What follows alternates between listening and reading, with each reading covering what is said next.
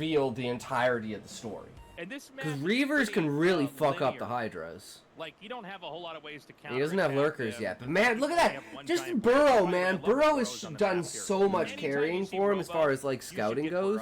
Because it's not really night. Because it's like 4 o'clock my time when we do the movie night. And they asked him what he was most proud of, and he said Fog of War. Wow. There he is. That really did change.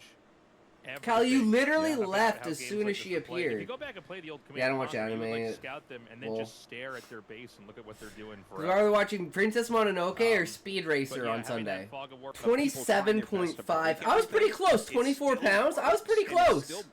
It's strength in overwhelming numbers, Raymondo. Yeah, I thought it was going to end way earlier and there's going to be another game. Warcraft players don't play around. No, they do not.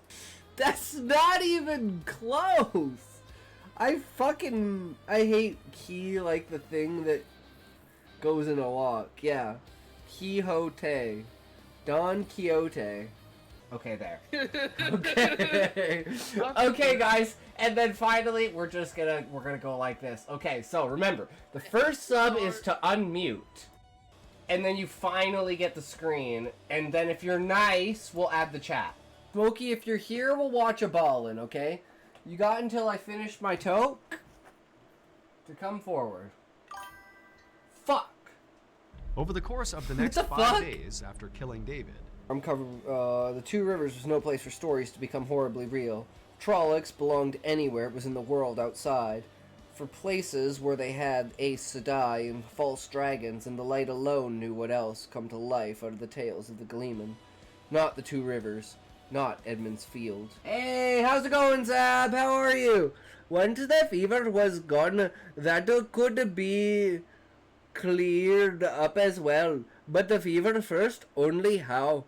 Bran Alvir's mouth tightened as he looked at Rand's back. I fucking love you guys. You guys are fucking amazing.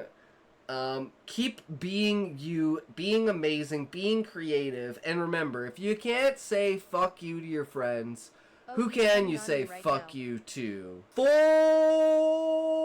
you! It talks! My story is shit! What do you mean, Callie? What story? And did someone give you feedback and say that, Callie? Is that why? But have you written any more, Hybrid? Do you plan on expanding on it? Like, what are your goals as far as the story goes? Like, do you want it to just be a short story? Is it going to be its own universe with like multiple stories? Is it going to be just one book? Like, what are your visions for what you see the story could turn into? Out there, writing in the background, working on anything in secret, hiding your work until the final moment when it all comes down to the reveal and say who is ready to share. Mwahahaha. I love to throw ideas out there. I have way too... See, my problem is I have like a million ideas and I can't do them all. That's why I like giving ideas to other people, because I'm like, I don't have the time to do this. Someone else go do this, because I need this idea to exist. I need this to be a thing. I need this to be reality somehow. I'm sure it exists somewhere though. Story. I also write smut and erotica. That is true. That is true, Callie. He writes hardcore smut. Yeah, I don't write romance. I write erotica. This isn't a romance. These are just two people going hardcore fucking and inserting some random kinks in there. Like it molds him into feeling like a real person, and the dialogue is spectacular. By the way, that's the one thing I struggle the most with is fucking dialogue. But the voices have their own unique twists to them, which is nice. I'm a big lover of dialogue. One of my favorite parts of writing. I'm a huge fan of it. I'm just terrible at it because I'm a rambler and a ranter, and that tends. Yo, oh shit. Yo, what's good, everyone? We back at her again. It's another day. It's actually nice outside. Let's fucking go. Yo, what's up, Relic? Shut up, Scotty. Think dink is like, you know, think dick, right? Like, you're always thinking about dick, right? But like, you can't, like, have that as a name. So, it is what it is, right? But yeah, oh my god. So we came up with, so you know how last time we were talking about how we needed to reconcile the fact that when the Cardinal comes in, well, they're rebuilding the tavern, and fucks everyone up, and just, like, takes the botanist, the cook, and the alchemist, and says, yeah, okay, come with me, you're gone. And, like, all the characters use, like, everything they have, and they all get the shit beat out of them. Like, they just get fucked up. And that's what initiates, like, the time skip montage, where the characters are like, oh shit, we thought we were strong, and we actually now realize that we actually have a fucking enemy, and, like, this isn't just us living life anymore. Like, holy shit, this is where everything just goes downhill, right? Yo, Smokey, what's up, my man? What you doing? What you got? What you got? How's it going today, good sir? What you doing? And the whole thing is, I needed to reconcile the age of Menos as being 150 to 200 years old. Menos has to have been built by the current pope and the current leader, because it was built in order for people to believe. And I couldn't have, like, a third nation that was built earlier, because Legion would just automatically attack them and destroy them, even if they were, like, sacrificing things for the war against Menos, because now they have an enemy they know they can defeat. So how do I reconcile that? Well, we were talking about all of the characters being genetically engineered. Like, all of the top pope, like the pope and all the cardinals, are literally genetically engineered. Because this, I'm going to take this token, and then I'll kind of, like, say the entire storyline of how it, like, flays out from the very beginning, now that I've kind of constructed it in a way that actually, like, fills those holes. 3, 2, 1, toke! Oh, this lighter's dead.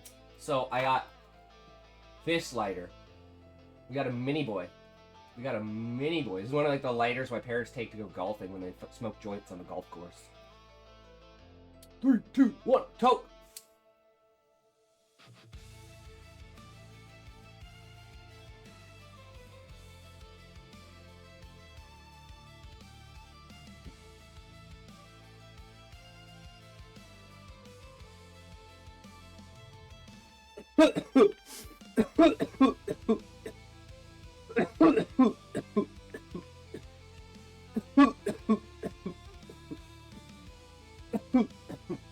Damn it. Need my parents cotton. Blueberry Dream. This shit is fucking intense. It's Blueberry Kush and Blue Dream. I think this is one of the first I've had that it's like a hybrid combination of two different weeds. You look hot when hairy. Well, that's an unfortunality, Smokey. We're skipping the full moon makeup stream because I'm a lazy piece of shit, which would have been today, but I was like, fuck that. So we're just doing the makeup stream for the 24-hour stream on July 7th. Well, it's because I didn't want to do it twice, Smokey. I'm lazy. So July 7th is a 24-hour stream, and that's going to be the makeup bikini stream. Can't contain my jealousy. Looking at yourself, you're caught up in my spell. No hope, can't you tell this ain't no wish? This is everything I need. No, I don't belong, can't contain my jealousy. Is that what you want to do to me, Rollick? True. Beat the fuck out of her. True.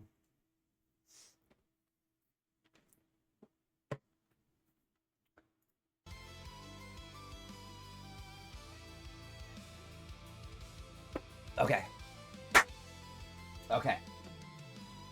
So, around 225 years ago, that's like the average of what it could be. Because it would either be 250, it could be 200, anywhere in between there, right? What is this? Hi, I'm Carly. I'm a recovering heroin addict, and today I have 3 years sober. So I put on my tiniest bikini, I went out and got my favorite coffee, did my makeup, and that's how I'm celebrating my milestone. So if you're celebrating a milestone today, I don't care if it's 1 day sober or just 1 more day sober. I want you to go out and do the same exact thing. All right, bye.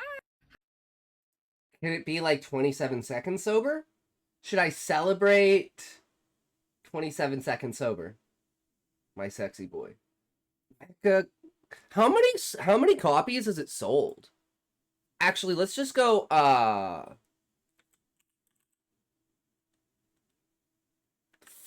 fuck is it called? Fuck, why am I blank? What the fuck is it called?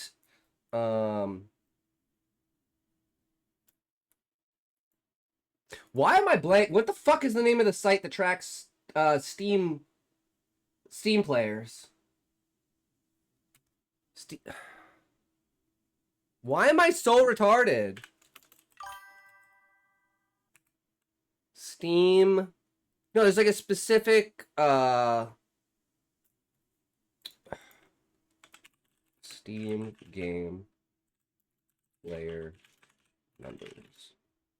Steam charts! Steam charts. Track who's playing. Nope, maybe it's not this one. Steam DB? This one. Yes, this one. We want, Mecha...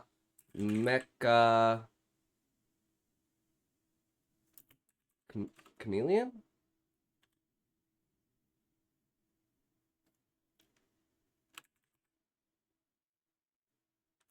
I don't know how to spell fucking chameleon. God damn it.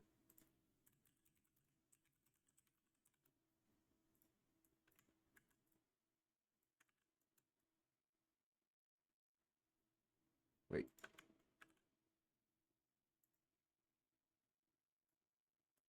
Charts. Holy fucking shit! Holy fucking shit! Oh, and the 24-hour peak is 226,000? Guys. Okay, I didn't know it was that popular. Like, sales numbers. They had to sell like 4 million copies, right? Over 10 million copies. Holy motherfuck, dude. One of the fastest selling games in 2026 with zero marketing budget. That's because the game is just so fucking interesting and cool and fun. It's like a new take on like Among Us or like it's basically like a hide and seek game, right? Like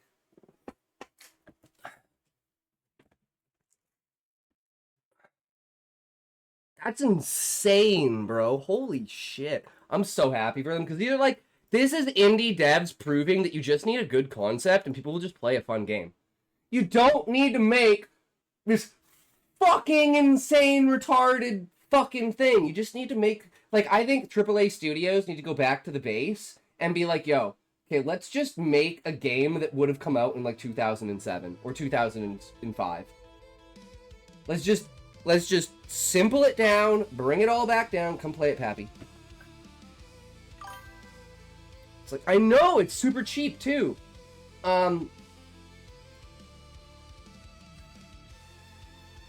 Okay, Smokey, maybe we'll have to set up a day to do it. Right? With you, arc thingy. Yeah. I mean, I could definitely...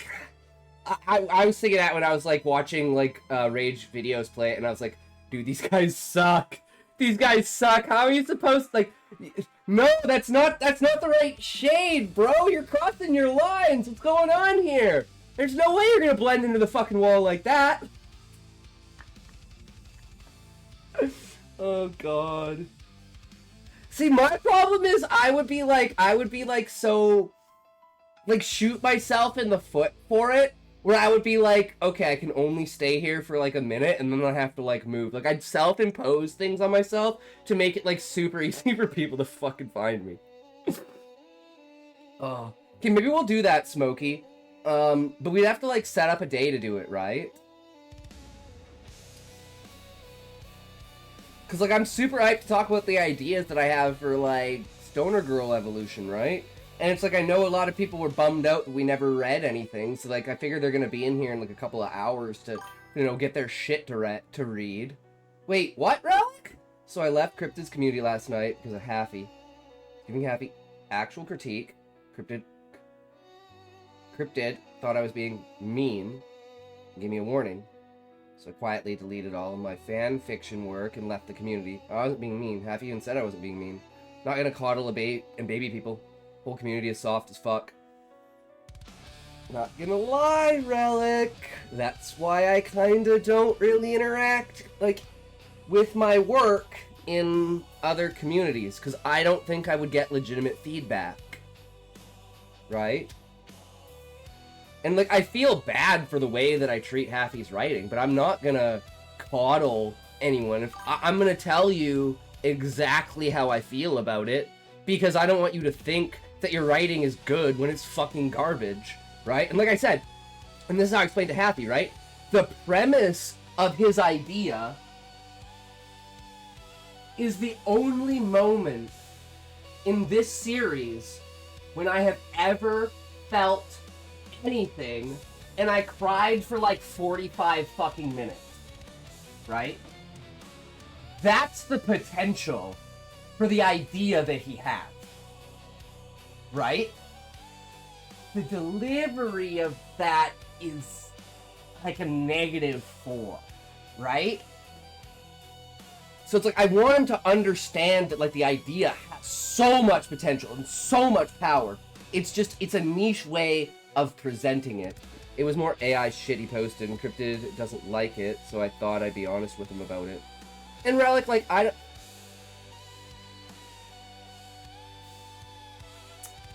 don't care if people use AI, right? I don't give a shit if you use AI, right? It's just, it better be good, right? So it's like, I don't care that Haffy, like, won't admit that it's, like, AI, but it's like, everyone knows, like, 90%, and the simple reason is because it starts out, and then it falls off, and then it's just, like, 1-word, 3-word sentences with, like, no context, no understanding, and nothing happening. It's like, I can literally prove that with being, like, going to history, and going to, okay, we haven't read this one yet. Let's just read it, right? There's no way. Shit.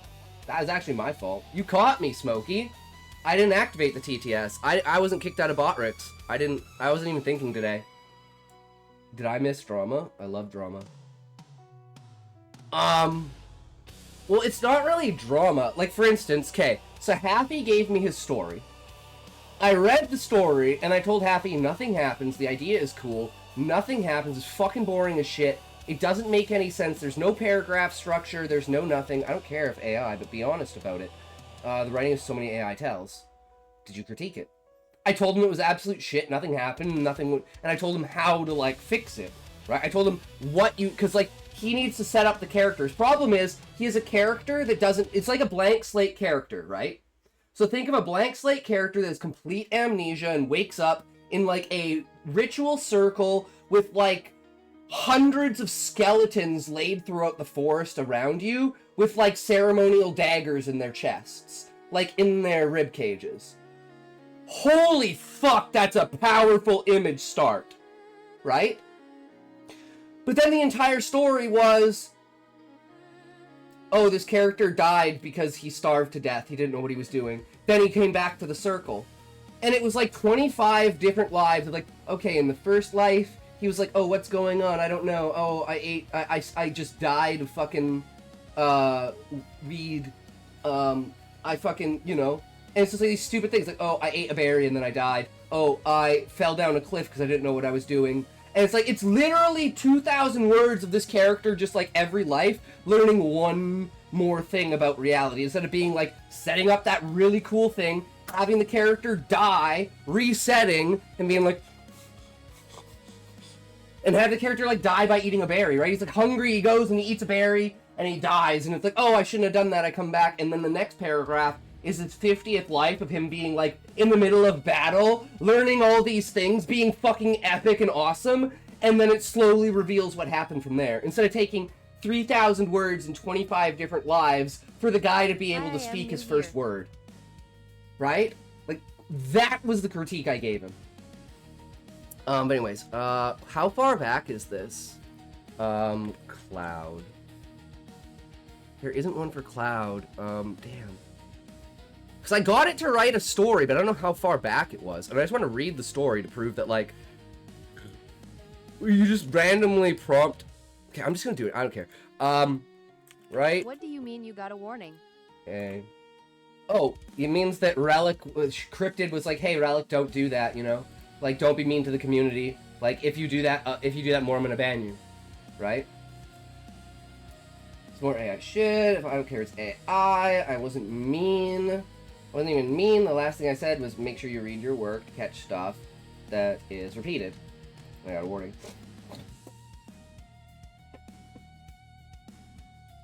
And that's really unfortunate, and that sucks, but it's like, I mean, I don't... I've said this before, right? I've said this before.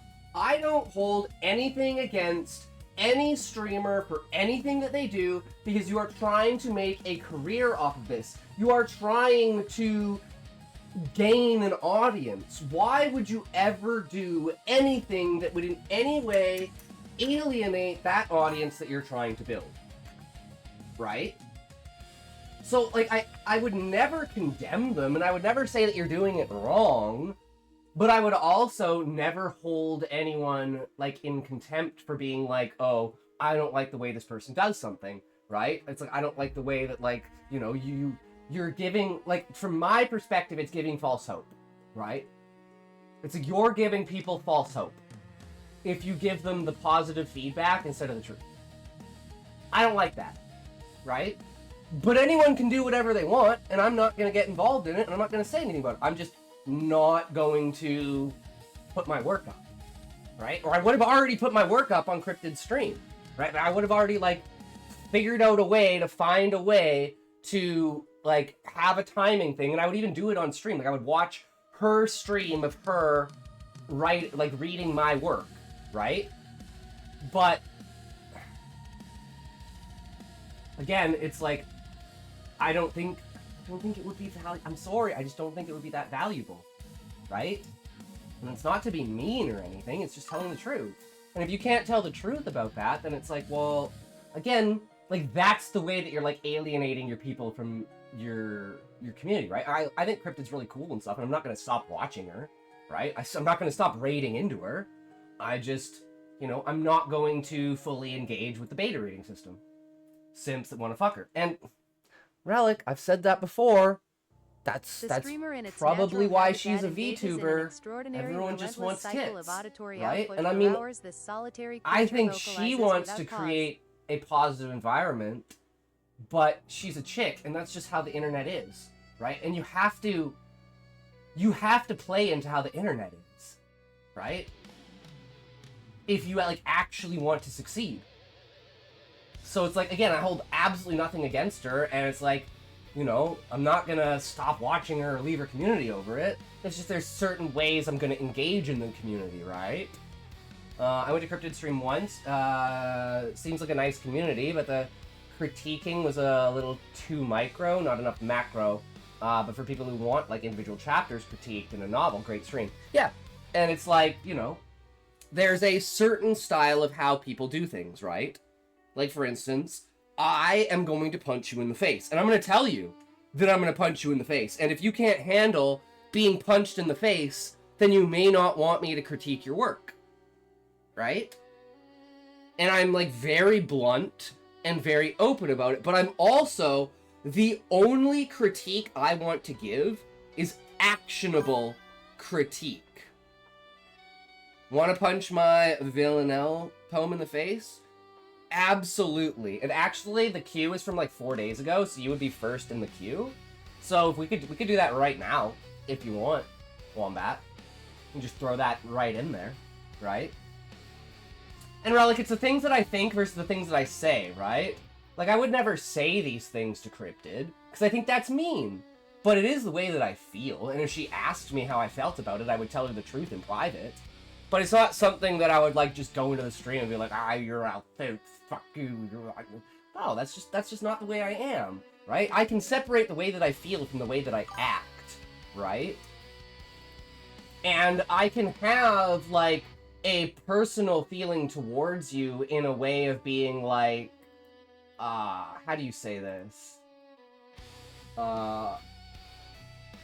Professional versus, like, friendly, right?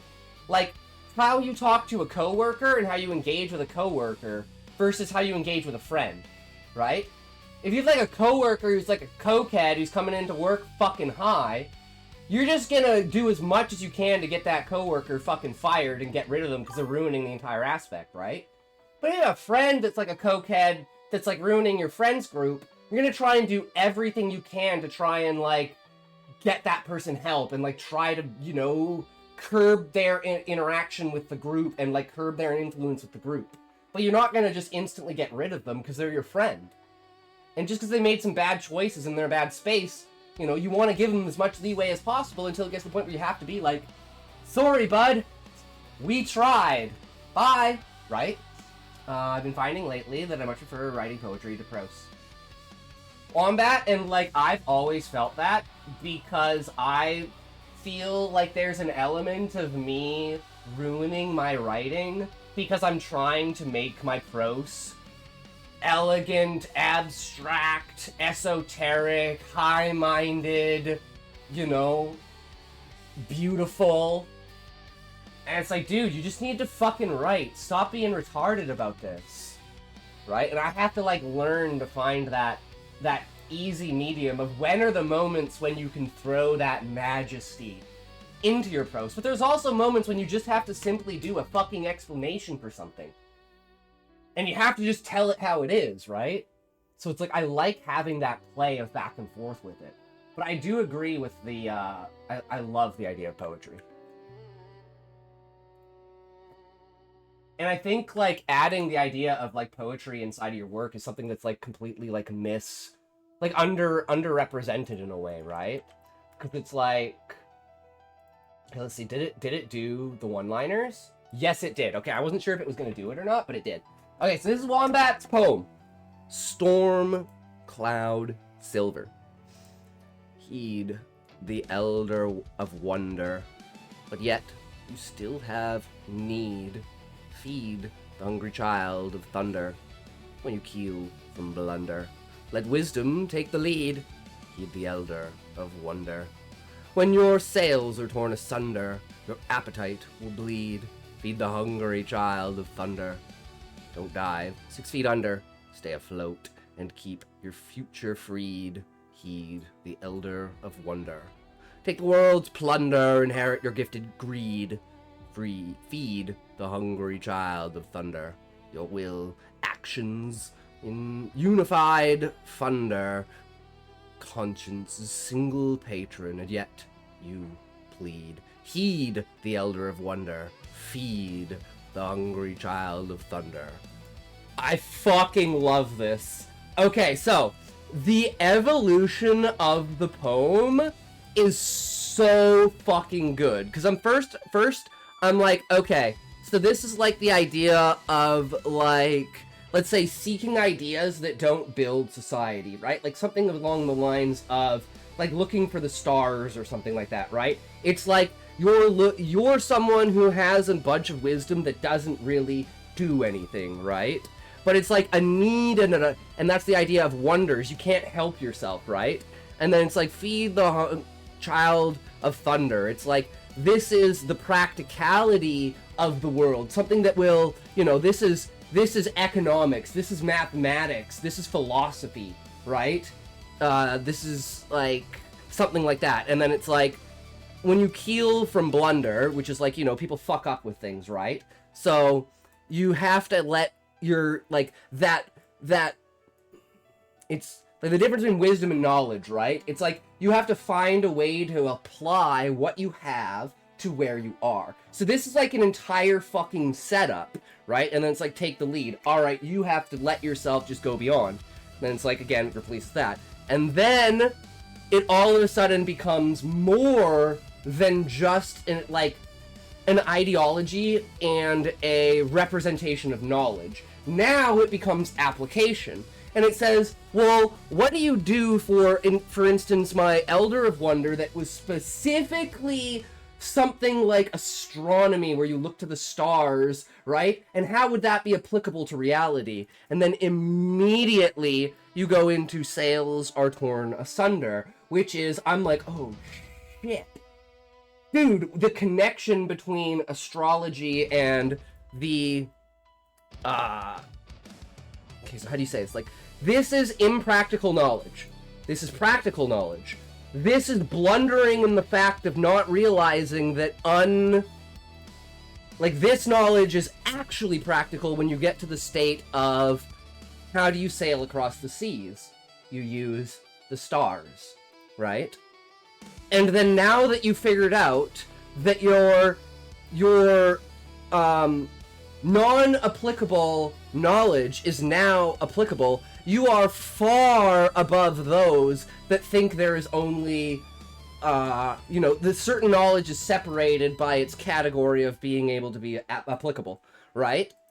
And then it's like, well, now we don't have to have our ship sink because we know exactly where we're going. We can stay afloat and seek for the future because we have the knowledge of knowing of where we go. And now you have to heed this because now we are the ones with the knowledge that will show you what we can do with it. And immediately goes into take the world's plunder, because we are the ones who have a knowledge above others, and our own greed for having that knowledge and seeking it out is something we can spread to everyone else. Holy fucking shit. Ads! But it's like, this is how, this is how I love the idea of breaking things down, right? And I wish I had done my entire thought process through, but I was like, no, I'm just gonna hold it back until the end. I wish I had, because then just going through it and the transition would have been better. But there are some times you just have to flip a coin and make a choice, right? And it's like, whether it's for the better or worse, it is what it is. Yeah, I done that about a week ago, no pressure though. I stopped going to her community back in February when someone was being super rude to me in her chat, and she didn't warn them. And so I stopped posting my shit there. Yeah, it makes sense, Relic. Wrong chat, MD. Smokey, is that the first time that you've done that? Or have you done that multiple times, but it just happened to be something that was I didn't even pick up on? Are you familiar with the Villainy form and its rules? I am not, Wombat. Keep grabbing this lighter is fucking dead. It's dead, gone, destroyed, and over! There's nothing left in it! Have a new one upon me! It's funny, because I come here to be abused by Scotty during Predator Badland. or your Pakistani video. And it's not just you, Relic. I just tell the truth when I'm not interested in something, but I want to give someone the benefit of the doubt, and then it just doesn't click with me, I just have to be myself. And that's when you can know, that's the knowledge of knowing that I'm authentic. Because I'm willing to alienate people and tell the truth when that happens, right? I'm not, and then the thing about that is then you know when you get to a point where I'm glazing the fuck out of Wombat, and I'm not glazing the fuck out of Wombat because I'm glazing the fuck out of Wombat. I'm glazing the fuck out of Wombat because Wombat's poem deserves to be glazed. Just like Happy's work deserves to be abused, right? Just like your work, Relic, deserves to be fucking praised because it's just so fucking good. Yeah, and it's Wombat. The reason I do is because it's good. And the fact that you know that if it was bad, I would rip you apart with it, means that I'm not just glazing you. This is the reality. This is the truth. This is how I respond to it, right? So I think there's way more power in that. Because if someone always is positive about everything and will only look to the positive things and just ignore the negative things, it's how are you supposed to know that you're improving and you're getting better? Right? And I know it sucks to have people shit on your work. Do not leave your seat. Right? Yo, what's up, Retro? We're talking about cryptid. 3, 2, 1, tote. Have another tote.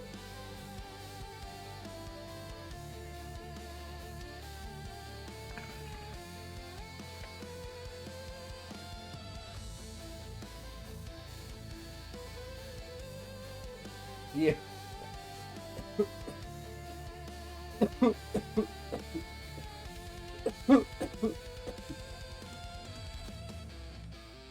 And again, nothing against Cryptid. I like her. I'm still gonna watch her stream. I'm still gonna, you know, I'm not gonna stop raiding into her. You know, I don't raid the same person. Like, I try to like have a list where it's like I'll raid one person a week, right? And then after that week is done, I'll like kind of reset and be like, all right, who haven't I raided in a day, right? So I try to keep the raids apart, but I raid Cryptid when she's online, probably one of the most. Same with Tyler Mayhem and fucking Elemental Eds. Or I actually realized I think her name is actually Elemental. I'm like, why do I call her Elemental Eds? It's Elemental, as in like the ED on the end of Elemental. So I think I'm retarded. Her name is actually Elemental. I'm pretty sure, now that I think about it, right? You read this poem completely different than the initial intent, but of course that's perfectly fine. My initial idea was the Elder of Wonder was logic and Child of Thunder is impulse. Oh, see, and that's the power of your writing too, is that poems can be interpreted in so many different ways. So the fact that like I can have my own distinct interpretation that relates to like how I like am, because like I heavily relate towards like the idea of like inapplicable knowledge and like applicable knowledge in things that are like, this is like technology that will advance your culture and get you like anti-gravity. And then this is like the artistic, creative, like, you know, this isn't gonna necessarily evolve society in a like physical way, but it's gonna evolve society in a mental way, right? Where it's like, this is applicable to like ethics, morals, creativity, presentation and stuff like that, right? She's reading happy stuff, and I gave him a legit critique like I would here, just nicer.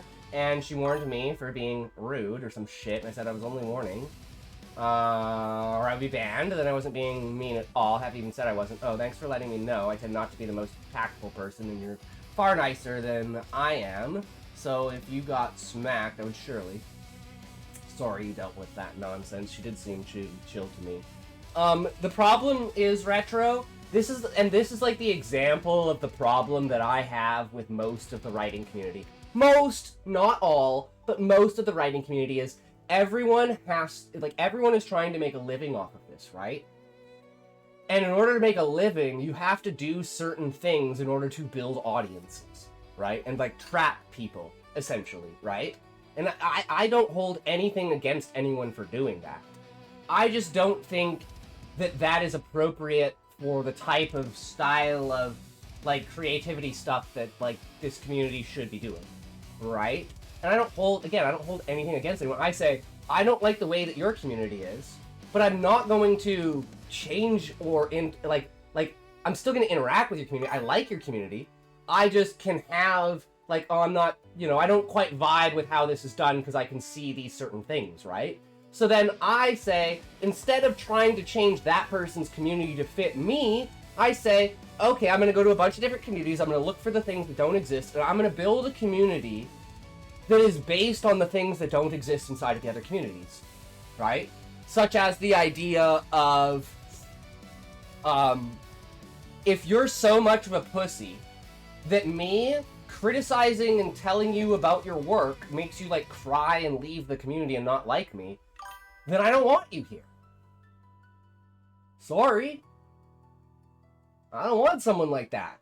I want someone who can say, alright, okay, I see what you did there with that. Now, I see why you think the way you do, but you're missing out on these different things. Like I always say, like, I don't know how you want to build your story. So only take my critique with a grain of salt, because there's a lot of things that from my mind, especially with this poem, which is a great example, I have like a not even close understanding of what you as the writer want to say. So my critique is based in a certain direction. And you could be like, oh, hold on, you don't understand actually what's going on, so we need to reorient this because this doesn't help me at all, right? And then when someone says that to me, I go, okay, explain to me where I went wrong. And then I try to learn off of that, right? And I think that's something that doesn't happen in most communities. Most communities are a one-way thing. You give your work to the streamer says what they think about your work, and then you move on. I want a back and forth where I say, am I getting this right? Because this is how I think about this. And you say, yes, that's exactly what I thought. Or you're like, no, how did you come to that conclusion? Where did I leave a breadcrumb that I shouldn't have? Right? And then together we have like a back and forth that fucking molds the story into something that the story needs to be based upon how the author is presenting it. Right? And I think that is the most important way to go about critique. It needs to be a two-way street. Hold on. Let me catch up on chat. I'm talking way too much here. Thanks for letting me know I tend to, if you're the most tactful person, you're far nicer. Okay, yeah, the language is the two refrains lines, 1 and 3 of the first stanza, repeat at the end of each stanza, subsequent stanza in the middle of always. Oh, the villain as, oh, that's the rhyming, like that's the, there's a word for it, right? The style used for like how you rhyme it. Like for instance, haiku is one of those, right? It has a specific structure of like beats and rhymes that makes it a haiku, right? So that it's like a poetic like mechanism, right? Whereas, so you're using an actual mechanism as opposed to like just freelance, right? I think a lot of people just do freelance as opposed to using a mechanism. But that's why it hits a lot harder too, is because using that mechanism. Basically, second YouTube for Kings, it's fine to hustle writing. We all pay bills. I don't Relic tore Happy up on our stream, and you don't keep it 100 with someone's craft. How will they level up? I used to know a guy back when I lived in veteran housing, kid named Colin. He was the type who joked and stuff, interrupt people, they speak, etc. However, he picked weird boundaries to stand on and was easily butthurt. Fucking double standards. Literally told him that the thing he posted was the same issues here. Things we repeated, too many AI tropes, and then he needs to read the stuff before posting it to catch things that are repeated. And said, hey, Relic, I'm gonna say this once, this is your warning, don't do it again. And she said, being mean, and then she said, you're kind of hammering the point already. It's been being mean, so I unfollowed, deleted all my fanfic from Discord and left. All about boundaries, but a limit because if we just take everything as a boundary or to make simple for you a chalkboard, we'll just be silent dolls who can't say anything because someone will always be offended by something. If you can't be honest with someone's work and have a glaze it, then don't be a part of it. Granted, I feel like harshness of critique should be correlate with how comfortable the writer is with it. If it's the first time the person has ever shared their writing, getting harsh feedback might discourage them from ever writing again. Obviously, don't take glaze, but it's clear what they do. The term you're looking for is poetry form. There you go. Yes. 100% justified. I'd actually doubt your intelligence if you didn't do that. Those decisions are deserved on her part. Yeah, and it's like that's the thing where you can alienate your thing, right? And again, there's nothing like if like no streamer should ever feel bad or resentful for someone leaving their community, right? Even if someone has been around for a while. Like a good example is the way that like Callie left the community, right? It's like it's unfortunate, and like I would absolutely accept him back with open arms if he could prove that he could change his ways, because I don't want him here. Not for my sake, but for your guys' sake. Like what he did to Relic, when he just blew up on Relic for no fucking reason. And I was like, Callie, you can't fucking do that, dude. Like, that's not cool. Right? And I literally warned him. I didn't kick him out of the... I had a private conversation with him that wasn't in front of everyone. Right? When did he assault Relic? You said he blew up on you. No, the second time he blew up on me. The first time he blew up on Relic like 3 or 4 months ago. I don't even remember what it was, Relic, but I remember that it was like something that he was like freaking out on you for. And then he was like, oh, I haven't taken my meds, and then he left the stream. I don't bring Relic's name into stuff. I feel like I have more of a say to say something to Happy, because I've had literally spent hours helping him. I've rewritten his outline, I've gone through multiple chapters and given him feedback, just for him to not listen, so I've stopped being as nice about it. And Relic, that's the same thing, is where I have this, and to go back to what Wombat said, or sorry, what, wait, was it Retro who said it? Wait, who the fuck said it? So, someone said something about like levels of tearing their stuff apart so they would never write again.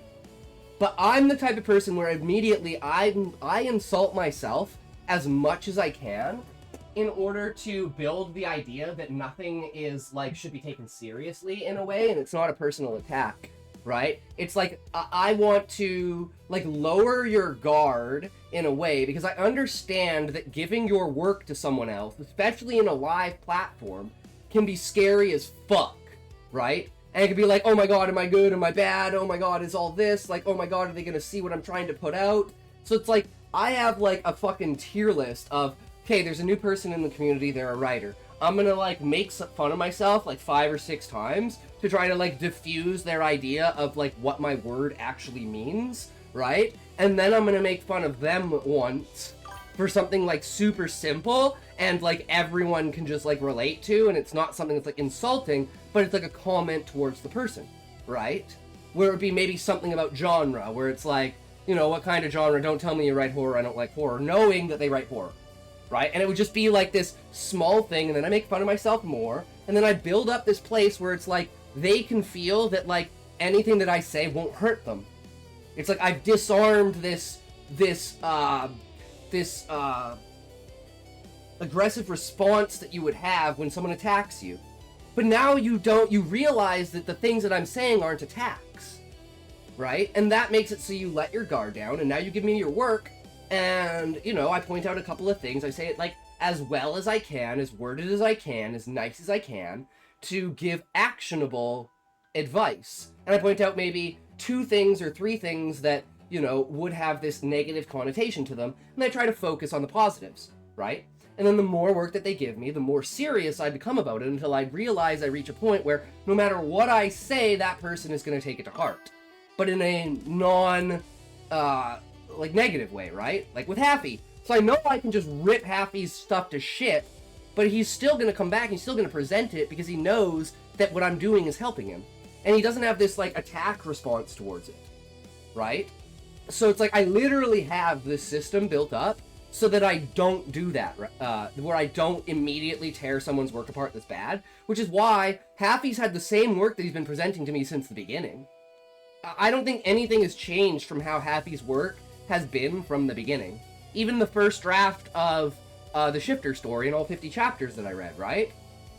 So it's like now we're at a point where I don't have to fucking hold back at all. I can just basically scream at him and be like, you're not listening. You're not doing anything. And I know that like, if he's not going to take that to heart and actually do that, then what's the point of him even coming for the critique other than someone else just reading his work, right? Which is completely fine too. You don't have to come here for critique. You can come here just to have someone read your work and expose it, right? And then you can just ignore all of the critique. But if you tell me that you want to learn as a writer and you're ignoring it, I'm sorry, but I'm just like, well, what's the point? I'm still going to give it to you, but I'm not going to hold you as a person as serious about it. Whereas I look at Relic and I go, he literally reverse engineered my entire fucking formula for creativity and wrote it into a story. Right? Like, what the fuck levels of, like, back and forth with it, right? And, like, that's what I want, right? I want that shit, because that means that I'm actually doing something. But if you just keep giving me the same shit over and over, and I'm like, well, I'm literally stopping critiquing these things. I've seen them and told you about them so many times. I'm tired of fucking talking about it, right? Anyways, let's get back to the chat, because I'm fucking freaking out here. I need to set up this fucking heartbeat monitor so you guys can see my fucking heartbeat go up to, like, fucking 200 when this shit happens. And you guys can laugh at the thing fucking freaking out and just be like, God damn, Scott, calm the fuck down, bro. Back to reading chat, Jesus. Or I'll be exasperated about my book and, like, talking about my book, my heartbeat's, like, 48. And it's like, wait, how are you so, like, exasperative and talking about it, but, like, you don't have, like, you're as calm as fuck. And it's like, oh, because I'm just excited about my ideas. I'm not, like, heart rate elevated because I have an emotional, like, connection towards, like, being, like, Happy, listen to me, you fuck! I've told you 10 times! And, like, raising my blood pressure, right? I feel I have more to say. Something Happy honestly stopped helping him. He wants to use AI as a crutch to develop his writing. The quicksand. Callie thought I told him to kill yourself when it was jam and freaked out. Went into voice chat, tried to get me banned. Not cool. It seems Callie is a problem child. I've heard of his antics in other writing spaces too. I think it's how it's found in place. That's why I asked about what he did when he came around and heard he mentioned. It is with him. I like him, but fuck with him. But his work is clearly AI, and if you can't accept that, then I don't know what to tell him. Be honest, and then we can move on, or fake it and get called out by everyone you publish in your book.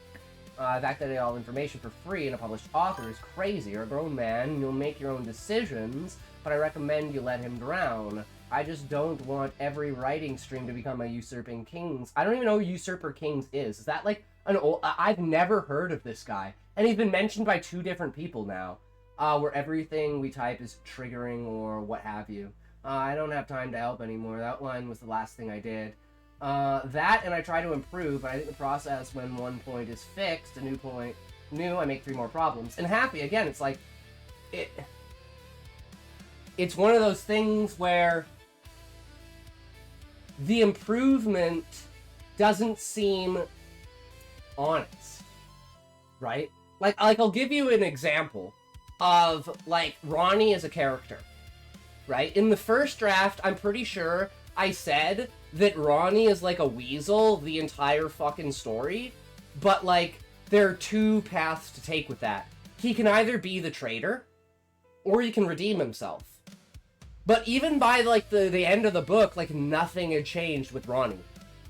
He was still, like, this... Even with, like, the way that, like, the soul bond with Seraphine, I can't remember who he soul bonds with. Like, there's no, like, influence between the 2 of them, right? It's you have to decide, okay, who's going to influence who more, and who... Alara, right. And how they're going to do it. And between, like, 20 chapters, neither of the characters change, even though time has passed. And this is something that's, like, really important to have a concept towards, which is what is happening off screen at the same time that the story is being told. And I'm pretty sure I've told you about this before, of being, like, simultaneous actions being taken, right? And I don't think, Happy, you have even considered the fact that simultaneous actions happen, other than the fact that, what's confusing about this too is, yeah, I don't have time, I'll be back in a few hours, don't wait up, catch you later. Alright, Retro, sounds good, peace, man, have a good one, good sir. Anyways, the fact that, like, between Dylan, like, Dylan is doing things off screen while Levi's doing things, right? But none of the other characters are doing things off screen. No, Jade isn't even doing things off screen, right? So it's like, you understand the concept that there have to be multiple actions being taken, right? Like, we are now at the story of Levi, right? Levi does something. Then we go to, like, the story of Dylan. Dylan does something. We come back to the story of Levi, and something has happened that changes the original way it was in the beginning, right? Whether that's, like, Levi goes out and does the White Wolf thing. And then it comes back to a point of him being, like, after the whole Dylan thing of, like, falling in love with, whatever, comes back to Levi, and it's like, you know that these certain things have happened because he's gone out multiple times as the White Wolf, and he's almost been exposed as the White Wolf. But this is all coming back in, like, conversation that's, like, afterwards telling about past events, right? So my question is, what are Ronnie and Alara doing off screen, right? At any given time. What is Jade doing off screen when she's not with Levi, right? Like, what is Jade doing while Levi is out as the White Wolf, right? And then you come back to, like, talking to Jade, and it seems like nothing has happened. Does that make sense? So it's like, in your own head, you have to have, like, a timeline of what all the characters are doing, and simply all you're doing is, like, I think this would be, like, a good representation of this. Right? Hold on. Alright,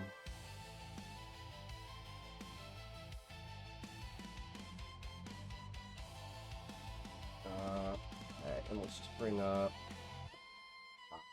Jess, and let's just put some random things in. So we got, like, the full house tour. Right? Oh. Trampoline. beta reading example. Ultra cover. And another long one. Then we go to the entire timeline, right? We look at, okay, so these ones are short events that happen, so let's find where it happens here, right? And we have like, okay, well this is a longer event, so it's gonna happen like there. And we have like the longest with like,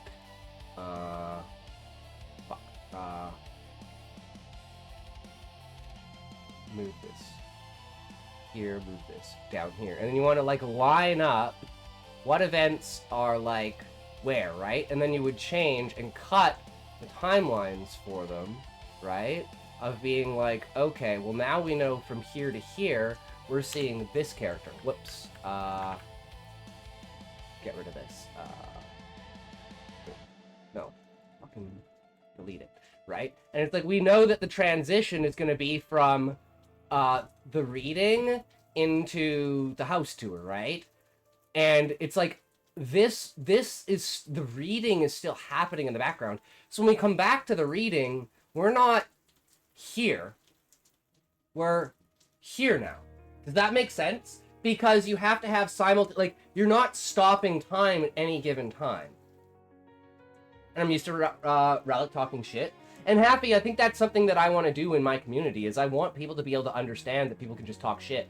And people can just be like, yeah, that's just people talking shit, and not take it to heart, right? I think that means that's a good thing for me in the way that I've tried to establish my community, because we can banter and we can talk shit to each other, and it doesn't affect our friendship.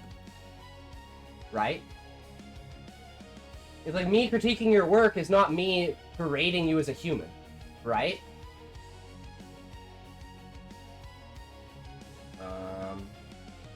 I'm lost with the chat. I'm so fucking behind. I didn't think I was being mean last night encrypted stream. That was what I thought too. No. I'm used to Relic talking shit, but that's the thing. I wasn't talking shit. Exactly, Relic. And my problem is when, so this would be me, right? Okay. So I see someone in chat like Callie, let's say, right? And Callie says something that's negative towards someone, right? The first thing I do is like, whoa, okay, hold on a second. Guys, like, what's going on here? Like, is this a banter moment? Or is this like like I'll take a moment to figure out what's going on, right? I'm not just gonna be like, Callie, that was rude. I'm gonna ban you if you say that again. Does that make sense? Like, the first thing you have to do is you have to go into the situation and be like, wait, hold on. Like, what's actually going on here? And, like, evaluate the situation. And be like, oh, okay, you guys are just bantering? Alright, go at it. I'm calling chalkboard. Smokey, what the problem is, I don't think anyone understands what the fuck I mean by chalkboard. This is how you use chalkboard.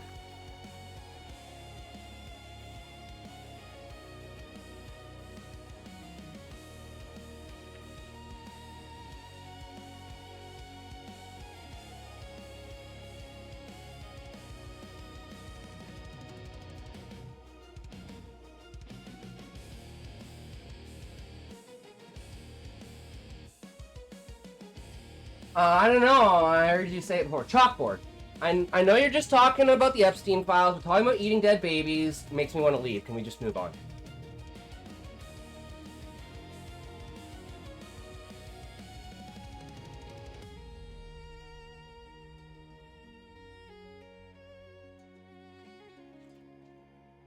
Chalkboard. I know we want to banter, but I gotta go to bed in that's supposed to be 15. Guys, oh shit, my power might go out. It's storming as shit outside and my light just flickered. So yeah, if I disappear, I will be back if the fucking power comes back on, but it's massively storming out there. So yeah, if I disappear, power's out. It might just go out for like 2 minutes and come back on, but it'll still kill the PC, so then I'll just come back on. So yeah, if I disappear, I'll come back. I'm using it as training from when I joined the military. When a sergeant yells, I know how to react, and I know what Relic says here may sound mean, but I know it comes from a good place. True. Scotty's trying to use a storm as a scapegoat.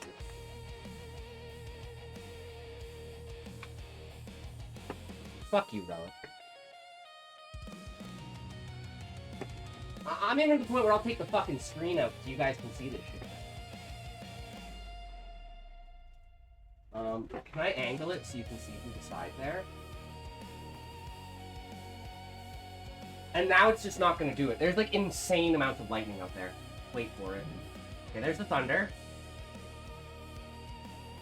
It's probably on the other side. There it is! You see that? See that shit? And that's like, the storm's not even close yet. It's supposed to come over top of us in like an hour. So like, yeah. Oh. Gonna go again? Oh shit, guys. It's changing. Look. Can you see that? That's fucking hail. That's fucking hail landing on my goddamn roof. That's crazy. That's crazy. That's totally a fake storm. Exactly. Oh, there's lightning again! Anyways, let's go back. Sorry. It is what it is, right? And I'm pretty sure you guys can't hear the thunder because it's like too far away on the mic, but like, holy fuck, thundering up there. That shit's crazy! You should leave it there. I heard you say it before. I'm calling chalkboard. I heard you say it before. Okay. Anyways, chalkboard. I'm using it as a training. Scotty used to type Storm as a scapegoat to get off stream. Also, I'm on a new laptop. Oh, you got your new laptop? Fuck yeah, Happy. That sounds fucking epic, dude. It's not a 17-year-old thing now? Because, like, I understand you, Happy, because, like, the only computers I ever had growing up until I was, like, 11, my dad had a Dell work laptop. And me and my brother could, like, play games on it on the weekend and, like when he got home from work. Right? So, like, basically after 6 p.m., between, like, 6 p.m. and, like, 9 p.m., we could, like, play on the laptop. And, like, on the weekends, we could play on the laptop. Other than that, we did not have a computer. But it didn't matter. We were outside. We were doing cards. Like, we would make our own cards. We had, like, a stack of poster board. Like, fucking poster board. And we'd cut out, like, 1,000 cards. And we'd just, like, make our own card game and stuff like that. Lenovo ThinkPad. Fuck yeah. Let's go. And fuck ads. But, yeah.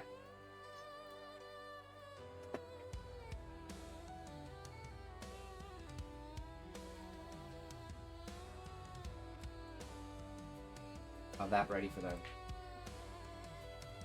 And it's like, I don't think the power's gonna go out. I just saw my light flicker, and I was like, okay, that's a bad sign. Because the power did go out for like a minute and a half, like 4 or 5 days ago. And I think that's one of the only times we've had the power go out here. I don't think in the 4 years that we've lived here, the power has gone out for more than 5 minutes.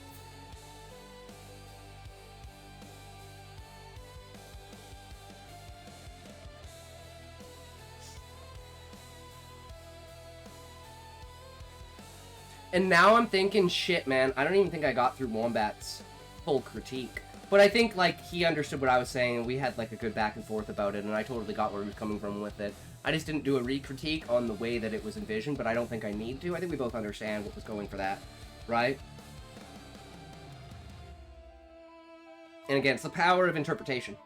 If you can have an entirely separate interpretation about something, that means there's a power to the writing that comes in multiple ways, right? And I think that's the power of esoteric and abstract writing, which is why I love putting it in my work. But you also need to have grounded fucking understanding and points, right? Which is why you have like a character like Stoner Girl Evolution who's always high and just like fucking out of it, and a character like Delete that's like strategic, analytical, and you know, fucking determined, right? Like he's got like a goal, right? Like he needs to conquer everything, right? He's trying to find a way to make sure that he can become the leader, right? So like he has an entirely different approach towards the real world compared to Stoner. So it's like from his perspective character, it's an entirely different thing, right? Because I would want to write everything for him grounded and straightforward, but everything for Stoner is just like, guys, have you ever seen clouds that are like on top of clouds that are like on top of clouds, and then there's like a cloud on top, or there's like a storm of clouds, but you can still see like clouds moving through the clouds? It's like layers of clouds, man. It's like, what the fuck are you talking about? And it's like, I don't know, I'm just saying shit. And it's like, those are the open-ended ones where it's like, you're just saying shit, where it's like, what the fuck are you talking about? And then there's like the other ones that have like some sort of like philosophical interpretation for it, right? Like my favorite one to go to is the what would happen if, like, I took your eyes and you took my eyes and, like, our eyes saw, like, your blue is my green and my green is your blue? So, like, I took your eyes and to me, like, the sky is green and the grass is blue. But, like, because they're relative, we would both say, yeah, that's blue. But, you know, and it's like that one has, like, an outcome to a discussion. Whereas the clouds one, like, there's no question. It's like, well, what are you talking about? It's just different layers of fucking atmosphere with, like, different pressures of things. And I guess actually thinking now, the question would be, okay, so you have, let's say, a thundercloud, right? And this thundercloud is, like, super thick and heavy. Wouldn't you think that would be lower in the atmosphere than, like, mist? But if you actually understand how the world works, the mist is actually rising up to meet the cloud. And it's like a reverse rain effect, right? And it's the same thing with, like, people that do, like, flat earth, where it's like, oh, how is this and that? And it's like, well, if you understood physics, then you would know. Like, there's rant about Kyle Hill, but there's this entire thing that Kyle Hill has done. No, wait, it's actually Veritasium. No, it was Veritasium. And it was the showing centrifugal force over a dam. And basically what he did is he took a football, or a basketball, and he dropped it off a dam, and, you know, it just falls. And then he takes the basketball and he spins it, and it, like, does this arc thing, right? And it's to show, like, the power of centrifugal force. So this Flat Earth channel takes that clip and puts it in a documentary of all these other random physics clips of, like, explaining why these things do what they do and why Flat Earth is real. And it's just, it's crazy to me that one of the clips that he took was from a science channel describing how real physics work in the world. Yet he's using that as evidence to prove that, like, the physics are wrong and it's a flat earth, and, like, this would only happen on a flat earth. And it's like, how fucking retarded do you have to be to use the explanation for the physics of a globe to try to prove the physics of a flat earth? Like, this is how dumb flat earthers are, right? It's the same thing with, like, oh, if the 24-hour sun is real, I'll concede that there's a globe. Okay, I'll take you to the 24-hour sun. Show the 24-hour sun. The guy who went there and saw the 24-hour sun concedes and says, you know what, we've always said if you can prove the 24-hour sun, it is a thing, right? And then he gets, like, excommunicated from the flat earth community because the flat earthers, who all said, hey, if you can prove the 24-hour sun, we'll all stop being flat earthers, were like, no, he was actually a shill the entire time, the 24-hour sun doesn't exist, you know, it's all fake and bullshit, and they're lying to you, and fuck all this. And it's like, these people are so retarded and so dumb, you literally can't explain it to them, because they'll just be like, no, you're wrong. No, you're wrong. That's not how it works. No, you're wrong. Even though you could, like, prove it. Like, the whole shadow and the pillar, like, 2,000 years ago that proved that the Earth was a fucking globe because of the way that the shadow moved, right? And that's why you get, like, the figure 8, which is why the figure 8 in, like, the symbol, this symbol,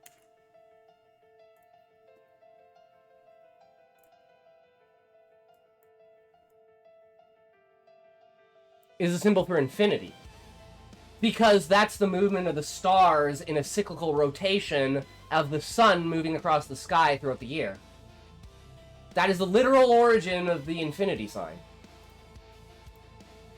Anyways, I gotta take a toke, and we're gonna watch this TikTok.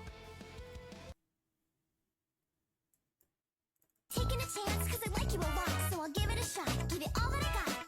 La-di-da-di-da, la-di-da-di-dee. Suddenly you call my name and I lose my brain and I float up to the moon. Taking a chance, 'cause I like you a lot, so I'll give. I'm not gonna lie, guys. I mean, how do you say this?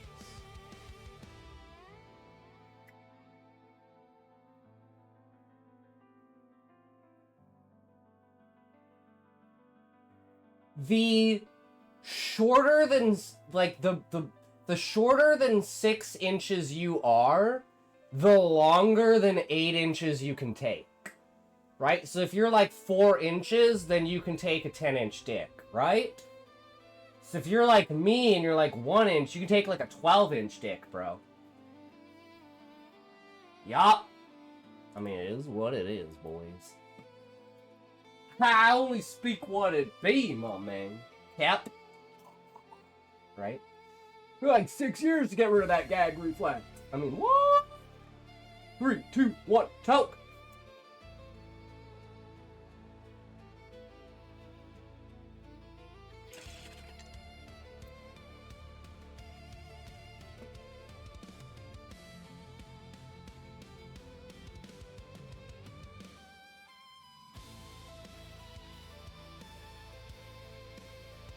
Well, you know, I was going to go on a rant about antagonists and backstories, timeline, character interaction. But,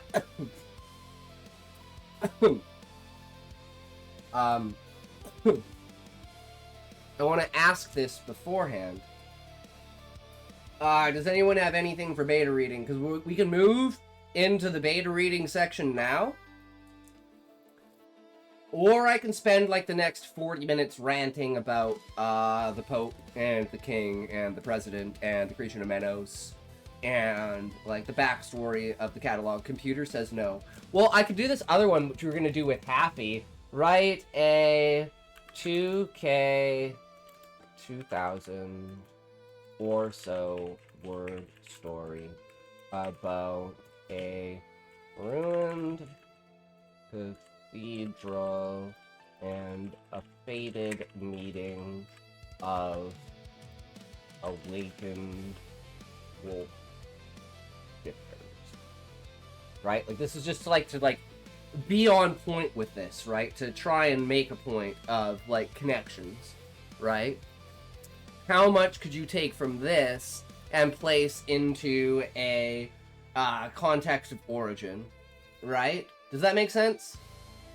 Because there is like a fall off of everything you put in is something that is learned from. So there is like points to pull from that could be interesting to find from this, where we find points of connection. So it could either be a proactive, because it was trained on it through other writings, or it could just be its simple generation. So this is by no means proof in any way, but it is another evidence on the spot, right? And it's like the difference in, let's say, like for instance, right? Let's do a comparison. Let's just go all out. Thank you for redeeming chair dance. Fuck yeah. Hitox will now dance for you. Please fully enjoy this immersive experience.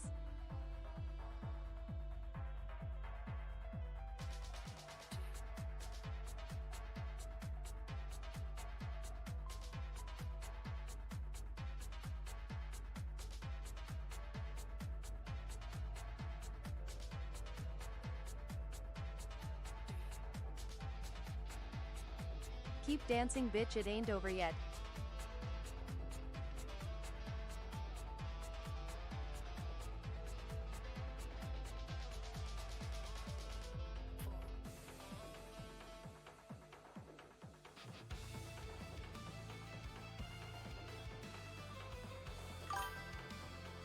You was a stripper, you'd make no money.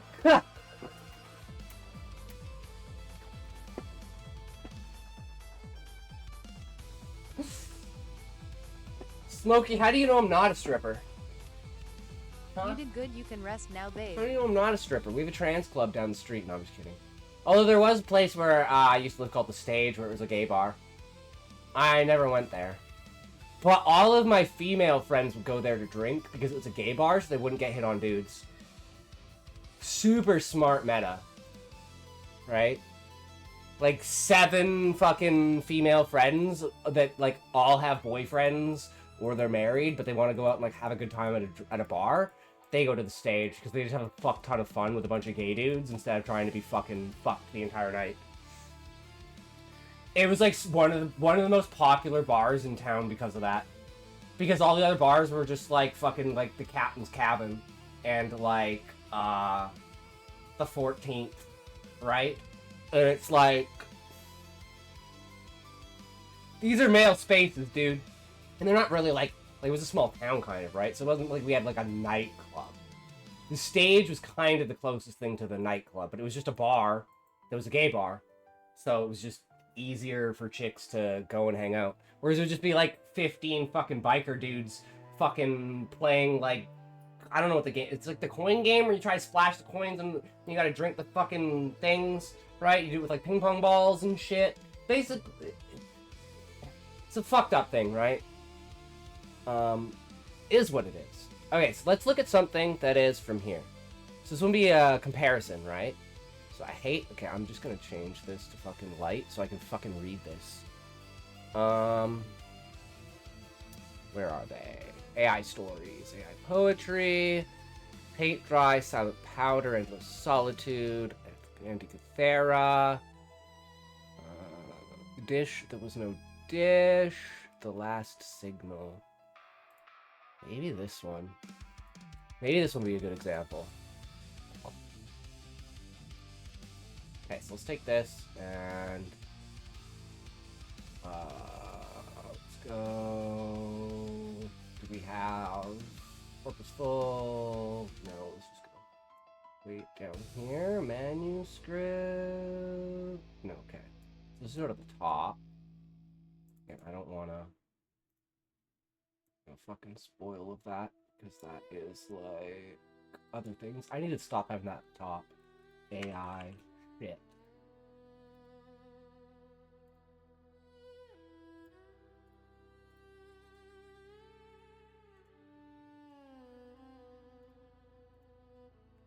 Okay, so there's the last signal. Now we'll do Moon Veil Ruins.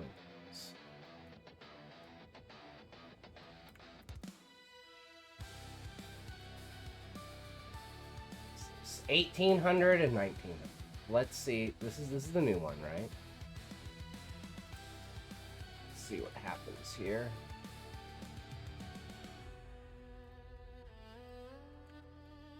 Oops.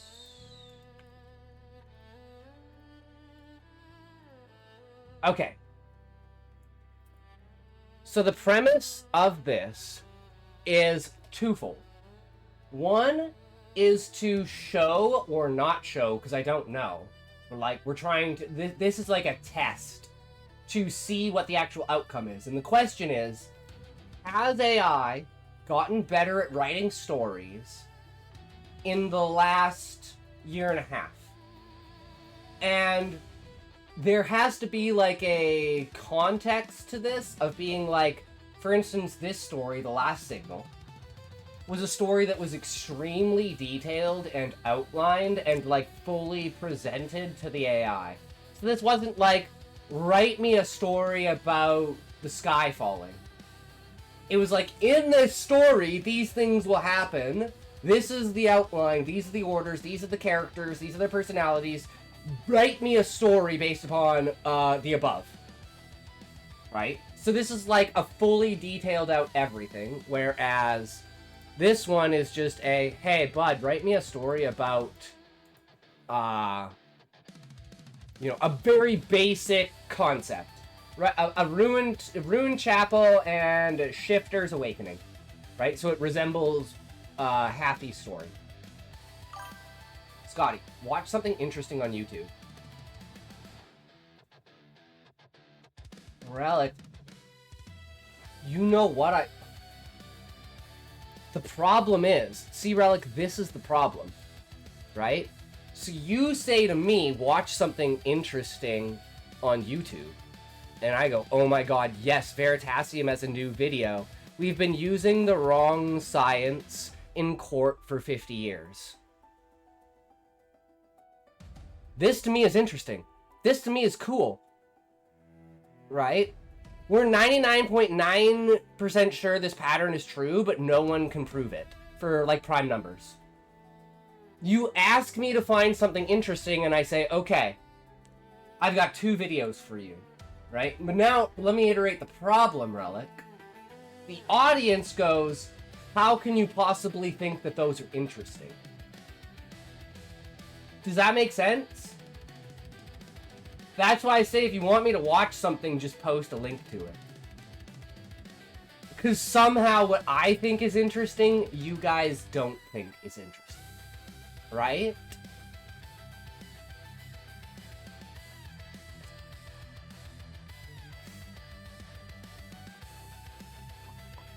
Dude, I've never looked at that before. Estimated, I doubt it's wrong, right? But this the estimated monthly earnings is $13.5 million from this channel. Monthly. Now I know this is one of the biggest channels on YouTube. Probably each episode has hundreds of thousands of dollars that goes into it. So, like, you gotta think of the back end on it, but and that number is probably extremely inflated, right? It's like probably maximum ads versus minimum ads. So it's probably only more like, I'd say maybe 2 million to 3 million a month.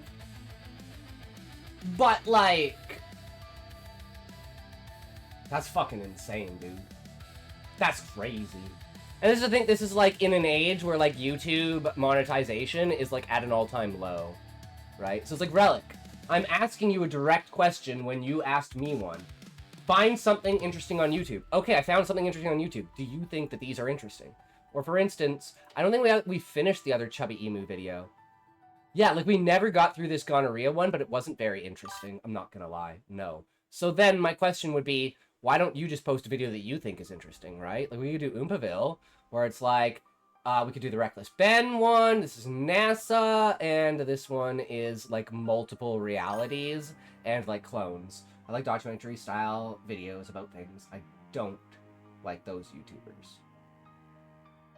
Wait, so you don't like Oompaville, and you don't like Veritasium, but you like the style, or like Emu, but like you do like the idea of the style of things. So have you ever seen this before?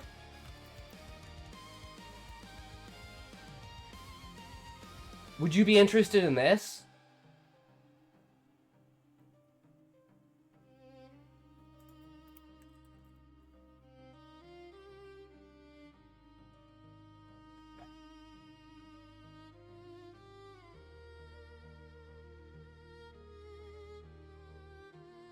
I don't know why. It's like 2 hours long. Where's the actual, not the story, where's the fucking, oh, this is part 1, that's why, so it must be in part 2, 1.0. So you're not interested in that. Okay, so then I would say this, Relic. These are the only things that, like, I'm thinking that I can find interesting. So at that point, if you're not interested in the things that I find interesting, just give me a video. And if I think it's interesting, I'll watch it. And, like, at this point where there's not really anyone here and there's no one talking, right?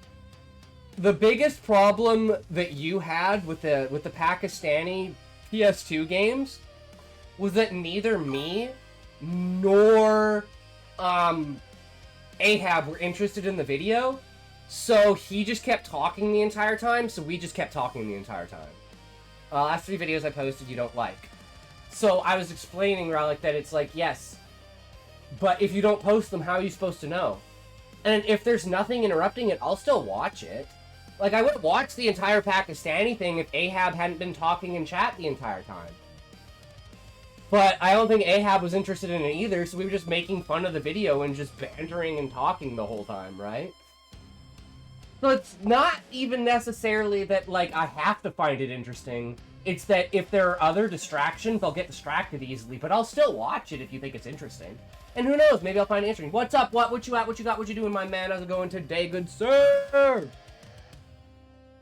Because, you know, I do at some point want to try to, like, not cater or pander to the audience, but it's like, you know, if you guys are not vibing with what I'm doing right now, like right now I'm making a critique on Haffy about evidence about why his work is AI, right?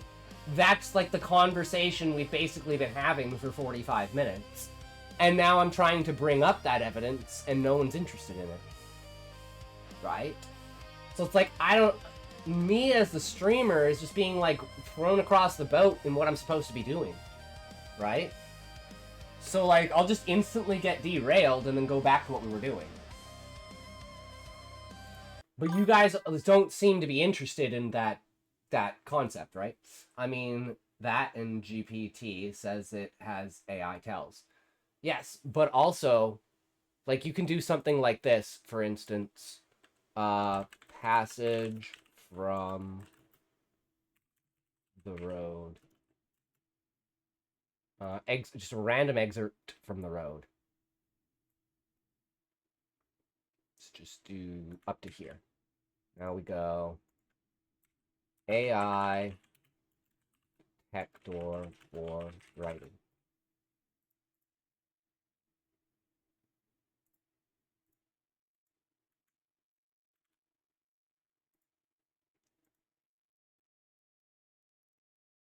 Damn, that's pretty good. 0%. That's pretty good. Okay. Maybe your AI detectors have gotten better. Well, I'm thinking it knows it's 0% because it's from an actual excerpt. So now we know what its accuracy range. This is a test for its accuracy range, right? So now that we know its accuracy range, let's take chapter 1 and let's see if this thinks it has any AI in it. And, I mean, you can believe me as much as you want. I didn't write this on stream, but this doesn't have any AI in it. Okay, guys? This doesn't have any AI in it. So let's hope that it says that it's 0%. What the fuck? Get out of here. What? Refresh the page. Wait, get Grammarly for free to get more. What do you mean?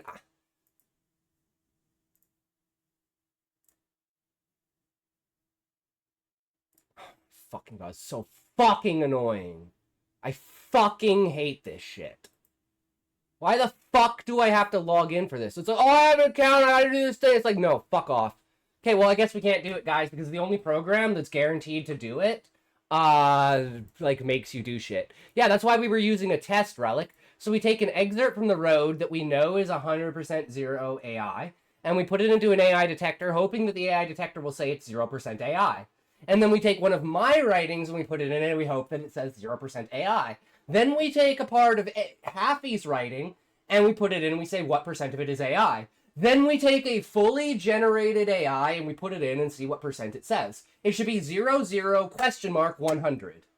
Those are the answers that would prove whether that, and that's using the scientific method, right? To like see the accuracy of that device. That's what I'm doing, right? Anyone in queue? Know what? We are actually a blank of queue today, so I could read your story absolutely first as soon as we, I mean, literally we could do it right now, depending upon, because I'm just in like a ranting phase. I have no idea. I was going to talk about Stoner Girl Evolution. We got derailed. We've been talking about Happy's writing forever. I've been wanting to do stuff. You already exist because you're already first. Because I didn't erase it from the other day, so you're technically already first. So we're going to have an ad in 5 minutes. Let's see if we can get through this in 5 minutes, and then we'll get on to your work, what? But, Relic, do you understand how I'm, like, trying to parse out the accuracy of the AI detector? Right? So it's like, I'm parsing it out to see how accurate it is, to see how much I could trust it. And I still am not going to trust it, like, 100%, even if it comes to those results. Like, if it says, like, 40 to 80% of Happy's writing is AI, I could be like, well, there could be reasons why it could be up or down, right? See, I don't want an AI to tell me whether it's AI, right? I want, like, just a fucking AI detector. We've had a conversation about Happy using AI because of the amount of tells that it looks that his writing has. Things being repeated.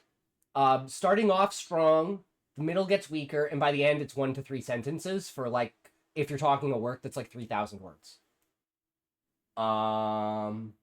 Repetitive ideas without connections between scenes, as if it wrote everything independently. And these are just simply tells that if you read Happy's work, you see these and you go, okay, well, how did you come to this conclusion? And then Happy doesn't have an answer to it. It's like, but he says he's not using it. And again, I don't care if you use AI. I use AI, right? I use AI a lot. I just use AI for specific things, and I will tell you if like an element of the story that I wrote has AI in it. Like, did I use AI to brainstorm this chapter? I'd tell you if I did, right? Like, for instance, the like background, I can't remember who it is. I have the entire like ChatGPT or Grok conversation, right? About like talking about the character in the background. It's like, yeah, that was like inspirational from AI. Or like the entire stories that I've written using AI of be like, okay, I have this really cool idea, let's outline it and have AI write it and see what the results are, right? My problem is like if you have all these tales and people are calling you out for using AI and you adamantly say you're not using AI, but over the course of 5 months, there has been like no change in the dictatorship of how that AI is presented, and those levels of tells have not disappeared. And I can't logically think of a reason why that would happen other than the fact that you're actually just using AI. And again, I have no problem with it other than the fact that if you're using it, just say it. You can use AI. There's nothing wrong with using AI. Okay? Nothing at all. It's gonna be the fucking future. It's the same way people would have treated like digital art and all that kind of thing. People would say, oh, you're doing it yourself. And it's like, Do not drink water. it is what Do it not is. leave your seat. Do not I leave do your seat. agree on that Do not level, stretch. right? But Do it's not go to the a bathroom. it's a Have scaling another thing, Coke. right? It's not the same as digital, right? But it's like when you're doing digital art, are you putting in the same amount of effort that you're putting in when you're painting something? No. When you do an AI story, are you putting in the same amount of effort when you're writing? No. Both of those answers are the same, so why can't they be categorized on it? It just evaluated for the scale of level, right?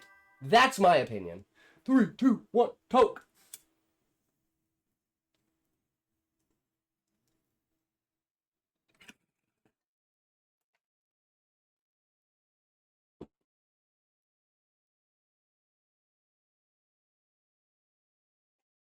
It's not a problem with the AI, it's a problem with being honest for me. Exactly, Relic. And, like, this is another, like, meta-level problem on top of it, is if Happy's telling the truth, and he's not using AI, right? Let's just hypothetically say that.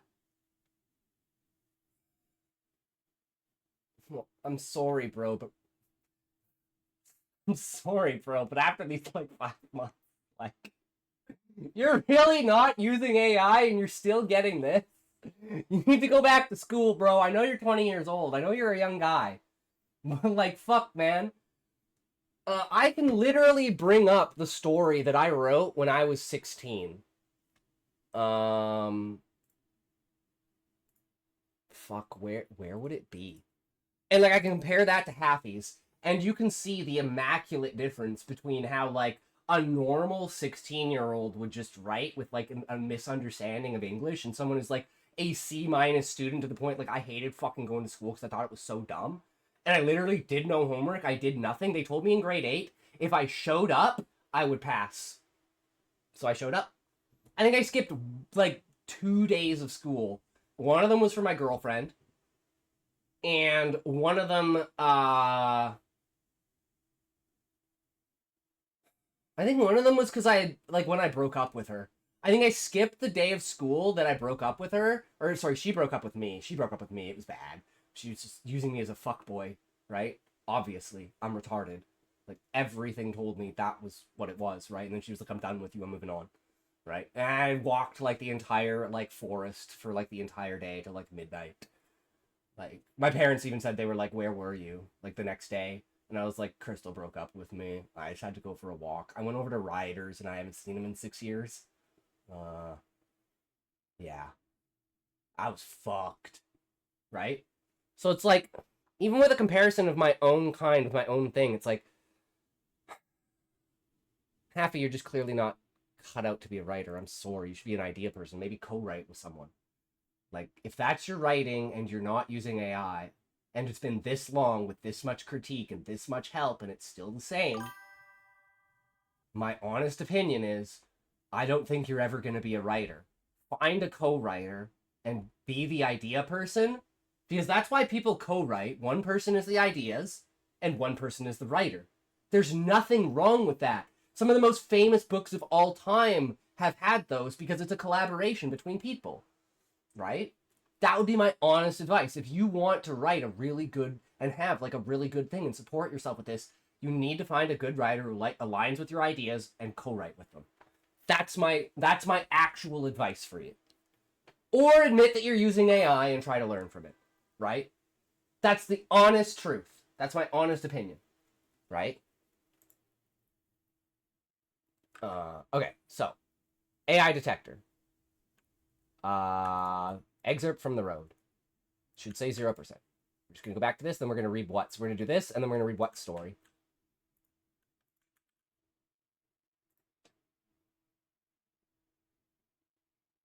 Because this will be the finality of the conversation of being like, well, we've set everything up, and now we're doing the actual like scientific test, and whatever this answer is what we deal with. Yeah, okay, 71% AI content.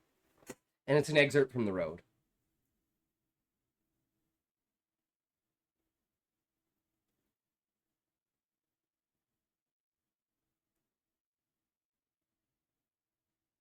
We don't have to do this. There's no way to even prove it. The AI detectors just don't work. Okay, here's fucking Relic's video. Oh my god, I forgot about this. Jesus Christ, I'm so bad. Such a fucking idiot. I can't do anything right, guys. You gotta start calling me out on shit. You're like, watch my video! Watch my video! Oh no! Where are the lights? I can't see them anymore. It feels like we have such a long way to go. I know. But look how far we've come. I just don't think I can do this. Oh no, he has cancer. I'm never going to find a home. You know, I hate this whole movie, the whole fucking thing. Yo, what's up, bro? I don't even know what movie this is. your mind plays tricks on you. What movie is this? The Boy, the Mole, the Fox, and the Horse? Never seen It it. can tell you you're Only no kids good, with cancer can speak to animals. that it's all hopeless. But The only good I've movie that we discovered know this. of with like kids in it is The Never-Ending Story. you are loved and important. And you bring to this world things that no one else can. What a So hold joke. on. See, and that's what I would call on-point dialogue, right? Where, like, this is you just stating the obvious, right? Whereas a dialogue I would be is more like, you are something that this world created. Your abundance in it is something that could change it. Your feelings towards not being able to accomplish your goal are valid. But the thing you must ask yourself is, can you look inside yourself and find a spark of light that says, I can go on, the hope at the end of the tunnel, that I will find a meaning and I will be loved. Right? I put Appy's chapter 38 in ChatGPT and asked to evaluate it. This is what it said. AI, likelihood, as written, 85. So, Relic, do you want to do that with this for me and see what the outcome is?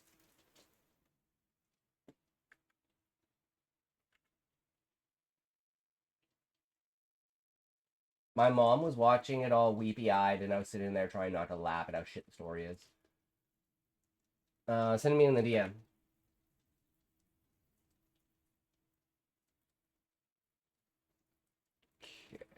I don't know why I can't find it, but we're just gonna do this. Because, like, something like this, right? Okay, the message is going to go into, like, a text document. So you should be able to copy and paste the entire text document.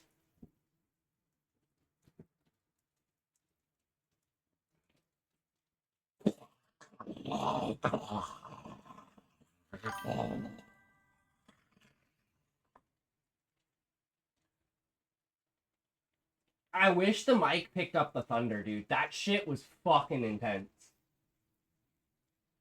At least the book had the quality of being a picture book. All quotes. It's like it's like a poetry book for 11-year-olds turning emo. Interesting. Interesting, bro. See, and that's why I think, like, the literature that I read when I was a kid, I honestly think is the reason, like, why I would say I have, like, reached my maximum. ChatGPT said I'd put the range at 35, 55. This means much more like a human-written story that may have been polished with AI rather than AI writing the entire chapter. Okay, so Relic, and like I said before, that chapter is entirely written by AI, but it's written... I can actually go... I wonder if I could just go to my history, because I've never deleted everything. And just go if I can find signal. No conversations found. Last signal. No conversation found. I don't know what the title of it would be, right? Because I gave an entire outline to Grok, and then Grok wrote the entire story. So word for word is written by AI, but the influence of what word to write is written by me. So the way that it goes is that when I put it in, so look at something like this then. I will give you another example. Okay, so let us try this one, which is 100%, and it should say 100% in every way that it goes. Let me see if I can find this. Okay, we have the last signal and we have the moon veins. So you try the moon veins here. I gave you the moon veins and you put the moon veins in and you'll see. This should say 98 or 100% because I said, write no, maybe 91 and onwards, because I said, write a story about a ruined chapel and a teenager awakening his shifter. So I gave it instructions, right? Whereas there are other things I say, Grok, write me a story. And it will Grok, write me a story. I could do a few dozen kids' books that influence me. Then again, there's also books that are super heavy. Okay, Pro, I'll give you a list of books that I read between ages of 5 and 11. Bitch. This shit-ass accent is killing me. Right? Is the Juno series about kids finding... or the Juno series or something like that about swans and this, like, epic battle against the Dark Swan, Sebastian. I wonder if I can, like, look it up. Actually, on Grok, I'm gonna do it. And be like, there is a book series about a black swan named Sebastian. Can you name the series? Sorry, Jesus. East of Eden is the most fucked up, beautiful book. I've never read East of Eden. I heard it's good. I read Lord of the Rings. I read the Silmarillion. I read like 100, like maybe 100 Hardy Boys books. The Indian in the Closet. About a black swan named Sebastian. It happens in a mystical city called either Juno or Juna or Juno or Juna. You did good, you can rest now, True. babe. The Indian Closet is goated, and the kid in it is fucked up low-key. Yeah, it's got a heavy philosophical, like, edge to the book. I read that when I was, like, 8. Scotty, can I join VoiceCat, and we can listen to chapter 1 of a pretty sweet audiobook on stream? It's about 20 minutes. Fuck yeah. Fuck yeah, Relic, I'd love to do that. But unfortunately, the problem is, I'm pushing back I told what we would read his fucking story, and we just haven't, and I feel so bad.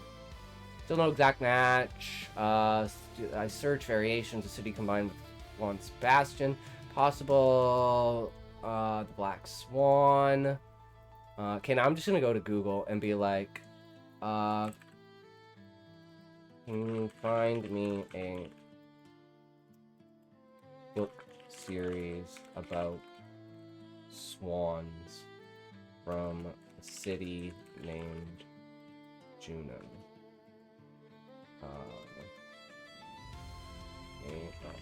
Spelled. Because I've done this before and I found it. Juno Swans. Tamsin Wolf. Okay, let's see. Images of books. Order of Swans. Because, like, I can, like, imagine what the cover looks like. But no, I can't get anything from this. It's such an obscure but I think it's the one that it was talking about. But anyways, everything is fucked. Oh, what did that say? Relic. Okay, Relic's in the queue. That makes sense. So, Relic, you're in the queue now? That'll do it. We should write a horror novel based on the toys' perspectives. It's like a cosmic horror, but it's just this big evil ass toddler. Pearl, that would be fucking amazing. Oh my god, that'd be so cool. Okay, so, we're reading what story now?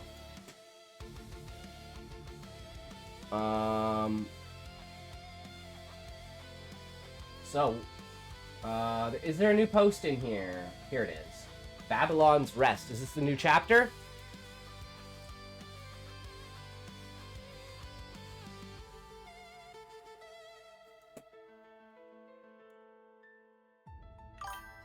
Update.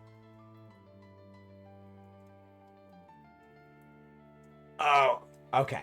Okay, I see. Because I was like, wait, isn't that line in the other one? Okay. So this is your rewrite of it. Perfect. Alright. We're gonna take a toke. Then, we're gonna get into it.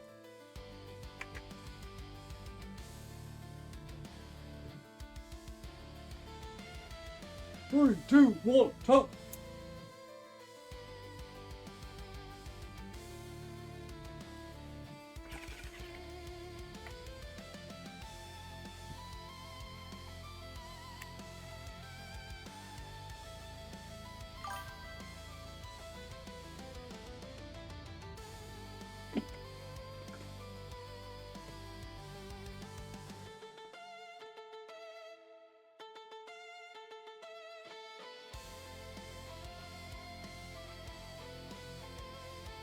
Okay, here we go.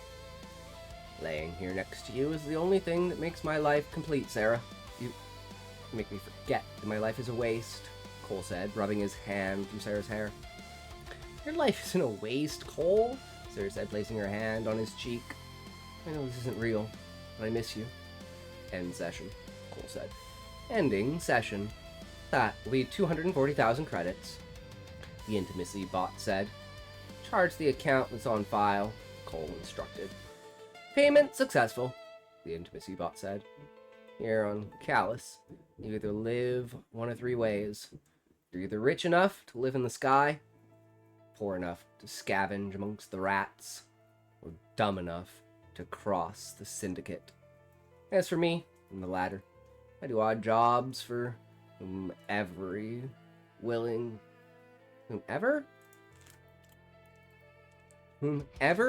willing to pay, with a little bit of robbery as a side hustle. Station 3 will depart in 5 minutes, PA system announced. Chapter 1, The Ascent.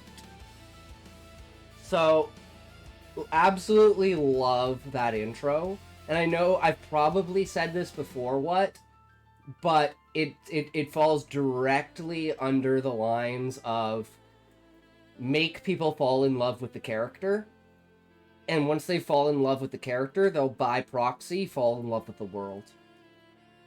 Right? It takes so much to make someone fall in love with a world, but it takes so little to make someone fall in love with a character. Right? And I'd say 2 aspects of this that are like kind of super important for like details, and this is like the idea that small details make everything, is the amount of credits. This indicates 2 things. This economy is so broken and so fucked up that like a $3 sex bot is 240,000 credits. And that can just tell you like the scale of the fall of the difference between the rich and the poor. Or this is like an insanely high level technology that is like meant to bankrupt the poor, and that was like 1/5 of his savings on that one small memory. And whether you fall in either 2 of those directions, the connection you immediately make with the character by instantly realizing 2 things. 1, the love of his life is dead. Or 2, the love of his life left. Now, if it's 2, the question becomes, he's still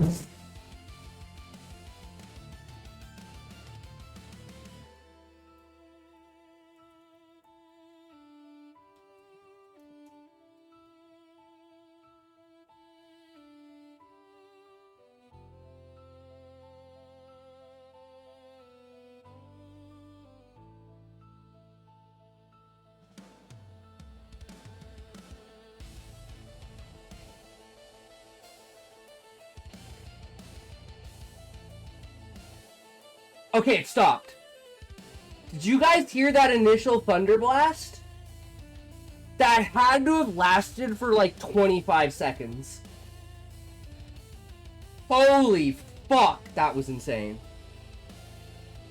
That must have been like 8 different thunder strikes, like across the, because like you could hear it like moving across the fucking horizon. Holy shit. Anyways. The love of his life left, and it was either bro is on the beach with blood monks right now. Well, like I said, like if the stream just drops, it's because the power went out. Like the storm is supposed to cross directly over top of us, and it's still like 2 or 3 miles away. So it's either changed direction and it's not gonna come over us, or it's like slowly doing a thing where it's like moving almost diagonally, and like the corner of the storm is gonna hit over top of us, which would be in about 3 hours or 4 hours.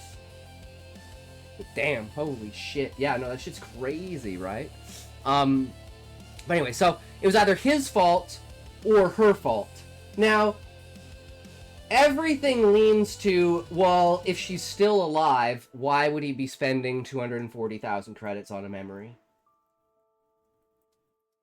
And then that comes down to the question of, is 240,000 credits cheap, or is 240,000 credits heavy? Or, like, expensive?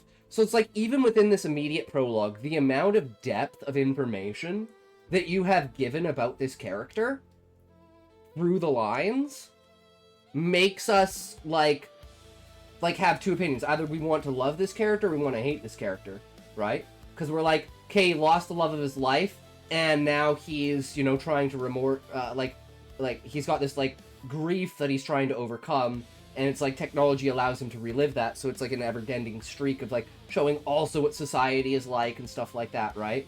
So this is like an equivalent of showing how society is, how the world is, and how the character is, all in this like simple, easy memory of a prologue, right?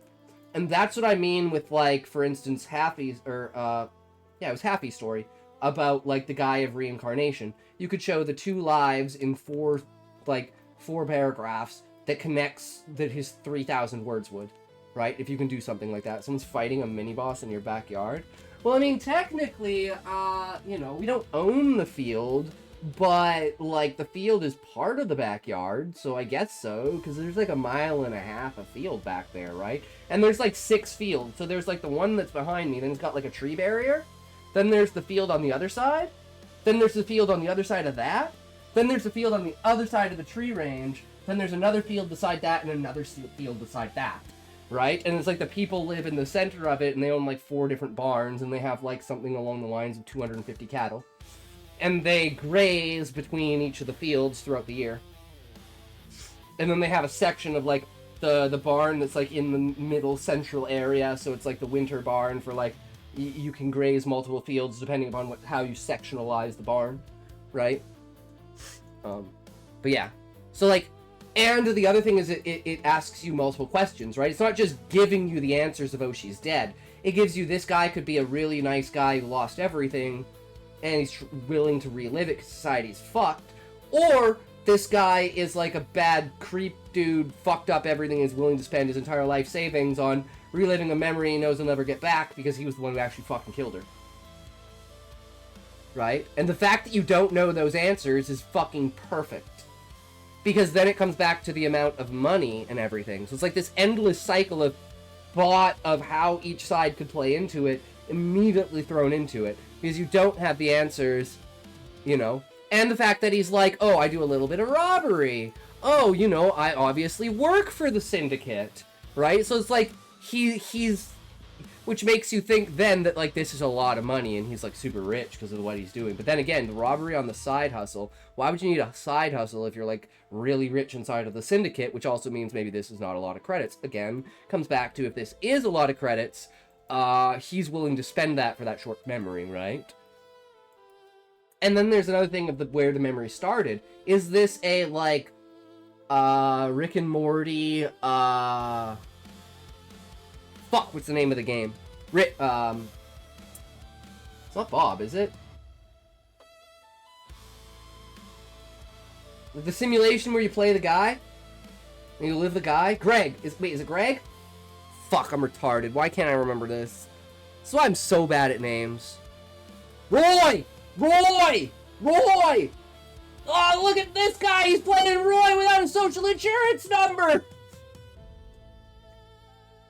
Wow, so you divorced your wife and then went back to the carpet factory. Holy shit. So there's, like, a potential of, like, us being at the beginning. Shut up, Scotty, read the story. I'm giving immense, insane critique feedback to emphasize how, like, insanely important and in-depth this entire intro is. How it sets up the setting, the type of the world, how it sets up the character and how you can connect with them, how it sets up the scale of his position in society, how it sets up, like, the possibility of, you know, what the genre of the story is. Is he gonna be the degradation throughout it? Is he gonna rise to the top? And it's like all these questions within something that will be considered the prologue, which is the entire purpose of the prologue. The question always becomes, and I find this, because this is what it's all leading up to, and I'm gonna make an example for the Wheel of Time, which made me put the book down. The prologue to the Wheel of Time is fucking insane. And it's like Thorsten, you know, walking through his palace, being all happy and giddy and skipping through it, really staring down at his dead wife, and, like, his children are, like, plastered across the walls. And he's like, oh, how's it going today? What are you guys up to? Kind of looking around, and then all of a sudden he has, like, the realization of what he's actually looking at. And then he thinks of, like, the one power, and he starts, like, shaking, and he's like, everything is gone. Everything's been destroyed. What have I done? What have I done? And then it goes to, like, the entire first chapter is, like, this ceremony in this back-end village of, like, this, like, tiny thing. And, like, I couldn't even get through the chapter. But the prologue was so strong. It set up this fucking amazing idea. And then it just felt like it was completely abandoned in the first fucking chapter. Whereas the first chapter should have been fucking Rand attacking the fucking Trollocs. And it should have been the sacking of fucking the Two Rivers. And I would have never put the fucking book down. But this little tiny thing that, like, the extreme of the prologue and the, like, the lightness of the first chapter created such a dissonance that I no longer cared about the outcome of the prologue. So this is where I'm saying this as your prologue isn't that extravagant, that out there, so there can't be that much of a dissonance between it, right? So I don't think there's a way to have chapter 1 have that kind of effect, but so, like, you can have a basic chapter 1 and then have chapter 2 where everything goes wrong with, like, a setup because of how mild but in-depth your prologue and intro is. Whereas something like The Wheel of Time creates such a, like, crazy, off-the-wall, well, what the fuck? How did this guy go so mad that he murdered his own family and didn't realize it? To, like, a flower ceremony where they're throwing flowers around and they're, like, herding sheep. It's just not interesting, right? So, if Relic gets on voice chat, I'll join as well. Fuck yeah, Retro. Take me to the church. Scotty likes to talk. Buckle in, folks. It's gonna be a long time before we get to me. All I'm saying is, like, this is one of those points where it's, you know, the first part of the story gets an insane amount. We've already read Wombat, so Wombat's off the list, so it's just What Then Relic. Prol, I don't know if Prol has anything, so he hasn't joined the queue yet. So don't worry. This is the only story. The problem is, depending upon how good or bad this is, right, there might be a lot of critique. But I've read a lot of what's work, and this is a reiteration of what we've already read last time, right? So it's like, I'm going into this with knowledge because I've already read his original chapter 1, right? So that's why it's like there's this so in-depth for it, because this is a rewrite of what was original, right? And the prologue was pretty much the same, but there was something about how the first chapter worked, right? So that was the entire lead up of saying your prologue is so strong, let's hope the rewrite of chapter 1 creates something that I can't put down, right? I wish I still had the original. It is what it is, what? Iterations and versions move on, you will lose something in translation, you will gain more things. The important thing is that you gain more things than you lose from the next iteration. And nothing will ever be perfect. You will write the book, send the book out, it'll be a success, and then you'll say, oh fuck, I didn't realize that I actually didn't incorporate this aspect that I wanted to into the book, because there was just too much. And then you use that for your next book. Right? So it's like, there is a grace in losing things in translation, because you will realize that there are powerful things that you never used, but you had ideas for, that now you can use them in a different way, in like a different genre, and it's like, you almost subconsciously realize that like, if you had put those things into that book, you couldn't put them into this book, so it's actually better you forgot about them. So it's like your brain like purposefully made you forget, because it knew that you could do something better with it. And that's like my mentality to looking at things that are lost in translation. I think that's like a healthy way to look at it, because then you can never truly... Like, losing something in translation is not a bad thing, it's a good thing. Right? And to me, outlook is the only thing that matters. How you perceive it. What your intentions are, right? And the cross to that is, you know, you're a writer, your ability to understand that things are never what they actually are, you know, the nuance of it and everything like that. So it's like, for instance, like me saying my writing is the best writing ever and I'm a god and fuck you, right? It's like, well, if you don't think that about your own writing, who else is? Just the thing is, when you think that about your writing and someone tells you, no, you're absolute shit, fuck you, you reevaluate yourself, right? But you still have the mentality of being like, okay, this one's gonna be the best one. And you don't be like, oh man, I suck. Why am I still right? No, you'd be like, okay, I see what you're doing there. I see where I went wrong. I see what's going on. Let's redo it, right? And then we get 10 iterations later, and you're a B+ writer instead of a C- writer. It's like upping yourself in MMR in a way. Okay, this shit, I haven't had weed in a while that has been like teachy, right? Like with like THC. Like this is like 90% THC. It's literally like dust buster. It's just dust. So like this toke is gonna like fuck me up.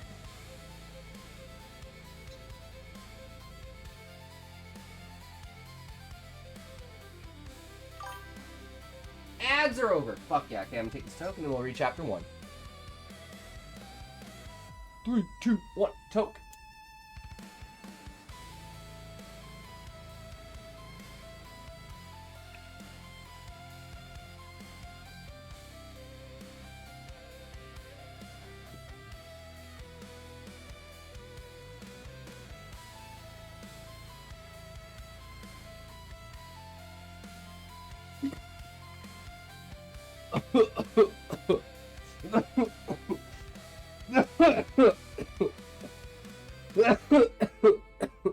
How you doing? What?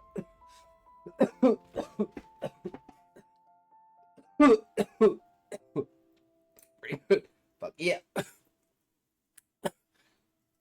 Chapter 1. The Ascent. Hey, Cole! Thea said flirtatiously. Cole immediately sighed at the sound of her voice. What do you want, Thea? Cole asked, exasperated. I got a job for you. Small bounty that pays well. I just need you to come with me to the gorilla house, Thea said, interlocking her arm around his. So you can ruffle me again, no thanks, Cole said plainly. It was an accident. That guy was way too big to fight, so drugging him was a better option. How am I supposed to know that purple lemonade was your favorite drink? They asked. Again, it's just something about the dialogue and the interaction that there is so much underneath the interaction, right? And like how it would be badly presented, right? Would be like, you know, just kind of walks up and it's like, all right, I got a job for you. And then it's like Cole thinking in his head, oh my god, not this bitch again. And then he's like, all right, okay, let's see what you got. And he's like, this, and it's like, yeah, not happening. Last time you fucked me over. And she's like, yeah, it is what it is, you know? So it's like the depth of like the like you can see the manipulation inside of the chick. You can see the past of their interactions, and you can see the almost resentment in him. But the fact is, like, when your fucking handler comes calling, right? It is what it is. Just keep your guard up. And it's more of a for a Cole for next time to be like, yo, don't fuck with shit, right? Scotty, fuck you. Reed, cunt. Everyone shame Scotty. Thank you, Relic. I might get a hard on if you guys do that, just to let you know. The answer is still no, Cole said as he entered his key code. The clone, baby. Are you going to make me beg, Daddy? They asked, biting her lip. Truly, what the fuck is wrong with you? Cole turned and asked. Can't blame a girl for trying. So what dumbass idea do you guys have this time, or is it another dumb job? They asked. See, and it's like, I do the exact same thing with, like, Stoner Girl, right?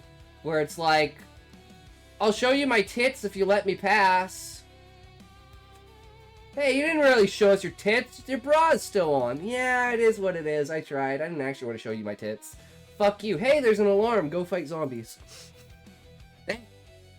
Has that rash ever healed up? Chase questioned. Ooh. Ooh. Again, love it.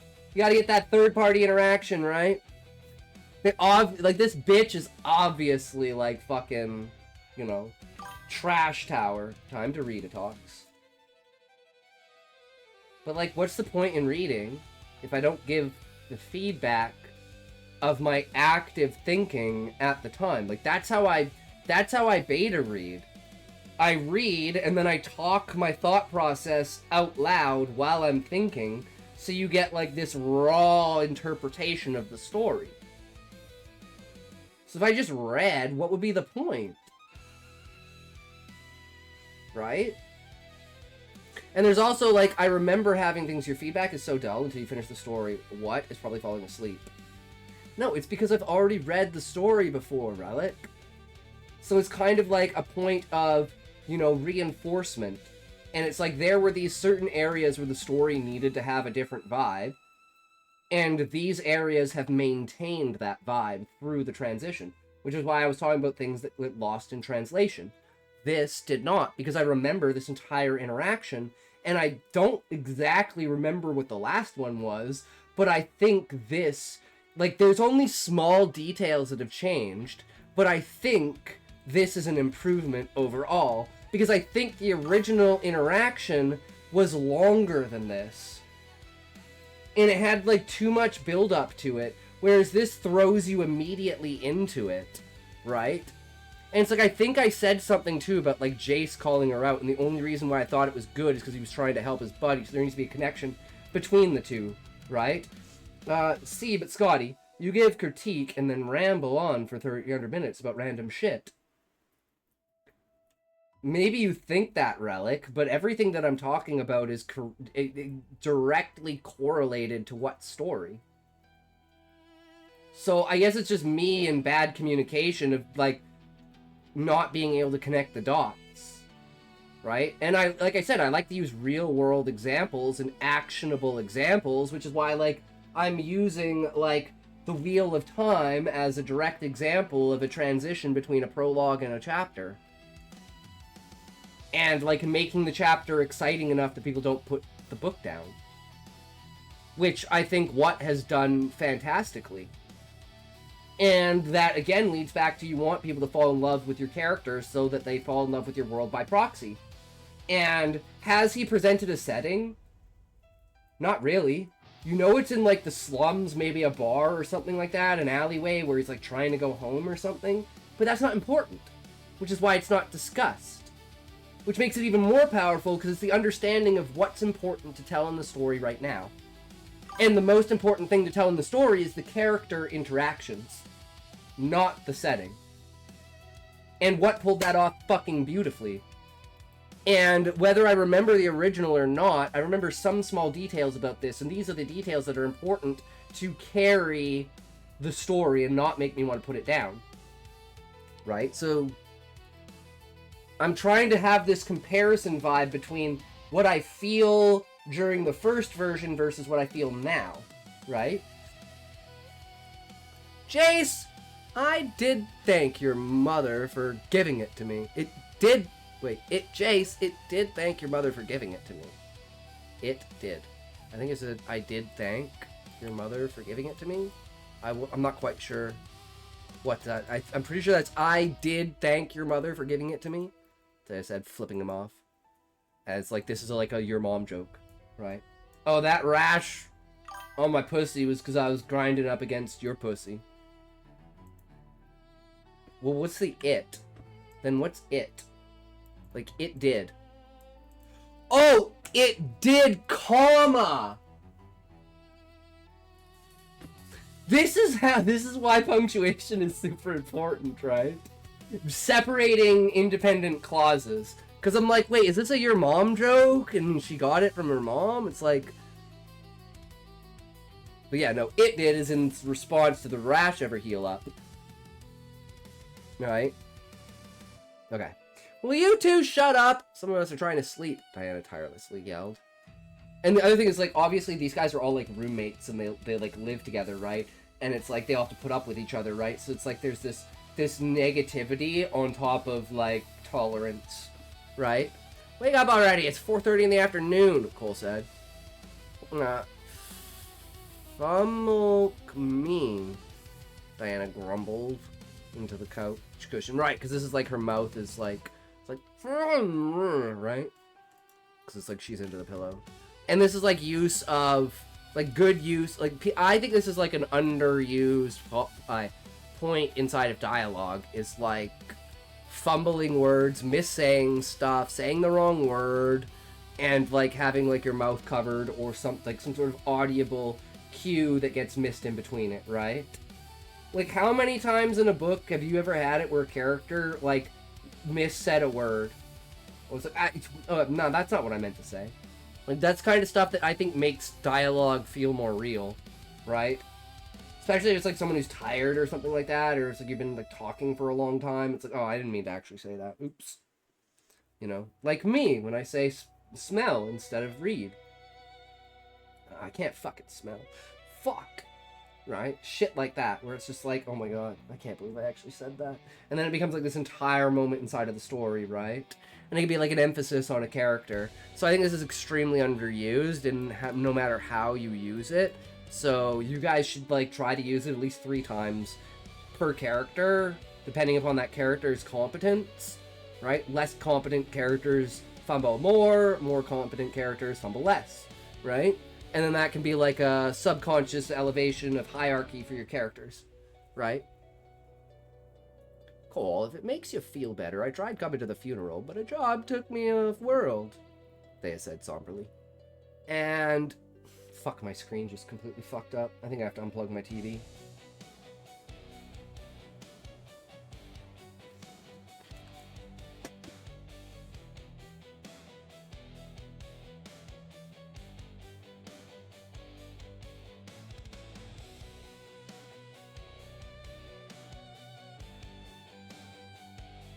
The annoying part is because it's going to disconnect from the PC, and then it's going to shift all of my shit onto the other screen.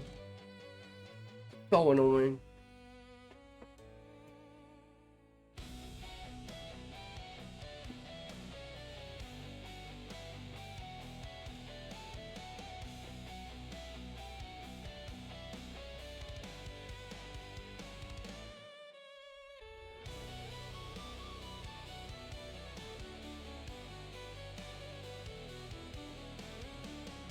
Okay, let's see which windows are fucked up.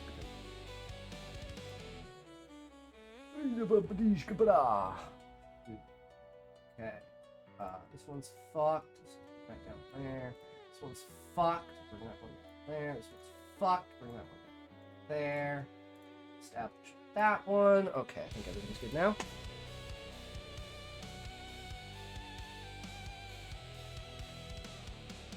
I was gonna say, I don't like this dialogue.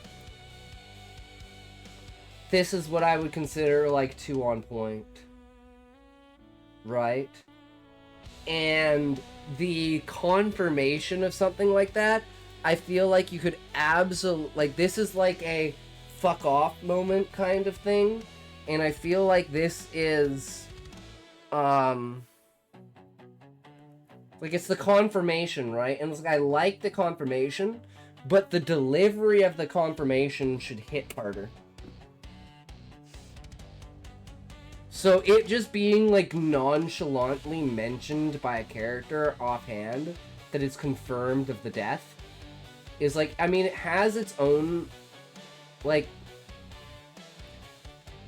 you know, tells something about the character, but I think that confirmation, like, you're losing a lot of potential by not having that moment be a disruption, right? Because we already know that the interaction between these two people is, like, a negative, right? And like, this is, like, a spiteful, almost, comment to the person, right? But I think you're losing a lot of emotional weight by doing that. But I understand why you would want to do that. Because it's like, it's a great delivery of the kind of person, like, the depth.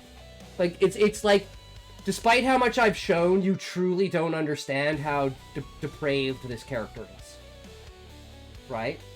So, I can get on board if this this becomes a huge point later on, but I don't think it does. Right? Because at this point, I'd punch her in the face. Right? Like, this to me is crossing a line.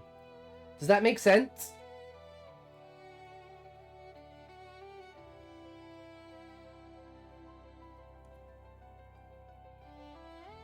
So I'm not, like, this makes me hesitate with being like, is this really the right way? Because, like, you're it's a two-way street for showing Althea as well as Cole's ability to, like, just, like, not, like, he doesn't take this chick seriously at all. He doesn't give a fuck about this chick. Why would she even, the other thing is, why would she even be invited to the funeral?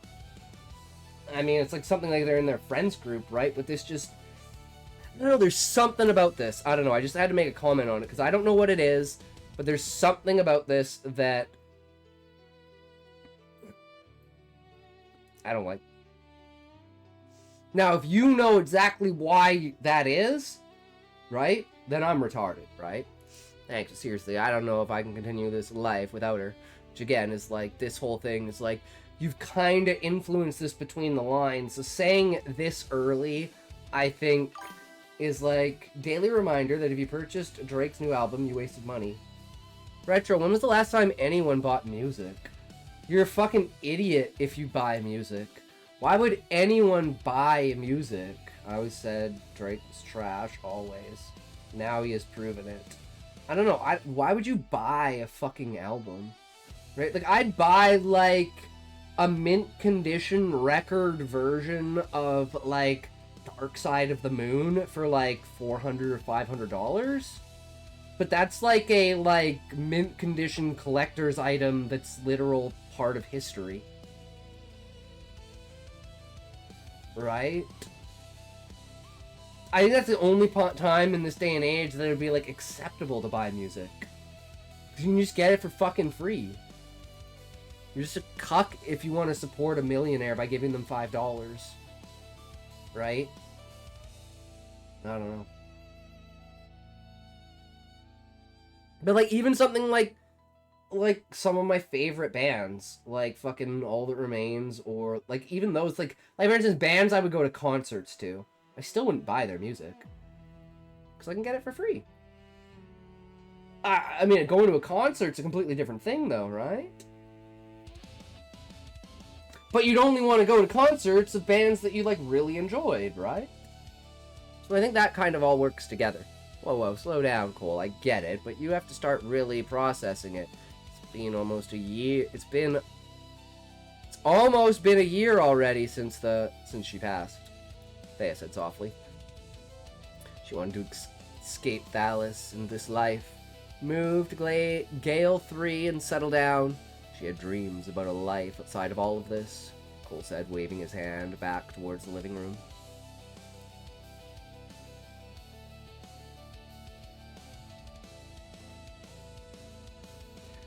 So, I think I figured it out, what? It's because I know you know how to write between the lines by the first interaction between these people. So this entire conversation is very confusing because of the shift of tone. So I actually think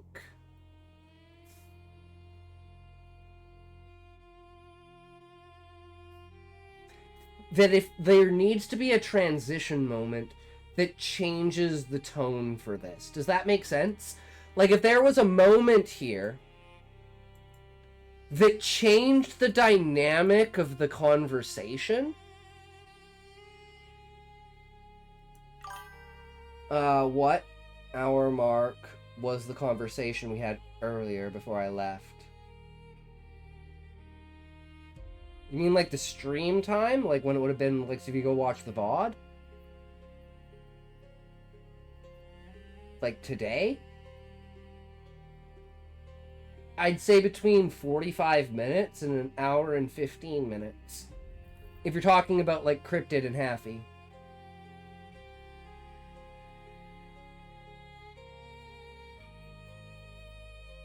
Yeah. Somewhere between there. And it's like we talked the entire time about it, so you can just keep going back until we're not talking about it. Yeah. No worries. But does that make sense, what? That there's this entire change of dynamic in the conversation, and it doesn't happen... I hath returned, Mr. Ozzy Wally. Yo, what's up, Ozzy? How you doing? What you got, my man? How's your day going today, good sir? Good to see ya, my man. What you up to?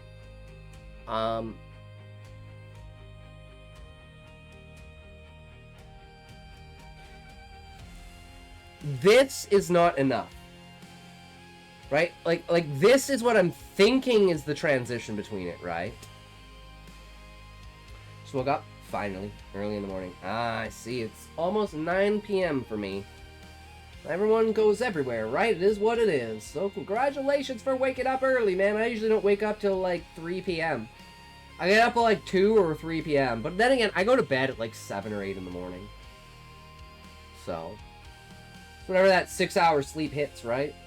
That's what it is.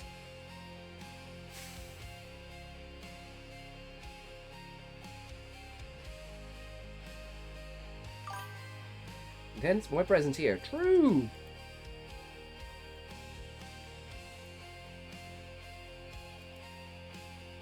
Yeah. This is too abrupt. Abrupt is the word that I'm going to use. Through all of that, the analysis has come to this is not a bad interaction. It is a timing issue. So having a fundamentally serious transition between this point will make this interaction between the characters super important. Speaking of, there's been a change in the story, so subsequent cases have been null and void. Gotta give you a new one. It is what it is, Ozzy. No ideas are set in stone for anything, right? Everything flows like a river. You gotta find the channels that deviate and take the one that has the strongest current, right? It's just the way that it goes. That is the process of writing. Use it as experience, don't think of it as a loss, right? Like, do you think playing 10 maps in like PoE is a waste of time because you didn't get any loot. No, you played 10 maps. You just happened to not get any loot. It is what it is. You played the game, you did your job, you got up in there, it is what it is. Things will never be the same. It's just the way it is. Yup. So yeah, there was a transition that made this like a spiteful conversation of some kind, or even a spiteful conversation into a peaceful conversation that's like a wrong way of approaching it in order to alleviate the relationship. It's like this character is so fucked up that they think bringing something up like this is like a way of mending the situation, right? Which shows again the depth of the character. Whereas it's like this character is like, you know, has its own means, and then like the show of the time period, right? So the emotional and overall impact of this needs to be in a different spot in the story. Because I'm like, why don't I have a problem with like how it's delivered, or like what it is? I only have a problem with how it's delivered. And it's like, it's the simple tone of the conversation, because it's like, with all these like snarky comments that they've made back and forth to each other on a positive end, right? This is like her now being on the negative end. But because it happens so soon, it doesn't give you enough time to coalesce. And because this immediately blows into how Cole feels about it, his entire emotionality and everything, it's just a too soon in the story.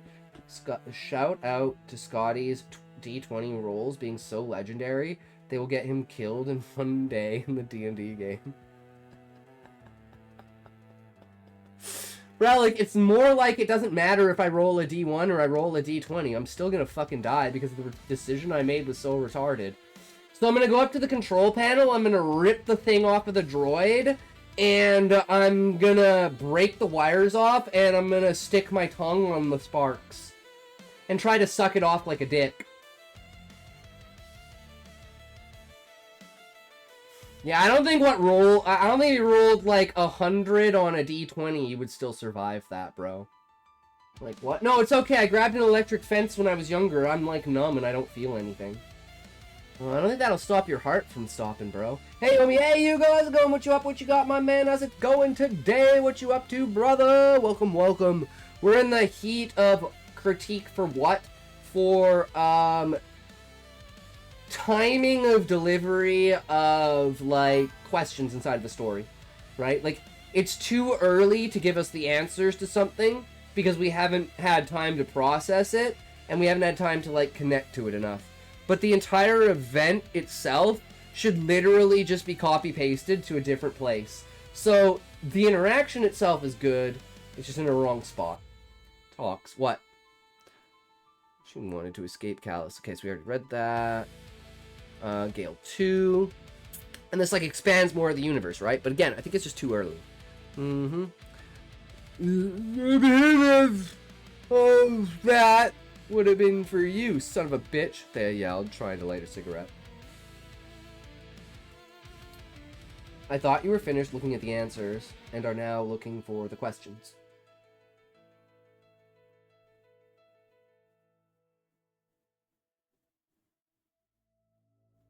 Well, I was looking for the question so I could find the answer. And as soon as I found the answer, it allowed me to ask more questions. That's like the process order I would call it.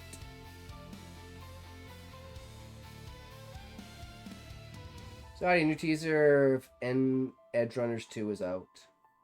Okay, I'll hold this on the side, Relic. So when we're done with what? We can bring it up. I hate this fucking shit. It's not supposed to immediately go. Fuck off. We will look at it. Join. True. Alright. She's got a cigarette in her mouth. Cool. Thea in here. Let's go! Grayson yelled from his room. Grayson, my man, how you been? Thea cheerfully asked. How many times do I have to tell you?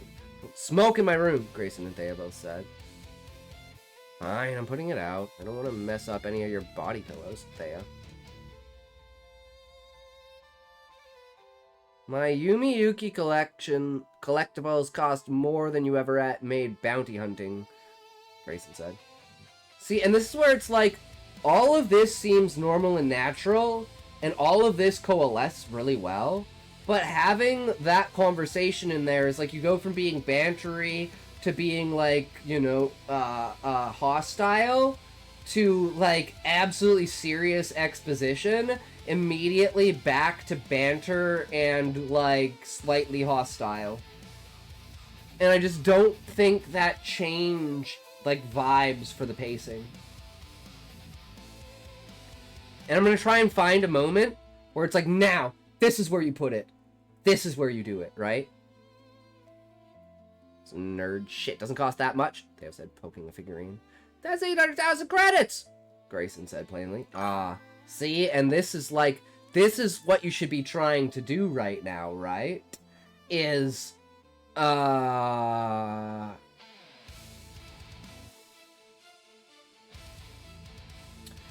like, power scale things, right?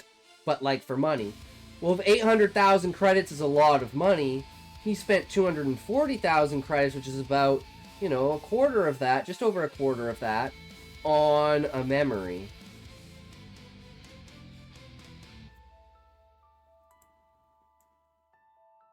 So this is like slowly evaluating what numbers mean. Looks like we have a sci-fi space opera style one. How's my chunks? Relic, how's you? For sure. I think everyone's doing good, right? We got all of our stuff going. I think it's a good day today, guys, aside from the fucking thunderstorm out there. Enough, you two. What did you need us for, Grayson? Cole said. AIDS! Oh, fucking AIDS.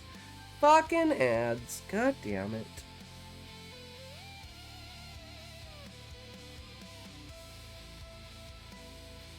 What if mine is just utter shit? Then I'll tell you it's utter shit, Roll. Just like Happy.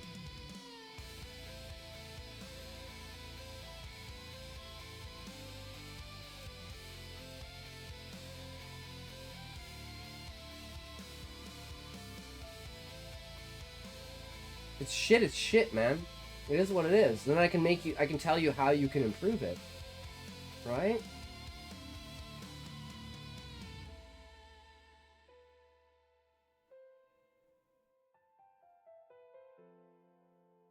Okay, so... Hold on, I'm trying to reassess. Okay, I think that's good. If it's character on screen and everything's good, just make sure that the background has something that you guys can at least enjoy passively, right? Oh, brother, you gotta see mine. It's ass. And I didn't ask for any, because I just wanted your glaze. The thing is that you know that my glaze is like a... How do I explain it?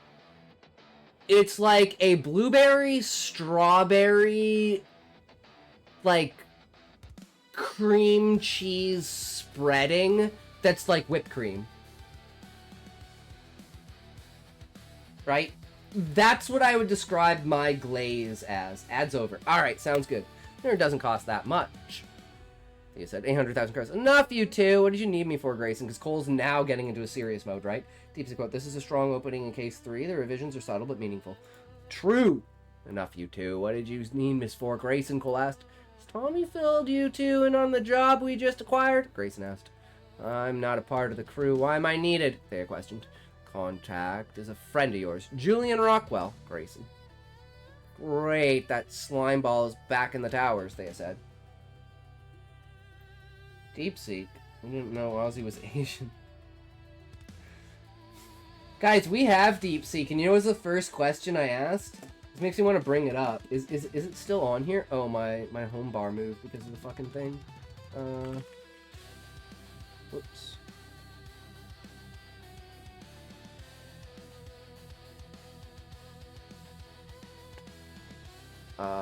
Is it on here? Like, as a...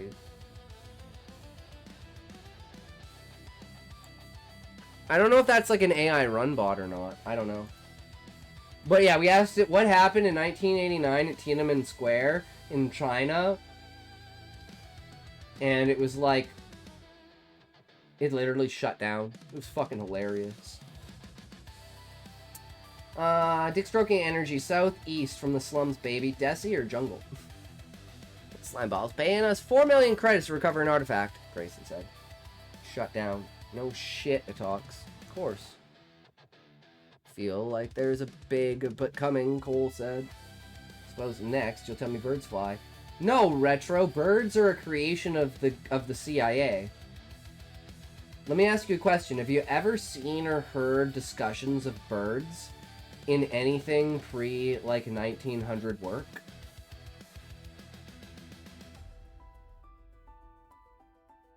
I don't think you have. Scotty's a femboy. I never really understood what a femboy is, so became a Scotty.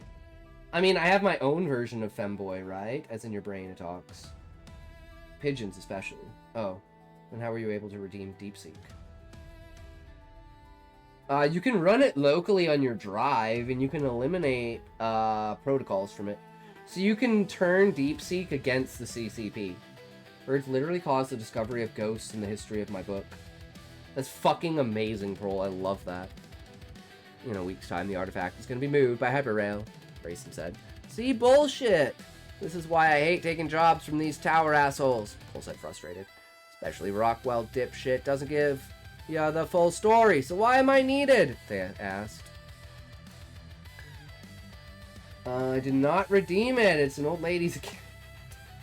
Do not redeem! Sir, no! Do not redeem! Do not redeem! Or not! Sir, please, do not, ma'am, please, do not redeem! No, that is not what you must do. No, you cannot, no, that will not take it away. You do not need to know that. It is not how it works. No, you cannot, no, why would you redeem? Please do not redeem! Or no, you redeem, please. Or for fuck's sakes, you redeemed it, no. Why, a guy named Church just leaves him to die in his hospital bed. I love the name convention. I love it, Prol. It's so good. Sorry, sir. I wasn't sure if you did redeem it. Odyssey was not helping me with the information. That is okay. It is what it is. I can't help them all, I know. I try, but I'm only one man. And, like, this would be a good thing, what? Because this is, like, exposition through dialogue of you set up, okay, they need to do a job, so now you're in this point of, okay, but there's still the big problem of Cole has said no to this, didn't he? Said fuck off, no, I'm not doing it. But they're still, like, trying to, like, push it on him.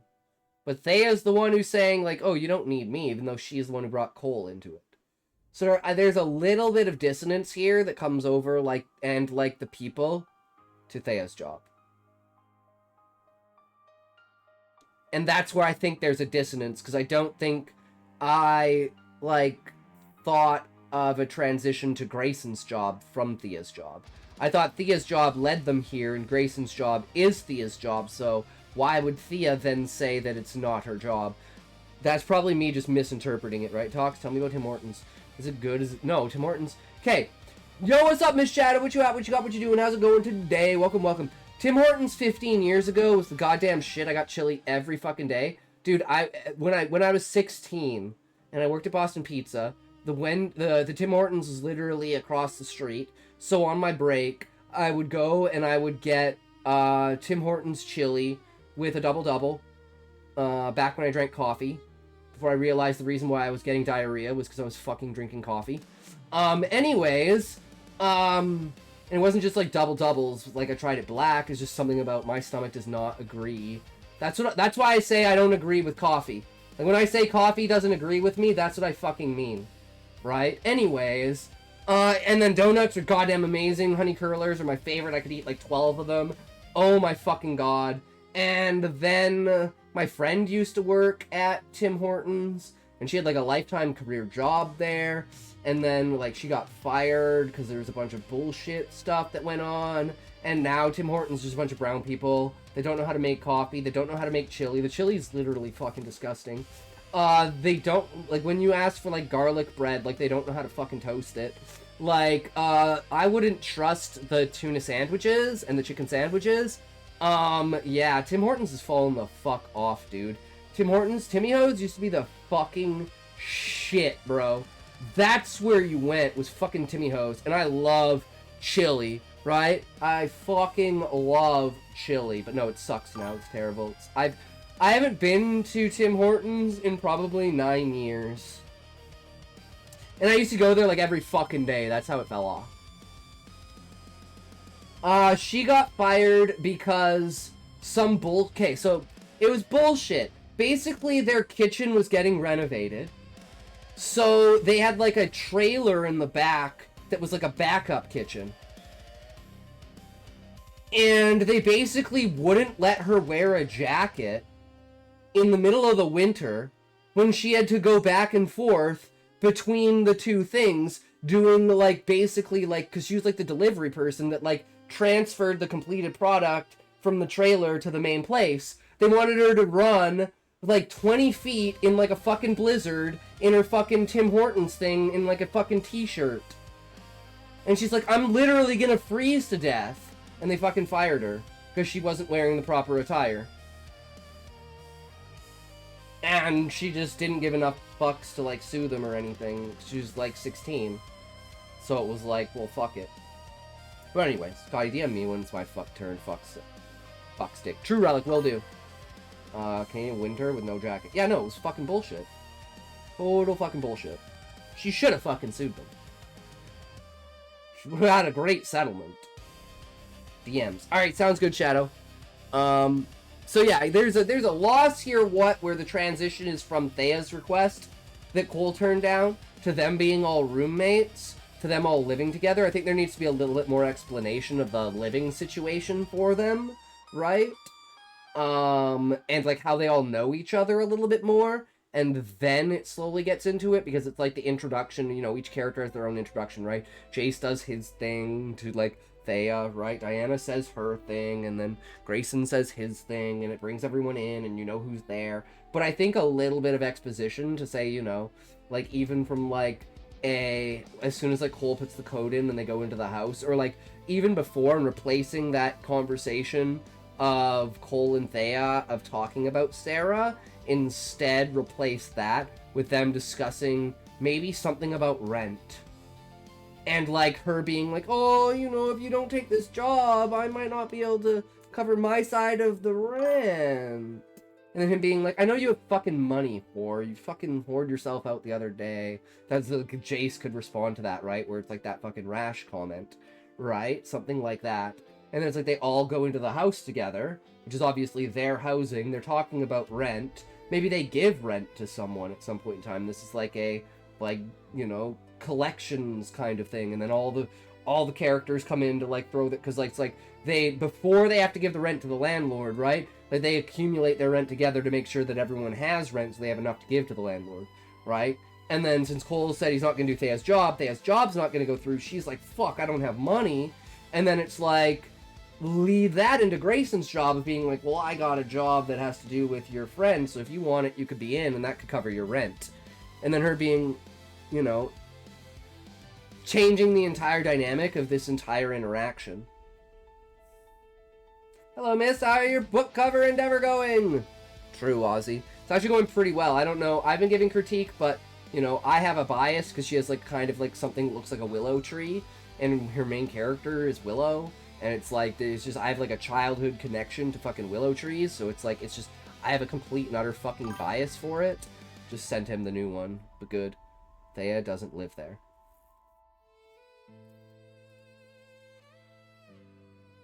Okay. And this is why, like, I want to, like, say the entire process out loud, because it's like, I don't know who lives there. I don't know what's going on. And I feel like if you're gonna have an exposition drop, that should be the exposition drop. Something about their living situation. Maybe clarify it up, because I'm in, like, that point of confusion, but I'm like, usually there's a reason why you should be confused, right? And especially, like, at the beginning of the story like this, it's understandable. But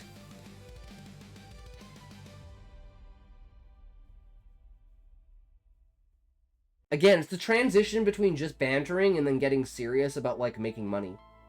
I think it's like an immediate tone shift where that needs to be like have a slower shift. And an exposition dump can be that slower shift. I don't know. I think that's how I'd feel about it. Because it's like, we should be in the dark about some things, but other things we should also know. And especially, like, introducing all the characters and, like, living in a flat together, right? Everyone having their own rooms and their discussions and stuff like that, right? And now I'm starting to think back on it, like, the fact that Thea's acting the way that it is like, yeah, why would they even want her as a roommate? But if the fact she doesn't live there makes more sense, right? Not sure. But again, I do love the fact that, like, all of this is character interaction without setting, right? So I guess there is a majesty that comes to just the character interactions, but I think the small bit of who lives where, why, and what, instead of just introducing the characters through a simple thing, like, for instance, Diana saying that she's sleeping, which means obviously she lives there, and Cole using his number to open the door, which obviously indicates he lives there, saying it's Grayson's room, indicating that he lives there, right? So it's like Thea as a catalyst for all this, but I still am like, why is Thea here if she doesn't live here, if Cole said fuck off, and obviously Jace doesn't like her because he was talking about that thing. So I guess the biggest confusion I have is, why is Thea even here in the first place? Because the only thing I think of is like, oh, she's a friend, right? DMs, I can also maybe use one of those poses instead. I'll have to check it out after the shadow.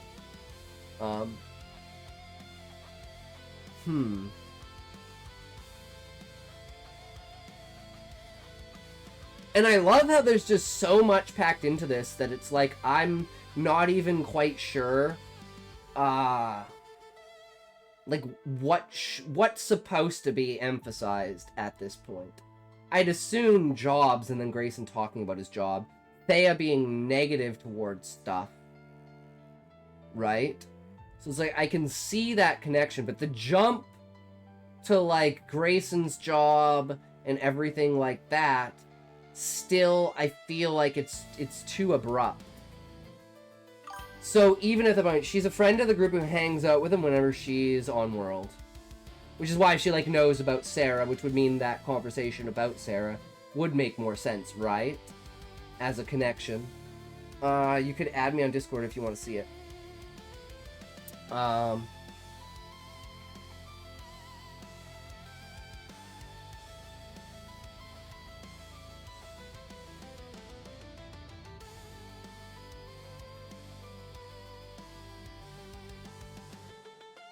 So it's the difference between the depth of banter to show that they're friends, and they can say that to each other. To,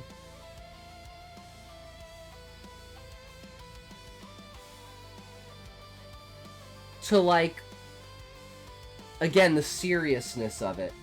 To me, it's an abrupt tone shift that feels out of place, like, for timing. And the fact that, like, the first bit of exposition dump we're getting is through the description of a job, right? I think is brilliant. But getting to that point where I was like, wait, what's happening? Like, how did this all of a sudden get here, right? Is, like, I think using, this. Talking about money. That needs to be the transition point, right? Because that's what brings everything in. So maybe that's the point where you could, like, maybe talk about rent and introducing this, how people are financial this, maybe talk about Cole wasting his money on stuff and bring back up again, going back to the intimacy machine or something like that, right? Because it's like, obviously Thea picked him up right after that happened, so, like, there's no difference in things for that to be a dissonance of, like, him hiding that from people, right? Even though I'd assume that would be something you'd want to hide from people.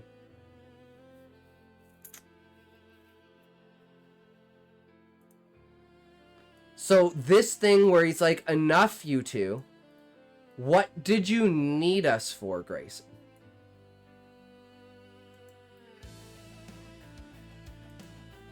I don't think there was any point in time previously in the story, right, that said that the reason why Cole is going to where he's going is because someone asked him to be there. Or did I miss something? Because now that I'm looking back, that's what I'm thinking of looking on, is like, Thea and Cole are walking. Thea says, hey, you want to do a job? Cole says, no, I don't want to do a job with you because I got fucked over last time. But where I'm going, I have another job to go to. So I think some sort of foreshadowing in a way that says that Cole is going to this place to see Grayson because he's already previously asked him for the job would eliminate that abruptness where we're like, well, you're talking about money, and then you're talking about a job, and that feels like good in a connection, but it doesn't have a flow towards the transition. So it's like, put another one of these here of being like, have a transition. And then if we know that Cole is already there to figure out what Grayson wants, the transition of money makes more reasoning as to why Cole is saying what he's saying. Right? So it's like, I don't think anything has to be changed necessarily about the interactions. It's just there needs to be slightly small things added to allow a transition. And things like Diana waking up and like adding her to the conversation, I think is like a missed opportunity to do that. Right? Like, it feels like you're just introducing the character to know that the character is there. But you don't have a meaning as to why that character is there. And having that as, like, the setup for the beginning for these questions is... these are the immediate questions you want to answer, right? Because there's two types of questions you have, right? Questions that you need to process and think about and need to come back to in, like, the next chapter. And then there's just straightforward questions that are like, yes, no, where am I? Right? And I think, like, for instance, with the Sarah thing, you're answering the next chapter question instead of introducing the, what happens next question. Right? Like the yes or no or setting, right? The ones that need to be immediate as opposed to processing. Because again, the biggest thing for me is everything is perfect, everything works, I fucking love it, but the timing and the pacing is wrong. So it's a, like, orientation of structure problem. And the fact that, like, I've noticed it twice is like a... I'm not getting something as the reader. Right? And the fact that I've read the chapter previously is like, even though I should know these things, I don't. And that comes to the difference between, like, the dialogue of banter and the exposition that tells us what's going on. So it's like, you have the use of both, but I don't think between those two there's a why in the use of both. Because I would assume the use of the character banter is to build up the character connection, right? And how the characters interact so you can tell the depth of their friendship. But it's also, these people are here for a reason, but we haven't been told that reason, or even a hint that they are there for a reason. And something as simple as that, I think, is the only thing that this is missing. To make this just be like... Right? I'm not a part of the crew. Why am I needed? They question. The contact... Oh, wait, we have to go way down because we already read all this, especially Rockwell dipshit. We need clearance codes that can acquire... that you can acquire for us, since Dutch is pissed at us. Grayson said. Still... See Jace as her sell Jace as her sex slave that would square things out between you guys, Thea said. Okay, and now here's an affirmation of something that I didn't expect. I thought Jace was a dude. So it was a little fucking weird for him calling out a rash on her. Other than him being like her ex-boyfriend. But now it's indicating that Jace is actually a female.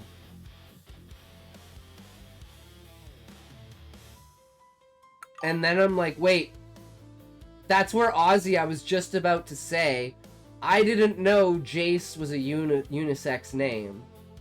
To be fair, until I was in grade 8, I didn't know Daryl was a unisex name. But Daryl was the fucking hottest chick in our grade.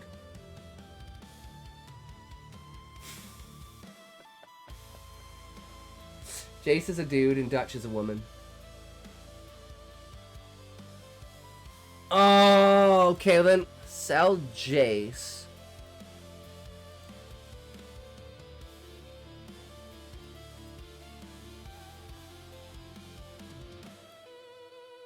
Okay, I'm being sexist. I'm being sexist and, like, assuming a woman can't have a male sex slave. Or that, like, a male sex slave wouldn't be, like, a fundamental purchase.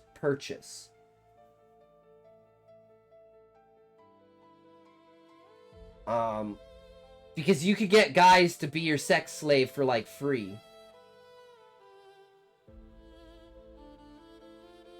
So, like, any name can be a unisex name if you don't care enough. That's true, Hugo. You know what, Hugo? I'm gonna immortalize that. I'm gonna pin that message, and I'm gonna lean back on this moment. And I'm gonna be able to point it out. I'm gonna literally just, like, write it down on, like, my, like, notepad thing here. This is gonna be one of the most hilarious things that I could, like, ever encounter in my life.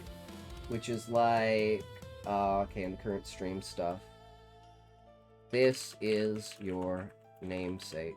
So I'm gonna name my daughter Hugo, and I'm gonna when she's old enough to understand, I'm gonna lead her to directly this stream, and I'm gonna be like, sorry, this is where your name came from because of this comment.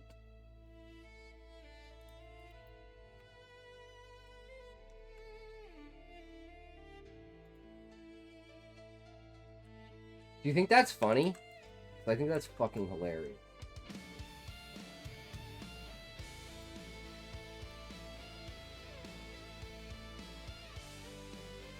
It is now immortalized in my, like, do not delete this shit. So one day I can look back on it and I will know the exact stream to point out for this. And the exact time to find it.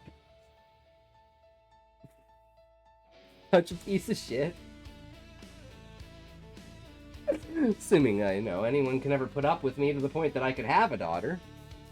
And that my wife would agree to the fact of naming her Hugo. And then, like, the original thing would be, like, Hugo Boss, because she's a boss-ass bitch. Dude, I could think of so many fucking ways to go about a name Hugo. And then the true origin would just be like, holy fuck, I love it. Guys, welcome to the stream, right? If you haven't figured out that this is all we do... This is all we're ever gonna do. I don't know if you ever will figure it out, right? It is what it is. Fuck it. So now that I understand how this is going, because I'm not being sexist. Still, sell Jace as her sex slave. That should square things out between you guys. Thea said. Unfortunately, she doesn't want him. Her taste isn't leaning that way, Grayson said, looking at Thea. Fuck no, I'm not doing that for you guys. My retainer fee isn't worth that, Thea certainly said. So I'll sell you as a sex slave, bitch. Fuck you.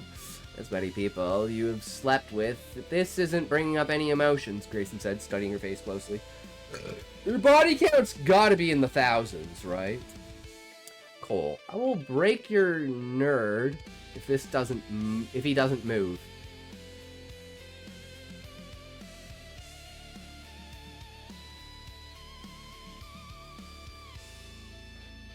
Again, I don't know why I'm getting so confused. Cole, I will break your nerd if he doesn't move.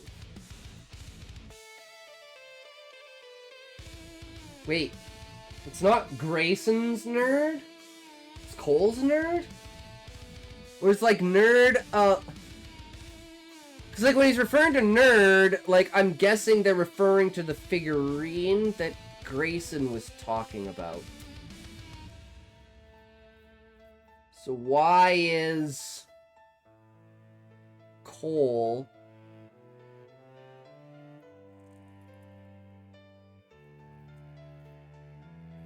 and he is Grayson, right?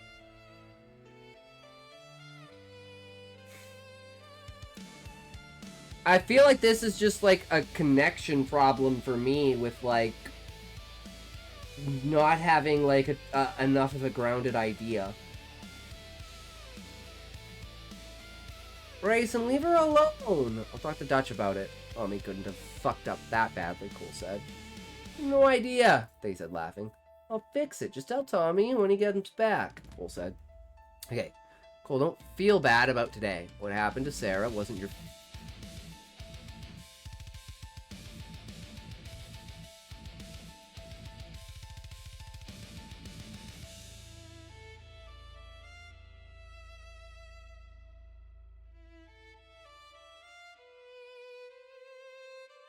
I don't understand.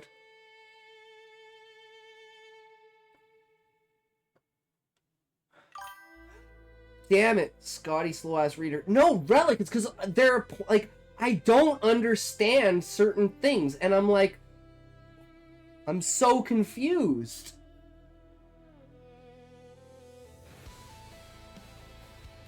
Ads. I need a piss and a drink, but, like, I'm so confused.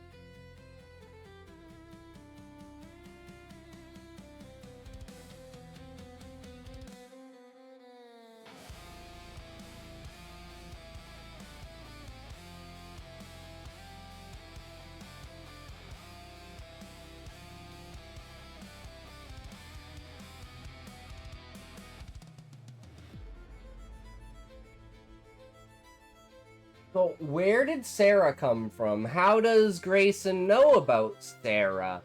we know it's the 1-year anniversary, but no one ever said anything, and this is kind of just like, what the fuck comes out of nowhere? Oh, okay, Cole, don't feel bad about today. What happened to Sarah wasn't your fault. It's like, how did the transition leap to this? Does that make sense? What? Like, I think that's the fundamental, like, thing that I'm like, I don't understand, like, why you are jumping to between these conversations. Right? Like, what's your reasoning?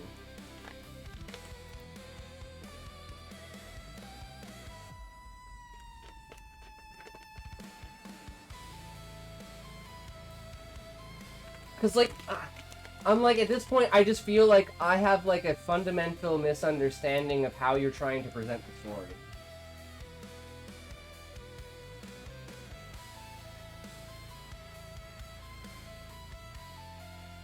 So, like, it makes me question whether, like, the strength of the feedback on your end, right? Whether any of this is even, like, valid to how you want to construct this story.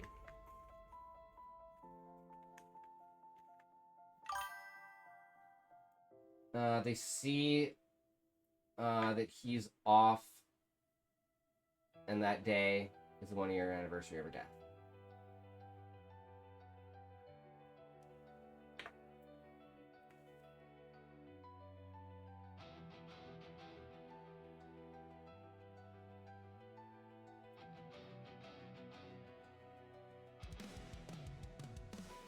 So this is what I would say, what? Again, it's like a transition thing, right? It's like...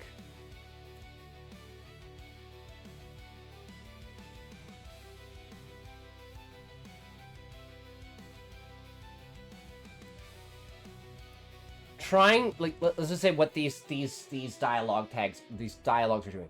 Trying to, you know, offer a solution. Saying that solution is like, you don't understand the situation based upon that solution. I have an alternative person to do that.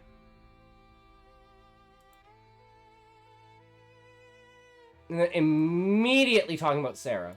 As if, like, the previous parts of the conversation had, like this is the end of the conversation, and this is the start of a new conversation. But there's no indication of how you went from ending this conversation to starting this conversation. Right? Like, I do something like...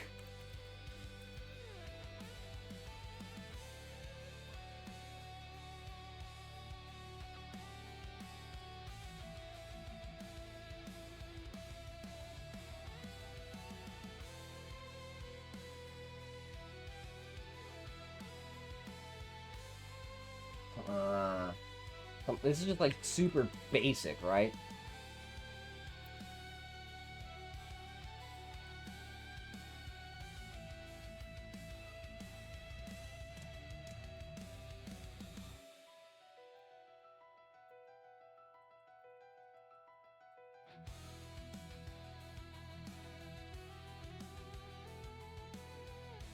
Something like that, right? Like, he notices like a slouch of his, of Cole. It's like he notices something about him, and he's like, "Oh man, Cole's not having a good time with this conversation." You know, he's just like doing his own thing. So let's is there anything like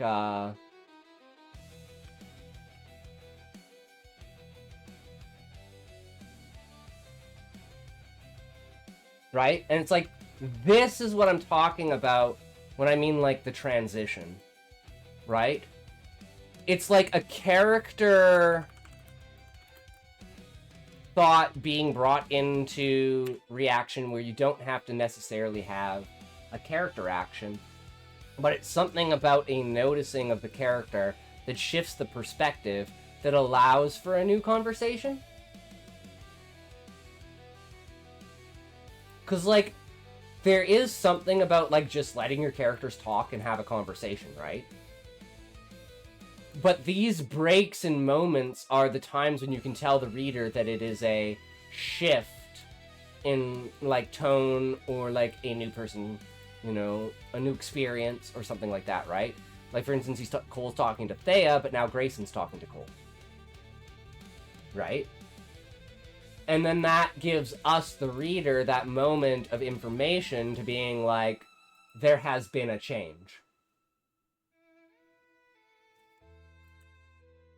And it's something as simple as Grayson puts his arm on Cole's shoulder. Right? And then it's like, you've realized something. Like, this character is like, realized something about the situation. And then that changes the entire conversation from Cole and Thea to Cole and Grayson. And then this changes the entire tone of being like, because before, it's like this back and forth, right? Of like, there's a banter, then there's seriousness, then there's a banter, then there's seriousness. And without the realization of the character, the shift between the banter and seriousness just doesn't play well. It just makes you confused about what's going on and who's interacting with who, right? And again, the hardest part is that what is said on the paper, that's written on the paper, is perfect. Where it is and how it connects to the next section is the problem. Which means, like, in and of this, if you add 5 sentences in, like, these specific areas to give that direct confirmation, this entire, like, dissonance of what's going on just disappears. Thanks, Grayson.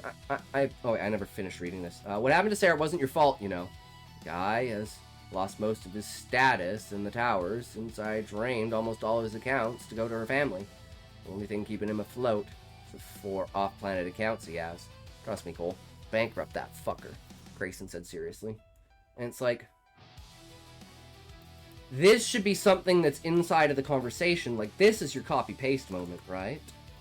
Like, this is your moment of...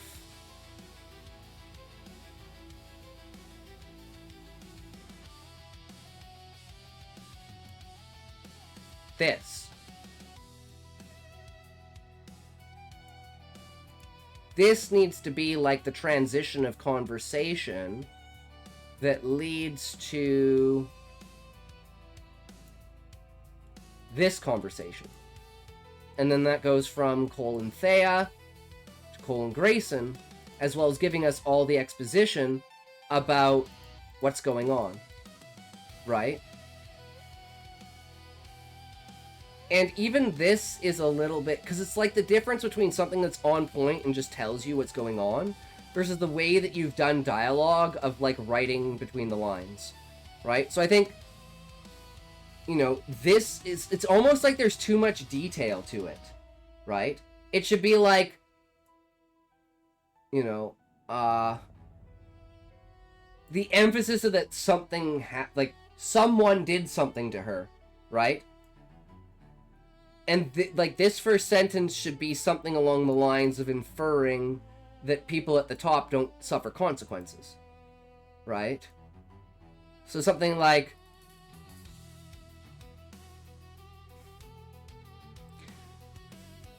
not something like this is the reason why we're doing this, but something along the lines of, like... one day those at the top will, like, reap what they sow.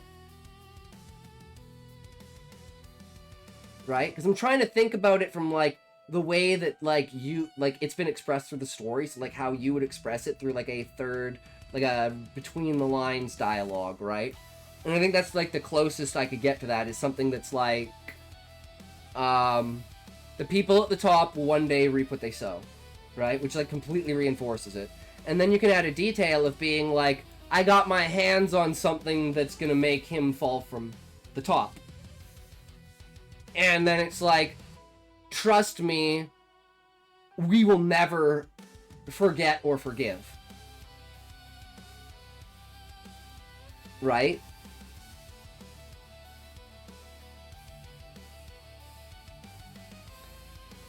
And I'm trying to think about this in the way of, could this simply be the way that the character talks?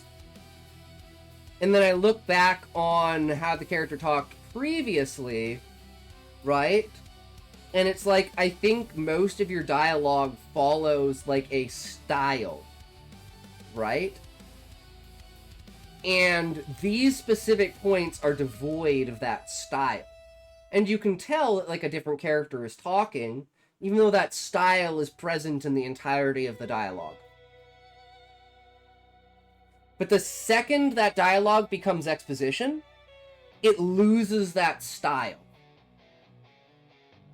Even though, like, you know that, like, this is not how this character would say this or express this. Right? So I think from all of this, the biggest thing is trying to figure out what the difference between the on-point exposition dialogue is and how to modify that. Because, like, this is what I would write as, like, the first version without personality in order to dictate what has to be conveyed during the conversation. Then I look at the details of what are said inside of that, and then I say, okay, based upon this person's personality and how they talk and how they interact with the world, what details would be, like, obfuscated if the person they were talking to knew this exact information, right? Because at a previous point, or at this point, Cole knows that Grayson has done these things, right? So it's the difference between telling the character something, but you're actually just telling the reader something, and this is something that you would assume that the character previously knew. And then that would give you the ability to remove the exact details and give subtle hints towards it to give a direction for the reader to go, without actually ruining all of the mystery around it. Because the same thing with the funeral thing and, like, confirming that she's dead, it's like, it almost ruins that suspense. And we're so early in the story that suspense is, like, what's sustaining the story. Because that's what you want to find out, right? Thanks, Grayson. I appreciate it, Cole said before leaving. What's today? They asked. It's the 1-year anniversary of her accident, Grayson said somberly. Oh, fuck me. I'm gonna head out before I become more of a terrible friend.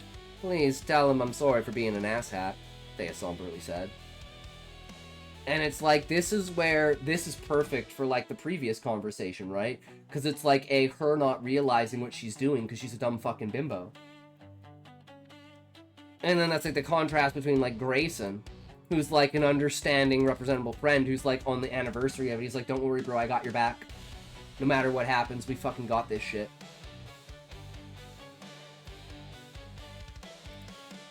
And that's so you can tell that, like, the level and hierarchy of, like, established friendship, right? Which is, like, extremely important, especially for how you portrayed the beginning of the story of, like, Thea's betrayal of Cole and, like, the thing going wrong, right? The job going wrong. And again, like, this is the proof of amazing writing because of how much I can talk about it. Because I can say, oh my god, this is beautiful, and it's, like, in its way of I can understand what you're trying to do, and then I can see the story itself and say, I know what you're trying to do, but you should do this instead. What do you think about that? Right? Slower than that, even. But the ultimate question becomes the validity of the word spoken. Right? And the fact that, like, to me, what is silent is he's sitting there with his notepad going, okay, I got this, how does this relate to what I do? Okay, yeah, I can see why he thinks that with this, how could I change that to make his perspective this? Okay, yeah, I see what he did with, oh, yeah, I see what you did there, okay. Like, literally, that's what, like, I'm thinking in the back of my head, right? That's why I'm trying to give such in-depth analysis for this. Because it's like, it's so good, it just seems that one tiny thing. Like I said, 5 sentences and slightly moved around structure, and this is like holy fuck moment storytelling, right? And again, you can never be perfect with anything. That's why you have to have other people have your eyes on it. And there's also the fact that it could be what sitting there being like, man, this guy doesn't understand anything that I'm trying to say. When is he going to finally understand it, right? And there's like the two dualities of that, right? And you got to find the middle ground of what works for the story that you're trying to tell, right? Because there's a way that the reader interprets the story, and there's the way that the writer wants to tell the story.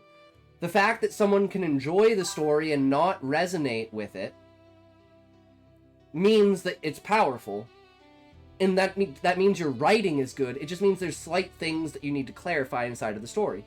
Like with Wombat's poem, where I had the entirely misunderstood everything about it, but it still resonated with me, and I could talk about it forever, and I had this entire structure that I analyzed for it, and every part of it fit into like a theme that I could talk about and put into reality.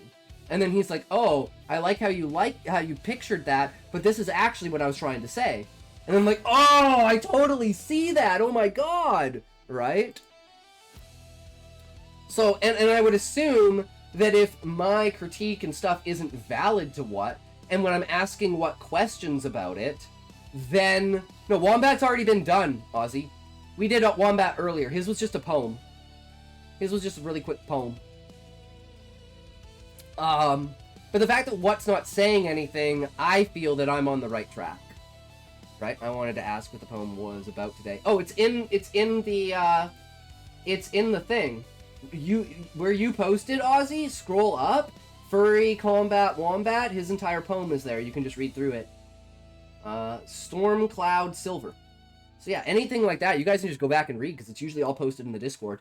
That's why I like the idea of posting in the Discord, so people can go back and analyze it themselves. And then they can give their own individual critique to that person, because their username is there, so they can just DM them. Right? He's like halfway there. Scotty loves thinking ahead when this was meant to be like a prologue chapter, so a lot of things aren't meant to be explained. And that's where it's like I have this whole I can see where you're coming from what, and I like that, but it is just a simple structure order over the words that are being said, right? But again, if I don't understand the characters and how it's all coming together, right, reading the whole thing and then critiquing it might be a better thing. But like I said, I basically flip a coin in my head and I say, okay, am I going to read the whole thing or am I going to think out loud? And I literally flip a coin as to what I'm going to do. And in this case, it just happened to be I'm going to think out loud. Instead of Wombats, where it was I'm going to read the whole thing and then go back. Right? So it's like there's different ways that I do it, and it's literally a coin flip in my head. But depending upon who you are and what type of critique you like, I mean, you can request a certain type, right? And building up the more that I read of your work and the more that you, like, that we have, like, that symbiotic relationship, the more that you can resonate with how the story is supposed to be told, right? And I like to analyze this in the way of letting other people know. If you know that your story is something that is supposed to be an entire mystery, you can say, hey, just read through the whole thing and then critique afterwards. Otherwise, I'm going to spend a lot of time on things that don't matter. Right? And I would assume if I was spending time on things that didn't matter, that was like wasting time, the person I was reading would just say, move on, or something like that, right? Or be like, you're kind of right, but it's also this, right?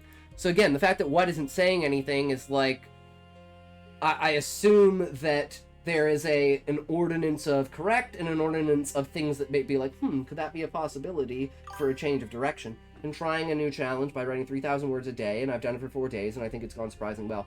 Fuck yeah, Prol. Let's do it. Whatever works for you, my man. Build a better life with Global Cybernetic. The advertisement played. Station 7 is now a 15-minute delay. Wait, what the fuck happened? Wait, what the fuck happened? What's today? Fuck. Oh, ever since Dutch fell in love with the Syndicate, the lower levels of the city have become a complete shit show. Peace that she held quickly evaporated. The scavengers wallow in their own piss as they pick through global cybernetic scraps. The casinos are even more rigid than before. Build a better life with Global Cybernetic, the announcement played. Excuse me. Hello, sir! You're a fraud! Danny Brox! Welcome, welcome! Thank you for the follow! I really appreciate it. How you doing? What you got? Are you a writer? Are you a reader? I hope you are enjoying the stream. Less than 4, less than 3, plus 1. Tis me, Sir Ito. Oh, wait, blessed. Blessed. Blessed. It's blessed, right? Am I correct in assuming that you are blessed?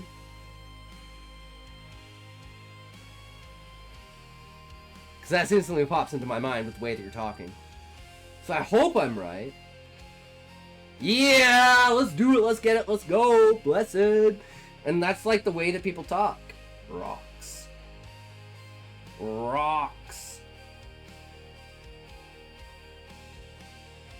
Alright, let's do it.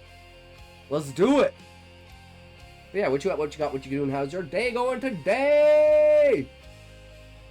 Station 7 is now in a 15-minute delay. Station 2 will depart in 2 minutes. PA system announced. Cole laid his head back as he waited for the hyperrail to take off. Oh, but Tommy doesn't owe her money, he thought. His little big brother, Cole. Why is it that every time we need something vital, he fucks it up? Sarah said, tapping her foot. He has good intentions, Cole grumbled. Excuse me? The woman next to him asked. Sorry, just thinking out loud. I'm just having a long day, Cole said. Stopping at Sarah's station, the PA system announced. So, like, this was like him hallucinating and saying in his head, right? That's my assumption. Are you a writer? Are you a reader? Are you a purveyor of stories? Well, I mean, if it's Blessed, then I've probably said that to Blessed like 8 times because of the different accounts that he has, right? That would be my assumption, right? Aussie. I mean, I do have, like, at some point, it's like, maybe I should just turn that into, like, a soundboard button. The intro and everything, because it's like, I do have a specific thing that I say, right? Same with, like, the outro of the stream, right? It is what it is. But anyway, I'm a retard on the internet who doesn't know anything, so, you know, it is what it is, guys. Okay, trust me at your own volition, right? Stopping at Zero Station, PA system announced. Dutch's place was just as lively as ever. I'm here to see Dutch, Cole said. You're not on the list, the security guard said. I don't have time for your shit. Tell Dutch that Cole is here to see her on half of Tommy, Cole slowly explained. I think you need to leave, pal, the security guard said, standing up. Cole just suddenly left. I need to leave. Okay. I need to fucking leave, Cole yelled as he pulled out his gun, putting it to the guy's head. Easy, Cole. Dutch is willing to see you. Just don't splatter the help's brain across the pavement. It's bad for business, Derek said. Music poured out of the speakers as the DJ layered each song. The club rocked with every boom of the bass, with every step of the dancers. I do love this, where it's like, I ain't fucking around today, bro. I've been in a situation and you ain't dealing with it. Shut the fuck up. You don't know who I am, bitch.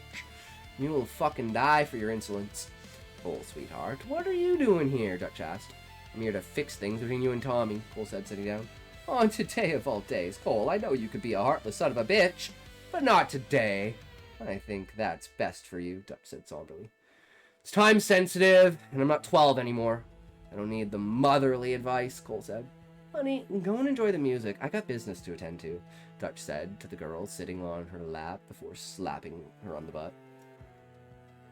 We got a job that requires clearance codes for a hyperrail, Cole explained. Is the syndicate involved? Dutch asked. It's a tower job. Why did you join the syndicate? I know it pissed Tommy off, Cole questioned. Dutch pulled her shirt down, showing the scar on her chest. The old ticker was going out. Syndicate offered me one straight from GC. All maintenance included for my loyalty and dedication. Damn, see, that's the exposition we're talking about. Get into it, kinky. I didn't mean to type that. Sure, Retro, I definitely was thinking it. Well, but we already know, Dutch, because it's like we were talking about selling her a sex slave. So that immediately put an impression about the kind of person that Dutch is. Right? I immediately had, like, the 6-foot dommy mommy goth fucking bi bitch fucking strap-on pegger. Sounds like projection, talks. True, Retro.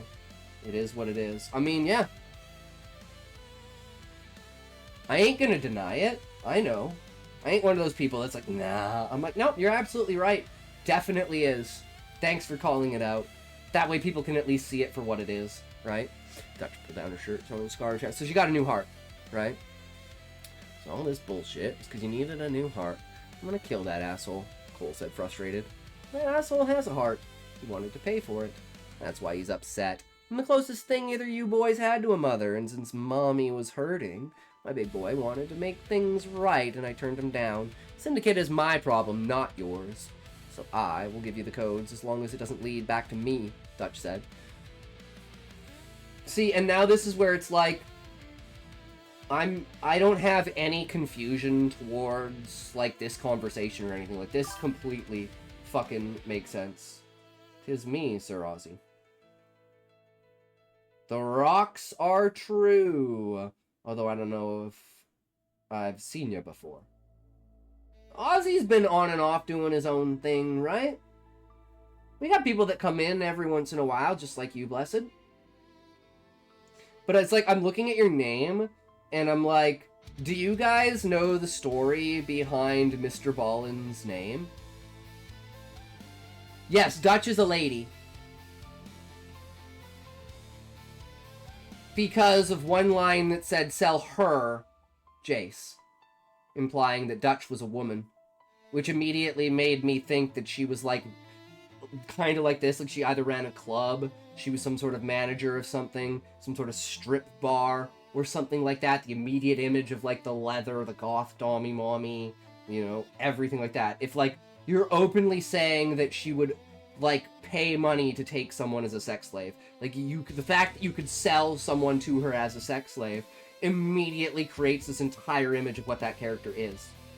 Which is the power of having that read between the lines dialogue, right? Where a simple line like talking about Dutch as she's a high priority person because they need to talk to her to get codes that she would have influence over, to being like, oh, she's this, without ever saying it. And that's the power of fucking what's writing, right? Dutch, why do I picture a big back, thick front lady? Exactly, Ozzy, exactly. Ads! And I know, guys, I'm sorry that it's taking so much time to work on what stuff.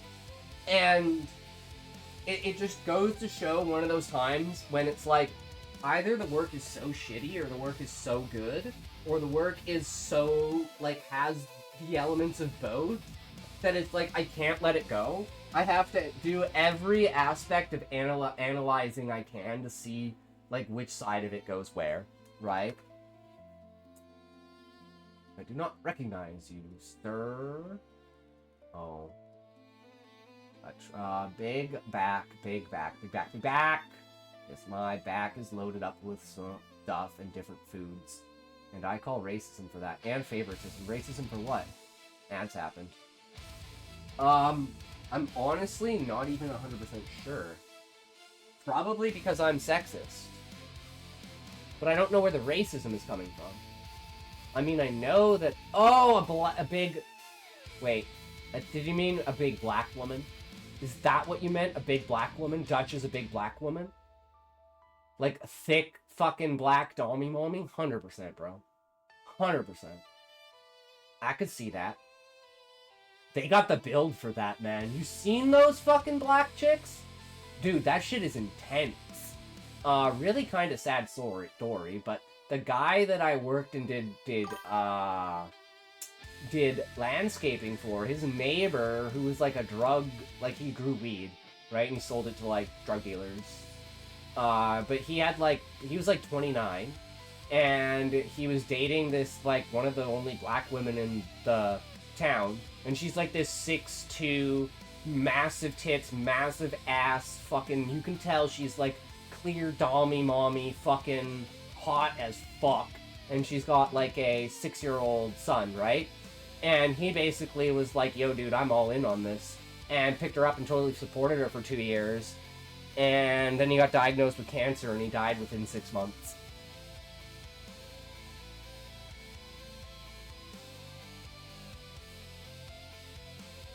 Super fucking unfortunate.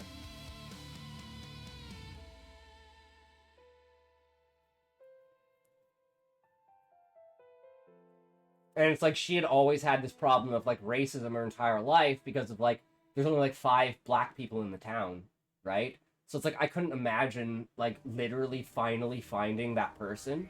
And then God's just like, no, fuck you, I'm gonna kill him. fuck, man. 3, 2, 1, tote!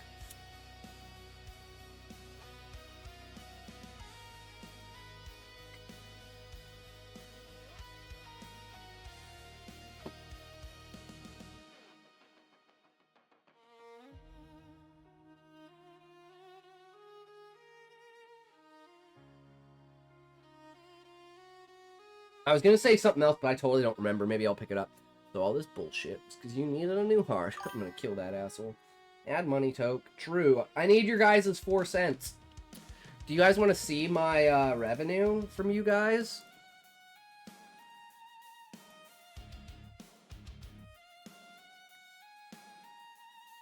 Whoops. No, it's over you, right? No. Earnings. Here it goes. 17, 53, 87, 50, 74, 85, 36, 69! Hey, I made $1 this day! $1.10! And then these are just like subs, right? But yeah, so it's like you're giving me like your 3 cents. Thank you for your 3 cents, guys. I appreciate your 3 cents. But always remember, there are other platforms, so if you don't want to watch the ads, you can go on any of the other platforms. I'll my best. I'll skip going on Q tonight, and we'll call it here. Be around for a future Q. I need to get back to writing. Alright, sounds good, Retro. I know everything takes forever around here. I am really sorry that, like, we're going into the 4-hour mark and I've only read one person's story. And I'm only halfway. Right? But again, I don't ever want to compromise the critique for, like, a time constituent unless it's, like, an abundance of words. Takes place in my favorite place, Middle East. No, but I like your story. Hell yeah. So stop using Google Chrome, Ozzy. Stop talking to me. Fucking Retro. The free world, bitch. I talk to whoever. True, Ozzy. If he doesn't want you to respond, it was like the Jam and Callie thing. Well, if you don't want him to respond, you can block me. He's like, when it still shows up on the stream, well, then I'm going to watch the stream. Fuck you, bitch. Future is about to take place in my favorite place, a hospital. Love it. Oh, Grayson, wipe most of the data. Nothing won't fall back to you. This is a double negative. Cole said, standing up. Nothing will? I don't know if that's intentional. But that's a double negative. He might as well just crossed his fingers there. Cole, one more thing, honey. On your way out, tell Sabrina that she can come back, Dutch said. I'm not your bellboy, Dutch. Have Derek do it, Cole said, irritated. My god, this guy is a fucking asshole! Jesus fucking Christ, this guy is an asshole! Visit your mother. More like, you visit your mother more, you little shit, Dutch yelled as he closed the door. Again, this is like great interaction. It's like, oh my god, I love it. Especially the exposition of being like, yeah, you know, this is the person who raised me kind of idea, right? Immediately throws it all down. We made a few jokes, but that doesn't mean I like you. You're in Happy's camp, and in that camp you shall remain. Wait, Retro, what do you mean by Happy's camp? What's Happy's camp? I'm confused. Oh yeah, see me. Bro, my 50 cal is ready and waiting. Nerf gun. Ozzy, I'm thinking of this like a nigga moment in fucking Boondock Saints. Do we gotta pull up the nigga moment? Right, do we have to make the nigga moment as a fucking, like, redeem? Guys, I'm saying niga, okay? It's Japanese for where at. Back to critique. What has a good story concept here, and I want to see more of it. True. It's on the house. Don't worry about it. Your mom has been under a lot of pressure lately, so forgive her about not reaching out today. Wait. Asshole, visit your mother more. I'm pretty sure you need this, Derek said, handing him a drink. Cole looked at him with a confused look. It's on the house. Don't worry about it. Your mom has been under a lot of pressure lately, so forgive her about not reaching out today, Derek said. Yeah, it is what it is. If I'm not liked, I can't please everyone. That's true, Ozzy. That's absolutely true. And, you know, the entire aspect of this community is to have people that can banter and fuck around and say shit about each other and not have a personal connection to it. Right? And no one ever takes it in the bad way, and we can all just fuck around, right? At least that's the community I want. Like, I want to, you know, No, you Super Kings. See, and you keep saying you Super Kings. I've never heard of that person before, I think, today. And now it's been mentioned 3 times. Now, Retro, I'm going to do an ad hominem to you, where I'm going to say, you keep saying I fucking ignore you, you piece of shit. So why fuck do you keep ignoring me when I keep asking you a question? I asked you a question, now fucking answer it. God damn it. Why are you such a bitch, Retro? All I ever want is a tiny little answer out of you, and all you have to do is ignore me and walk away. And you answer the wrong fucking question. All I asked is a question 22 minutes ago, and you've been on 4 different topics, and now I just need you to answer that question, but I'm not going to repeat it, and you have to figure it out for yourself. Guess Relic learned that from you. You do keep ignoring me.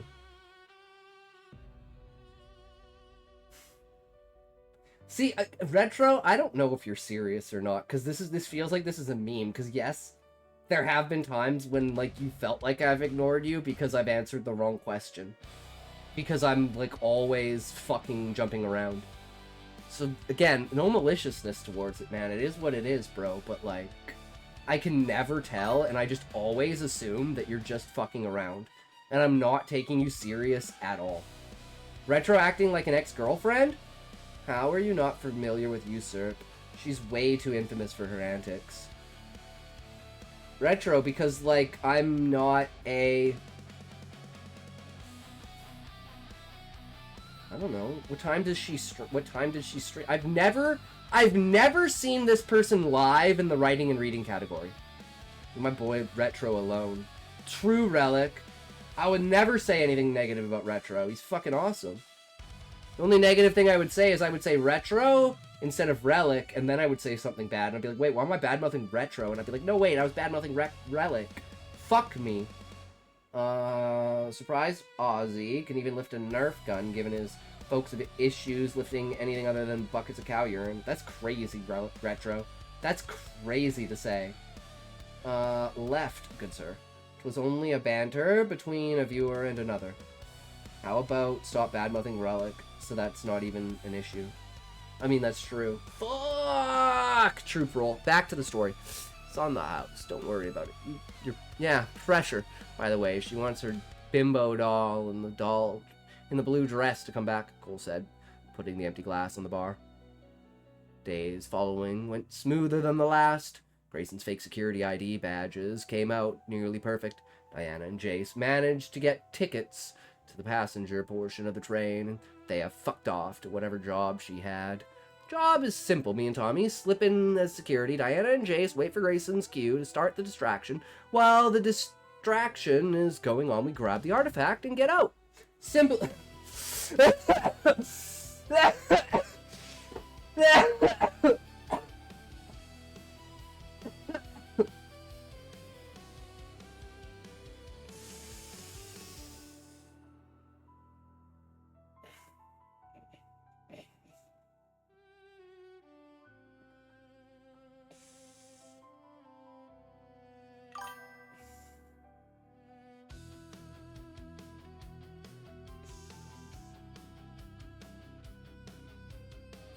Simple as that, right?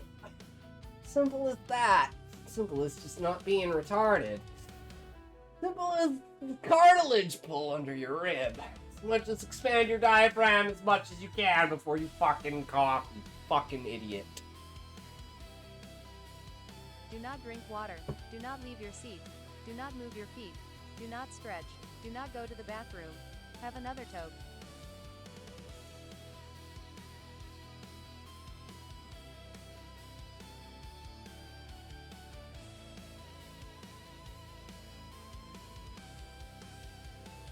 Or you want to... Okay,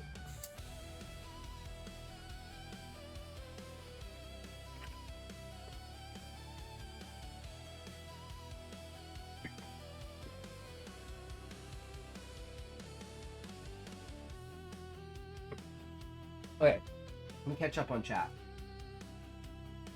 I'm still 4. Prol, Relic, Relic has, okay, Prol, Relic has a 25-minute story time where he's gonna do a thing, so it's okay.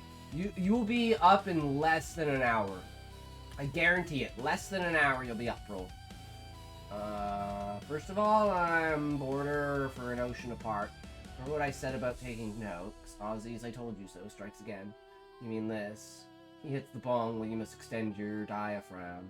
No, I coughed while my diaphragm wasn't expanding, causing the cartilage that's dislodged from my rib to be able to move. If my diaphragm is expanded, it can't move. But then it, like, re-injures it when it moves, like a pulled fucking muscle. And it goes from 0 to 10 instantly and fucking cripples me like someone punched me underneath the fucking rib. And it was all because I choked on my own words because my mouth was dry. And I just wasn't expecting to fucking cough because my throat was dry. I'm very sorry. Hits the bong when you must extend your diaphragm. Asher Roth is lame too. I was more talking to Scotty, not you. And because it's Relic, it actually will be 25 minutes. My apologies, sir. A misunderstanding. Fair was not known who you were addressing. It's true. Nah, you're good, my dude. I just like to fuck with Scotty. True. Everyone should like to fuck with me. That's how it should go. That's the attitude we have towards it, right? Because I love humiliation. You guys don't know how hard my dick gets when Relic calls me worm. I mean, what? Simply, we just blow a hole on the side of the train, Tommy said with a big smile. So at hyperspeed, we jump and become stains on the pavement. Got it, Cole said, frustrated. You really don't watch the news, Grayson. Please explain to the clueless, Tommy said. We don't care. And then you, wait, mods, delete that. I mean, it is what it is. And in you, true Aussie. I mean, there's something always in me, right? It might be me, it might be you, it might be your mom. I mean, what? Last month the train had pressure issue while running, and it immediately stopped. So we blew a big enough hole here and here, there, here and here. It should cause the pressure sensor to go off, Grayson said, pointing to the blueprint. With the train stopped at the focus, we'll be on Jace and Diana, while me and you escape using the service hatch. We change clothes and make the delivery before the police figure out what's missing, Tommy said. This all sounds insane, but if we get the timing down, we should be good. Tommy and I will be light, so we're going. Need silencers, Cole said. This. Don't let Mother see this. I'm a small streamer. I've shown dick before. They ain't gonna ban me for what my viewers say. Small PP energy. No, Retro, I'm not a big enough streamer. They're not gonna pay attention unless, like, I get, like, 400 reports in, like, less than an hour. I'm pretty sure that's what their threshold is. If you get 400 reports within an hour, it flags it. And says, okay, what's going on here? And you get 4,000 within an hour, it just auto-bans you, which is why people get, like, auto-banned into report, which I think is dumb. How can, like, mass reporting someone get them banned? Wouldn't mass reporting just cause someone to look into it and be like, oh, this is a mass report going on. This person didn't do anything wrong. But it's like, if you get, like, 5,000 reports in an hour, it just automatically bans your account.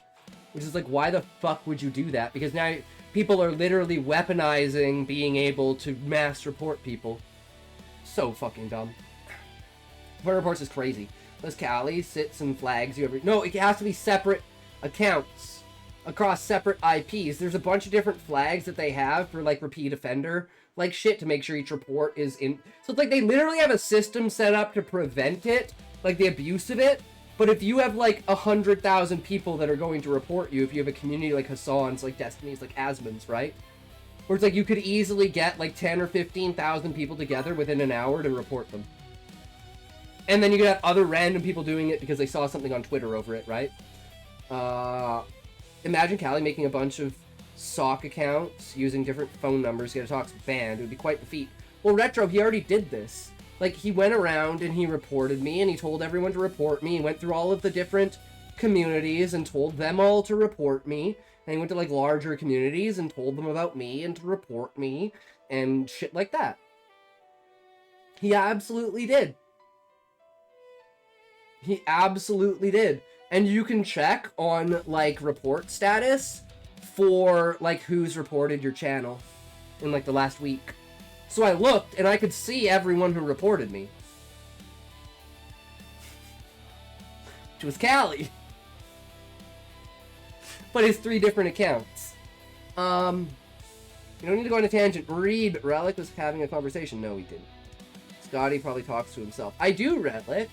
I told you that. Like, I want to record one time of me watching Asmon and me sitting there for an hour talking to myself to show you guys that, like, I don't have to be on stream to be doing this. I just exacerbate it when I am on stream, but it's not that I don't do it. It's like, it's a baseline of doing it, but I'm just turning it up to 10. It's not like I'm inventing an entirely new meta. I'm just taking what I originally do and turning it up to 10. Relic in there for the walls. He doesn't surprise me, to be honest. It is what it is. I don't know. I look forward to working with him again someday. I love his writing. I was willing to put 3... This is the reason, Retro.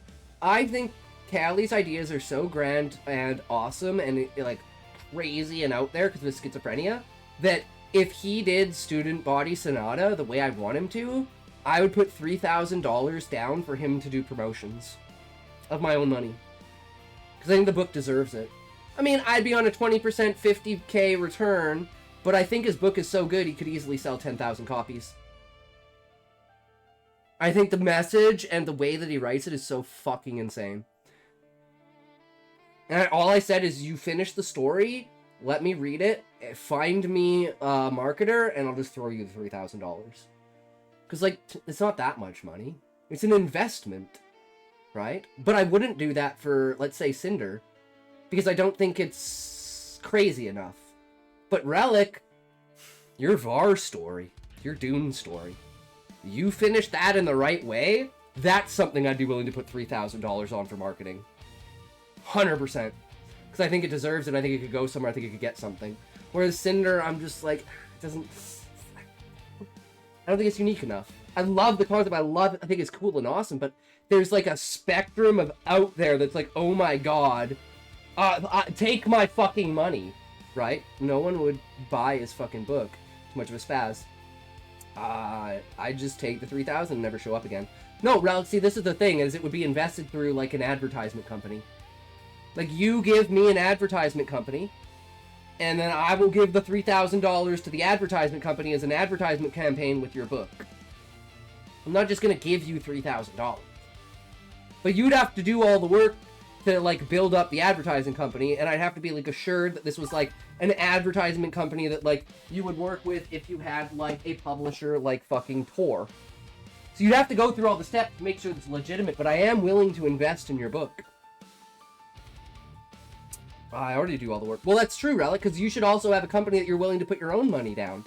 Like, I would assume, Relic, that you would spend at least $200 or $300 on marketing for Cinder. Am I wrong? Or you would want to spend $200 or $300 on marketing for Cinder. Because, like, $200 or $300 on marketing for Cinder is, like, I think that's appropriate. That's a good number. You'd probably sell 40 copies, 50 copies, right? And then you get enough word of mouth, people like it, and over a year, you maybe sell 200. I haven't spent anything on marketing. Exactly. Giving you a company. This isn't Shark Tank. No, I'm just saying, like, Retro. This is like, if you ever wanted me to invest in your book, these are the things that you would have to do for me to be willing to put money down. But I am 100% willing to put money down if I think it's a worthy investment into marketing in your book. That's all I'm saying, right? So, like, if you're willing, like, if you have, like, a marketing campaign that you're doing that you're already putting money into, right? And I'm willing to throw another $3,000 on top of that, right? Over both books, I have 201 units sold. Exactly, right? Like, so imagine what you could do with, like, $200 or $300 of marketing with the right company. Right? I think Cinder is worth that, and you could probably sell, I think, 400 or 500 copies from, like, a $200 to $300 investment. I don't know if that's worth it, because I don't know what the exchange of, like, rate of, like, what you're selling Cinder for and all that is. All I think, like, I look at the math and I say, this is the number I think would produce a positive outcome. Right? I'd love to market my novel, despite its blatant flaws. It's a lot of money to market. It is, Relic. It is. And there are a lot of things that aren't worth doing with it, which is why I think a lot of people just self-promote, right? And that's why it's understandable that, you know, I don't think it's too ridiculous to get to that point for $3,000 if I think it's worth it, right?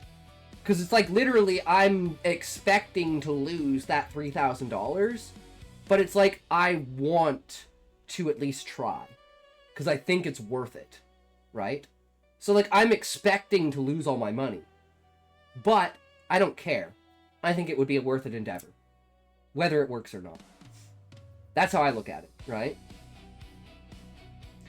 Well, I'm in a unique position where, like, money doesn't really matter to me, right?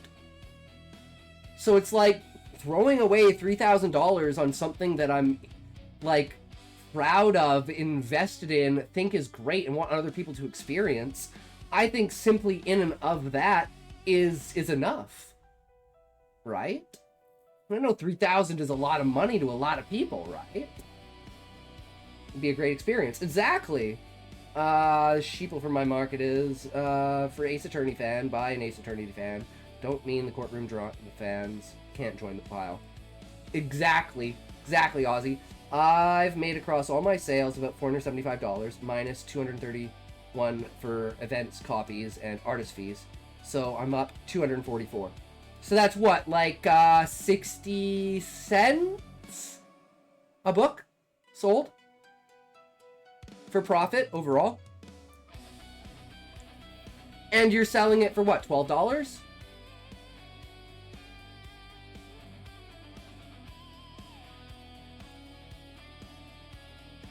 And the more copies you sell, the more that will increase as a average, right? So if you sell, like, let's say another 400 copies, that would be like 80 cents or 90 cents per unit.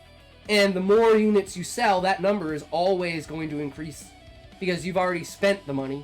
Now you're just expecting the returns. Keep in mind, talks. You don't need to publish. Look at Worm. Wilbo has executives knocking on his door to make Worm into a live action work. If it's cold, I'll read and talk. It'll be read and talked about. If I had copies to sell outright, Cinder would be $20, and 10th Mark is $14.99. You have to remember Amazon and Barnes & Noble take 40% of sales, so I don't make as much if I sold them myself. Yeah. And that's kind of one of the problems with, like, the independent publishing, right? Or self-publishing. People don't think about the back end. Yes, Retro. Yes. It's a markup for a use of service. And Ingram only pays about $2 a sell. Yeah. Which is why, with those things, the actual best way to go is, for instance, to sell at a very low number. There's a stigma for 99 cents because it's AI slop, but I will sell all of my books for between $3 and $4. That's the goal. Like, Donor Girl Evolution would be $3, the Final Fantasy book would be $4. Right? And it's more of an overcome of amount of sales and having people just buy it with question marks just because. Are they dumb, stupid, or dumb, huh? So you tell them 99 cents equals AI slot. No, I'm just saying, like, 99 cents is the cheapest you can sell a book for. So people will put up 10,000 books and sell them all for 99 cents, hoping that at least someone will buy them. So it's like a stigma on the site towards books that are sold for 99 cents. And you can look at the comments of any book that's sold for 99 cents, and that will be like one of the top comments for it. Guarantee you. Even though, like, good luck finding a book that sells for 99 cents that has a comment. Right? Like, if we look at, for instance, do an example on Kindle. No reports. And oh damn, more pages were sold. Let's go. Is there an all-time? Wait, where's all-time?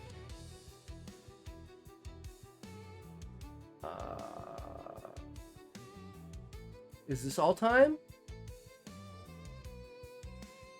Okay, and this is where I can do, like, all-time, right? So we can do, like, lifetime. So I've made $11.74. Mainly from pages read, not from units sold. So units sold...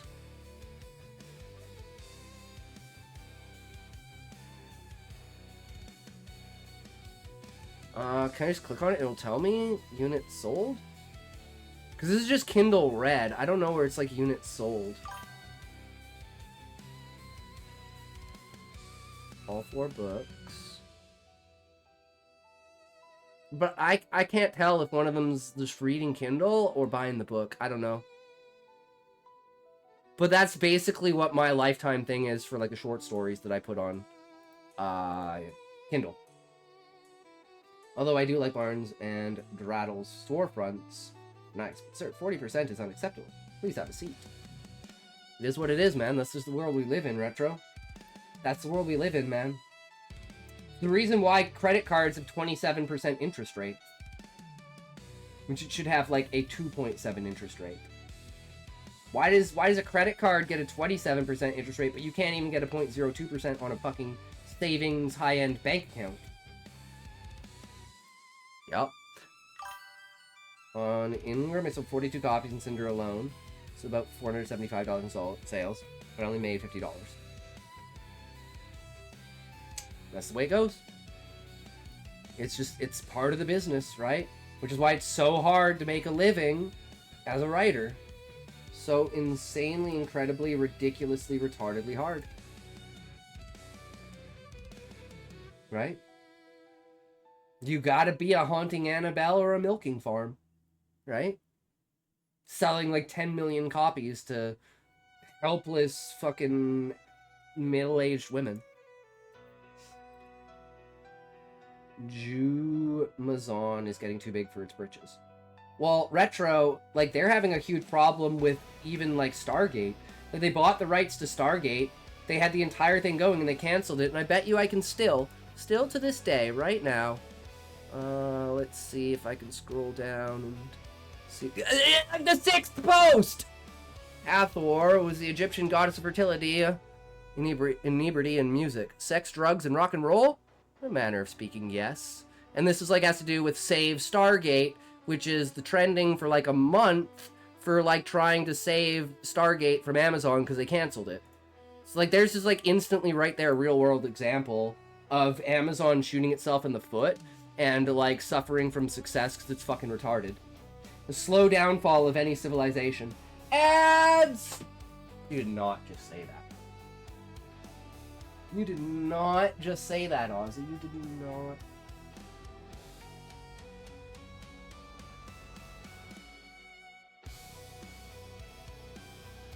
You did not just say what story. Bro! I'm free. Well, good for you. I just mean, Ozzy, like... Wait, what? Like, no way! Everyone's at least heard of Stargate, right? Like, a movie, 15, I guess, 21 seasons of shows, a 30-year legacy. Damn, bro. If you like sci-fi, you are missing out. You should go check out Stargate SG-1, or even the original Stargate movie. We watched the Stargate movie, like, last week. Kurt Russell. Fucking epic. Spawned 10 seasons of one of the greatest sci-fi shows, I think, of all time. Witty, funny, and because the entire thing revolves around ancient history and the idea of, like, the pyramids were landing platforms for alien spacecraft, and then you find the Stargate that was made by ancient humans with it basically takes, like, every conspiracy theory, like, of the past and just, like, makes it into a show. Whereas, like, all the ancient gods are Goa'uld, who are, like, parasites inhabiting human flesh. So, like, if you like history and you like sci-fi, Stargate is the exact place to go, because it's one of the only shows that just straight up combines them. It says, well, let's take history and let's make it, you know, all the conspiracies real, and let's make it into a TV show. My brother, I haven't watched Star Wars with all these Star movies. Cool premise. Ads over. Hell yeah. And sorry, what? I know we're way off premise here, and we're way lagging out. Fuck me, man. 3, 2, 1, toke.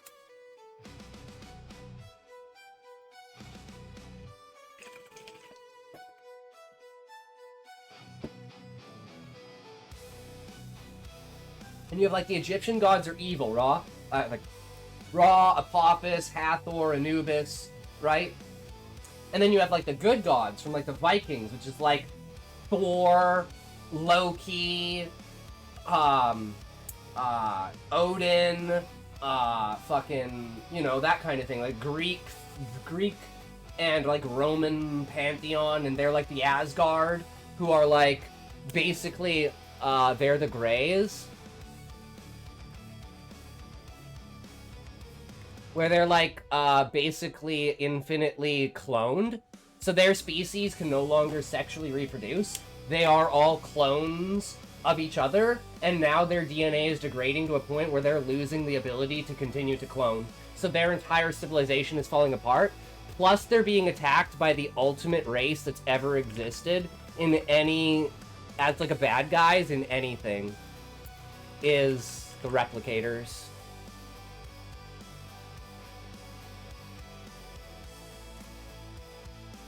Stargate literally is an embodiment of everything that I love about, like, fiction. I'm sorry, I'm tangent. Yo, what's up, boy? What you at? What you doing? What you got? How's it going today? We're almost done. Well, that's settled, Cole said. My system is already set up with the timing specs. Fail-safes in place already, Grayson said. We know the job and our roles. We get one day of prep, and then it's the big show.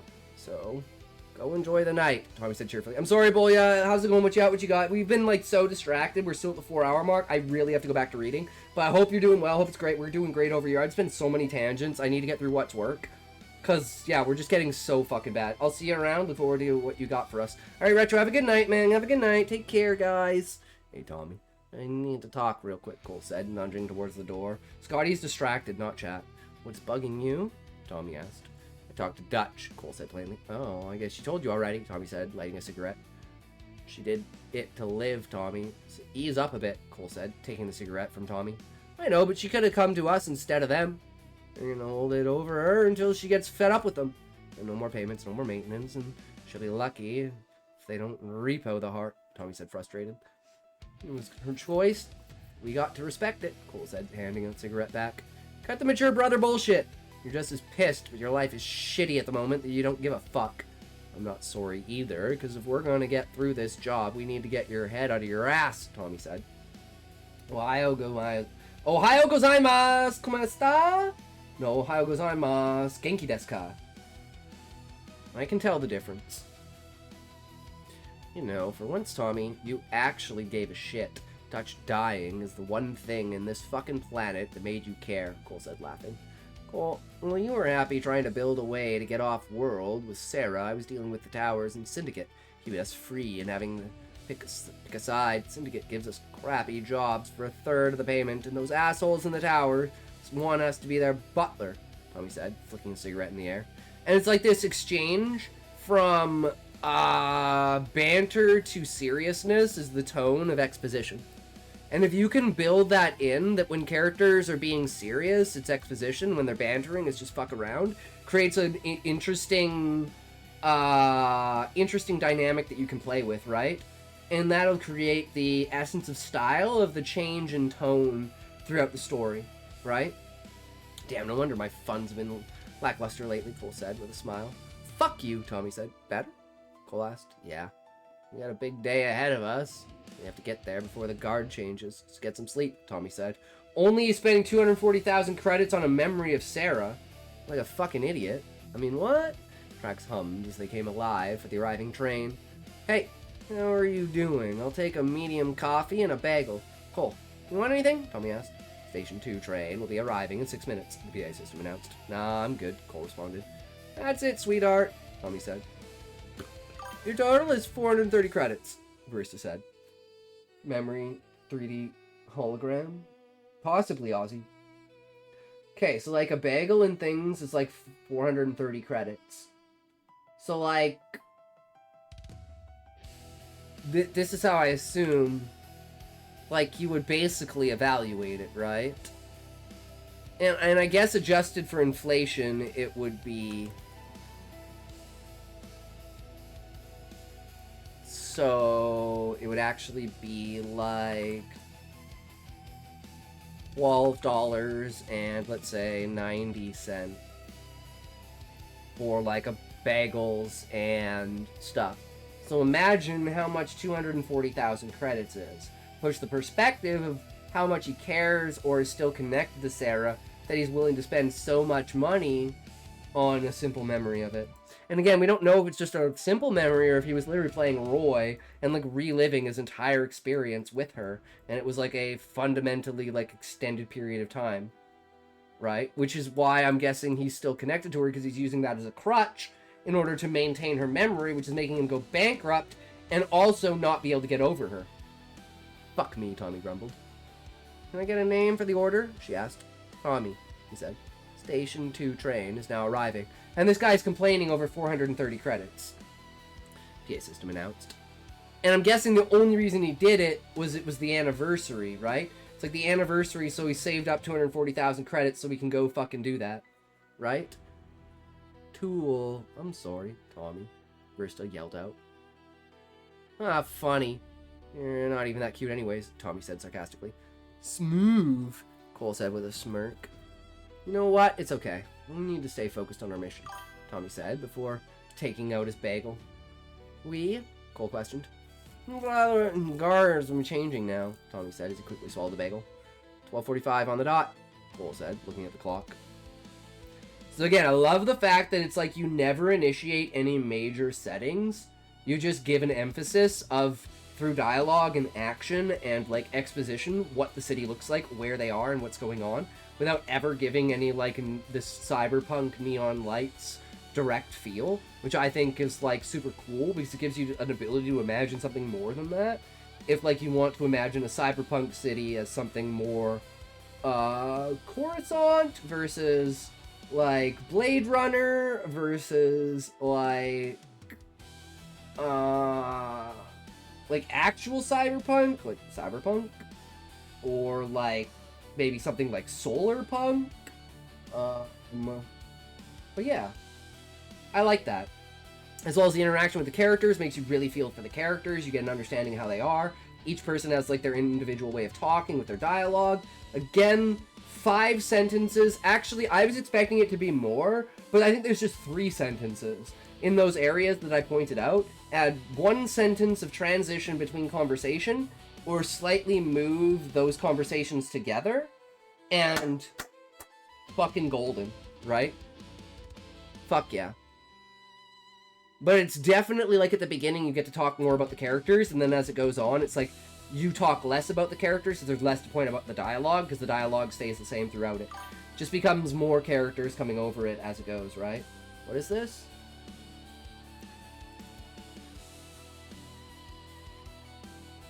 The fuck is... I'm like, that looks like S-Fan, but I don't think that's S-Fan, right? Like, this is just one of those jokes. Like, this is gonna be like a S-Fan meme joke, right? Bot scans your brain and mimic the person you want.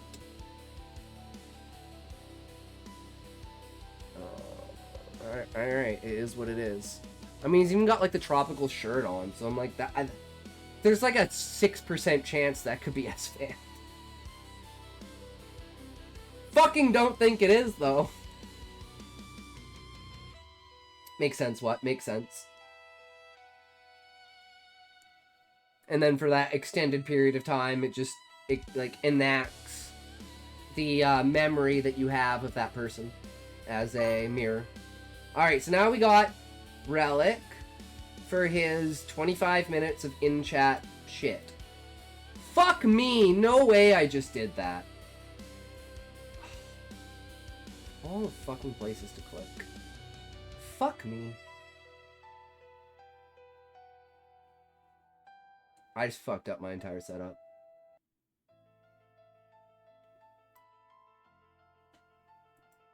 God damn it. Come on.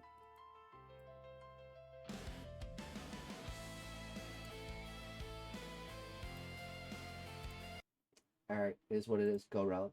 Do your thing. Fuck you, Scotty. True. Hold on, I gotta share it. Okay, so we're also going to do this. These are the different stances of the wolf that could be potentials for Shadow's book. So we got like the full elongated, we got like the hands landing on the ground without the feet, we got the feet almost landing on the ground, we got the feet preparing to jump, we got like a full crouch. We've got like a, I'd call this like a, fuck, what is it? Like when you're stalking something. Pounce. No, this one's like a pounce. This one's like stalking, but it's like there's a different word for it. Like the way that they prowling. This one is prowling, right? You know all about prowling. Oh, I do. It's so good. Because I've like trained to do it myself, right? Because I'm the sub. So like I'm, you have to do that in order to get there, right? Probably finish chapter 1 sometime this weekend, since I'm working on Forgotten Prince most of the time. True. What? I'm just glad. I'm hopeful that there was a good exchange and that gave you some good insight, despite how long it fucking took because I'm a retard. So yeah, this one's like prowling. This one's like, I'd say this is just like, it's like between like a small jump, like an excited, like kind of like, ah! Kind of, right? And then this is like your, kind of like this one, right? But like at the mid pounce, like a different stance of the pounce. Of all of them, I honestly like this one the best.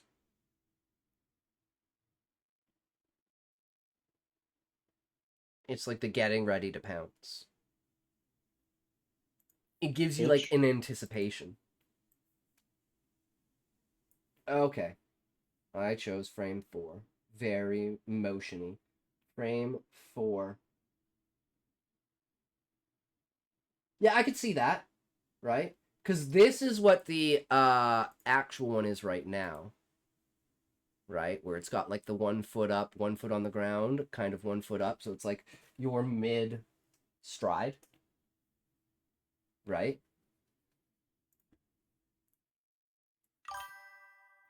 I want to make a cover, but I don't know what to use to make it.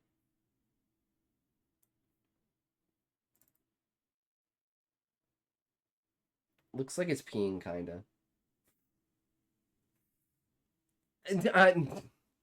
Legit, bro? You don't even know. I was literally just gonna say, fucking use Canva.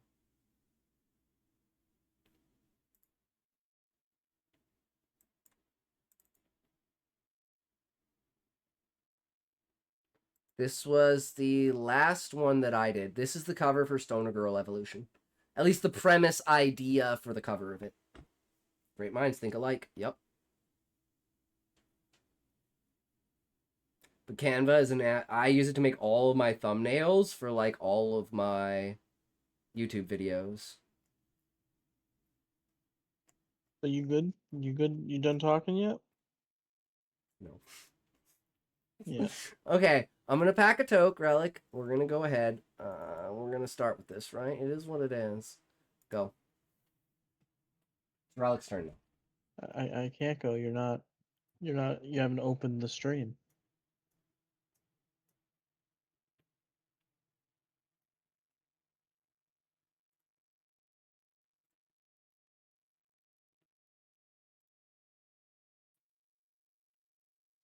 This fucking guy.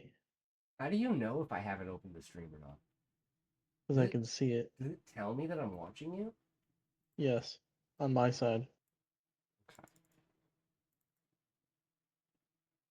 Impact ready? Winter. All right, here we go.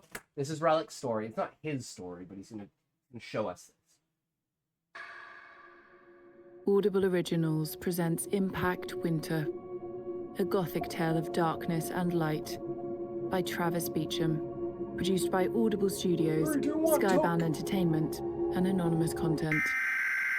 You can hear it, right? This is an emergency broadcast. All programming has been temporarily suspended. Please remain calm. Further information will be provided shortly. This is an emergency message from the Home Office. Early warning systems are tracking the blast front from a catastrophic comet impacting the Pacific Ocean. Severe local effects are expected to reach the UK within the hour. These may include temperatures in excess of 200 degrees centigrade, widespread fires, tsunamis in coastal areas.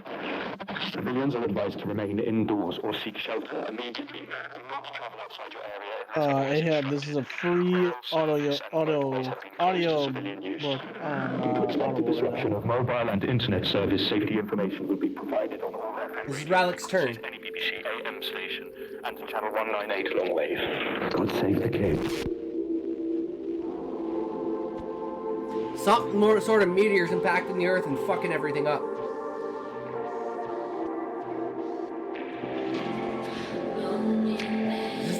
intro song? No, it's a part of the book. I was just making a joke, though. Sounds like an anime, and we immediately move to the intro. I mean, that's like the premise so far. Right? Like, you got me. I'm hooked. That's not funny. Turn that off. Sorry, I was just testing the levels. Is it on? It's on, go ahead. My name is Darcy Dunraven. I'm with Felix Malloy. Current date as of this broadcast is November 15th, 2042. 7 years since the comet hit. Blotting out the sun. We're broadcasting from an old transmitter tower near Dartmoor in County Devon. I'm told our signal's strong enough to cross the channel. That's right. So, if anyone's over there, NATO, the UN, or whoever, we represent a small colony of survivors. Ice Age 2, true Ahab. Let's fucking go. An old air raid shelter. I'm all in. Waiting for the clouds to clear. White There's people? a little over 100 of us. We have so back. bunks, a kitchen, showers. I don't know what your situation is over there. There aren't many people up, left Scotty. over here. Just pockets here and there. And things that used to be people. This is why I want a girl to read my book. No, this is pointless, Felix. We don't know that. This is why I should have been a really think VTuber with everything's tits just and a ticking voice along changer. like normal in France. Maybe closer to normal. Who can say? We haven't heard from a soul over there I in think I'd have like years. 1,000 viewers Exactly, by it now. doesn't really bode well, does it? I hate it out here on the moors. I just have like massive So tits bloody hanging out. exposed. You know, say all the things I say about my sex life. We should go soon. Oh man. Before the weather. I'd have 1,000 In a viewers in minute, like 4 just days. come on back to the mic. I'm fine. You can wrap it up for me. Well, But is that the what I rest isn't want? really my field of expertise, is it? Boring. Come on, stop messing that. about. This was your idea. I want to be I only real came and along to authentic. watch you back. And shouldn't they know? Know what? What I need protecting from. Felix. What? For all we know, those things have overrun the world by now. And what if they haven't? What if someone's out there hearing this right now, ready to send help? They need to know what they're in for, don't they? Another minute, please. Alright. Fine.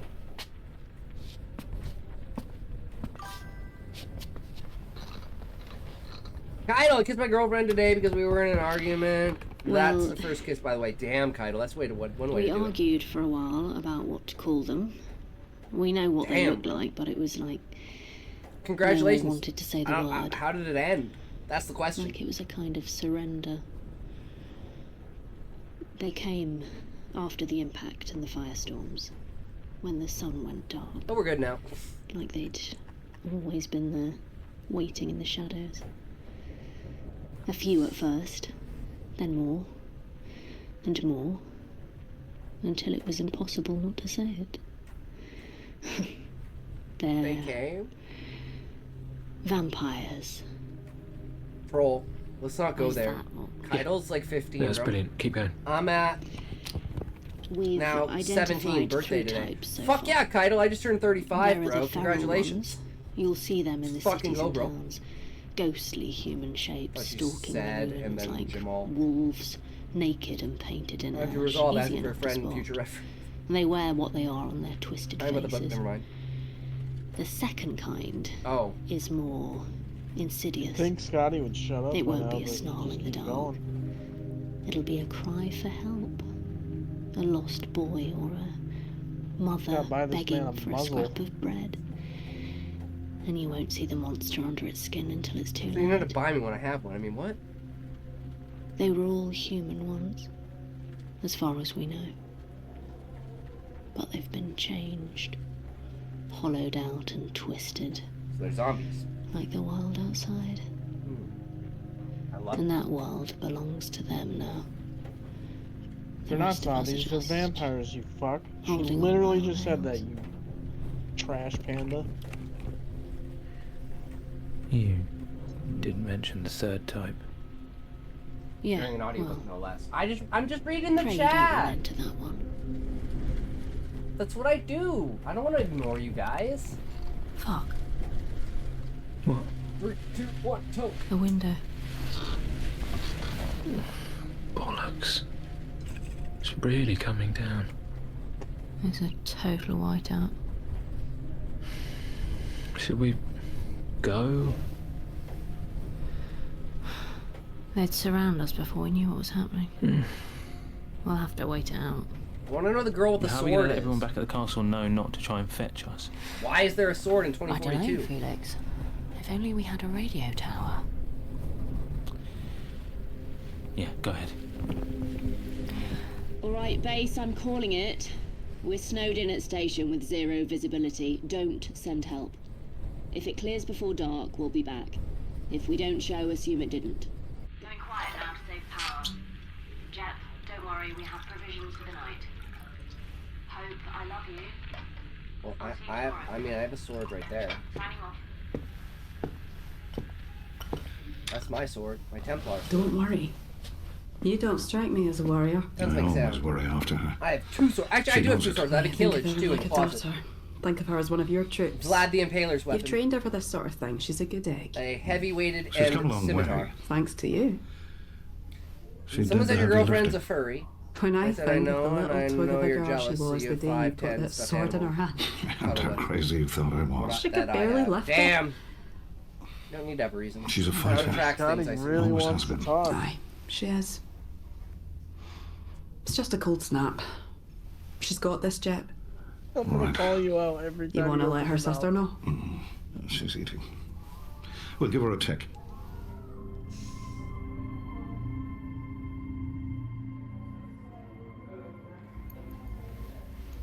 Did you nick it or not? You want me to drag it out here in front of everyone? Who's going to recognise it? Fine. But you'll have Daddy's to like copy a down the bits dog you want that you her have to to get it back train. before she gets back. Your sister's journal. The Holy Grail. I'm such a rubbish sister. You're being dramatic. I'm not. There is a code, Jory, ancient and immutable, and it reads, "They who steal their sister's journal are rubbish sisters." It's not as if she's listing all the lads she diddles herself to. Is she? The fuck? Women are like aliens to you, aren't we? It's Fucking just stuff she's flicking learned the about beam? those What the things. fuck? Stuff that should be public knowledge, Basically, frankly. a character who just I know, me it every just time doesn't she... feel good. Hurry up so I can take it all back.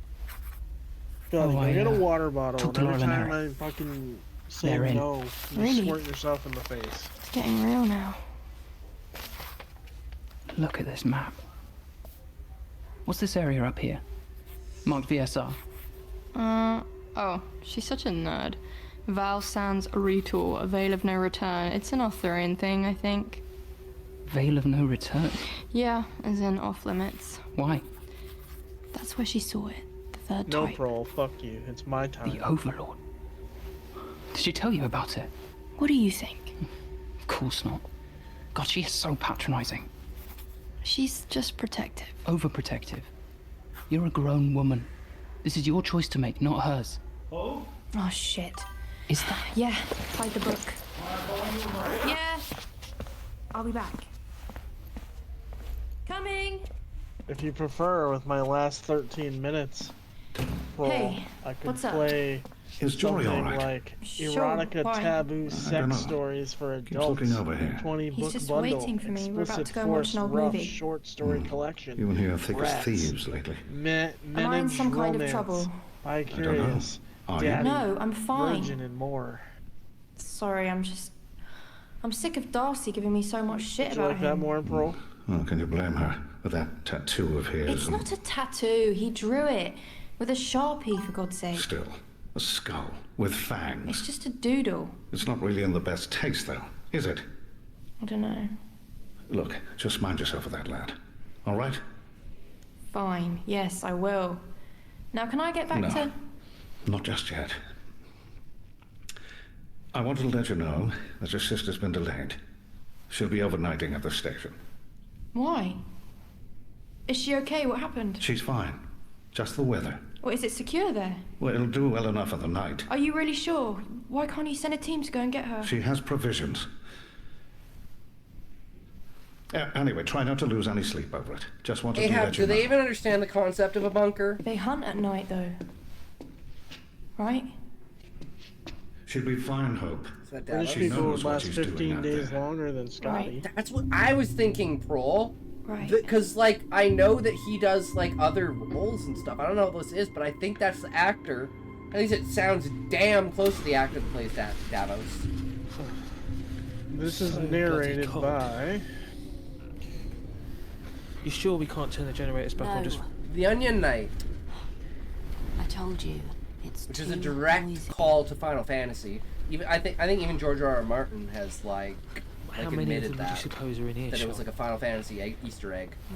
The Onion Knight. The way sound carries over these hills.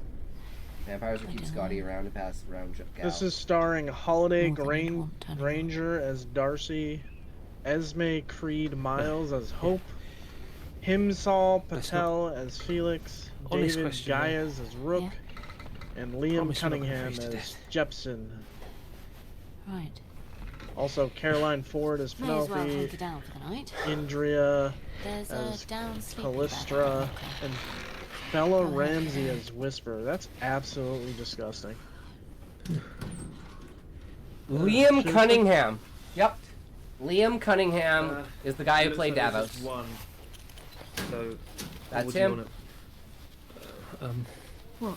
Scotty has a crush on the last one. Why are you taking off your trousers? Bella Ramsey. Ramsey. Come on, then. The woman from Down to thermals. The Last of Us, the live action, the one with the fucked up face. Never seen it. Here, climb in. You've never seen The Last of Us? No. That's the one with that fucked up chick, right? Like the child actor is like a weird face. No, my. You want to pause it? We're in ads. I don't want to know how excited Felix. Fuck them.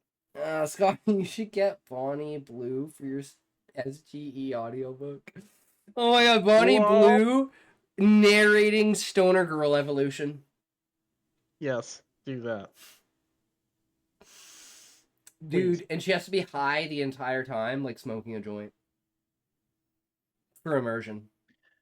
You wanna put your old penis in my pussy? Can I have Maud, by the way? Yeah, sure, if you want Maud Azure, absolutely. Don't give Azar any fucking mod. We He's don't from even know who that TLC. is. What do you mean? It's totally worth it, dude. He's only been following for less than 14 days. He only sent 7 messages, Yeah, but Scotty. This is how... You don't know the TLC Discord. The amount he talks and hangs out here doesn't matter. It's the fact that he's part of TLC. Excuse me. If you don't know the TLC Discord, go check out the TLC Discord. The fuck am I doing? Community roles. Roles manager. Add new. I'm just gonna take away his mod I mean, after stream. That's your prerogative. I mean, I am a super mod. It's true. Right?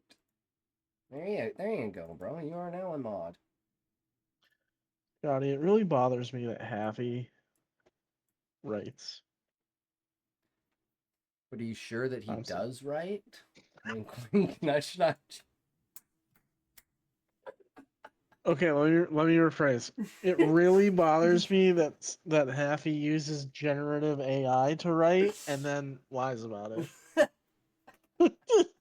Oh god. Junior is about all this. Okay. Fair. 3, 2, 1, tell. Pearl's like same.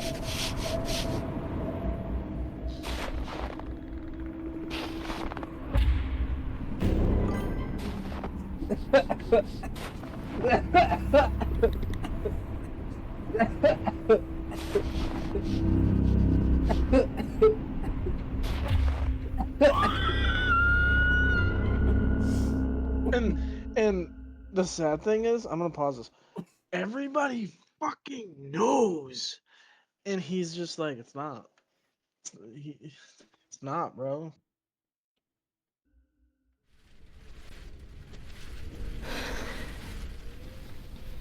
Are you awake? Yeah. What's wrong? I thought I heard something. I don't hear anything. Scotty, must be the wind. We're gonna make Happy leave the stream. Keep it up. Yeah. No, he's already said he's comfortable. Yeah, no, I with have. it. Thank you. Don't mention Oh, well, alright. Fuck him and his AI work. You know what he already said? He said he specifically was doing it to like learn. He wants to go into the military of like his like general like yelling at him, like his like sergeant yelling at him. There aren't a lot of options. I thought that was amazing. She thinks I'm funny. Same thing. Was it in ChatGPT? Give me the best. She's been chatting about Bash lately. Bash? What the hell does Amelia Sylvia have in common with a blonk like Bash? True, She doesn't really want things in common. She wants a big strapping RAF lad who knows how to kill vampires. No, guys, I swear it's not. Killing vampires is easy. I wonder what basic ass fucking prompt he puts in to get what he gets. Yeah. Always got my back. Amelia, what an idiot. Can't be that advanced. Bash isn't funny at all. How about you? What about me? When was the last time you thought about taking a lover? Taking a lover? What are you, a cheeky paper bag? What I love to do is get the prompt and then copy it into Grok and see what Grok did with it. I'm married to the sea, Felix. That's why I literally prompted Grok to be like, hey, write a story about a ruined chapel and a fucking awakening shifter. We never read it, but it's there to read. I hate how much gets put on you. It doesn't get put The on only thing I use AI for Yeah, but it has to be is for something, doesn't literally it? to outline my chapters to make it so it's I find legible my pleasures in the simple on what how moments. to like get from point A to point B. Everything else is I mine, don't know. and I'm very open about that. But Happy out here This be one's like, nice. I wrote this on myself on my grandpappy's farm. You've never once in your My life gone 17-year-old laptop. I was being nice. Oh, God. I use it for editing. I use it for creativity. I use AI wherever it's applicable. I write entire stories from AI to learn from it. I wrote this by candlelight, and then I had to show everybody my candle. I spent 18 hours editing this. Get back. Get away from the window. No. Scotty, no. Well, do you Don't see it? say that. Because he literally said, I spent 18 hours editing this, and then the half of the chapters literally the fucking repeated shit. Jesus. Oh, I didn't mean that to be in the bottom of it. It's like, dude, fucking hell. Just Control Alt, Control C, Control A, Control C, Control V. Stay here. I'll take care of it. During Look it good behind me and stories. keep Looks away like I from made it the here. Oh, you fat lazy man. Bitch, getting right and fat ass. Remember McCarthy was a time traveler only wrote with AI in the future, which is barely different. I'll just... Ahab, that'd be hilarious. Oh my fucking god. I mean, if Happy wanted to be a writer, he could just like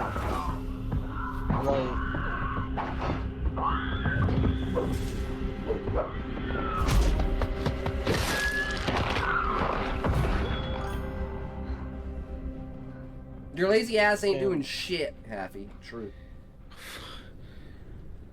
That's right, you tell him. I'm also like open about I haven't written in like a week, Got it. but I have like Just 100 one. ideas that I've created. Guy, I haven't written in like fucking 3 You okay? weeks. All right. Did it hurt you? I'm stuck on chapter 7. I'm fine. And eventually you'll find that piece that fits in, that detail that connects everything. Just let it cook. It was a little girl. Just like before Jesus. I'm getting I'm sorry. Bro. It's fine. I'm guessing they were out killing vampires, and that was that sound effects. I mean, if it's fun for him, that's fine. Yeah, that's another thing I have. Like, if he's enjoying sounds like himself, they're having sex. I have nothing Yeah. against that. He can do whatever he wants, Listen, right? And I'm Mom. still gonna read his work and shit if he pops in, All you right? can want It is is what it is.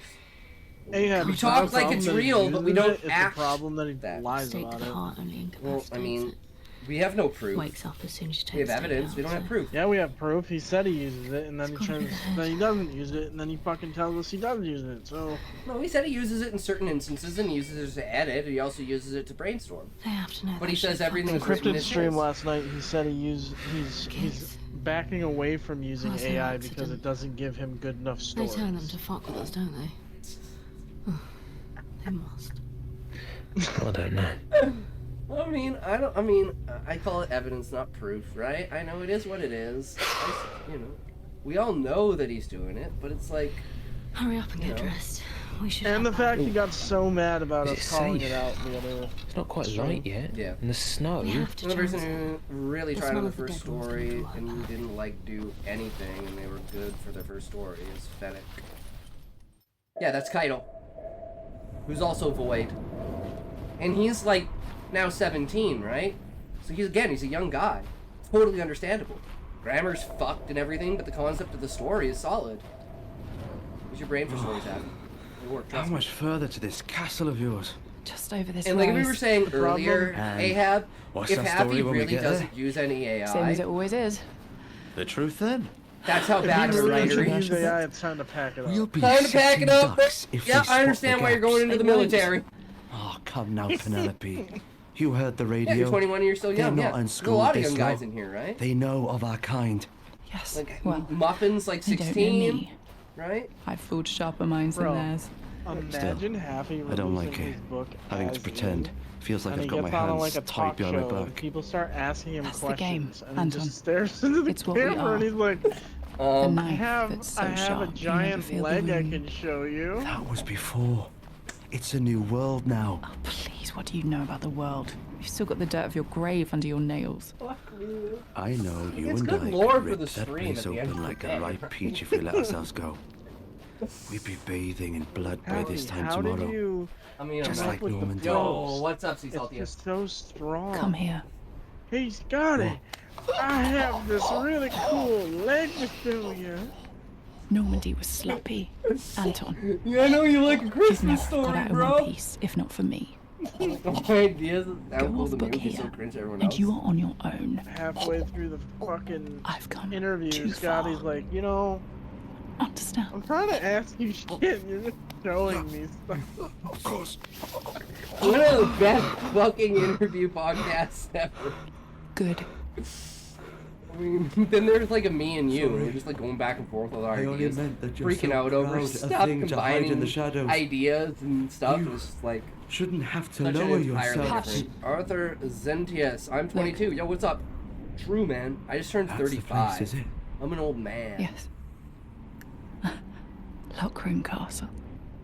Oh man, the last minute and 15 It's a seconds. fortress. Let's get through it, guys. We can do it. I wish you'd tell me what they have in there that you need so badly. Trust me, Anton. Miss Happy. You don't. Just follow my lead and try to keep up. Hello. Who do we have here? Watchtower. We have company. A man and Sleepy, woman on where are foot, you at approaching this from in the your west. age on attendance where you Not are? Darcy and Felix? No, sir. Not yet. Fresh faces. Apparent human. What do you want me to do? Lower the drawbridge, but keep the inner door closed. I'm coming up with a team. Yes, sir. And like the most important thing is being You're gonna young. see right through us, Penelope. They'll see what we tell them to see. Earlier you start, Come on. the better. Oh, thank God. Someone's there after all. Help us, please. Right, like I started writing when I was Come so far. 14. And no matter what creative medium I was using, I was always creating ideas, whether it was film, writing, animation, like tabletop, like D&D. And that We Canadian finished it. on Rumble. Yay. Yay! But Relic, I'm gonna say to this: do you understand why the chat like forces you to talk? Like you totally had that moment where you're like, no, I'm pausing this and I'm fucking making a statement. No, I didn't feel forced. I just wanted to. I know, but like there's that like if you're like trying to make this entertaining for people and you're trying to interact with people, right? It's like, why would you not capitalize on these immaculate moments to do that? Because you're a bitch. No, I always do. That means you're calling yourself a bitch for doing the same thing that I do. Listen, I feel like this needs to be said. Prol, this is how I see chat in a hierarchy. It's me at top because my writing's awesome. True. It's Prole at the next tier. It's Scotty under that, and then it's like just trickled down until fucking what's his face? Happy is at the bottom. I'm glad I get third place. I wasn't expecting that. I don't think Listen. I'm third place. I think I'm like 6th or 7th. I think Ozzy's writing is pretty good, right? I have not heard enough of Ozzy's Well, to. Ozzy is our one that's coming up next, right? That's who's up next. Is Ozzy. I also haven't heard. No, it's enough Prole then of Ozzy. Sorry. Ahab. How the fuck am I under Scotty? That's true, Ahab. Ahab, are you even on this list, or did you get me to use something else? Because I'm pretty sure you've given us ideas, but you haven't given us your work, have you? Whereas, like, this is like Ozzy. Ahab, you can be above Scotty if you make fun of Happy's writing right now. I like that 100%.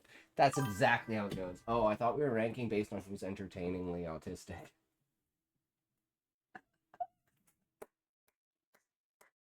That's a great way to turn it around, bro. That's a great way. What about Fennec's new writing that's pretty good? He hasn't presented anything, Keitel. As far as I know, he hasn't.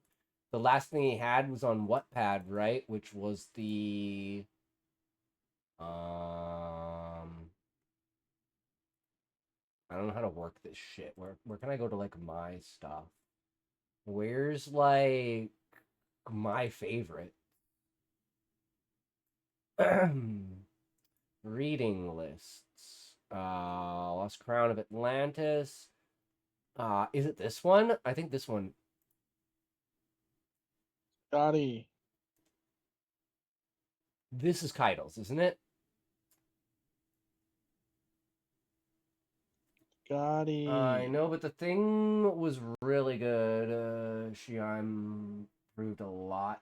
She improved a lot since the first story. I actually tune out when Happy's stories are up because I don't care about furry tales done by ChatGPT, which is totally fair, Ahab. Totally fair. Damn, why you gotta call him out for being a furry too? Cloudysium. You mean Connection Line? Like, the other one was Connection Lines, right? This one, the Sky Keys to the Kingdom. But he's kind of gone. Yes, Relic. You know what bothers me the most about his fucking writing? What? He literally posts chapter 36. And both you, me, chat, everybody is like, there's like, it's just all over the place. Things are repeated. I think you should, start over. Okay, I'll start over. The next fucking day. Scotty, I have chapter 37 for you. Really? How did you write a whole chapter? How did you rewrite 36? I spent 18 hours editing. Okay, let's read it. Oh, it has the same fucking problems. I think you should restart your story. Next day. Maybe Scotty, she did an outline. I have chapter 38 for you. Oh, okay. No, that's Cloudysium's The Lost City of Atlantis is Cloudy. Okay, I don't remember Cloudy. Then which one is Keitel's?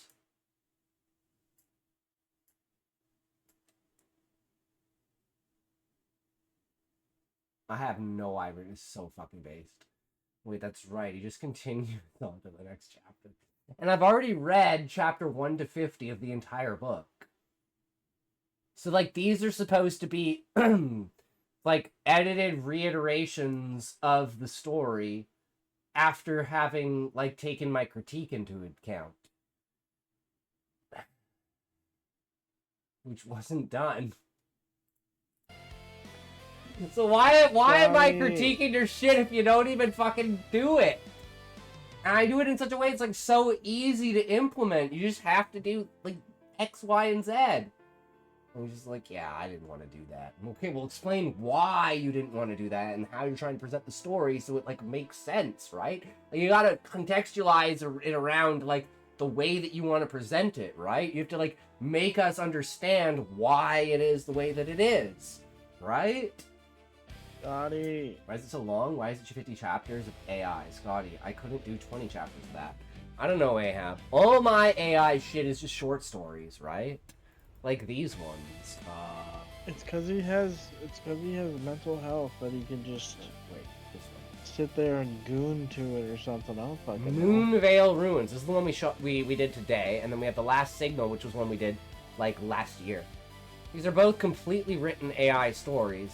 This one has a complete outline, whereas this one just said, give me... Like, this is based off of Happy's. I said, give me a story about, a ruined chapter, a chapel, and a fated meeting, and a guy awakening his shifter. Wolf shifter self. Quicksilver Mastery was Phoenix. Quicksilver Mastery. Okay. Was it... Someone should ask ChatGPT or Grok to make a story about Jer, and his name be like Loki, and it'll be a better story than Happy's. Yes, it is you, Ozzy. Oh wait, no, Pearl's up next, not you. Yeah, we got Pearl. I checked, I thought it was you, Ozzy, but it's actually Pearl. Alright, Pearl, you ready? I don't think anybody's ready for Pearl's story. Pearl's story's good, bro. What do you mean? I know. It's very good. I'm just saying, I don't think anybody's fucking ready for it. Bob time. Yeah, I know, it is kind of a crazy story. It doesn't have its crazy own thing, but I love it. Oh, that's not what I want. Oh my god. Scotty, I have my own website now. You want to take a look at it? Sure. How much do you pay a month for that shit? It's free, bitch. You got one that's free? Usually they cost money per month. Oh, that's what happens when you're fucking gay like you. Oh, well, I mean, I'm not gay, I'm bi, but it is what it is, right? Look at that shit. I just sent it to you in the DMs. Look at that shit.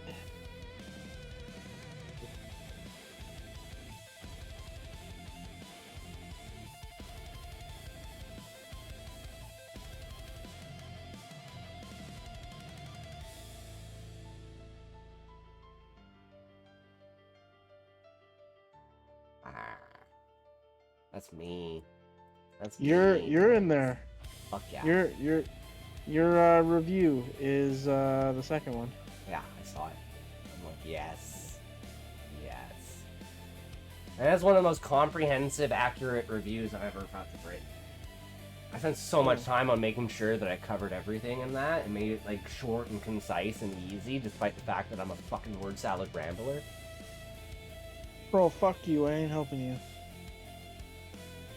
How did you get a website for free? Yeah, where did you get that? Like, if you can get a website for free, Relic, I want to know how you did that. Because usually you have to pay like $1 a month or $2 a month for it. It's fucking annoying. Just go... Instead of... bubble-looking front page.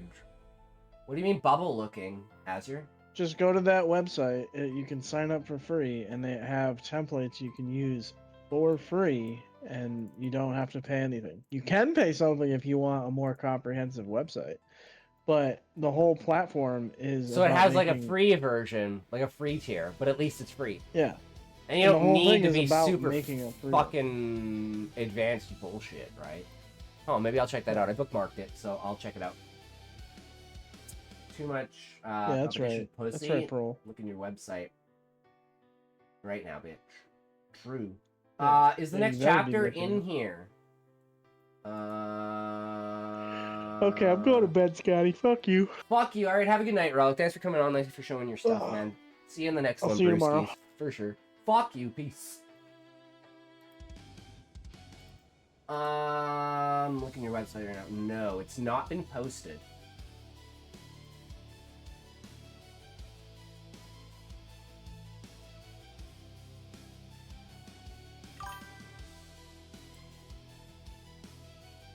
Yeah, I'm like, oh, I'm retarded, because you're on a completely different structure than everyone else, because your stuff is not publicly posted in the Discord, so I have like an entire separate mechanism in order to bring up your work, which I totally forgot about. The fuck is this? Why can't I see anything? There we go.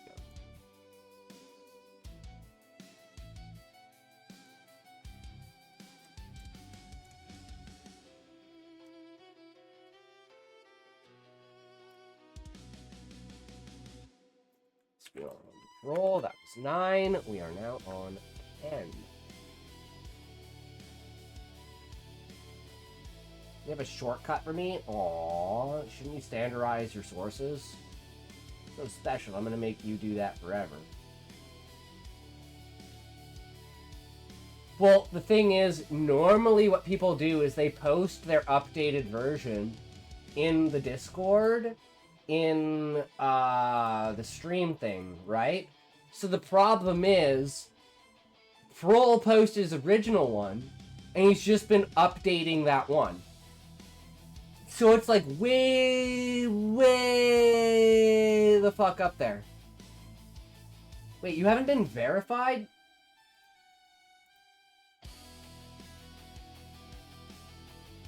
What do you mean you haven't been verified? Well, I'm verifying you right now. I don't even know if I can bring you up because you have the stupid symbol for your thing, so I don't even know if I put in your name, if it will come up. No, it doesn't. It doesn't even show you as a member of the community because I don't know what your alternative thing is. It is... I'd have to literally go directly to your account and your profile. Wait, no, it is Prol. So why isn't Prol showing up when I search Prol in member?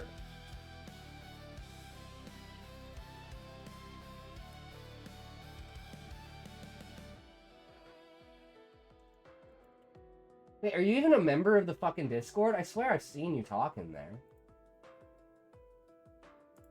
It's literally says you're not even a member of the Discord.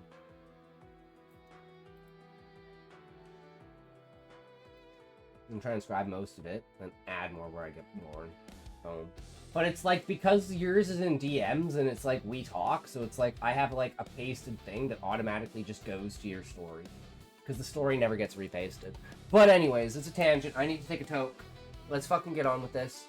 Prol's story at this point is like a cultist who can live people's lives and change the past. And now there's like an officer of the law who can now see ghosts.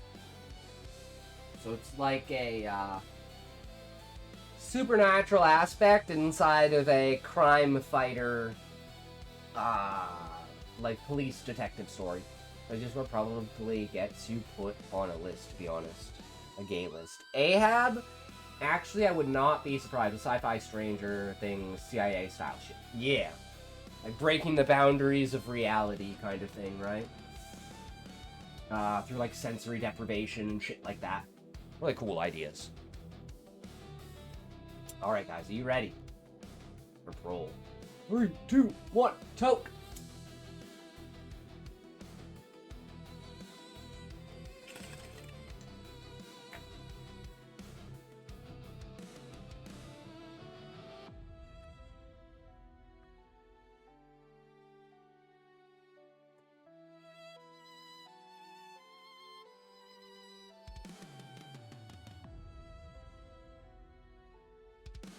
Okay, chapter 10.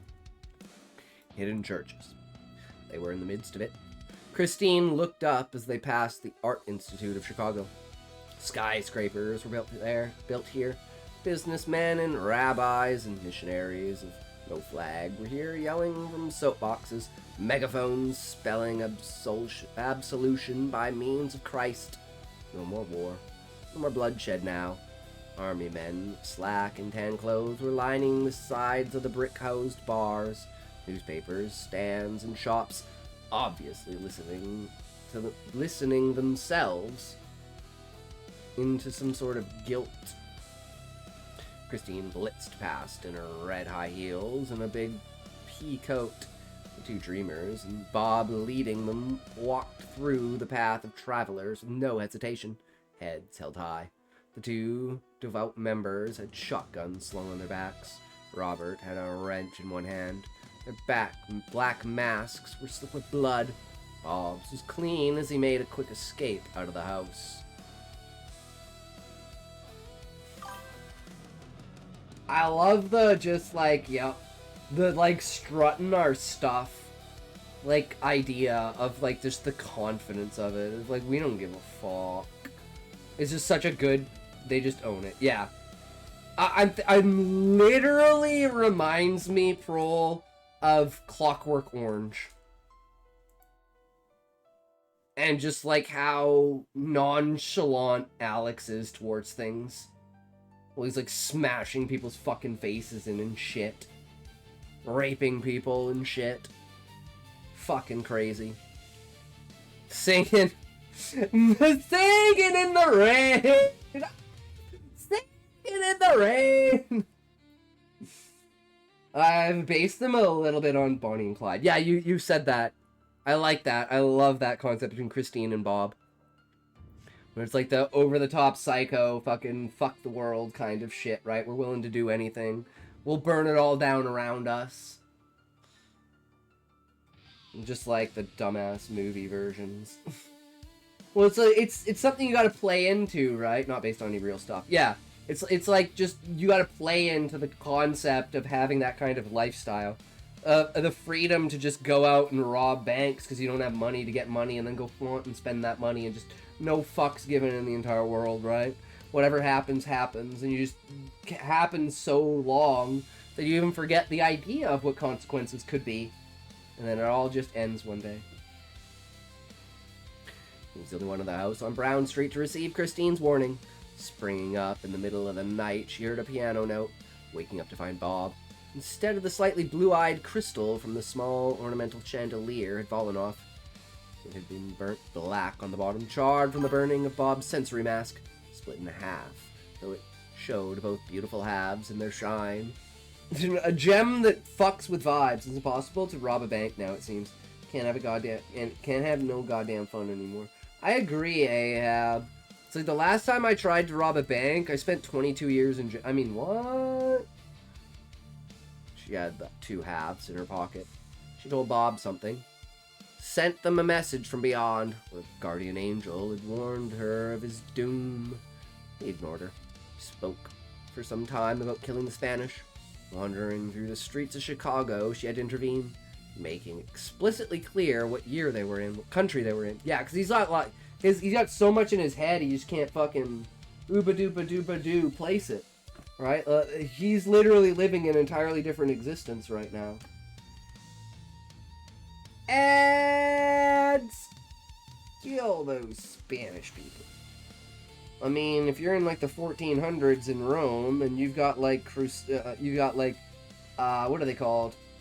Fucking like conquistadors and fucking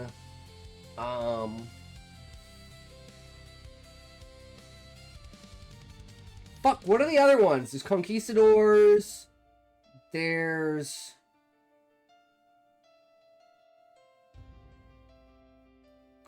like 4 or 5 different fucking levels to like the Spanish army, right?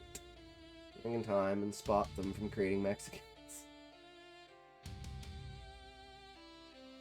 I mean, you might be onto something, Ahab. I don't think it's the direction for Mexicans, but I could think of a couple of other groups to do it too. I think Mexicans are cool. Norse mythology mentioned. Through Yggdrasil, the World Tree. The basis of all life and consciousness. Reality and existence. Bob. Yeah, you don't live in California. Hey man, I used to live in Vancouver, right? You could say it about Indians, even though we all know the Asian population is huge, but never had a problem with Asians. Just like your story, Scotty. I want that shit in a manga stat. I mean, it is what it is, Ozzy. That would be the ultimate thing, like I said. Like, if it was an anime, a game, or anything, like a Final Fantasy book, if I could send it to fucking... Like, I guess, really, you send it to Square Enix, right? They say they officialize it, and they make it the first Final Fantasy anime. And you have the Crystalline Tree, which is basically, like, yes, it is a, an egg, like an Easter egg towards Yggdrasil. right? Because it's the basis of consciousness. Only if you had consciousness to form yourself, you could form yourself into anything. But the fact that Yggdrasil is a void of consciousness at its premium start is where the importance of like the fractal concept of like physics comes into play, and it's like a natural creation through the manifestation of consciousness without a consciousness to direct its form.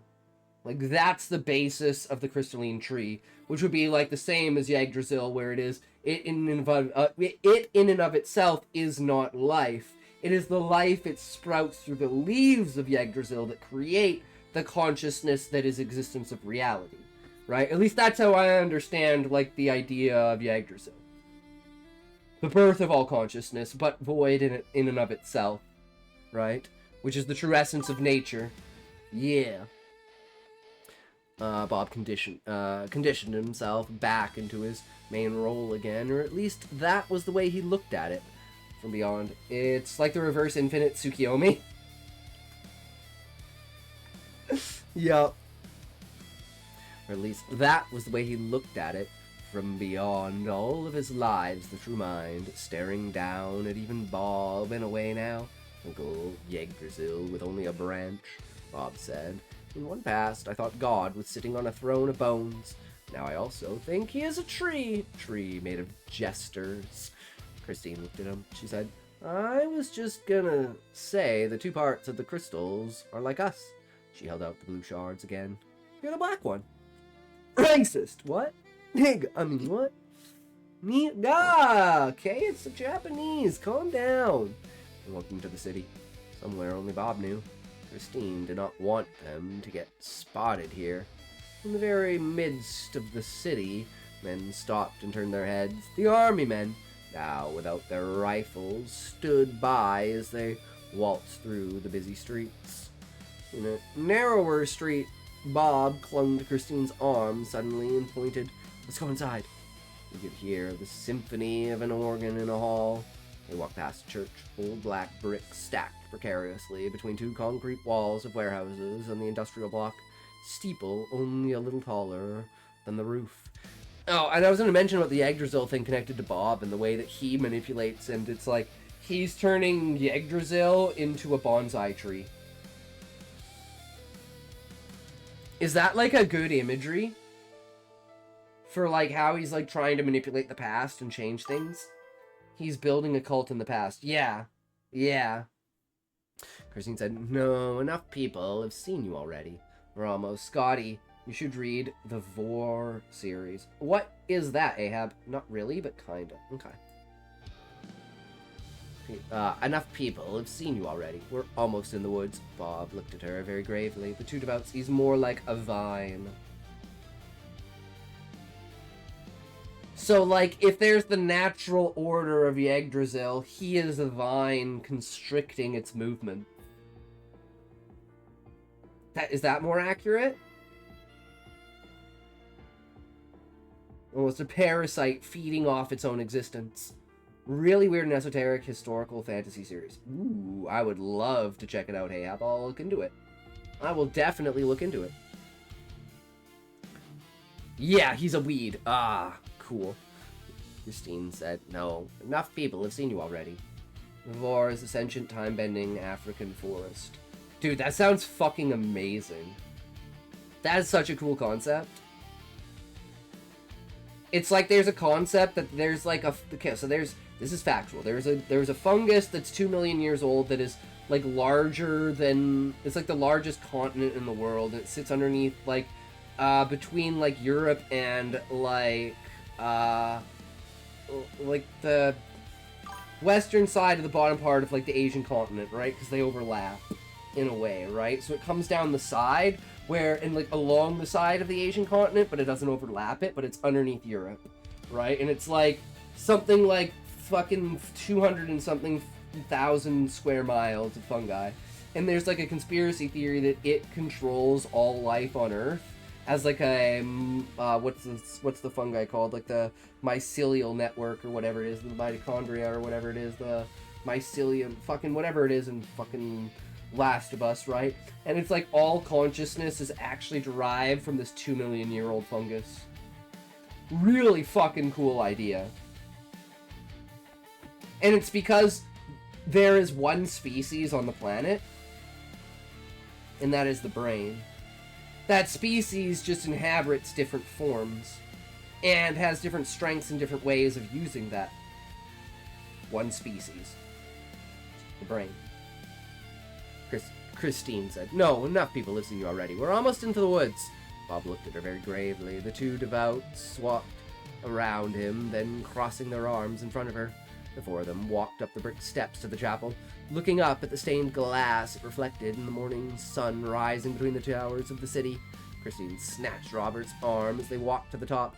Robert turned, yanking his wrist away, pointed at her. "Watch yourself." Christine said, "Take the mask off." The three men sighed, taking the sensory mask off by reaching down inside the collar of their shirts. Bob hesitated as he lifted his own off, eyes shut tight.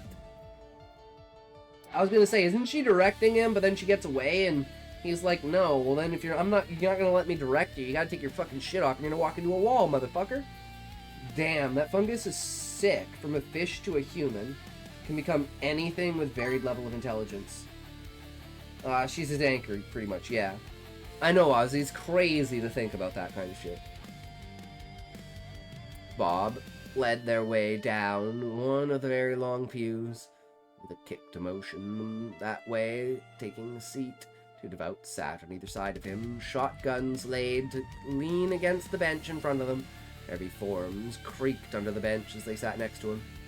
Bob's blue eyes stayed urgently closed. His thin blonde hair was in a wispy, fuzzy mess without the mask. The warmth of the sun peeked in, reminding him of the welcoming swaddle of the desert. Christine watched the people in the noon congregation. It was early Friday. People with bags of pizzas, pizza puff, and empty coffee cups, minding their own business and sanctity. Luckily, she tapped her foot impatiently, not raising her head. Bob did not open his eyes the entire time, but somehow, beyond all odds, seemed at peace. He stood up, raising his gloved hands in the air. A beam of light slowly passed through the crowd. As the sun greeted him, he raised his fingers, cupping around the warmth. He then turned to leave. Outside, now on the sidewalk, he unbuckled the sensory mask from his black leather belt, stuffing the sensory mask down over his head, and walked to the one of the devouts. Without a word, he rifled through the follower's jacket pocket, wrenching out a cigarette box and stuffing a cigarette in his mouth. He yelled, "Can't think." He's got to get a little bit of, I want to call it like fairy dust, but, a little bit of motivation, if you know what I mean. Right? A little kicker to the brain. Something extra to stimulate you, right? Went to Christine, reached into her purse and pulled the wrench from her purse, ran away, cleaving the side of a red magazine box, leaving the small dent. Bob kept walking, threw the cigarette down frustratedly, and then continued into the city. Some hard drugs, something like that. Well, I mean, they got their cigarettes mixed with some shit, right? That's what I'm assuming. Oh shit, we got a flashback. So Bob's like, "Give me this shit, I'm out of here. Fuck this. Boom! Bitch, come and get me." And he didn't even get a chance to, smoke it. He was just, bluffing, right? He's just distracting. And he's like, fuck you! Is that what I'm doing, bitch? Fuck! 10 years ago. In the 60s, Robert was in a scramble of the school board and YMCA. There was no dormitories. A local landlady posted on the bulletin board a spot for 4 students.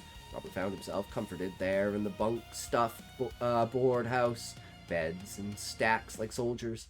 And although he found it similar to the image of living like a soldier, he'd never known. Young enough to avoid the draft, luckily. Oh, that would be the draft for, Wait, if this is the 60s, when did the Korean War start? Is this Vietnam or is this Korea? Vietnam, okay. His assigned number was 236. 63, okay. He sat at the start of the year in front of the... He sat at the start of the year in front of the TV, and when Trippy Dick did not call, he breathed Okay. He sat at the start of the year in front of the TV. So it's dictating like he moved his direction at some point in time due to a reason. And when Tricky Dick did not call his assigned number and not his. So his assigned number was 237, so it didn't call his. Breathed a sigh of relief, because something about calling that number is, like, detrimental. Or important in a way, right? Like, maybe he's fucked up where it's supposed to be good, but he thinks it's bad. In front of the TV, and when Tricky Dick did not call his, breathed a sigh of relief. His parents, on the other hand, fought hard to find him an affordable job. That is to continue to amplify their affluence. So, like, I'm guessing the connection to that is, like, you get called up and it's, like, a government-imposed job because, like, you have to be at a certain point because they had to fill things because they were drafting and sending everyone away for the war. So they needed a way to be able to fill jobs for infrastructure reasons and stuff like that were outside of the military. And it was, like, a lottery system, right? His father, Mason Grimland. They were rich and had nothing to do with him.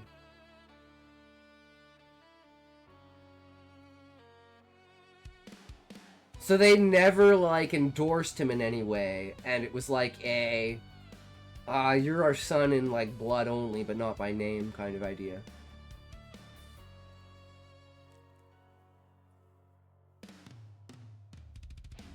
So it's like kind of a family dynamic, right? Of, like, if you can't even... This is Bob's parents. Yeah, so I assume they're dicks. And assholes and abusive and cause him to, like, have a certain view of the world in a way, right? Like, there's an overall... They're stonemasons. Oh, so, like, trying to raise him with, like, the unyielding idea of, like, hey, you have to live like this, you have to be like this, this is the way the world is, this is the way the, you know, regular people act, we're above and beyond that, you need to be able to become, you know, more, I don't want to say it, but it's, you know, Goyim. It's Goyim, basically, in reference to the Jews. Because not all Masons are Jews, right? So it's like, it is what it is, not all Goyim are Goyim, right? Mason Grimaldi, like a natural of all things, his hands in bottling companies after the boom of plastic goods. 7-Up supplemented his first bat at retirement. A few lawsuits and a few chemical parents. Later, the money kept rolling from there. So he found a wife and started a family before the epoch of the second working age of his life. Okay. Patents. Okay.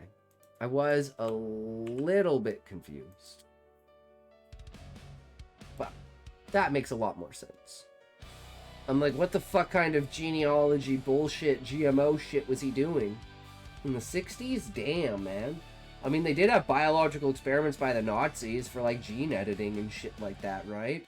And, like, trying to, like, you know, splice species together and shit like that.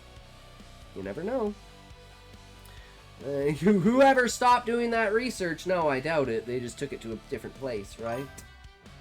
Xerox, Park mentioned. First consumer-friendly computer. Oh. Cool, 1960s. See, and this is where you can see... This is early stage, yeah. This is where you can see the research inside of the writing if you know the topic.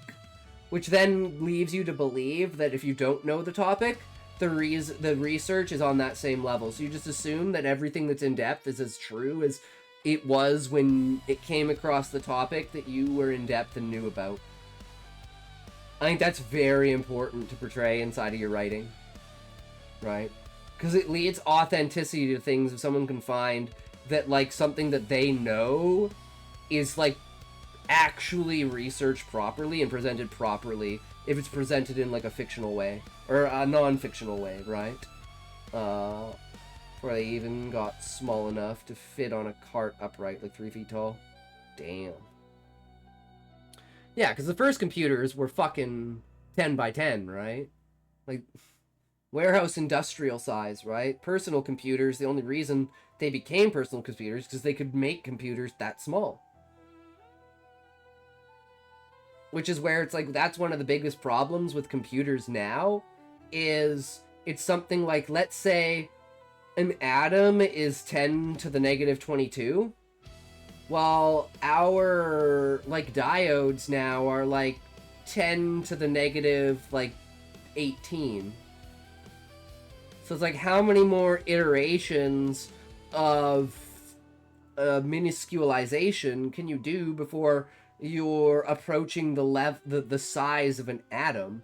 And if you're trying to make a computer part that in and of itself, all of its attributed components and pieces are the size of a single atom, well, that's not physically possible. Right? So there is like an upper limit to what computers can actually be when it's like it has just enough molecules where it's literally down to, like, if it had one less atom, it literally couldn't physically exist. Right? And that's why quantum computers are so important, because all you need are 2 atoms.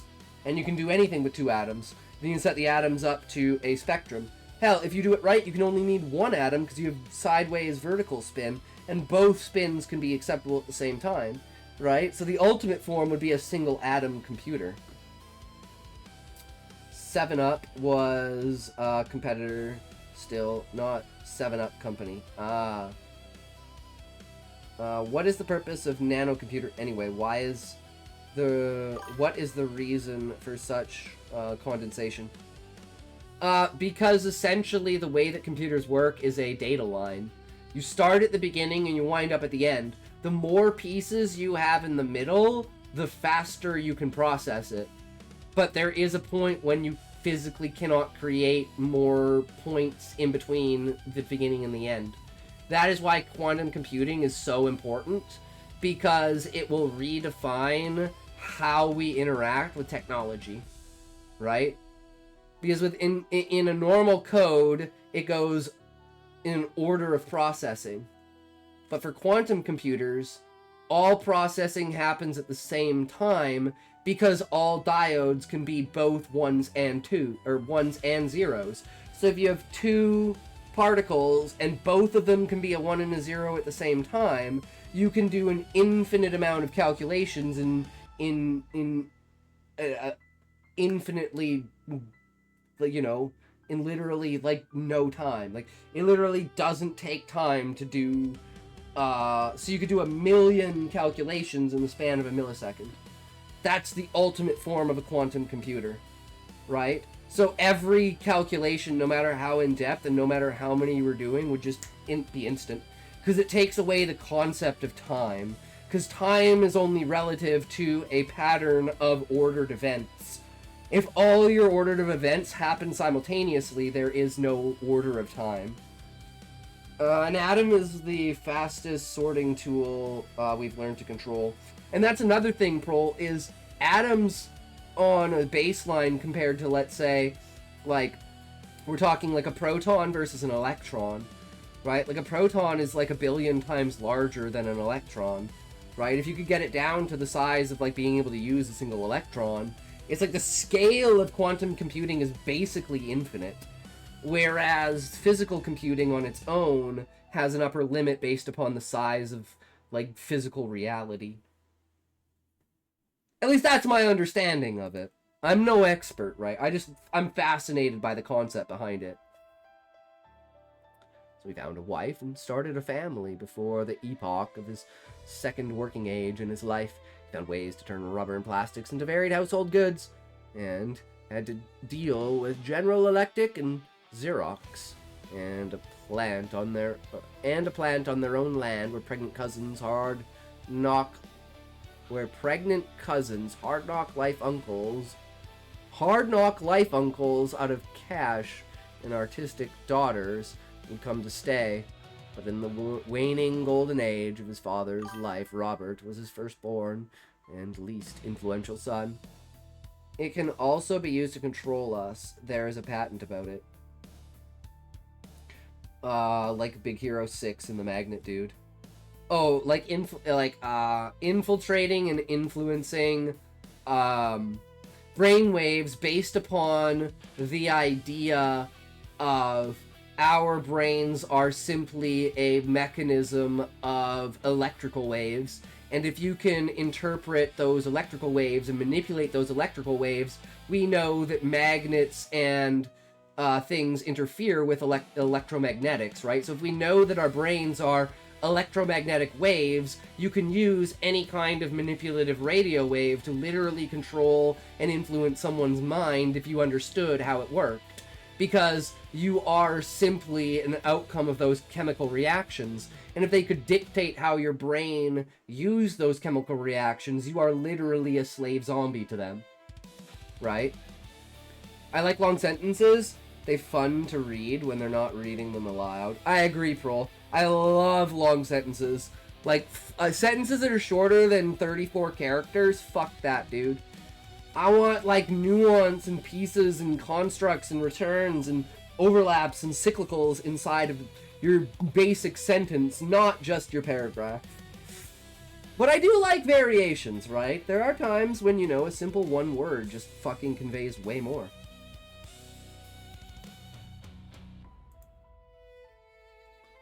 I found ways to turn rubber and plastics into varied household goods, and had to deal with General Electric and Xerox in a plant on their own land where pregnant cousins, hard knock life uncles out of cash and artistic daughters would come to stay. But in the waning golden age of his father's life, Robert was firstborn, his least influential son. Okay, the first time reading it, it was confusing. The second time reading it, having the more context of being, it's like a brothel, right? But they're like pumping out like DNA, so it's like continuing the bloodline, but through your aunts and uncles, right? Because it's not you doing it, it's them having like a precarious lifestyle that causes an extreme outcome of like everyone has 10 kids. Is it because that's what I'm getting from it? He was sent to DeVry. They just take care of everyone. Yeah, so it's like intergenerational families. Infinite, which is it? Which one is it? Infi. Radio waves and the graphene within the vaccine. And so there's so many people and they hate him. Lol. Approaching, I think, the idea of the concept, but not the reality of its existence. The reality of the existence of infinity is non-practical, right? But the scape in which, like, thought can exist is basically infinite. So it's like a non-physical meta level infidelity? Incel? Inter-family marriage. No, outside. No, it's not like incest in that way. It's just a large family, right? Like each of one of your so you have like 6 siblings, right? And each one of your siblings has like 6 kids, and then each one of those kids has like 7 kids, right? So it's like three layers of generations can be upwards of 70 to 80 people. And that's all lived within the same, like, construct of, like, a secret society, in a way, right? Like, building and indoctrinating your own children into the cult. Because we're talking about, like, the stonemasons, right? And, like, the origins of literally, like, the Illuminati and, like, controlling the world and, like, creating all of the industry, having all the patents for all the chemicals, having all the power over the economy, right? Like, these are the people that if, like, the Illuminati is here, right? They're the founders of the Illuminati, right? They're, like, so far above and beyond. It's like the Bene Gesserit in Dune, right? It's like every needle in every fucking haystack of existence, right? Maneuvering it in a way with a little pinch. It's that what the story is about. Roll, have you watched Dark? 13 Families. No, but, like, Bob is the example of what happens when that goes wrong. Am I right about that, Prol? That, like, in and of this entire existence, like, Bob is, like, the black sheep of the book. The book is called The Unknown. It's about the afterlife being leaked to the entire world in 1973. Dark is really good and highly recommend if you're into time travel. And the story that leads up to that. And it's like Bob being the black sheep of the family, but having the knowledge of the stonemasons is what allows it to happen, right? Opposite of Tim, and Tim has the corruption arc. And then Tim brings all of, like, the afterlife into reality. Kind of like, I would think, like, Final Fantasy X, like an overlap of the far plane. And it's like fiends are like people that have refused to go back to the far plane and their souls be corrupted to create monsters in their own reality. Made out of the souls of lost consciousness. Scar, did you ever watch Utopia? No, I have not yet, Ahab. I've been super fucking busy with everything going on and not being able to sleep. And I didn't want to, like, start... I've already had problems sleeping. I didn't want to start it and literally have to watch, like, the entire series, which is, like, 21 episodes or something like that. So that'd be, like, 16 hours straight of, like, watching shit. So I was kind of worried that that would happen. So I'm going to take a nice big rest, and I'm going to do it, like, July 4th. So July 3rd or July 4th is, like, my plan to, like, binge watch it. Nah, you'll see who does it. Okay. He was sent to DeVry. The university has been in a downswing. An opportunity to leap ahead of the other failing students. An apt solution to Robert's total weakness as a son. Commanded to study homilectus? Homiletics?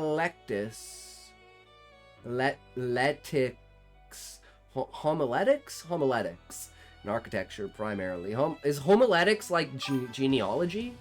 But of, like, a specific, like, line of, like, humans? Sermon writing. Wow, okay, I never would have guessed that. Because I'm like, next to architecture, wouldn't those two things... So it's like scripture and architecture in a way of, like, combining the two to create, like you would say, the images that you see inside of churches, right? Like the grand churches of ages past, of like the expression of like whatever that wall is or door that shows like the entire events of like the Jesus's life and like the crucifixion and everything like that, basically like ground into stone on the door of the church. It's like somewhere in Eastern Europe, 1200s, 1300s, something like that. Super famous building.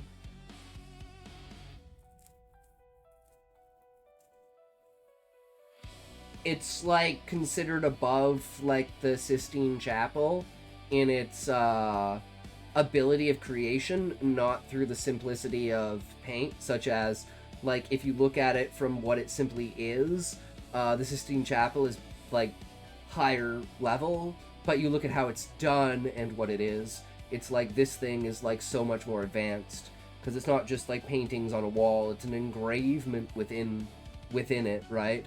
Like embodied statues into reality. So the creation or the creativity of the idea of like heaven and earth and the layers of existence written on the Sistine Chapel is like far different than the view of event in reality, right? But the simple means by which it is done elevates it to that level, right? Like for instance, the pyramids are just fucking they're just a shape. There's nothing fantastic about it except for the feat that takes it to make it that size, right? So there's nothing truly great about the basis of the creation. It is the scale of the creation, right? Mathematically aligned too. Yeah. And whereas you take something that's like, oh, what's a good example? There's one in China. Or is it Mongolia? It's something like the first emperor of China's tomb, or like the hidden tomb of Genghis Khan, or like Nebuchadnezzar's tomb, or Alexander the Great, something like that, like the remnants of the Library of Alexandria. The humans created the pyramids. There was tech at the time that is now lost in time. And I agree with that, Ozzy.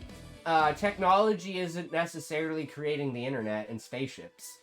Technology is learning how to navigate through the stars and traveling across the world and creating like navigation scapes, right? There's entirely different concepts of levels to it, right? Slaves work as well as modern equipment, I bet. But it is the idea, Ahab, that like if you had, for instance, a bunch of malnourished slaves that only did what they were commanded by force of like the whip,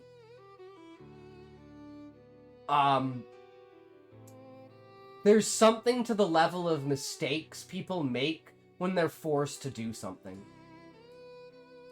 But there's an entire mathematical like school dedicated to like the frequency of mistakes in like an engineering construction, right?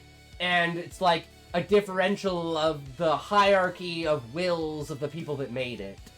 And every time slave work is the worst made construction, and like proud workers who are like proud and want to make the thing are like the highest quality. And this is like a scientific fucking structure, right? So it's like looking at something like the pyramids, it's almost statistically impossible for it to be made by slaves because of the lack of mistakes and the amount of quality.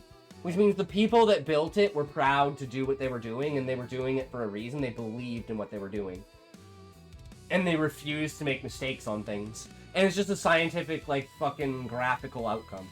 Right? Bob ate part of a guy for that, literally. I don't know, I feel like I'd keep my slaves happy as fuck.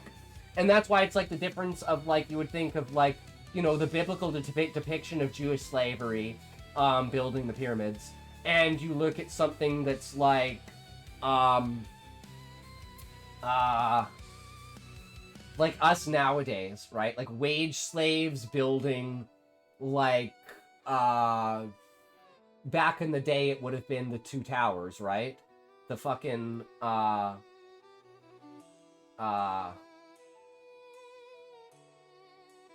why am I even forgetting the name? Trade towers. There's a word before it. World Trade Center.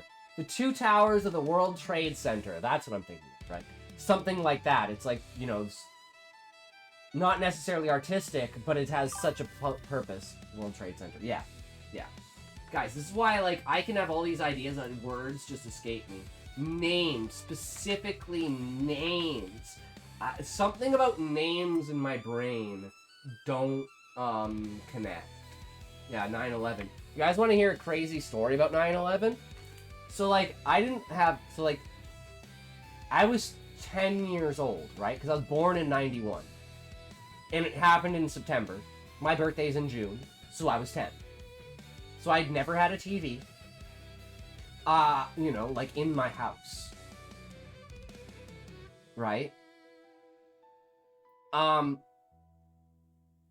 So, like, I had only, like, you know, like, I'd gone to other people's houses and my neighbor had a TV, right? Like, we didn't have a personal TV at that point.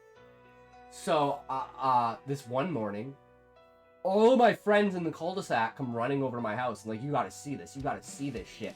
So I go over to my neighbor's house, Jesse, and we're watching it on TV.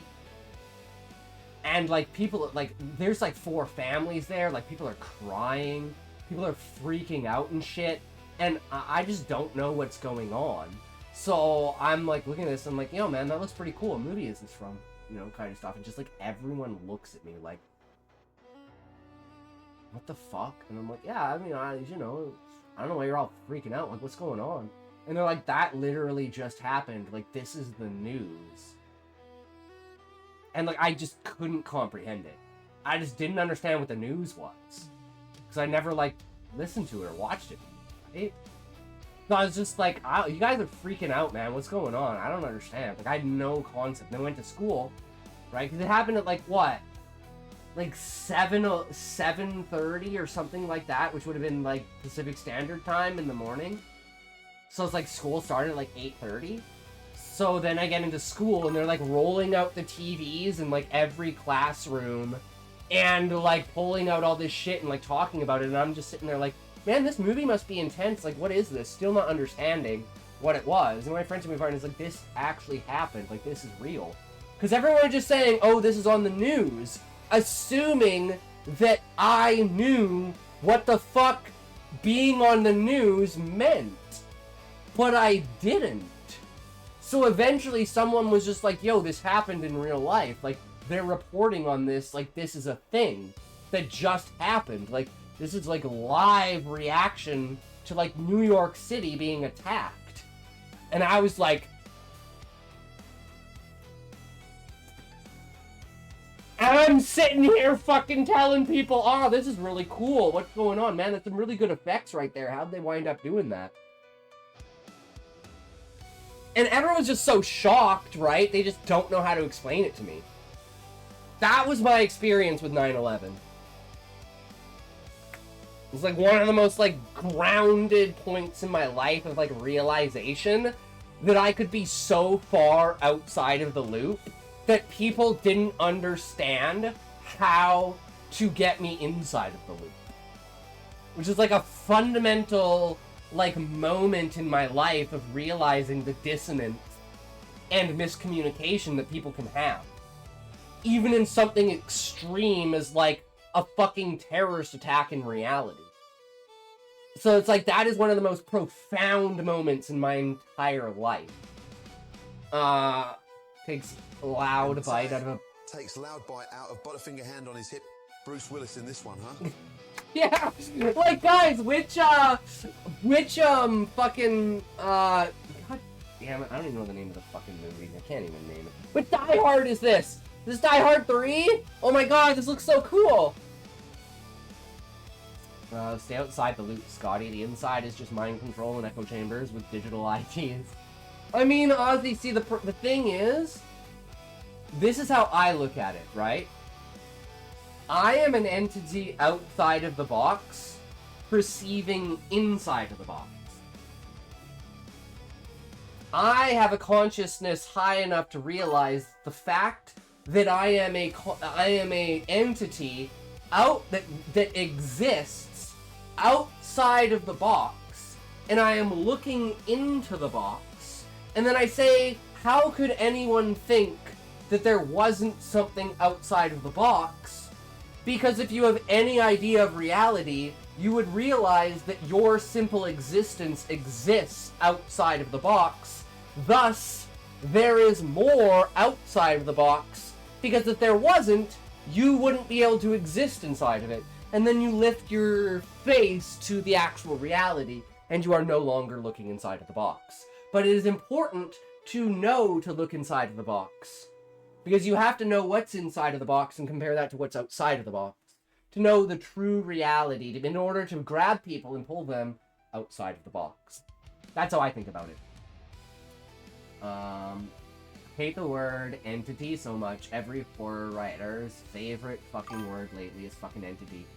And inside the box is a cat. Exactly, Ahab, and the box is closed, so you don't know which one it is. You know? Schrodinger would be proud. And I mean, it's an interesting thing, Ahab, but I have a specific, like, description of entity, and entity to me is consciousness without form.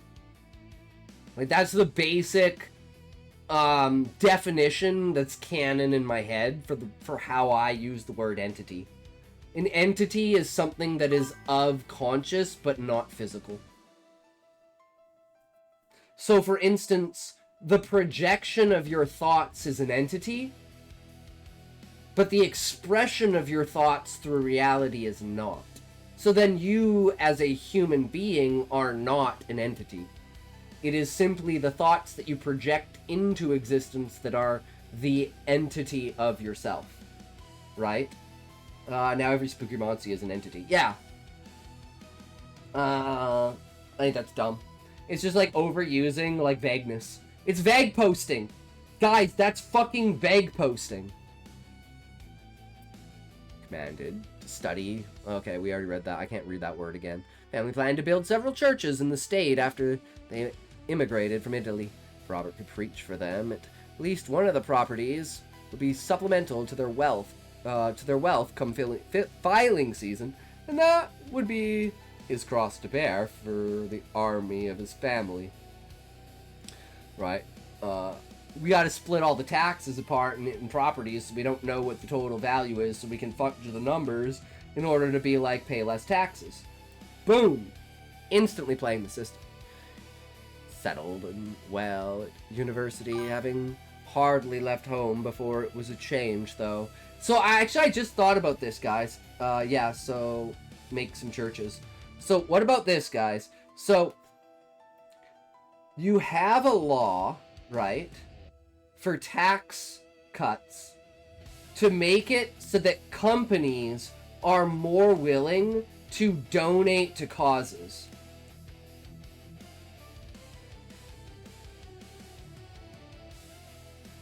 Now, how backwards is that logic? Because if you didn't have that law, and the companies weren't obligated in any way to donate to anything to get a tax break, their taxes would just go to that thing, whatever it was, right? Through the public, supported by the public, which would probably be a way higher amount than the total amount that they donated, right? It would also mean that they couldn't set up a subsidiary and donate to their own subsidiary as a charity in order to get their own tax breaks, which means technically none of their money is going in any way, shape, or form to the public, so now they can fake donate and get tax cuts. I think we have too many laws, guys. Settled in well at the university, having hardly left. And the original idea is to get more... Where's my toke?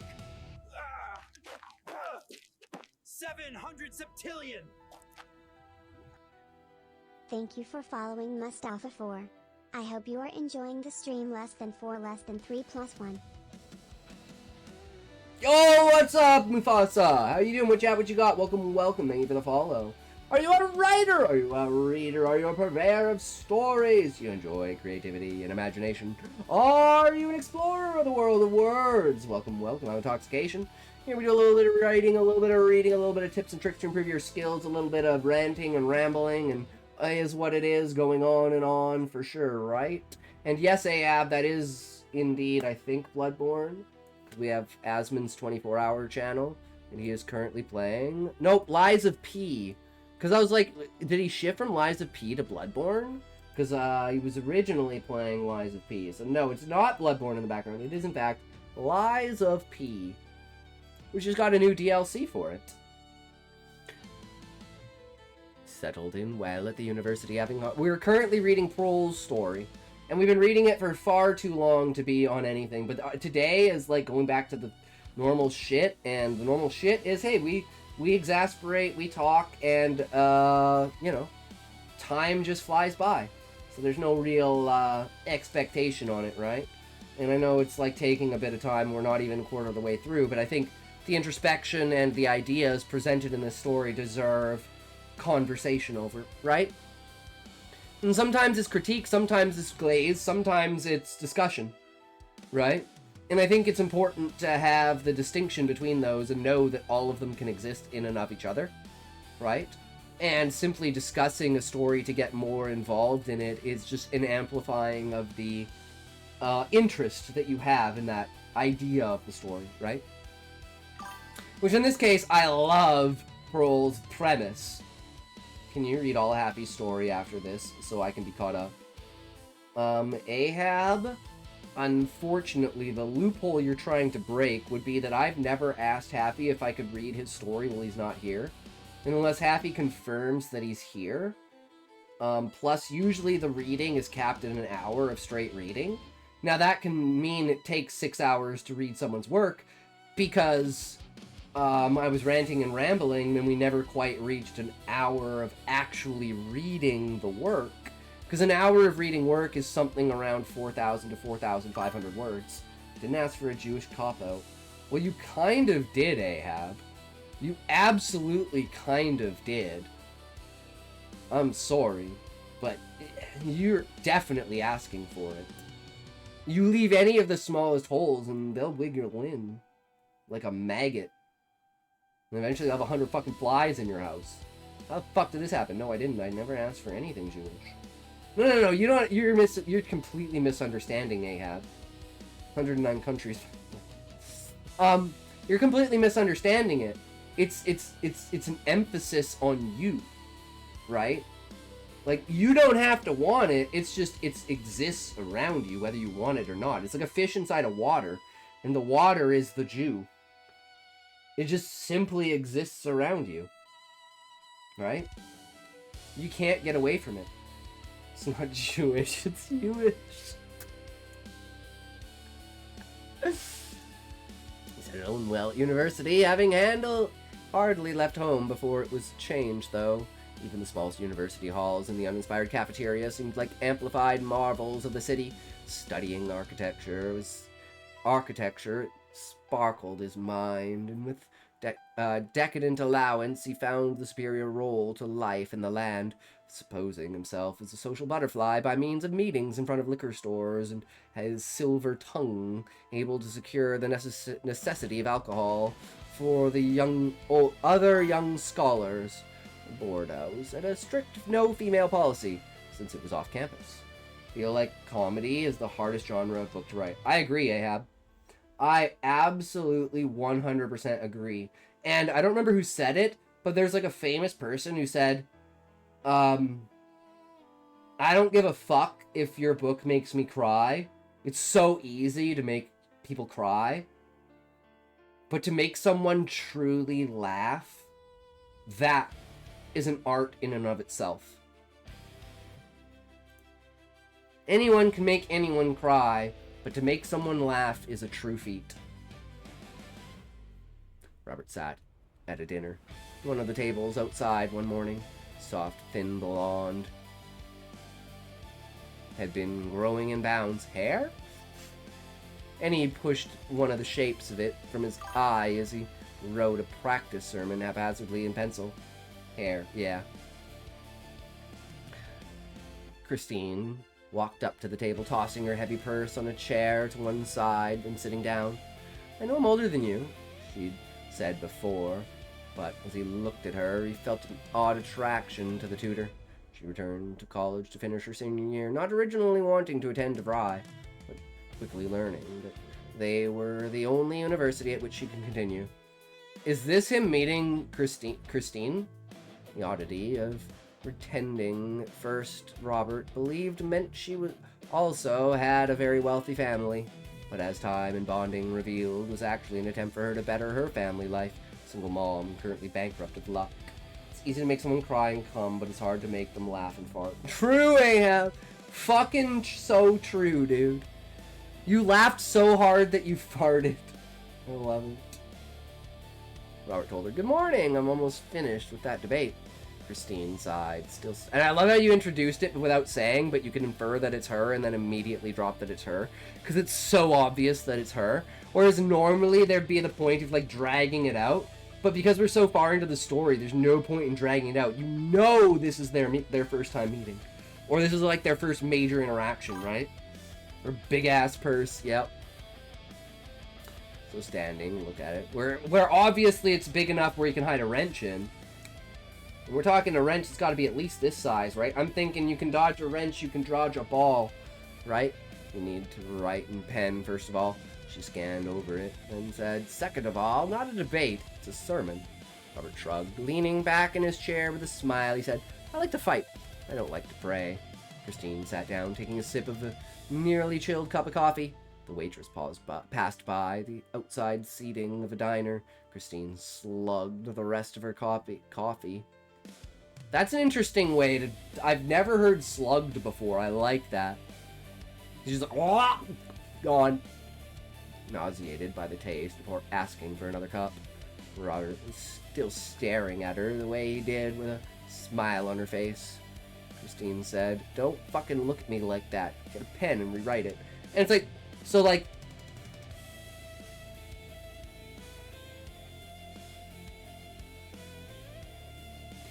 There's like the open your throat and chug in like one fucking sip. Then there's like the slow, like, you know, kind of. Is that what the slugging is? It's kind of a slow slow chugging. I used to watch Dodgeball every day for an entire school year because the only thing on was paid programming, and it was the only DVD my babysitter had. Damn, Ahab. That's fucking harsh, but that's still epic. It's like, damn, girl. Throat game. Yeah. Where you can just open it and just... It's gone. Robert pulled out a pen from his only bag. Slack leathered suitcase and with a heavy top flat. Pushed his BLT and French fries across the table. Christine taking some of the fries without a word. She smiled with her eyes. The only way she could find to smile. Bacon is shit tier food for pores. No, Ahab. Lobster is. What do you mean? Lobster is like the ultimate poor food. Poor person food. Don't you know your history? Robert asked. What are you doing tonight? Christine scoffed. She opened up her binder with a zip and took out her own work. Frustratedly, Christine said, again, everyone knows lobster was peasant food, I feel. Yeah, everyone should know that. That's also how much you could, like, imagine going to any shore anywhere in America and having, like, 5-foot-tall stacks of lobsters from, like, horizon to horizon. Just the idea of the fact that there were there were literally probably trillions of lobsters, and we almost made the species extinct in like 200 years. Crab kicks the absolute shit out of lobster. I love crab. Crab is so good. Lobster's good, yeah, but no, crab is the true one. Crab legs, crab head, oh my fucking god. Oh. Oh. I love me my seafood, bro. I love me my seafood. Oh, shrimp is so good, too. Oh my god, I love shrimp. Oh, I love shrimp, too. Fuck yeah, give me seafood any day. And remember this, guys. Seafood is just sea bugs. So when you say, oh, you don't want to be fed bugs, well, think about how good fucking seafood is. Imagine how good bugs could be, bro. I'm not trying to pass off propaganda. I'm just saying. It's a comparison, bro. Bacon just tastes like salt to me.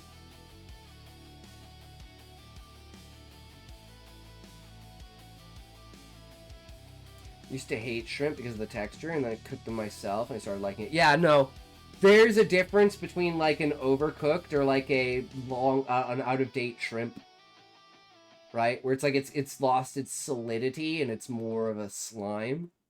Yeah, there is a consistency that you know, it is one of the things where restaurant style shrimp does not do it justice. 100%. It's like with seafood, you have to be so careful where you go with seafood because like it has to be prepared right. I made a shrimp pasta and a cheese sauce. Fucked so hard. Yup.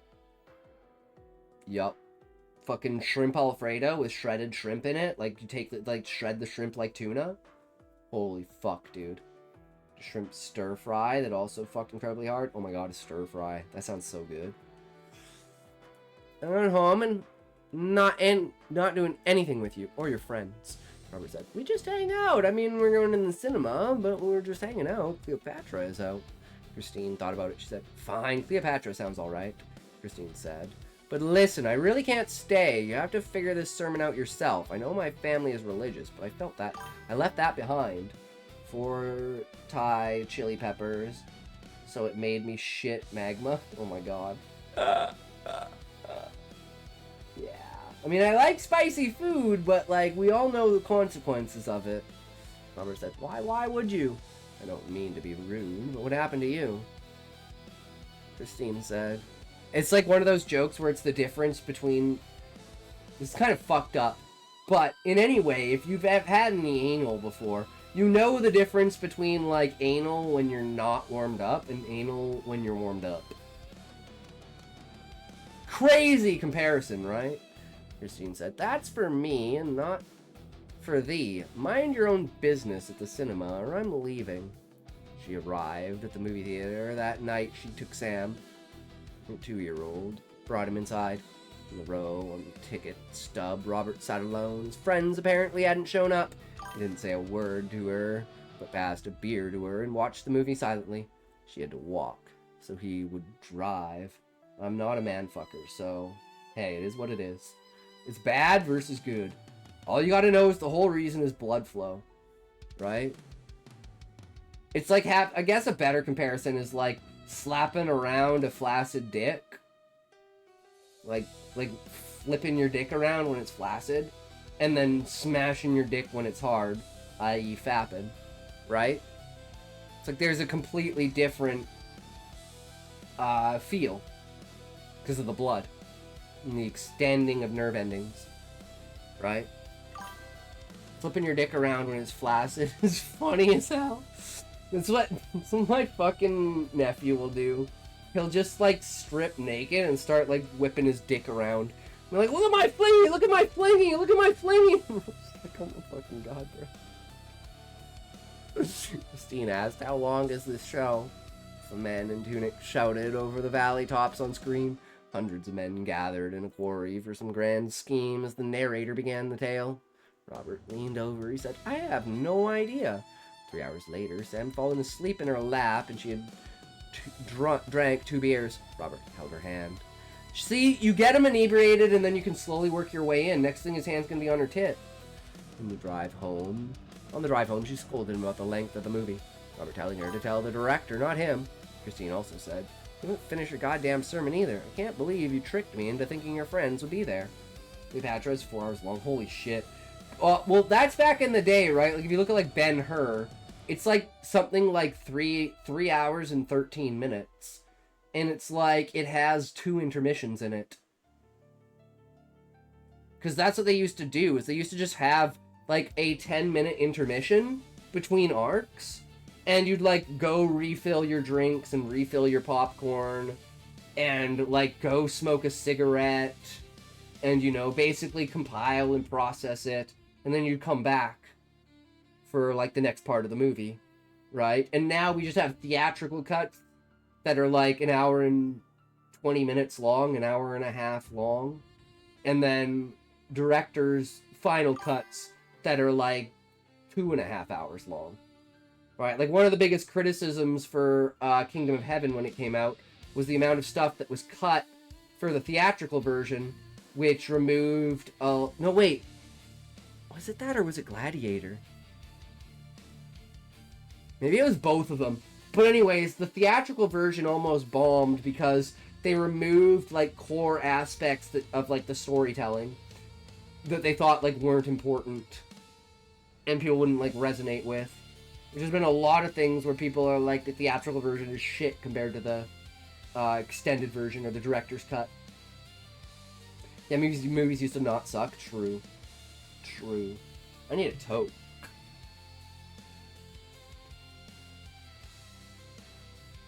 This is how long I've needed a toke for. I literally had a bowl pack, and I didn't smoke it. And I think that's because I had the bowl in my lap, and then I put it back up there to say something, and then I totally forgot about it. Oh, it's all cape shit and license law. Yup. I'd say the best movie I've seen in the last 2 years was The Ministry of Ungentlemanly Warfare. It's got Henry Cavill and a bunch of other epic fucking actors in it, and it's based on a true story about a British secret mission. You didn't like it? Then again, the premise of the movie is because it's based on fact. Like, it's an actual, like, clandestine mission that happened. So I guess there's a contextual... I dreaded the entire thing. Really? Sorry, I don't like fucking video game movies. I thought about leaving. Huh, interesting. What about, have you seen Shutter Island? Because the first time I watched Shutter Island, I was like, I turned it off. And then I was talking to my brother about it, and then he was describing it, and I said that I turned it off, and he was like, oh man, I had to watch it twice because I went in the first time with the entire wrong perspective. Right? But once you know what the twist is, you go back and you watch the entire thing, and it's like, oh my fucking god. Right? If I see an action scene where it's an orbiting camera, I shut it off. One of my favorite films of all time is Barnyard, so... I don't think I've seen that, bro. I mean, one of my favorite films of all time is Casablanca. The, like, 40s version of, like, Casablanca. Or, like, 1953? Something like that. Phenomenal fucking film, right? And like compare that to like Pearl Harbor, for instance. Next Friday, more than Friday. I'm weird. Interesting. 3, 2, 1, toke.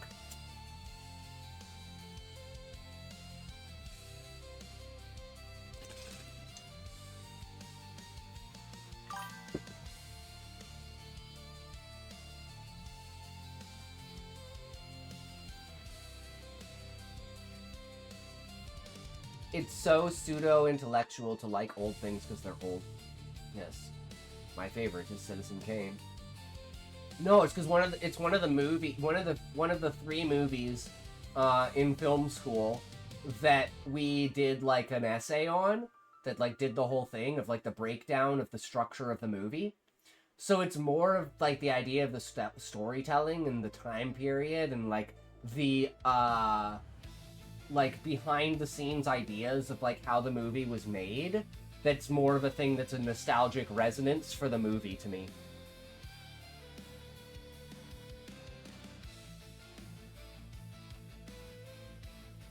Like as a like study of film on like an art style.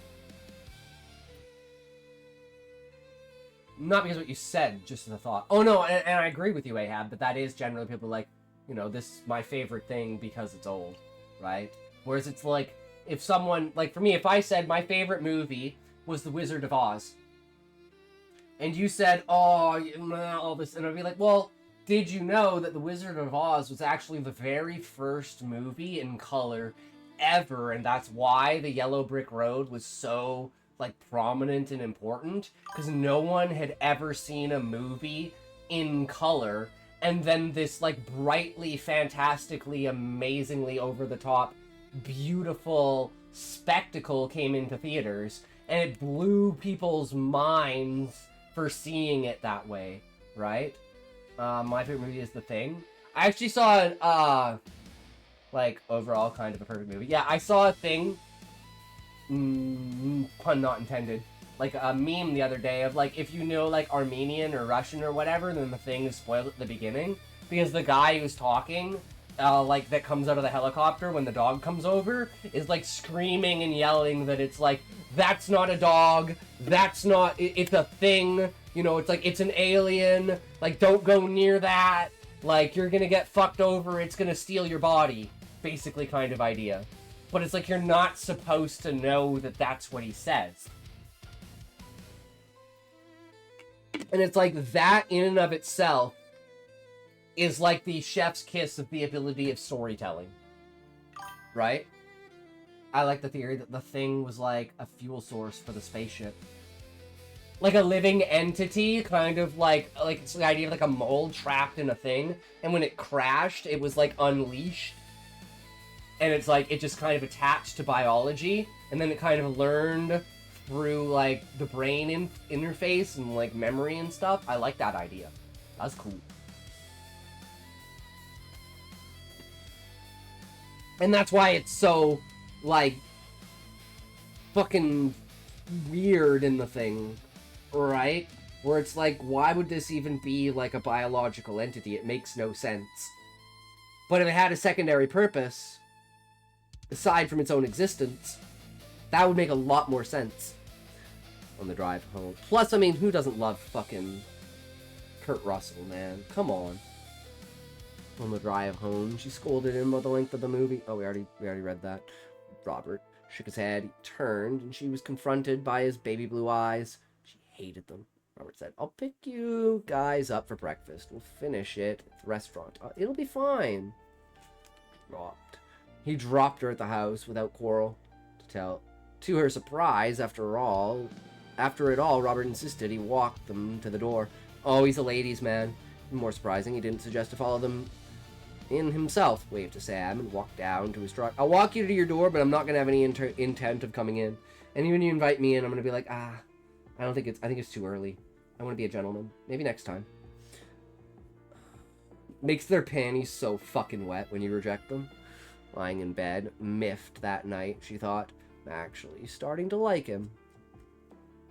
The next morning, his truck idled in the driveway. 6 in the morning, early enough for breakfast before school. The restaurant, Sam slept. Christine bouncing her knee. You're absolutely sure you want me to edit this? I'll write you a new one? After she read his debate, she looked up at him. I love that. It's like, man, this is so bad. Fixing it is going to be more than starting from scratch. Robert and her lovey-dovey. Sorry, just came in after her errand. Yes. We've had the moment. This is a flashback of a moment when it's like Robert's like younger and his like first interactions with Christine and like how their relationship unfolded. Maybe it was a rant, cohesive, but between nihilism and absolution. He instead scratched his head and said, I don't know, but I'm just following the rubric. With a piece of toast in his mouth, he said, hit it backwards and then forwards through hourglass. She said, that's not a thing, and started working. Robert paid for the food again. She had no idea why he had so much money. His writing was good. He wrote for a garage band magazine and did pieces on the Velvet Underground, which, much to his glumness. But he had a lot of money. Later, as they left, Sam rose to hear Robert's voice as he talked. He drove Christine and him to the school from then on. Present day.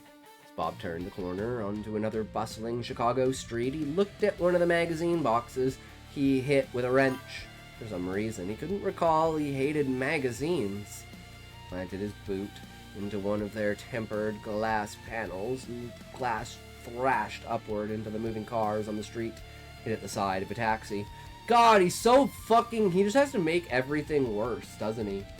And it's like, I feel like this is a way for him of coping, of being like, is this real? And it's like, this destruction is like his extreme way of like relating to reality after like being so like fucked. Christine thought to herself, I don't like him. His 2 guards followed closely behind. Bob looked around. He saw the image of carriages, tradesmen, and haggard travelers traveling into Chicago, maybe even 100 years ago. He looked around at the metal motorized carriages, children still riding bicycles, another century later. All manner of machinery and balkanizing of the true, utter form of ore and flesh. I love your sentences, dude. This shit's fucking phenomenal. Trading coins of silver and gold with 2 different faces, as if the man on the yellow-sided wealth was more of a man than the silver. Even the icons pray, looking for their next meal, and he was the weakest among them. Is that like an Andrew Jackson thing for like, I don't know what American coins are like or who's on their fucking coins, but like, I don't know, it's no ChatGPT. Inside the forest, just on the edge of the water, the trail opened in the back. Her heels ached in her semi-wide hips, trying not to slap one of them desperately on the rocks of the woods. She eyed a pair of thrashed-apart basketball shoes hanging by their shoelaces on a power line, hung from a branch to the power pylons. I haven't heard about like basketball shoes on a power line in so long. Keep forgetting Scotty is from Canada, not America. True. Nah, but like, even the most important people are ranked. How he talks about loving cock so much that you know he's Canadian. I mean, fair enough, Ahab, we are pussy fags, so it is what it is, right? In my day and age, this meant that it was like, there was some sort of like, drug house, party house, drug dealer, or some shit like that. Is that what it meant to like you guys? Like having the shoes strung on the power lines, it was like this is like a drug neighborhood. So that's what I was always taught growing up. Talks about you're all cucks, I thought. Pussy fags is your oh! Okay, yeah, no, we're voyeur cucks, you're right. That's very true. It means it's definitely not a white neighborhood. The problem with that, Ahab, is there was like 5 black people in my town, so it was definitely a, well, actually, no, okay, let's say there were 5 black people, there were like 12 brown people. Like maybe 15 Mexicans? It's like 95% white. All the drug dealers were white, except there was, you know, all the brown people in town were part of the same drug dealer gang, right? Lived across from me. But, like, if you saw a brown person, you pretty much knew they were in the gang. Why the fuck else would you be in the middle of butt-fuck nowhere out here, right? Unless you're just white asshole trash like me. Who's so privileged and over the top that, like, I didn't even know what these basketball fucking shoes shit was.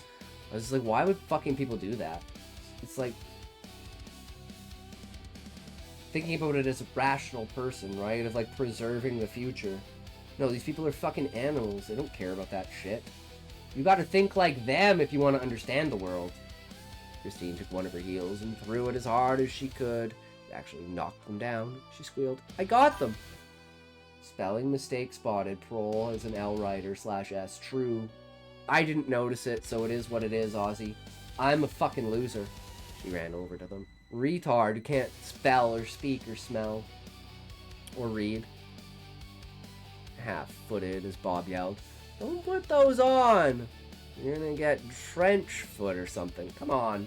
Oh god, yeah, I couldn't imagine trying to put that... You got gangrene growing out of the bottom of it as if there's still skin cells in there. What the fuck? Damn, Scotty, you ain't even been learned how to spell yet? How to smell yet? Yeah, I know, right? No idea how to smell. I can't smell. Doesn't exist. You see this? This is actually fake, right? Like, one day, I woke up and my human horn was gone. So they had to make this because I didn't have a human horn anymore. She snapped the bottoms of her heels purposefully now. Stumbled goat-footedly through the woods. Finally, they came to a red truck stuffed with bullet holes. It had side windows. They climbed in with the other devout in the front seat. Bob gave him permission to remove his mask so that he drove them through the woods safely. Christine had nothing to hang on to in the bed of the truck, but decided to lay down on her stomach to avoid the passing branches. Her feet stunk more than they hurt. She thought she'd never walk so far in her life. God fucking smelling feet. Oh my god. Oh my fucking god. People who don't wear socks. Holy fuck. It's people who don't wear socks are like people that don't use utensils. Holy fuck. As they finally arrived in the red truck, Christine stood up and jumped out. I should make a ChatGPT isekai about a black guy from the projects going to a fantasy pre-Civil War America. Dude, Ahab. Holy fuck, Ahab, that would be so funny. For Othello. Oh my god. And then what would be so funny about it, Ahab, is I would love to see the angles that, like, the AI was trying to, like, let's say, like, soften the history of the existence. Like, if the guy wasn't lynched in, like, 4 days, I'm not gonna believe it was real. As they finally arrived in the red truck, Christine stood up and jumped out. She looked around. New boxes for power tools and pallets laying in stacks around a massive X blocking the passage of the road. Christine sighed, thinking, what is this place? Like, it's gonna be like, oh no, actually they didn't, you know, the slaves were, like, actually, like, you know, taken care of, and, like, oh no, they never really, you know, like, whipped and beat their slaves. And you know that scene in Django when Django shows up to stop the guy from whipping the chick, right? Like, he's on the farm? Like, that scene? It's like, that's how the reality is. That whenever there was a moment when someone would be like that, a hero stepped in to save them. So it's like, the intent may have been there, but the reality was it never happened because people are good. What a woke bunch of bullshit. We walked for another 20 minutes.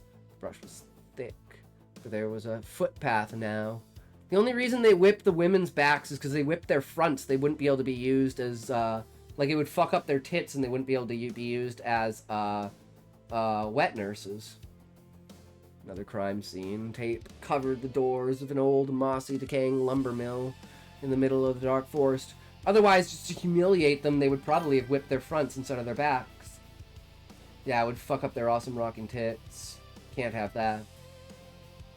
Hundreds of men raising pieces of wood with handmade pulleys and swaying wood and chopping off the skeleton of the building into massive wooden doors to the lifting area snapped and fell off their hinges in massive thuds. There was no way there were this many members. She knew there were mail order followers, many recruited from art schools by easily controlled media leaflets, although they even transitioned later to martial arts classes. Lots of their members were wrestlers, buff dads, with not a lot of friends. First, they were told they were stonemasons. Can't have that. I mean, the slaves would hang out with and get high all day, ride horses and shit.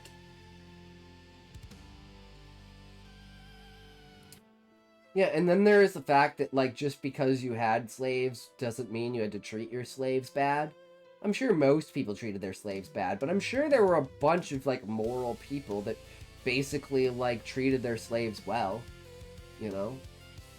They understood mistakes, as long as there was no maliciousness. You know, they didn't try to kill you in your sleep. You had, like, a good rapport. Right? Understandable.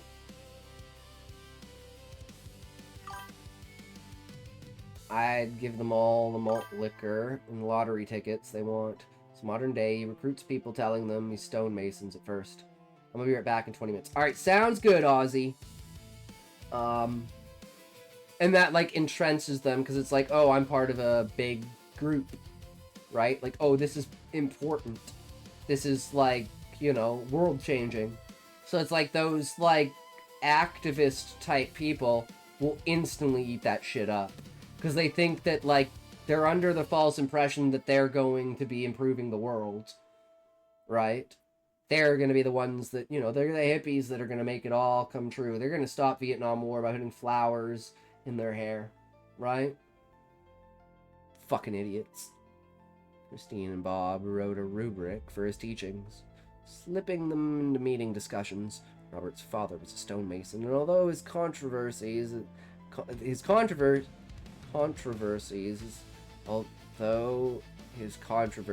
his last name was respected. Although his controversies, I feel there should be a comma there.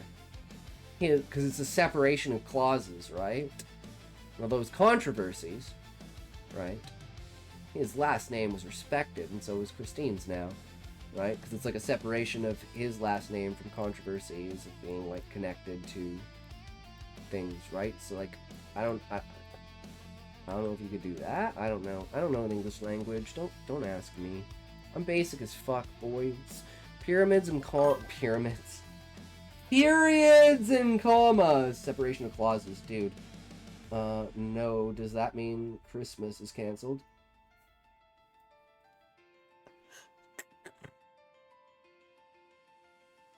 Mrs. Claus is leaving and Mr. Claus is gonna kill himself. There ain't no more Santa, so Christmas is going bye-bye, guys. It happened so easily.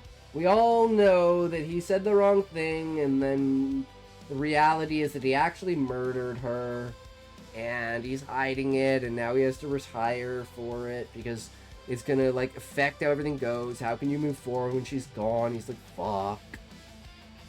Well, they walked in different directions in the woods, but most passed through the trailer park and water reservoir workers into the lower road up to the dilapidated bridge. People must have seen them. She could see the walking out. Holy fuck.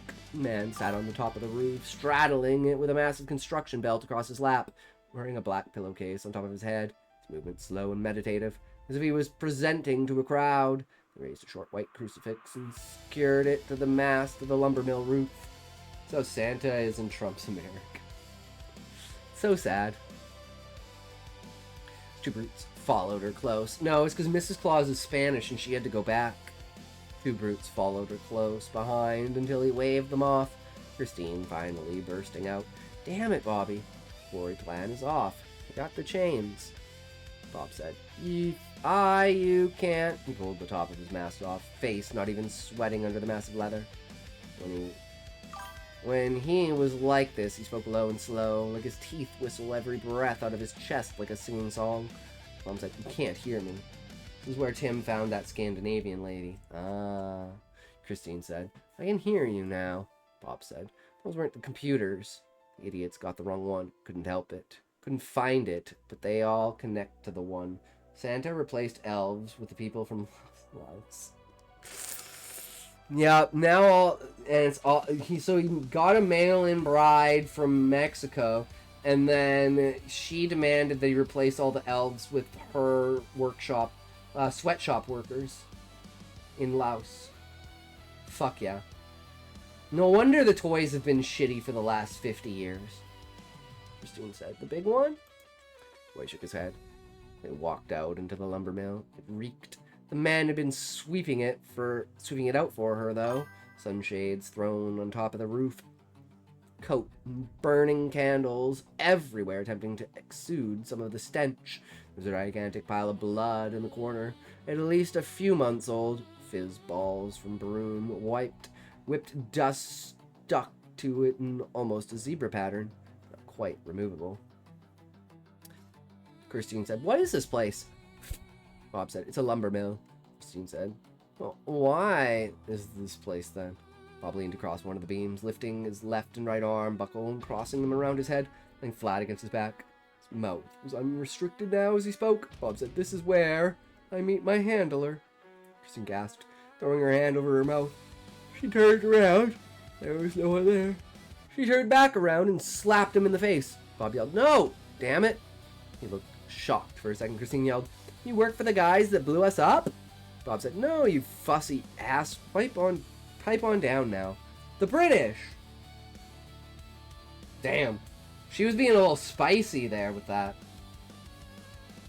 Well, I think this is great. It's one of the things where it's like, I will say, like, unless you're having specific changes in tone through dialogue tags, I think there are plenty of times when you could just let them talk.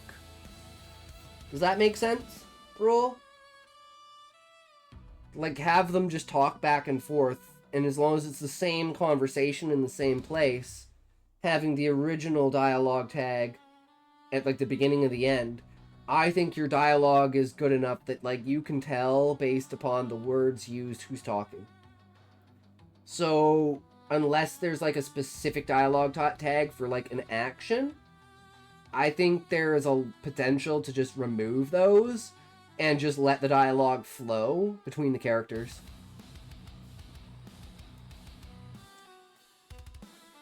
Other than that, I love this chapter. The flashback to the origins of Christine was so important, I think. Because we're getting to the point of, like, how the fuck did he get this? And it's like, oh, well, he's a manipulative asshole and has been doing this from the beginning. So she's kind of stuck with him now, right? Yeah, but I like to be clear and unconfusing about how they say stuff. Yeah. Yeah. True.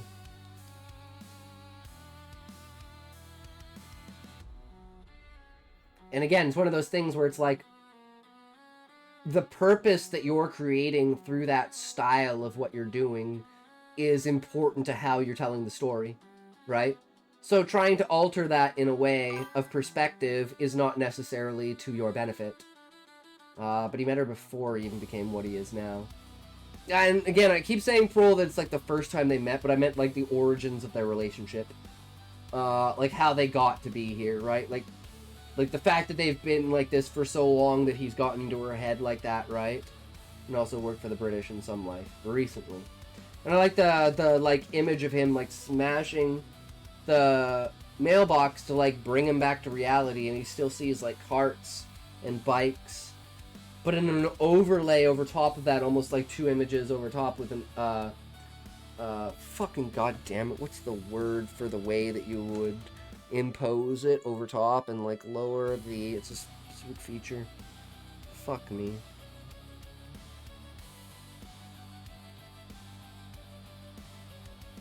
Why is my brain so fucked?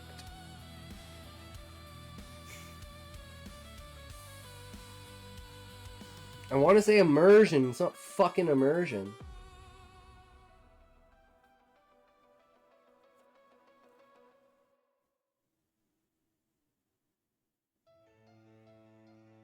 Superimposed. Right?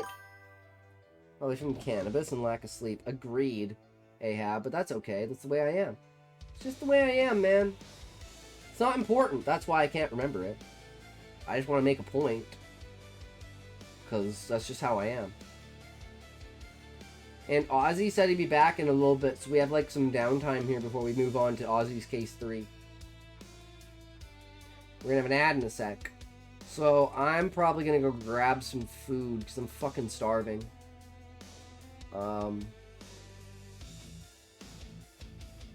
Yeah. It is what it is, right?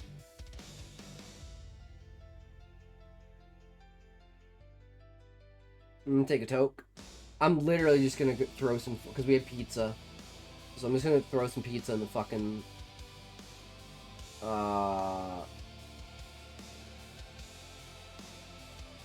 air fryer. God. Kill me. I did throw some pizza in the air fryer. Heat that shit up. Crisp that shit up. Alright. 3, 2, 1, toke.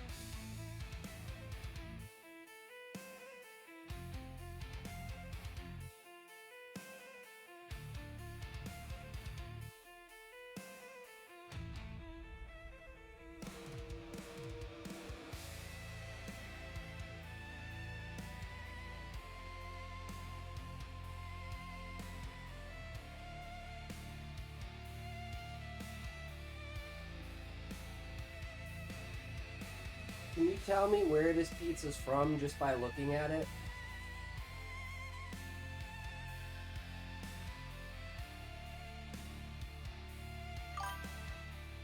I've arrived! Yo, what's up, Ozzy? Perfect timing. I just grabbed some food, so I'm just gonna mow this and then we'll read your story, brew.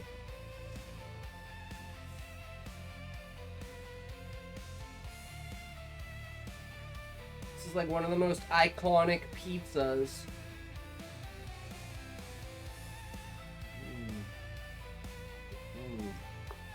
Mm-hmm. 6 hours later, Ozzy. I know, man. It's bad. It's really bad.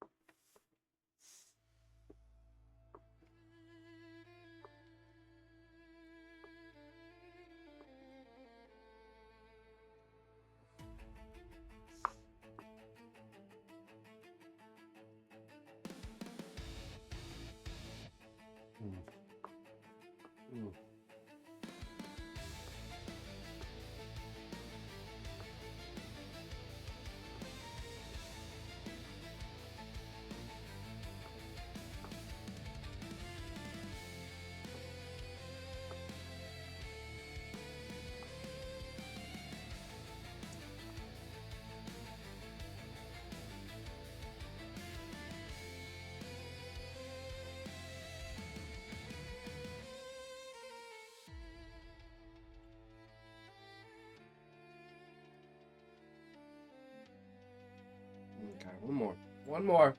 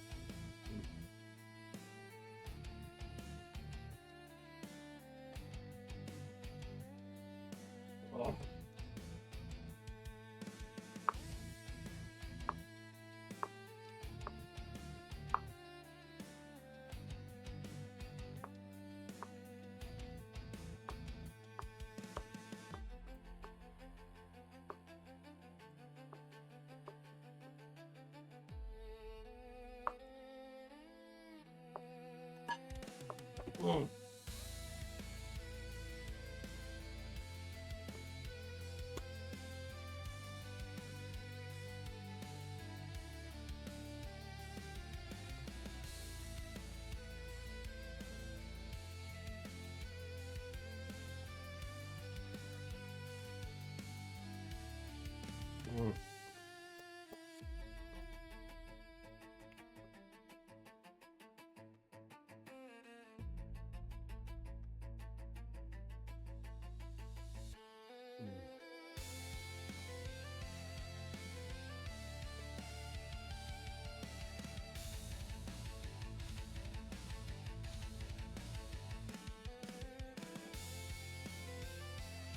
All right.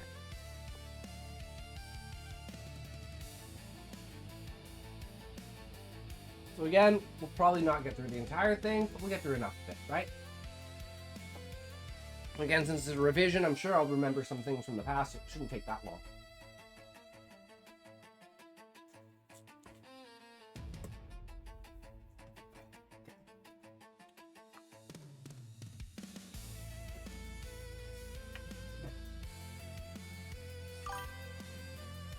time. It is. It's time. It's your time.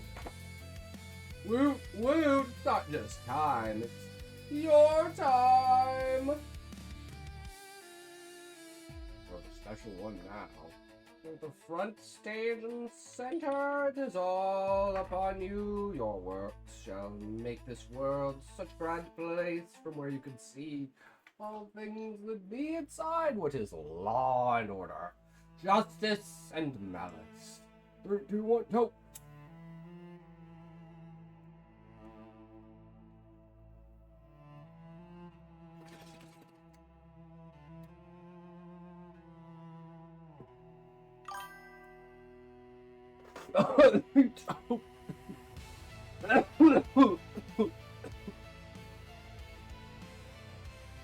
Stuff at the end is so teachy, it's just like pure THC. Fucking crazy totes. Oh, I haven't had a teachy bud in a while.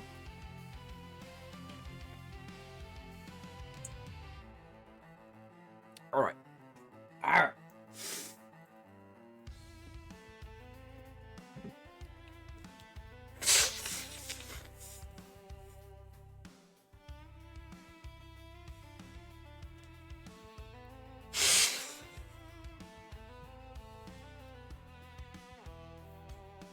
Alright. Case 1. Abandonment.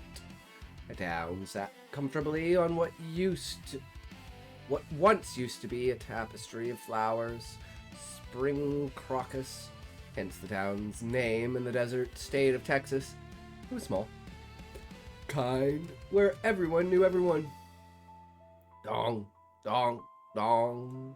Church's copper bell rung hourly, this time signaling 1 p.m.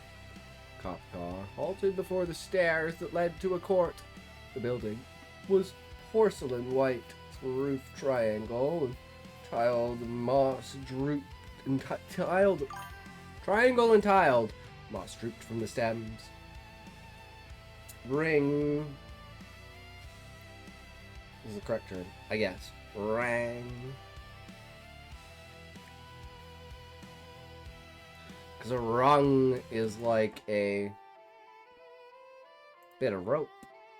Or a bit of something, right? Depends. Moss dropped from the seams, and athletic built cop exited his cruiser walking around the passenger side door and opened it. Yanked a young man, 20 years old, by the collar out of his polo shirt. Collar of his polo shirt, yeah. Rang hourly. Tossed him toward the 2 able-bodied men. An African-American and a Texan. In blue-colored police uniforms. Court bailiffs. I love the shit when, like, you're watching a cop slop, and someone will be like, this guy's being racist, it's like a black guy saying, like, oh, they're attacking me because I'm racist, they're racist, and then it's like, the cop that's arresting them is black, and he's like, dude, I'm black, and he's like, race traitor,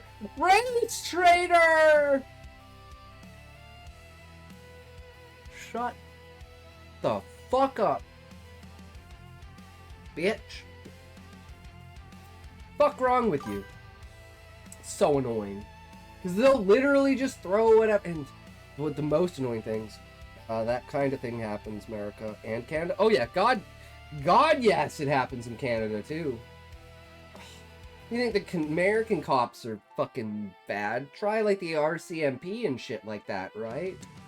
Like they're so lenient on everything, it's fucking retarded.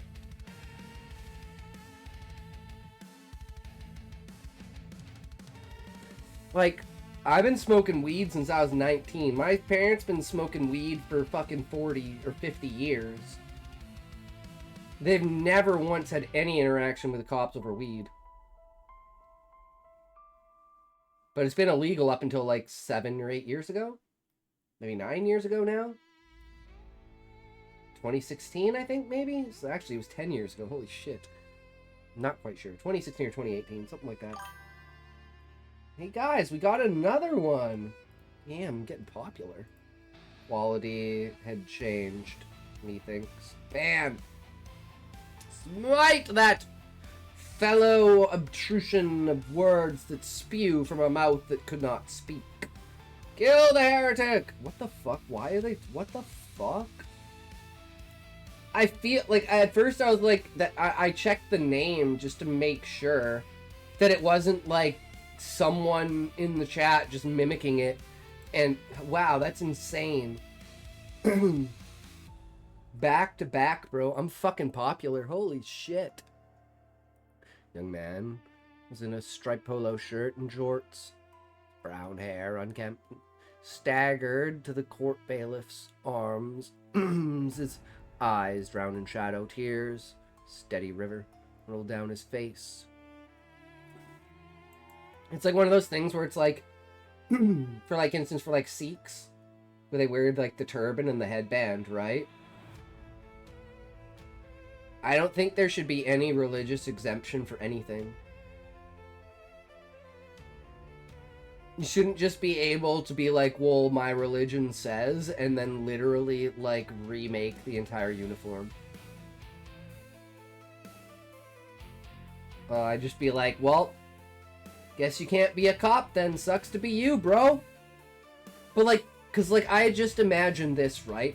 The whole point of a police officer's uniform is to be like minimal and unobtrusive. Right? So let's say you're a Sikh police officer and the perp you're trying to get to just rips your fucking turban off. It's the thing, what the religion says is not all encompassing. Yeah, and I'm just thinking practicality reasons. Oh, the fucking perpetrator pulls your turban off.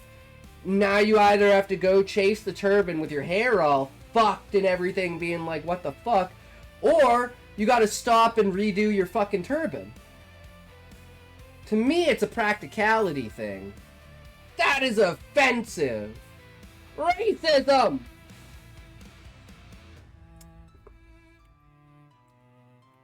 I know, I'm super racist. I'm just not racist against people. I'm racist against ideas. Right? So, like, I'm not racist against brown people. I'm racist against the idea of shitting in the street. Right? I'm not racist against black people. I'm just racist against theft. Right? I'm not racist against Asians. I'm just racist against... I was gonna say racism because like China and racism, and I was gonna make a joke there about like the duality of racism in China. Simply because I couldn't think of anything for China or Asians. What are Asians like? What's an Asian stereotype? I'm like, every Asian stereotype I think of is like positive, or it's a CEO in lollies. I'm like, I feel like their only negative is like the businessman trope. Right? If they didn't have that, they'd be like, yeah, but like squinted eyes isn't really like... I don't know, I can't really make anything out of that, right? Like, squinted eyes isn't against the law, right? Brown skin with call center voice. Isn't it funny to think that you have like a stereotype that's a negative for like every race, but I'm trying to think of a negative stereotype for Asian and the only one is either their fucking eyes or like one that only applies to like a very minute amount because it's a very specific one, which is Japanese businessmen. Which is not just Japanese businessmen, like that's just businessmen in general. It's just the Japanese businessman isn't like hiding it, right? It's always been like a trope inside of like hentai, right? It's just kind of been because it's a power dynamic thing, right? And it doesn't necessarily like lollies. It's just like, you know, the idea of, oh, you know, Asian girls, right? So it's like they're like 21, but like they've got like the pigtails and the schoolgirl outfit, right? So there is like a line there too, right? Where it's like a fantasy versus a reality, right? Because it's like the idea of a Japanese schoolgirl is just like a typical, like even if you're in college, right? Like the Japanese uniform is still the same even in college and now you're of age, right? So there's a whole nuance to that too, right? But I'm like, other than that, like, what's the negative thing that Asians do? I'm like, I don't think nations do negative things. It's proof and point of stereotypes in a way, right? You do enough things, you get enough things. Like, maybe something to do with, like, fraud? But it's like, I can't give you an exact example that would make me come to that conclusion. So, thus, go Asians. And the only one I can think for white people is, like, trailer trash. But it's like, you're just a retarded, idiotic, poor dude, right? It's not like the trailer trash necessarily is like a thief or a murderer or a scammer or something, right? They, like, sure, you've got your shotgun and shit, get off my property stuff, you know, redneckism, but, like, is that really against the law? No, not really. This just means all cultures are the same. Because it's not that black people steal, it's that there's a culture within black communities of theft, just like within, like, other things. Ethics, man. Ethics. Stereotypes for white people are them being an opposite human.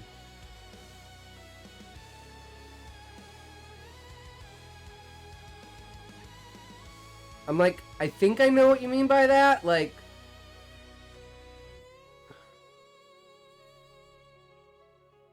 how do you put this? Like, opposite of a human. Yeah, like a demon. In a way. It's like for every choice that you could do, you will do the wrong choice. It's like, and it's purposeful, right? Trashing, racism, bad-mouthing, etc. Yeah.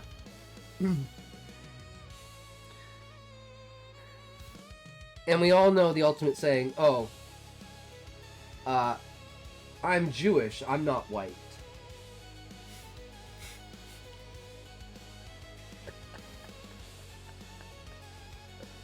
Bitch, if I poured you with bleach, it wouldn't change your fucking skin color, motherfucker. Bailiffs dragged him up the stairs and inside the building. Details of the vintage decorated hallway were irrelevant. All that mattered to him was his abandonment. Facts. Echoes of the past replayed mockingly as if it had been ever since he slept behind bars with no stimulation. He has a gun in his hand. He killed my mademoiselle! Told him. He just saw the cop car pass the cafe. The young man had already cried to the echoes, but they only speak and don't listen. Thud! The bailiff shoved the double doors open, opening to the courtroom. This place of reckoning. The courtroom was a huge hall. Two L-shaped tables faced each other. Prospections and defenses. And this is setting up your normal, like, courtroom dialogue dynamic, right? Of the high with the low and the benches and the audience and the defense and prosecution. Opening to the courtroom seems like a double take. Need another verb.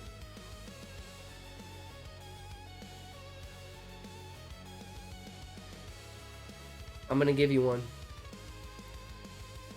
Okay, so I have one, but I want to make it a negative connotation because it's coming from his perspective of what he would see for this, right? So I want to say revealing, but I want to say revealing in, like, a bad way, right? What's the negative connotation of revealing?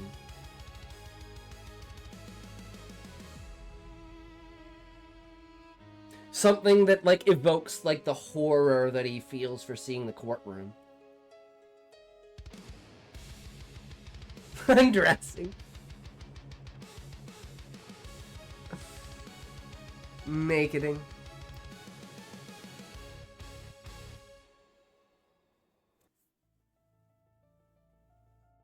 I mean, I think it works.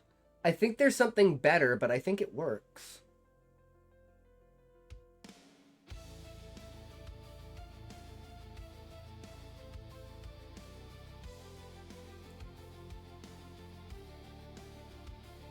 It's on the tip there.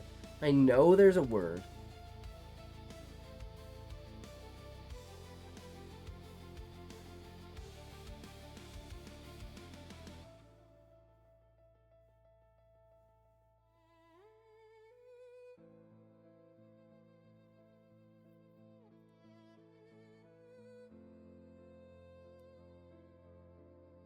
I think prospecting is like kind of close, but it's too wrong. At this point, I'd just say revealing. The closest, and then just have like in brackets like negative. Like look at a thesaurus for revealing, and find the negative connotation.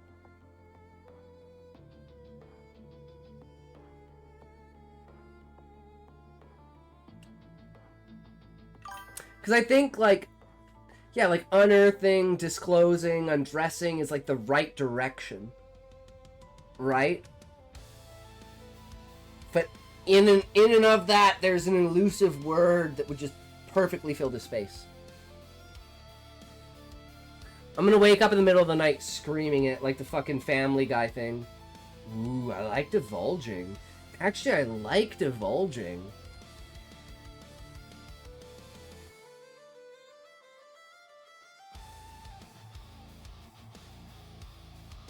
I just think it has to be something that's, like, connected to his place of reckoning, right? Like, this is a shadow that's covering his existence. He's a crazy one. Promulgating. Anyways, we understand what the point is, whether we can find the word or not, right? Two L-shaped tables faced each other. Prosecutions and defenses. Behind them were 9-foot-high walls with seats lining up multiple rows. And it's one of those things where the more you think about it, the harder it is. Just let it go, and it'll come to you, right? Let your subconscious cook on it instead of forcing it. Gallery where the audience sat, looking down. The witch to be burned on the stake. A semicircle-shaped stand sat before the double doors, faced the hall, pulpit of the judge, and behind that was a large golden emblem. And I will say, like, normally, right, I would critique this on, like, the whole presentation of setting versus character. But simply due to the fact that, like, the essence of what the character is, right? The setting is, like, the ominousness that, like, contrasts the character, right?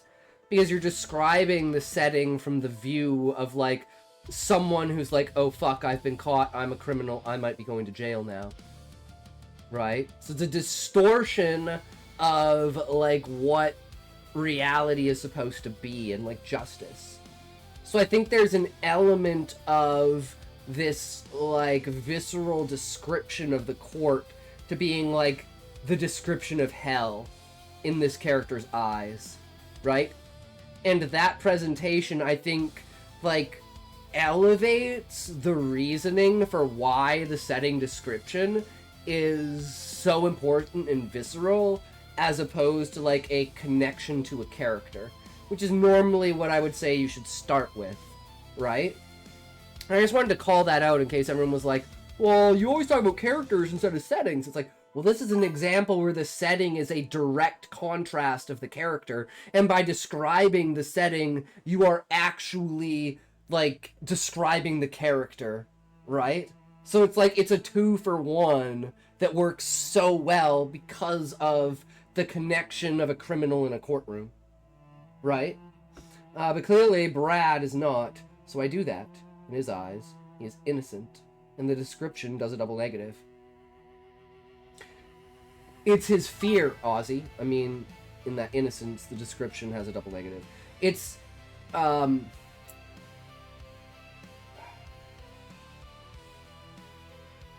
you said, the reckoning or the finality of it, where it's like coming to terms with no matter how much you believe that you're innocent, right? You're never going to be judged that way, right? Like, the system is against you, which adds that element of, like, oh, if this is a black guy, this is like a racism take.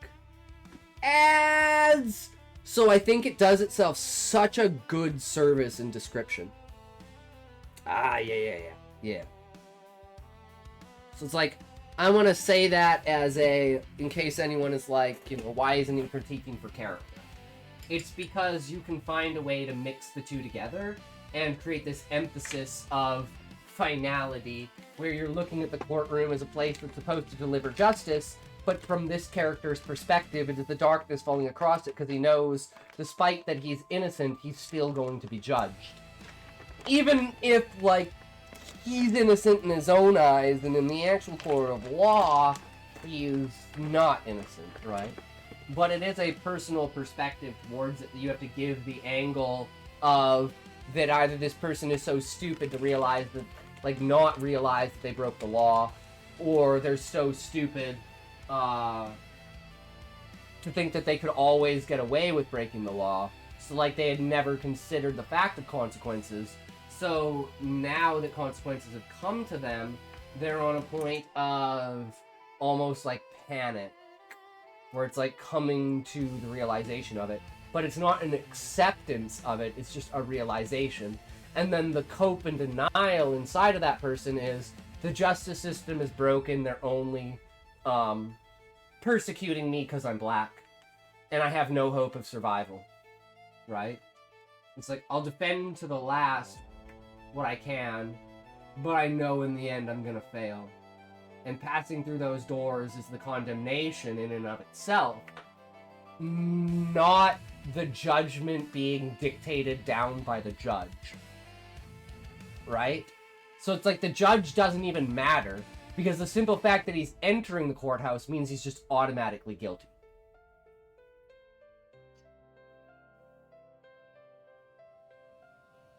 Because in his eyes, that's the way that the system is. Right? Whether that's the reality or his own vision. The presentation makes it, yeah, he's done. No fight back. Yeah. 3, 2, 1, toke.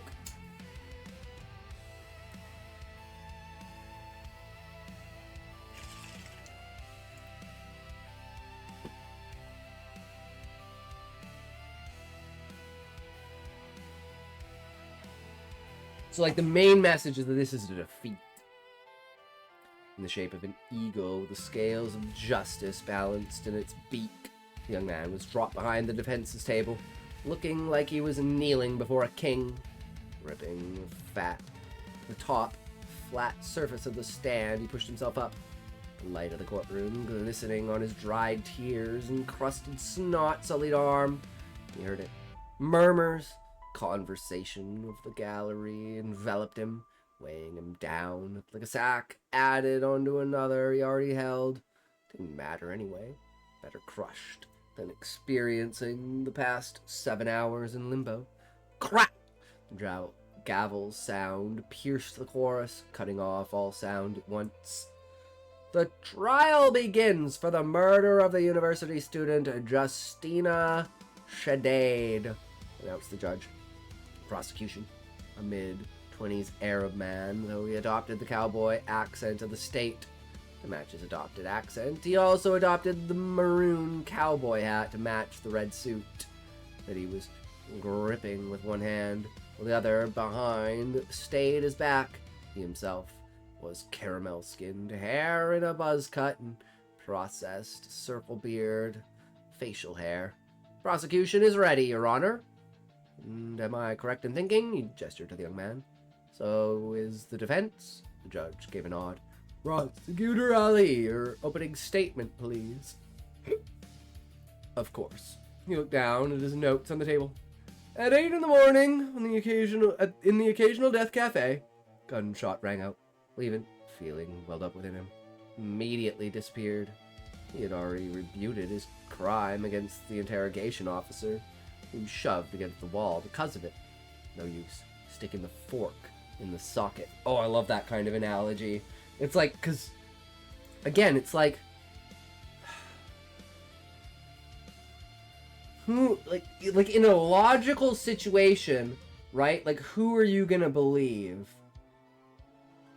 Or, like, how are you gonna believe, guys,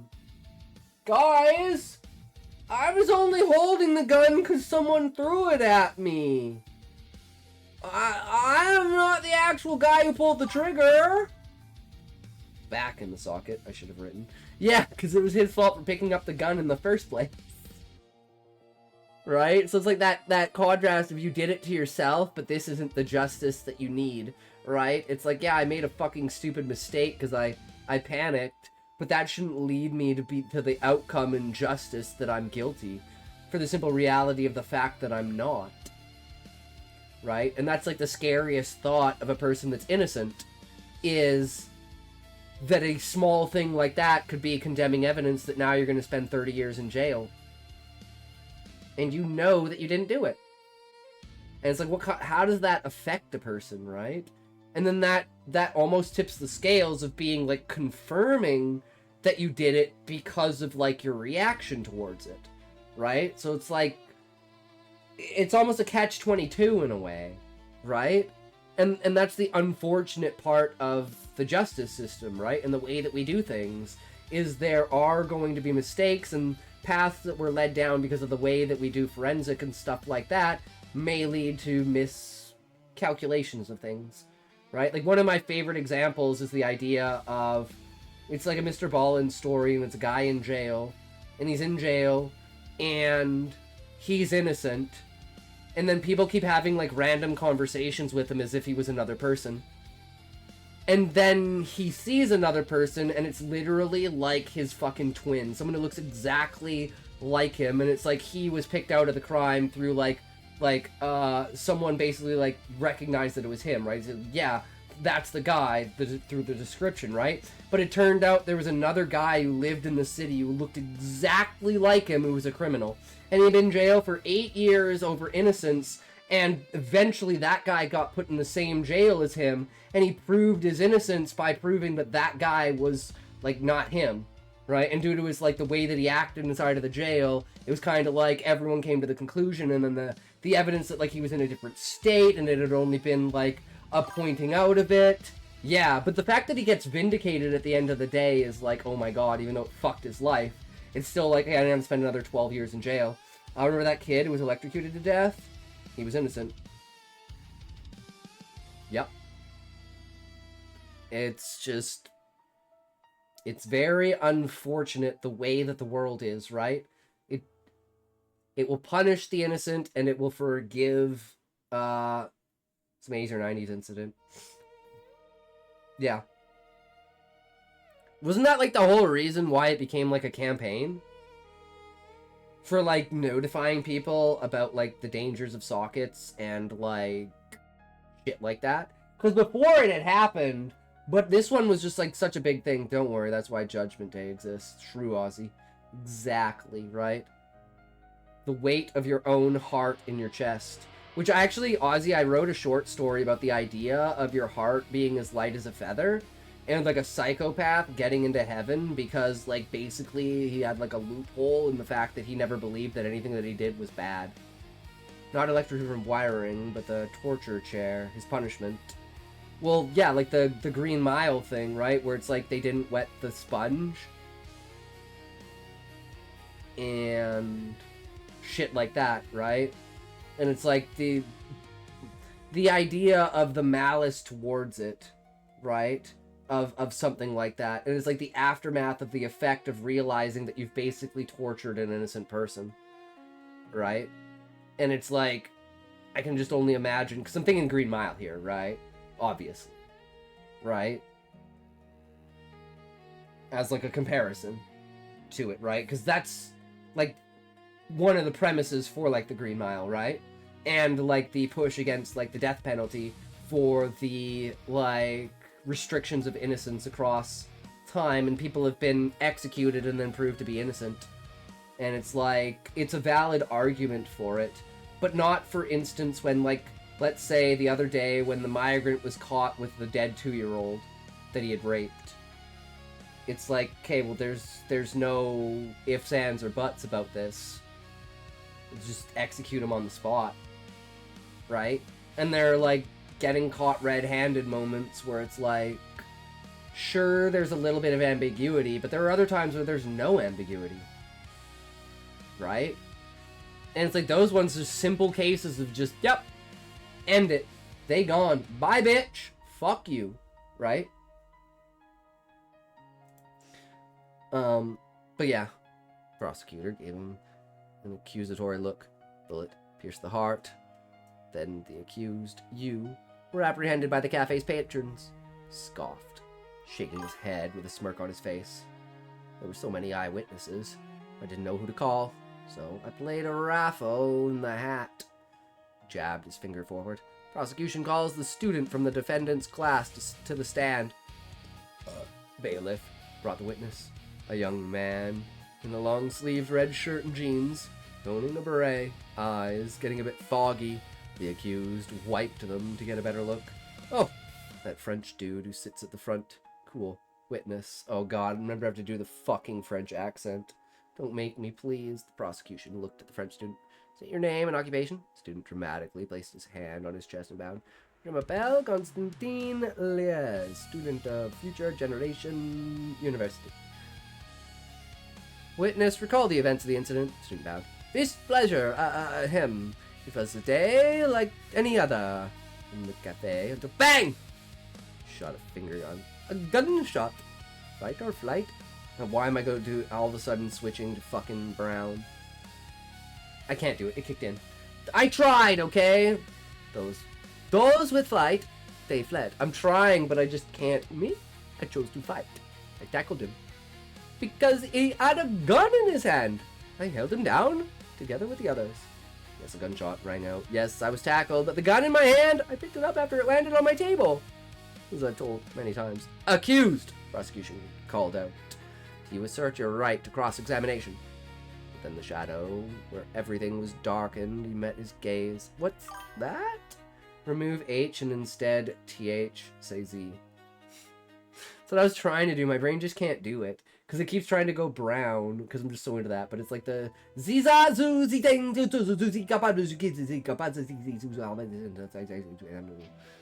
something like that's how I'm like thinking it in my head, right? The frog! The frogs do not do what they say! And then it's like, oh my god, is that more German? What's that? We know his lies, the prosecutor pointed to the French witness.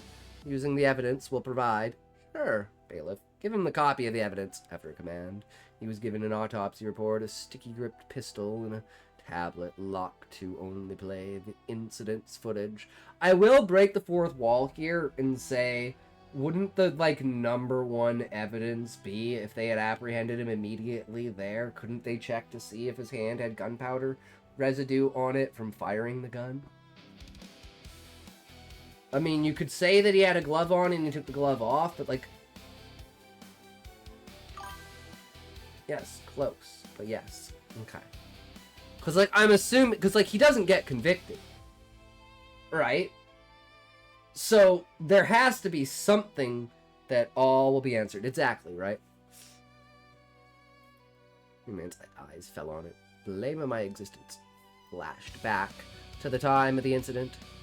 As he entered the cafe, ding! The doorbell chimed.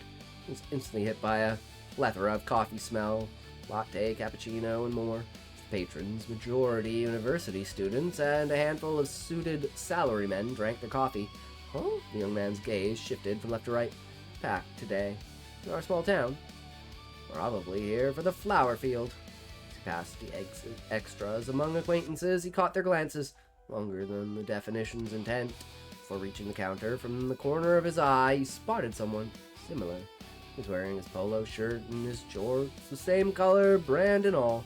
However, his narrow mind didn't catch the matching brown hair, and combed in the same way as him, glassy eyes, one of them having a slash-shaped scar.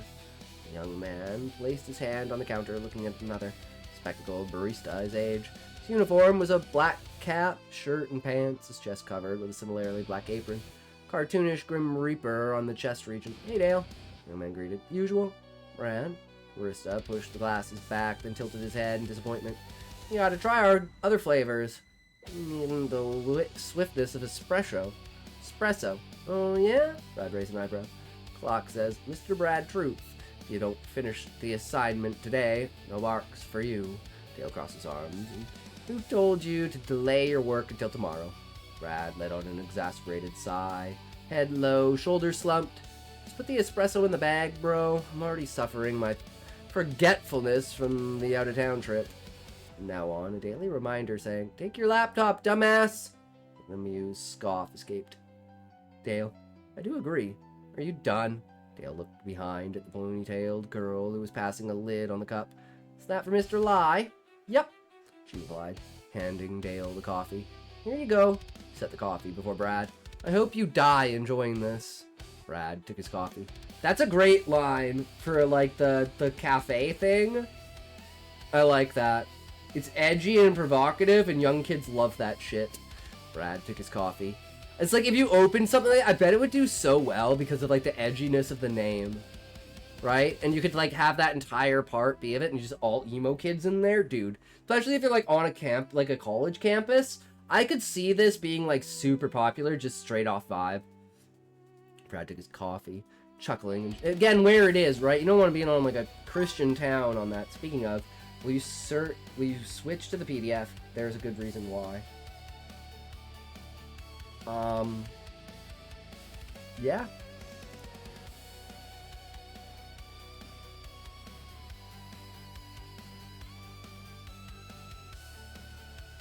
This isn't the right one. Where as fuck is it? I swear it was up here somewhere. Maybe it's not.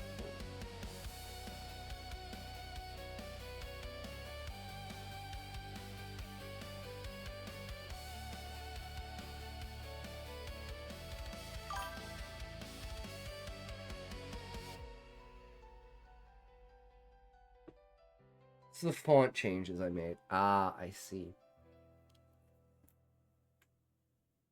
Okay, no, that's perfect size there.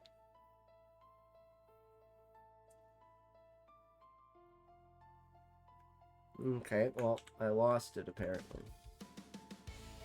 There we go. Gestured to the young man. "So is the defense?" Judge gave nod. "Prosecutor Ali, your opening state..." Wait, how is this? Oh, I must have zoomed up.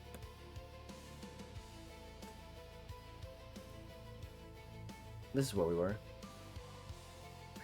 I mean, Scoffscape Dale. "I do agree. Are you done?" Dale looked behind the ponytailed girl who was pressing a lid on the cup. "Is that for Mr. Lai?" "Yep," she replied, handing Dale the coffee. "Here you go." Set the coffee before Brad. I hope you die enjoying this." Brad took his coffee, chuckling, and shook his head. "Worst slogan ever." He took it. Recipe, receipt, crumbling. Shoved it in his pocket and walked to the free table. It was made of glass, in the shape of a skull, and the seat akin to an evil villain's throne. Settled down, took out his laptop and began working, drinking occasionally. In close state, he overheard the news playing on the TV. "Breaking news, another soul has been added to the newly coined epidemic engine explosion." Recap on his explosion of engines caused by the overwhelming overheating from Texas weather.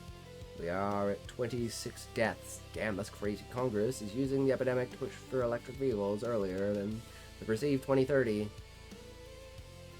Wait, don't electric vehicles overheat and blow up more? Hell, what the fuck? That is one of the most weird fucking propaganda news stories I've ever heard. Because, like, from all metrics, electric cars blow up like 10 times more than normal cars. It's just the thing. It's just the way that it is. It is what it is. You can't fuck with it. That's just how the government works. Exactly. Turning the news, tuning the news out, and taking like the whole like anti-AC thing in Europe. And did you guys see the whole thing where it's like, okay, I'm gonna do this right now because this is actually fucked. How compare how many people die in Europe of heat related deaths versus gun death per year in America? In China, the pigs get AC. Yup. Actually, there's this whole thing of Chinese people doing like propaganda TikTok videos of like laughing at the UK for being like, look, even my pigs have fucking AC, you fucking retarded Europeans. China number one! China number one! By the way, the answer is something like 20,000 to 60,000. right? And like per capita thing turns out even doubling that, even tripling that is still like in its gun deaths versus heat deaths. The fuck? Infrastructure is also melting. Well, it's like you've seen those videos in like Dubai of people like walking, and it'll be like, you know, the roofs of cars will have like the bubble on it. Their shoes will be melting as they're like walking across the ground. They'll have like bulldozers with their tires melting on the asphalt as they go over them. And it's like what, like 142 degrees? So 40. Okay. So the higher 175k figure covers a broader WHO. So wait, so 185k people die?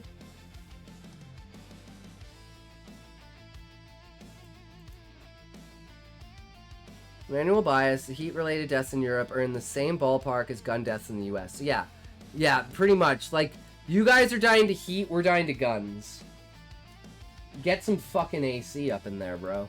Net zero! And I love, like, the idea of net zero in Europe, because no matter even if you get net zero in Europe, China in 3 days will produce more pollution than your entire country without net zero in a year. So, like, what's the point of having net zero if you have such a small impact compared to other countries? I think it's so retarded. Because, like, that's something you have to do on a global, international scale. You can't just do it by country, because you're just going to have China and India that just destroy. Like, you can take all of America and Europe fucking trash out of the sea, and you would still have fucking islands the size of continents of floating trash in the middle of the ocean from India and China. So it has to be a global effect, or it's not worth it, right? Which I think is so fucking dumb. Then you're condemning your own species, or your own countrymen, and it's the same thing with like fucking plastic straws, right? If we got rid of plastic straws worldwide, sure, but we're getting rid of plastic straws, yet we still use plastic fucking bags and shit like that. We still use plastic bottles. What the fuck? Oh, because it can get stuck up a turtle's nose? Fuck you. I don't give a shit. Gunshot jolted him. Coffee cup almost freeing itself. It all happened so fast. Screeching of chairs, panicked, screaming, thuds of those falling in their escape. And then all of that, thud, thud. Pistol landed on Brad's coffee table, specifically on his laptop's trackpad. Mesmerized and confused, he picked it up, gripping the gun's handle, finding his fingers stuck a bit longer before releasing. Brought the gun to his nose, smelling sticky residue and charred, overcooked. Smells like syrup and whoa! Thud. He was thrown off his chair, suddenly feeling a weight on his back. Calls the police now! The French student commanded. Wait, Charlotte, that's not me. Brad blinked, returning to the courtroom. Prosecutor scoffed. Welcome back, accused. Anything useful in that memory of yours? Brad's headband gaze met prosecutor's. No. Well now, don't chicken out. I like to earn my salary through something interesting. I have nothing. It is what you have said. Turned to the smirking witness. And what he told. Look, them integration boys gotta be rough. They can't extract info in a cup of joe now, can they? For when the stories are done, banger is needed. Okay. Okay.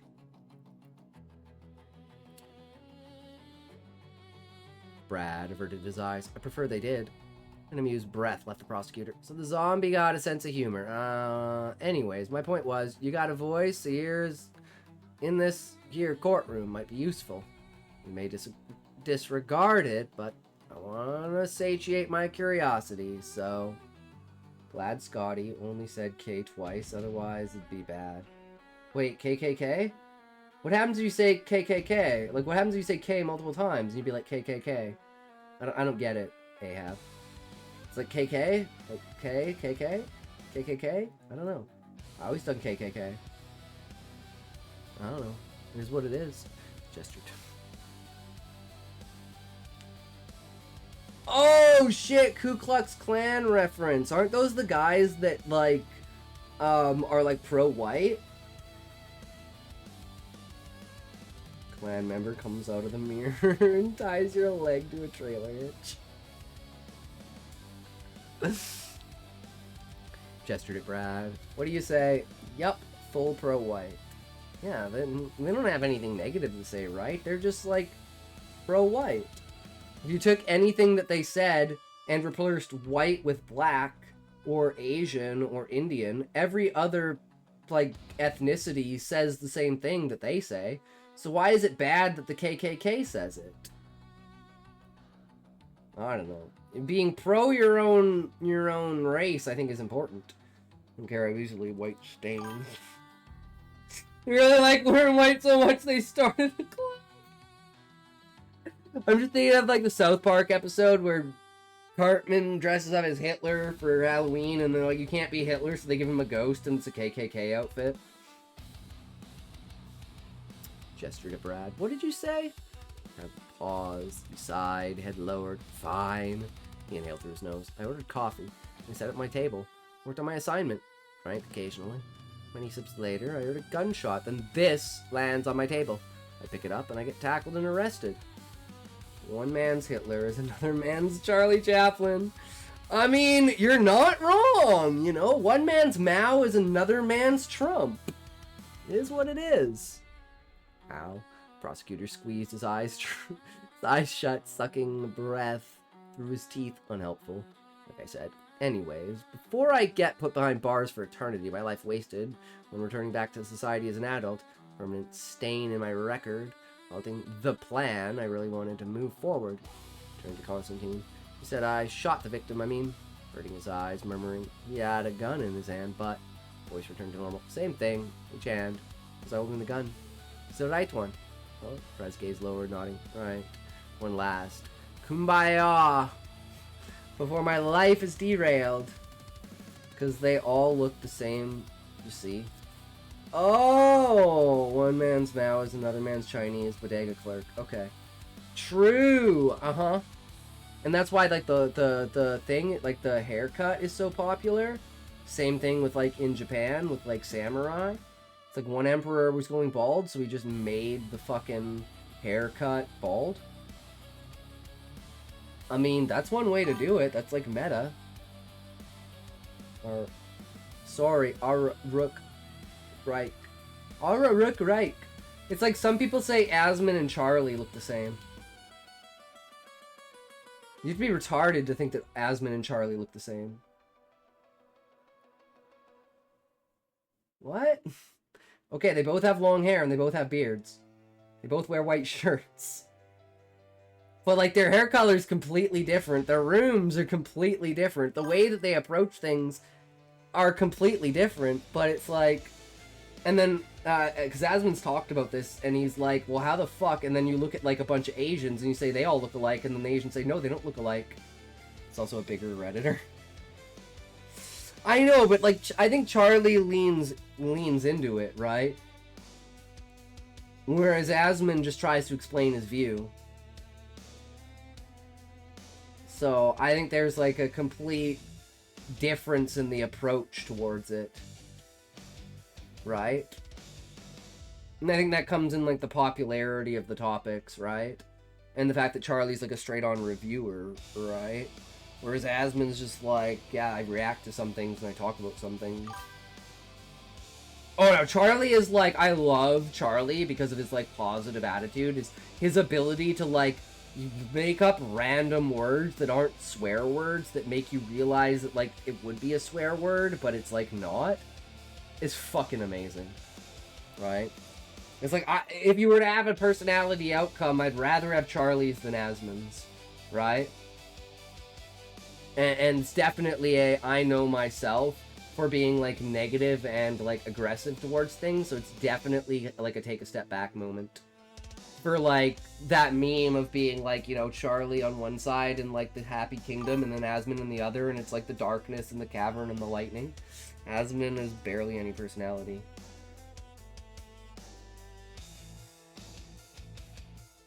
You are good at your own. That's what you possess. That's what you possess. True. And, yeah. Again, I think that's, like, a perspective of presentation, right? Charlie is like over the top, whereas Asmund is nonchalant. And I think that's where the expression of personality comes from, right? Or lack of, for Asmund's sake, because he's just like, you know, he's just talking and saying, he just don't give a fuck.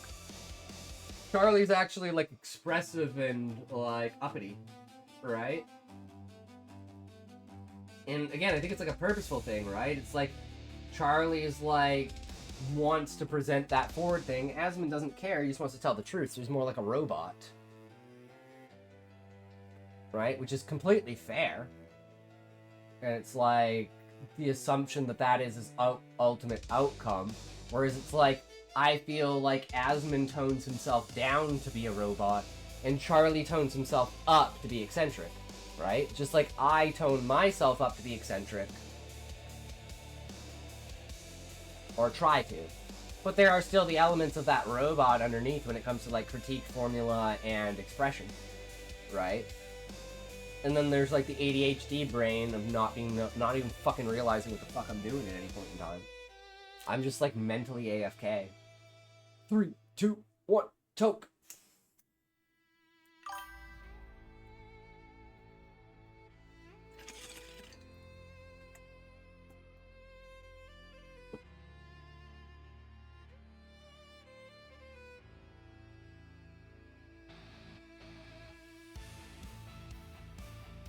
I believe in the beauty and the majesty of the world, and without using that as an expressive force, I feel like it's lost. Like if you say, hey, that's a really nice sunset, versus being like, oh my god, look at the sunset! Right? As like an artsy person, right? It's like you want that over the top, oh my god, that sunset, versus the, hey, look at that. Right? And that's like a... bro, my current iteration. I'm cooking, man. Day and night, especially case 2 and 3. Holy shit. Fuck yeah, Ozzy. Fuck yeah, let's go, Ozzy.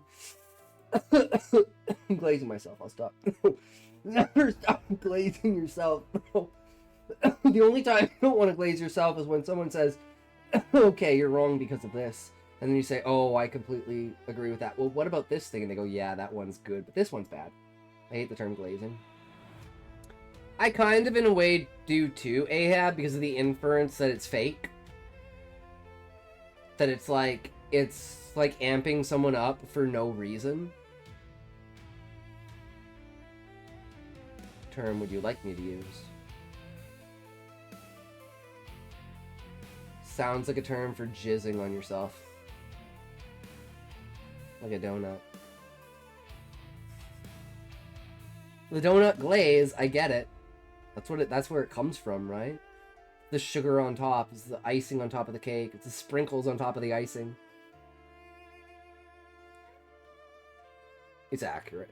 Yeah, in most cases, the use of the word glazing is absolutely accurate.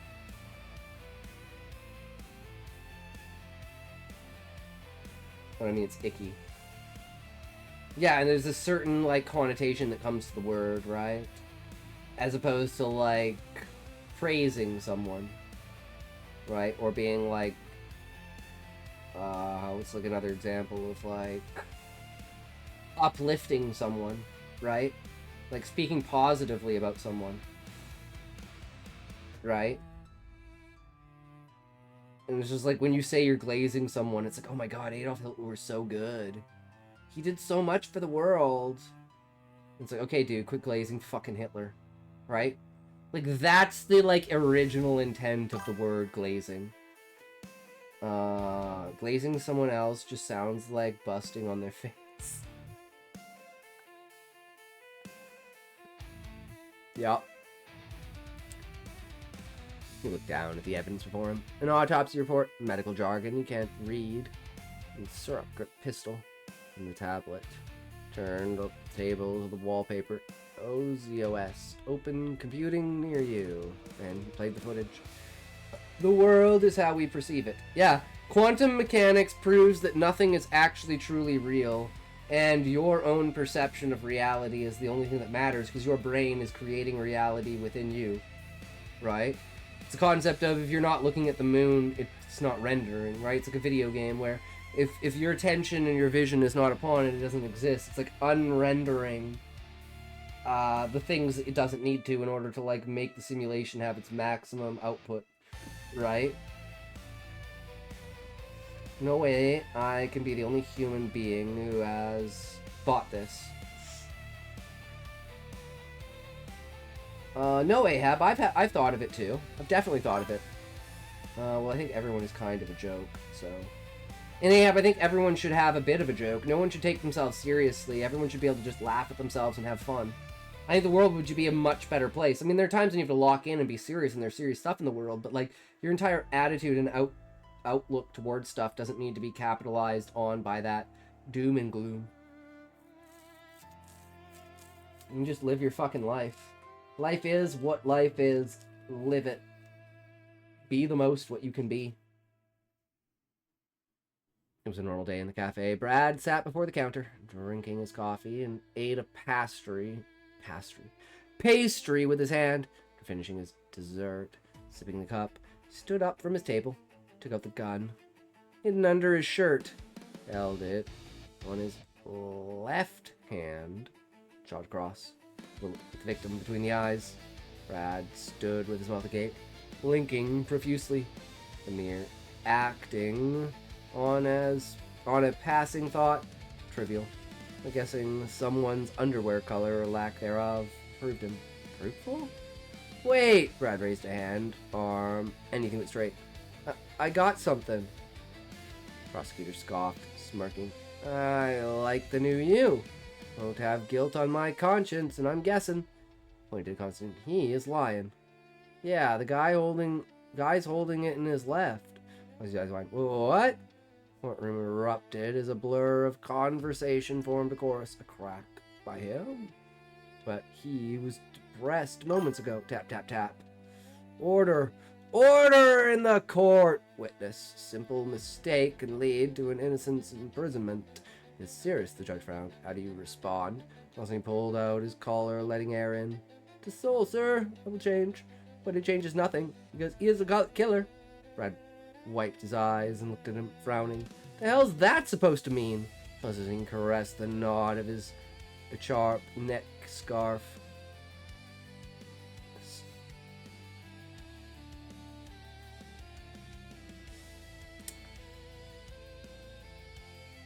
Fuck is that thing that's like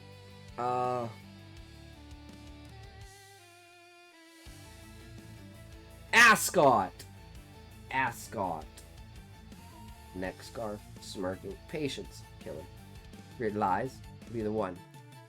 Raised an index finger. Ooh, I'll put you behind bars. No? What? When did I ever do to this guy? We never talked. Tapped. The judge tapped his gavel, moving the scene forward. Yeah, it's E sharp.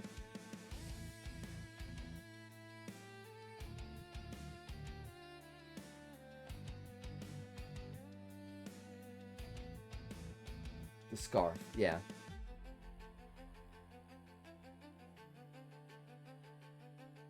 I'm like, wait, they don't pronounce those letters in French.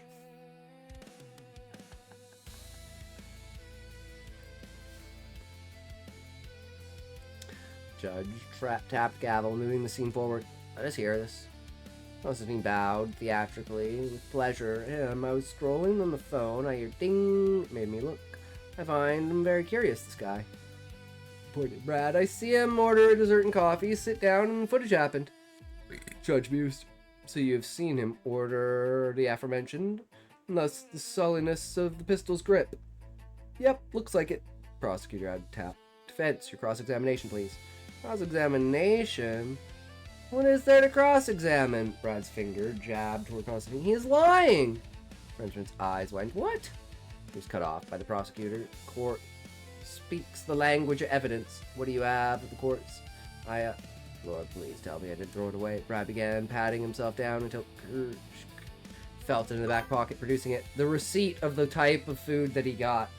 And it's not going to match the drink that he had or the pastries that he had in the video, right? Yes, he raised the receipt high. I got it, the receipt. Really now, prosecutor beckoned, hand over hand. Hand it over. You actually can't be racist to the French because you can only be racist things classified as human. And they're frogs. You can't be racist against frogs. That's speciesism, not racism. Yup, that's fucking epic, Ozzy. I love it. Brad did, and his eyes scanned over the receipt. Occasional Death Cafe, June 8th, 20, time to 8:32 p.m. One large espresso. Oh my god, $5 fucking. God damn, Starbucks is a fucking rip-off. You used to be able to get like large double doubles for $1.25 in like 2008. You get an extra large for like $1.50. And that's when they had like the super mega sizes too, like the oversized for like Timmy's. I think it's like $7 plus now. Society is doomed. Enjoy your finite moments. They are all waiting for you. I like that also at the end is like the, you know, most companies have some sort of like thank you thing at the end of their receipt. Keeping to the premise of the store, right? It's a style thing. Like, if you know the store Millennium, right? It's like, it's very, very specific. Would you look at that? Prosecutor pointing to the receipt. An espresso. Love erupted. The French witness has been lying all along. Yeah, everybody liked that. Receipts are apparently toxic too.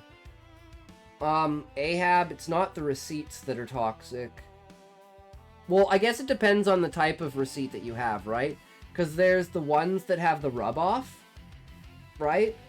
So it's like, it's not that the paper is toxic, it's that the coating they put on the tape, like the tape to cause the rub-off, is technically toxic.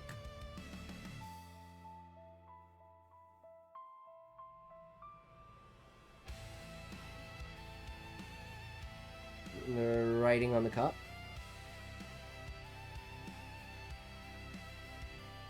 No, I think he was just making a total compliment towards, or a comment towards, just in general.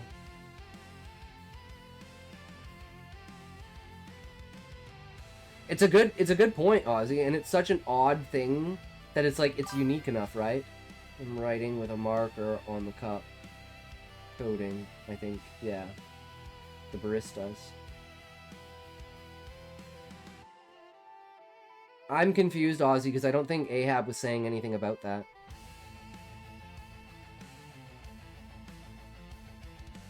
We're just talking about receipts. No worries. Because I'm like, wait, are you saying the Sharpie on the names on the cups? Like, is that what you're talking about, Ozzy? Dorkalicious Kitty rated my stream with 6 viewers. Welcome, raiders, to the Dorkalicious Kitty, thank you for that raid! How's it going, everyone? Welcome! How are you today, everyone? For sure. Yes. Are they toxic? I actually wonder, like the markers that they use to mark the things, if they are toxic, if they use like the special kinds of highlighters. I would actually wonder that, Ozzy. Hello, everyone! We are currently in the middle of reading Ozzy's work. It is a Ace Attorney-based inspired story. When it comes to spread the derp, let the derp consume. Let chaos and derp consume each other into a black hole of nothingness. In the event horizon is such things as the existence of man. There shall be no things such as herp and derp, because the derp manifests the herp. And when you can no longer herp, how can you derp? Oh, I do not know how my herp derp works with a derp herp, so that's why we herp herp when we derp derp. My friend wanted 2 pugs and to name them Herp and Derp.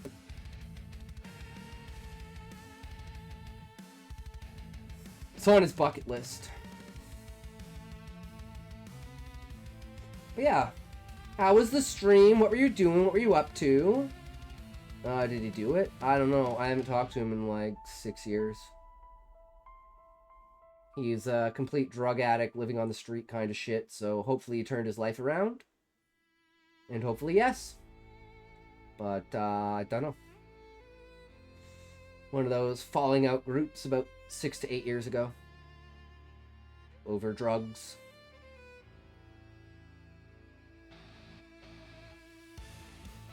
Tis what it is, right? You can't win them all. So we are what we are. No dogs deserve that name. Herp and Derp. But they would be so cute with their, like their face is all fucked up and everything. They basically, it's like my friend, he had a Shih Tzu and he named it Ewok because it looked like a fucking Ewok. It's fucking hilarious. It was good, but I got tired. I mean, I was like that today, Dorkalicious, and the last couple days, but it's like we've just been keep going on. Somehow I maintain the energy. I'm getting, like, I named our Shih Tzu puppy Emo because they look like an emo kid. That's hilarious. Oh god. This is my dog Pancake. I'm so random. 38 years old, by the way. Pancake, I love it. I love it. That's good, Ahab. My first cat's name was Templar. I was gonna name it Dark Templar in DT. And then everyone knew StarCraft, I'd be like, well, my cat's a DT. But I just wound up naming it Templar after the Knights Templar. Yeah, actually, I fucked up food names. Are always good. Trambolini. Bolagioni. Fuck, what's the other one? It's like a goulash. Pancake is a good cat name, yeah. Goulash.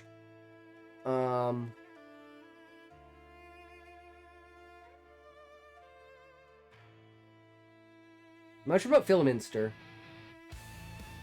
Or, there's another one. For like a breakfast food. It's like a Korean breakfast food.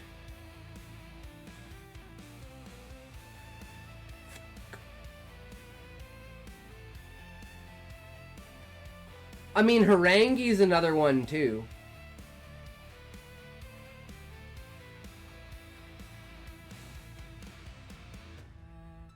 Kimchi?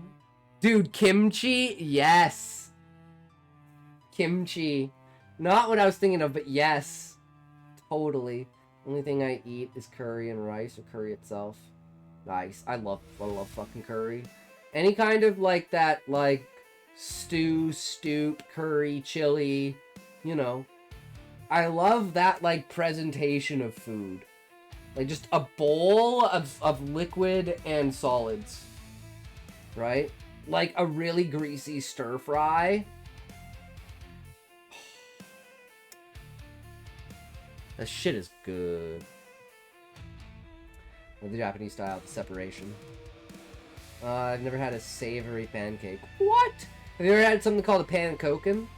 It's kind of like a pancake version of naan bread. It's like super flat and it's like this fucking big, right? Like a tortilla, but it's like a pancake. And then you like stuff it and roll it like a burrito, basically. So it's like a breakfast version, sweet version of like a burrito and a tortilla. Not Canadian. Also, I got a blast in 30 minutes. Well, the thing is, Ozzy, I'm glad that Kitty raided into us and everything, but I mean, I was planning on only reading for like another 5 to 10 minutes and then ending the stream. Now I'm considering like just reading for another 5 to 10 minutes and doing something else instead of ending the stream. Just to give everyone like a little bit of time to like, you know, adjust to like what the stream's like. You know, give them something for it. And we've got a couple of videos that are like lined up in the background. And I was thinking about watching that Veritasium video about fuck, what was it? Veritasium video about fuck, what was it? I'm gonna have to fucking... It's gonna drive me crazy if I don't fucking look it up.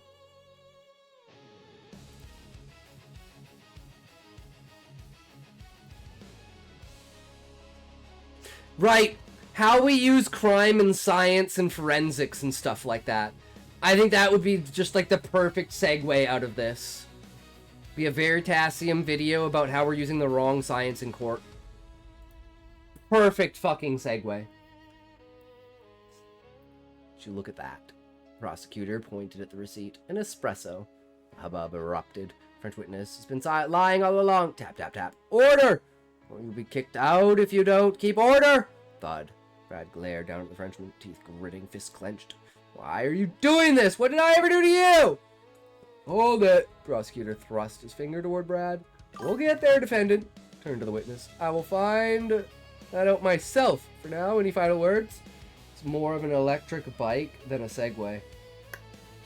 My electric bike got stolen from fucking Walmart. Fucking retards don't have cameras on the fucking bike stack for the fucking... And the bike stack's right in front of the fucking, like, pickup lane. Why the fuck do they not have cameras in, like, the fucking pickup lane and the bike lane? So retarded. So retarded. Fucking $1,000 e-bike. So bullshit. Search for it on eBay. No. I wouldn't even, like... I wouldn't even know where to begin for that. I don't even know what type of bike it was. It would literally just have to be, like... by sight. I'd have to pick it out by, like, sight. Along with any sympathy for the homeless I had. Well, it was fucked, because we knew there was a bunch of these kids roaming the store, and they were, like, spitting all over the, we have, like, a, blood pressure machine, and they were, like, spitting all over it and shit, causing a bunch of shit in the store, and then my bike was gone. Well, who do you think took my bike? Those fucking 14-year-olds. Motherfuckers. And the whole time I'm still like, did I fuck up locking it up? Because I have a lock, and what had happened, this is what I hate, is what had happened is, my lock was so old, it wouldn't work anymore. Like, I couldn't get the key to turn, so I spent like half an hour trying to get the fucking lock off of my bike at the end of work one day. And I was like, fuck this, because it had been like fucking up before. And it was like, oh, there was like some sort of rust thing with it, so I bought a new lock. So I spent like $50 on a new fucking lock, and 3 days later, the bike gets stolen. So I'm like, and I'm always thinking like, I'm tired in the morning when I come in to lock it. Right? So I'm like, did I just like fuck up with the lock and how I put the lock? Because the lock was just sitting there on the bike rack, but the bike was gone. And I was like, did they like take the fucking tire off? Because I had it attached to like the front part of where the tire is. Just because I'm a lazy piece of shit and I didn't think anyone would fucking bother to try to steal it. And it's an e-bike, so I at least wanted to lock it up. I should have just fucking had it in the store. So bullshit. So fucking bullshit. Hey man, at least I can walk now. Fuck, I don't have a job anyway, so what does it matter, right? Fuck it. I got it super on the cheap at Walmart for like $800 when it's supposed to be like $1,300. Because someone ordered it there and never picked it up and they had to put it on sale because no one would buy it, so they kept lowering it. Definitely the beginning of a villain arc. Yep. 100%. Dude, I almost smashed the windows at Walmart with my lock. Because I was so pissed when I was coming back into the buildings. Store's closed. I go to grab my bike. Bike's not there. You know, everyone's already at that point because it's like the store's closed now. Okay, everyone get out. And I almost fucking smashed the window with my fucking bike. With the fucking lock. Bike lock. I was so fucking mad. And I just sat on the ground for like 25 or 30 minutes. Well, it was at 10 p.m., so it was like right at night. So it was like, I had no idea when during the day the bike had been taken. I came in at 3 o'clock, right? Those kids were fucking around 4:30, just like 6 o'clock, right? Is what it is. Came back out at 10, it's gone. Yeah, cashier. Closing cashier. And it's like, yeah, I'm finally get to go home. Let's go. Bike's gone. Just sit there for 5 minutes. Take my bike, the lock off, walk back inside, sit down on the ground. Everyone's like, what? And I'm like, my bike got stolen. They're like, what? And I'm like, we have cameras there? And they're like, no, we don't. And I'm just like, I'm just gonna sit here for like half an hour so I don't like go destroy someone's car, you know? Right? We don't need that to happen. You know, it is what it is. Fattest people ever seen are cashiers. Fattest people I've ever seen are cashiers. True. True, Ahab. Like, I'm not even trying to be rude. It's, like, insane. And, Ahab, I agree with you, because, like, 7 out of the 11 cashiers were pushing, like, 300 pounds. And it was only the young ones, right? It's, like, the 2 young guys who are, like, still in high school, and, like, the 1 young chick who's still in high school. Other than that, it's, like, there's the 1 75-year-old lady who's, like, super skinny. Other than that, everyone was just a fat hog. Everyone was just a fat hog. No, there's a guy who has to be 600 pounds. And it's like he has to medically sit on a stool because he can't keep himself, like, upright the entire time. 100%. 100%. Like, there are no shirts in his arsenal that can cover his mountainous gut.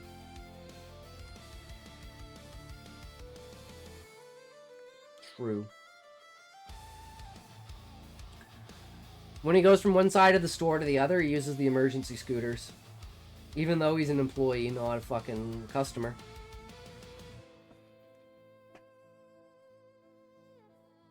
Prosecutor thrusts his finger toward Brad. We'll get there, defendant. Turn to the witness. I will find that out myself. For now, any final words? Constantine's head lowered, gaze shifty, fist clenched. This is not supposed to happen. This is not part of the plan. Prosecutor blinked. Really? Took his head back. I thought there would be more, but... Shrugged. Bailiff. Arrest the witness. Fudge. Courtroom door opened to 2 bailiffs. The ones who dragged the young man here apprehended the student. No, wait, I didn't do it. It's that killer. It's the foreigner. He ran away. Courtroom fell silent, processing the outburst as he left. Tap. The judge tapped the gavel. Inside with his head lowered. What an unfortunate ordeal without justice, Mr. Brad Truth. Brad turned to the judge, wiping his eyes and nose. We apologize for our conduct.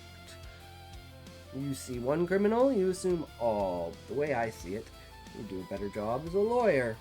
Dun dun dun! This is the moment I was waiting for. The, like, you know, you are better at this than that. You would have done this better than that. I think this is a good point to stop there. Right? So we'll copy and paste this over to this so we know exactly where we are to pick up next time. One lady I couldn't even tell was pregnant. Oh god. Or the times when you think that they're pregnant but they're actually just fucking fat. It's like, oh, poor little guy. What the fuck are you talking about? Oh. Literal Office moment, Steve Carell moment. Like, I eat a lot. How does someone get to that level? Like, what does it actually take? Ahab? Honestly, I think it's a metabolism thing. Like, if you were in that person's body, the amount of food that you ate would make you 600 pounds. And with that, I must bid myself adieu. No worries, Ozzy. Have a good night, good sir. Take care. Thanks for sharing the story, man. Always a good time. Again, I'm not the greatest in, like, the differences between things, but, like, I can't even tell if this is stronger or better, but I'm pretty sure there's, like, 3 or 4 different points to this that have, like, changed it up, right? So, problem with iterations, but it is what it is. That's why you gotta call me out on it.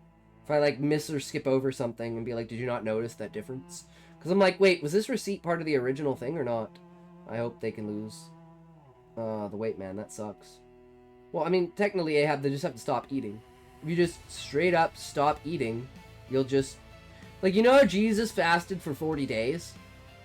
These guys could fast for probably 90 days. And their body would just eat themselves. Until eventually they were like 80 pounds. And you'd be like, yeah, just don't eat anything. It wasn't. Alright, well. As long as you're happy in the end, that's all that matters, Ozzy. Yeah, they're probably actually addicted. 40 days is for spiritual awakening. Third eye, shit. You cannot be 600 and not be addicted to food. Yeah, I gotta go. Bye! Take care, Aussie. See you in the next one, brew. Okay, so we got like a song. So what is this? So this is the Cyberpunk new trailer for the official Season 2 trailer. New one that just dropped.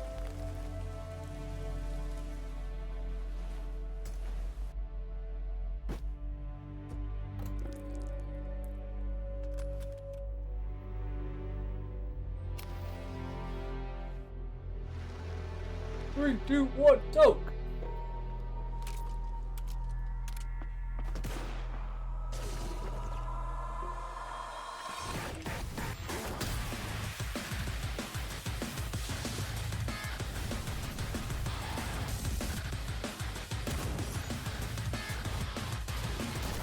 See, like, look at this in the... versus, like, the Ghost in the Shell trailer that we played earlier. Like, just the level of animation detail. That looks like a Yu-Gi-Oh character. Yup, you know it's anime when. But this looks so good, though. This is a way better trailer than the other one. Because the other one looked like it was just a continuation from What's-Her-Fuck's perspective. Trigger is a good animation studio, that's why. Yeah. It's all about the studio, right? Honestly, it's all about the studio.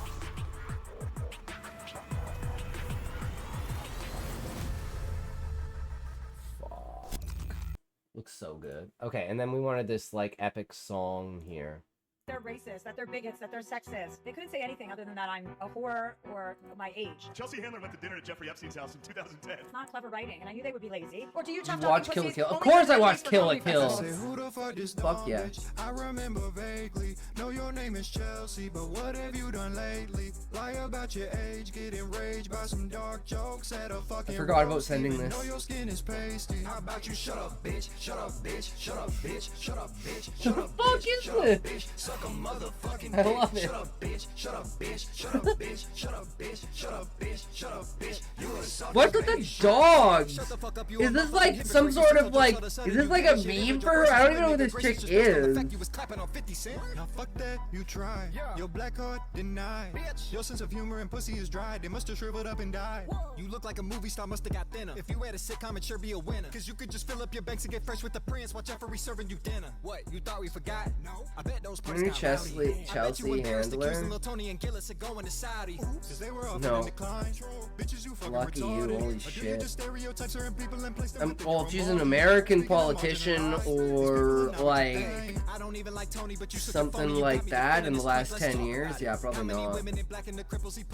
Let's talk about it. Probably more than you help with your tears your entire career. Go blog about it. Coming in shame, no need to defend. Comedian. Oh, she's a quote unquote comedian. But she's not like Sarah Silverman. Talent is sucking off producers. Delusional with the dumb lectures and he damn likely on the download. He defamed legends with them dirty lies cause he desperately looking for downloads. This a warning, Michael Che. Even though you say you're joking, cause if all of them writers are really your friends, let them have the fucking moment. Shut your motherfucking holes, all of them Chelsea, you done getting rolled. You all on TV doing damage control while America watching like damn that bitch old. Dumb bitch, I remember vaguely. Know your name is Chelsea, but what have you done lately? Lie about your age, get enraged by some dark jokes at a fucking roast. Even know your skin is pasty. How about you shut up, bitch? Shut up, bitch. Shut up, bitch. Shut up, bitch. Shut up, bitch. Shut up, bitch. Suck a motherfucking dick. Shut up, bitch. Shut up, bitch. Shut up, bitch. Shut up, bitch. Shut up, bitch. Shut up, bitch. You a soft as baby shit. Nice. Nice. Okay, guys, moment of truth. Here we go. Veritasium video. Favorite part is the dancing dog. Yeah, definitely. I'm like, I don't know what this meme is about, but... A man has been found lying dead at the side of the road with oozing, elongated wounds to his back.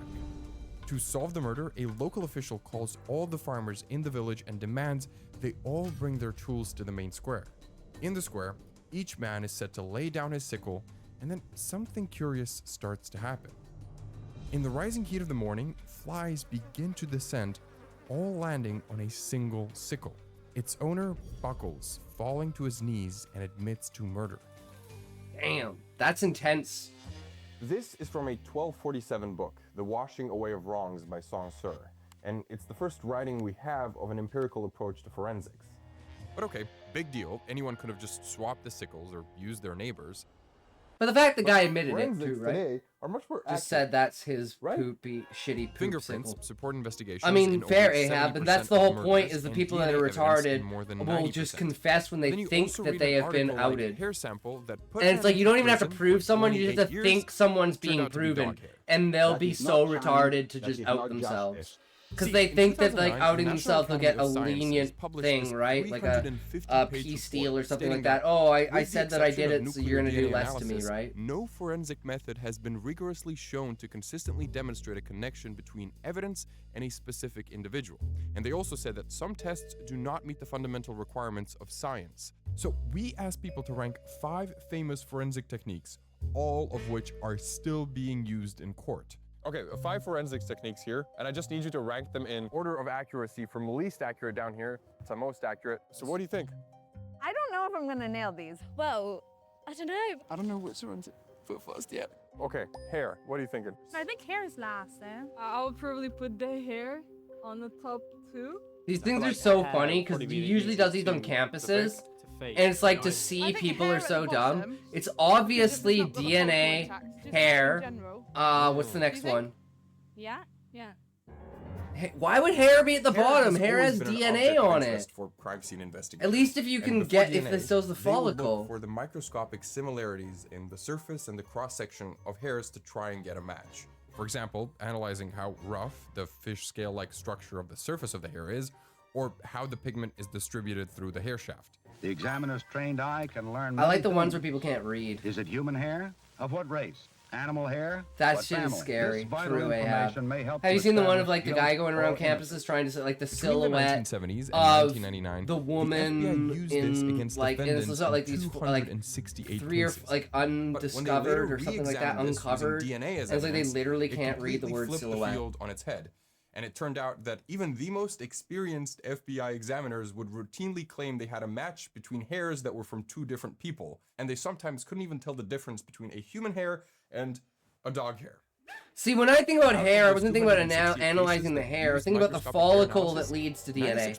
96% were declared false. So, yeah, 33 maybe hair people is were actually the already worst one. sentenced to death, and 9 were already executed by the time the errors I've were been found. seeing Today, videos of the new FBI generation of kids only being uses hair as antisocial evidence in the if truest it can be sense. supported by DNA testing, which is why microscopic Be- hair analysis goes to the being bottom of this violent. list. Teen What do you think of takeovers. bite marks? On a crime scene. It's been. Why do we have a word? Least accurate is gonna be. Why pretty does the close word to bite teen marks, I think. takeovers exist? Midway? Lost. That's last. Bro. No, bite marks I think would be like third. Bite marks at the top. The idea behind bite marks is simple. If you can use dental records to identify a deceased person, surely you can identify a perpetrator by the bite marks left on a victim. Since the 1950s, bite mark analysis has been used in thousands of cases. But then, some experts, like forensic dentist Mary Bush, started looking into the method. We need to more fuck deeply. around and find There's out no law for these scientific kids. Oh, absolutely, I exploration have. into bite marks. I'd before just they take were the used military in court and of I'd law just to shoot say them that all. This was even a feasible. Like when and I'm talking about the ones where you've seen One like there's study from the there's the University of streets on Buffalo fire used a set of and it's like models 100 people in a with circle 89 and they got like bite marks and 6 cadavers cars doing alongside drag control shit in the bite middle. marks made in wax. And out Like, of those just 89 shoot 'em bite all. marks made in skin, none of them matched the measurements of the ones made in wax or the original model teeth. In fact, when they compared the bite marks in skin to a wider collection of 411 model teeth, it wasn't prison- even Oh, the that's another thing original too, model Ahabs. that Where are the made parents? bite mark that was the closest Where match. are the After parents? 12 studies, their I conclusion, absolutely agree with bite marks that. transferred to Like the skin kids is are a not canary reliable. problem, Skin right? isn't Like good a medium mining to leave an canary. imprint of The someone's real bite. problem is It's why soft, parents it's squishy, aren't and it teaching distorts their under kids pressure. to be But fucking despite good. all this, there's still been no ban, and bite mark evidence is still allowed in courts worldwide. We asked Dr. Bush for a comment, and she said that Scotty, while the they aren't scientific even method is teaching. happy to I know restart they're not and teaching fold and teaching disprove a phonics theory, anymore, which is the what justice system was the prefers whole point of like consistency people and not being able to historical pronounce precedent. silhouette So even the new flurry because of they don't know how to evidence wasn't break enough to words get bite down marks into out their of court. into their In individual fact, bite aspects marks have of been used how as language evidence works. as recently as 2025, which is why it Phonics is gets like one of the second most worst important on our aspects of list. language. That's how you learn how to read. If you don't have Yeah, DNA because you have and to you're be just able to using, like, parse kind of out. the Like for patterns that instance, it leaves along the I'm ground, how they gonna tell you this story. the So do you picture know why that? Like I was talking earlier about the Juno series with swans and stuff like that. and like why it's so prominent, right? So I'm sitting there with my dad because we'd have to read like half an hour every night, right? Like we have to read out loud half an hour every night. So I'd be reading this book, but you could pick whatever book you wanted, right? So we'd just be, you know, reading, and I get to this one word. I get to this one word that's I've never seen spelled out before, and I'm like 6 or 7 years old. And I look at this, and I bet you instantly will be able to figure out what word it is from how I'm pronouncing it because of phonics. Dangurius. And I got so embarrassed when my dad corrected me, I literally like ran to my room crying. Because like that's how like emotional I am about things. Whereas like I was like, how the fuck are you so stupid that Pelagros? Let's be serious for a second here, okay? It's obviously dangerous, right? Yeah, and that's like a core pivotal moment for me of being like, it's okay to be wrong. Right? Being wrong is how you learn. You don't have to be embarrassed. Yeah, that's dangerous, but in Spanish. Ah, peligroso. Ah, I did not know that. So yeah, the only language I speak is English. I don't speak it well, and I know like 8 words in Japanese. And then I know maybe 40 words in Japanese. If you said that word, I'd be like, oh, I know what that word is. But like off the top of my head, like maybe 12. 8 to 12. Right. That's why that series is so prominent in my mind. The only language I talk is in English. Okay, I would go blood then. Second place. I talk in bloodstain pattern analysis. When someone is injured, the way their blood pools and drips into the environment is in a distinct pattern. And in 2020, Wired like actually did an episode with a crime scene analyst on how these different stains can be interpreted. You can use physics and biology to rewind the clock and extrapolate where in space the blood must have come from. This all started in 1971. I talk well Herbert Leon instead of I speak well. Flight characteristics and stain patterns. I love saying funner because when I say funner, you know what I mean, and people say funner's not a word, and I'm like, well, if it's not a word, but you understand what I mean when I say it, how is it not a word? You know that I mean it is more fun. Quickly became the foundation of yeah. bloodstain pattern You analysis. understand what I'm trying to say, so why In is it fact, not a word? McDonald even established a bloodstain institute where thousands of U.S. police officers would enroll. The Supreme Court of Iowa actually referred to the practice as relatively uncomplicated, so they didn't require proof of its reliability. They were happy to go ahead with McDonald's test that he did alone in his basement. Wait, what? And soon enough, bloodstain pattern analysis was used in courts all over the states. This is so, and this shows like the way that our country is, right? And the way that our society is, that we have the internet, we have infinite knowledge, we have all of this stuff. And yet, like, our entire system is built on things that have been disproven for, like, 150 years. But we haven't changed the system at all. Right? Like, the way that people are saying, like, the way that Trump was using, like, the 1862 or whatever law for deporting people. But the problem is, Ahab, it is broken. Fuck, wait, it is broken. Okay, you got me. Trigonometry assumes the trajectories were straight lines and gives this common origin point, which suggests the victim was standing up. The issue is McDonald, and then many forensic investigators after him, and even Wired, failed to account for the effects of gravity and drag, as obvious as this sounds. When you include these in your calculations, the common origin point lowers, and you can see that in this example, it's more likely that the victim was actually sitting down. Comedic timing is hard with a delay, man. Damn. Yeah, it's true, Ahab.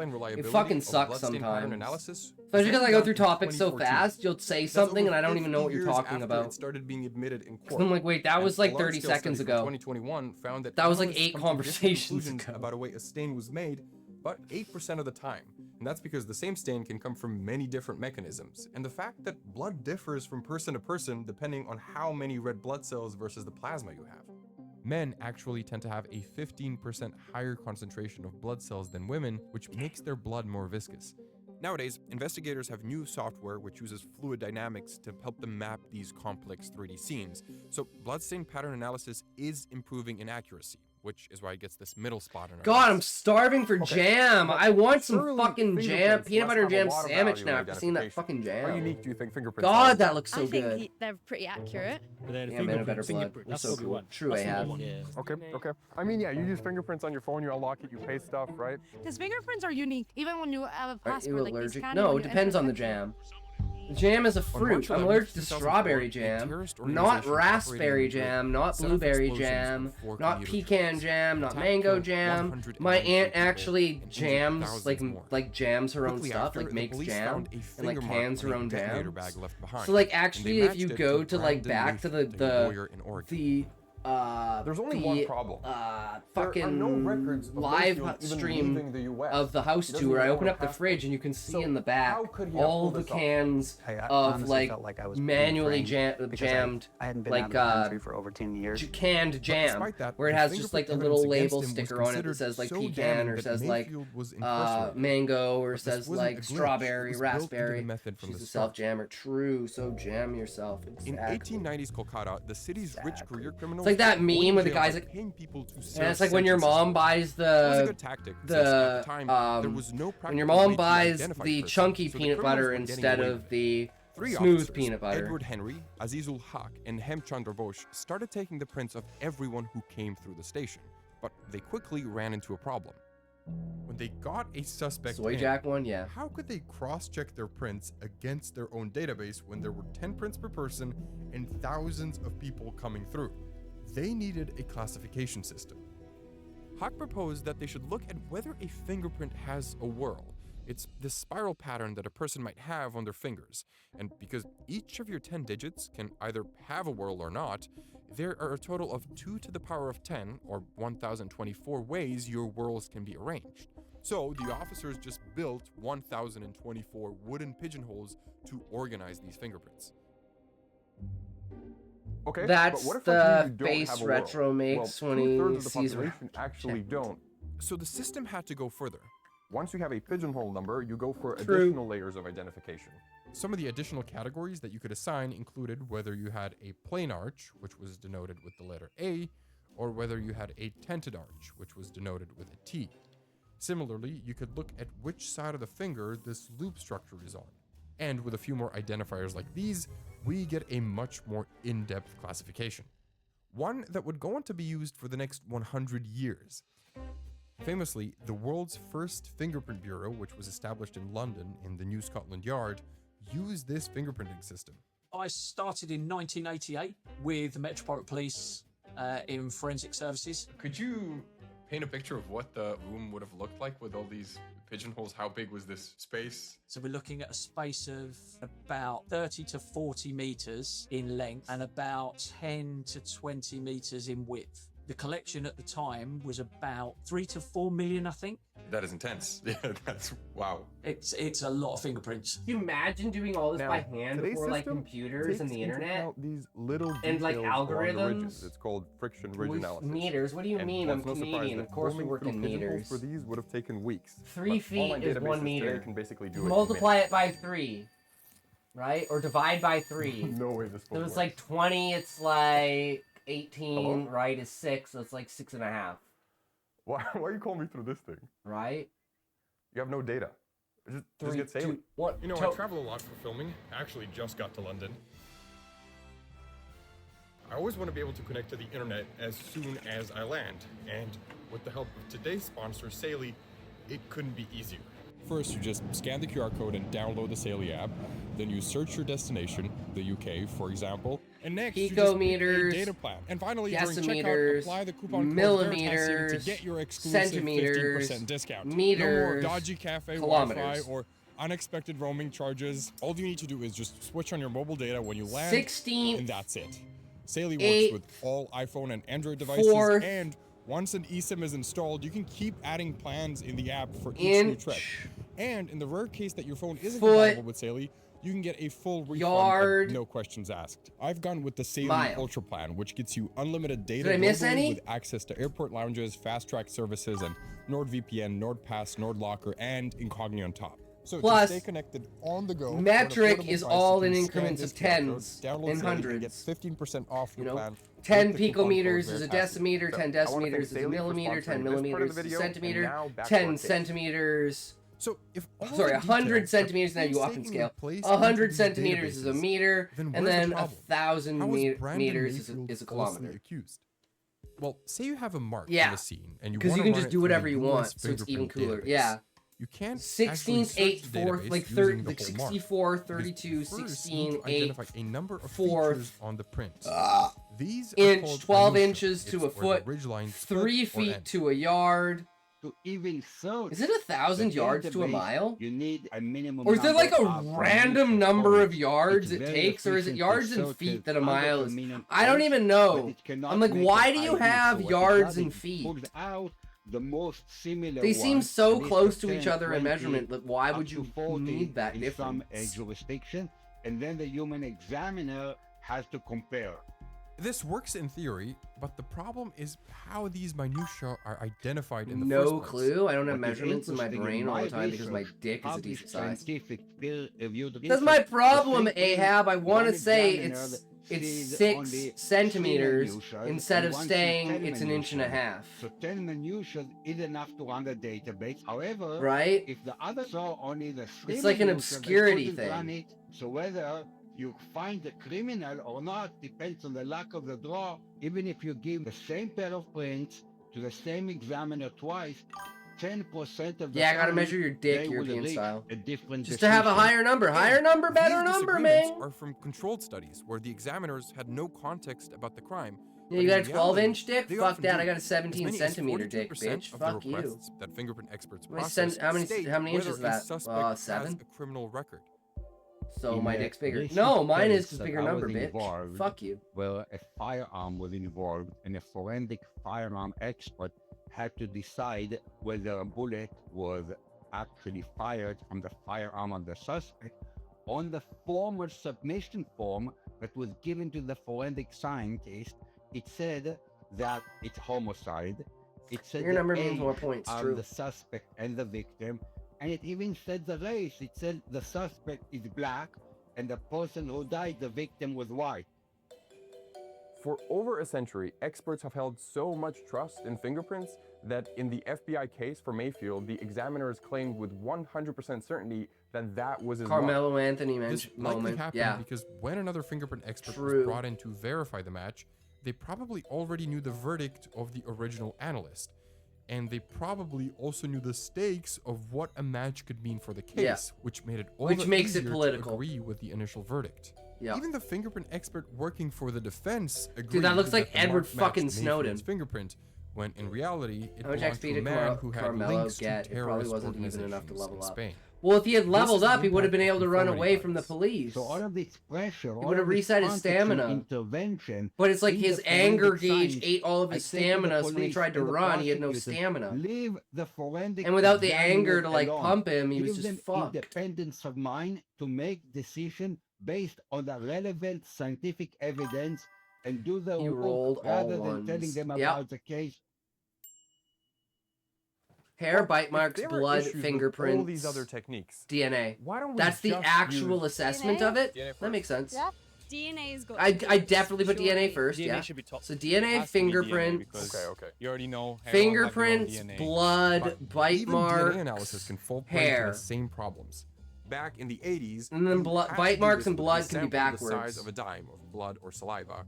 But today you can do it with less than a pinhead's worth. But the other In thing, fact, Ahab, just is this year, a 61-year-old how court do case you was solved justify with in just society the fact that you 0.4 killed nanograms of someone, DNA. but you raised $600,000 in The donations? increasing sensitivity After of DNA murdering analysis someone. could also be its downfall. In 2012, Like, I think paramedics that in just says California simply responded enough. to a That's all call you need to a know about the severely civilization. intoxicated homeless man. They treated him and took him to the hospital. And then you look at, Along like, the Europe way, and they Henry also picked up Novak. traces of his DNA And that's on all their you need to know equipment and about gloves. that society. Then later that night, they Look at responded these to a murder of a dipshits. They ain't businessman, even and know they about accidentally forensics. transferred the homeless man's DNA to the victim's fingernails. Because of that, the homeless man, Lucas Anderson, was charged with murder and he faced the death penalty, despite being hospitalized at the time the crime occurred. He spent 5 months in jail before the charges were finally dropped.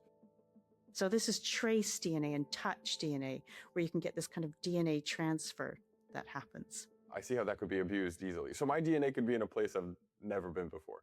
Yeah.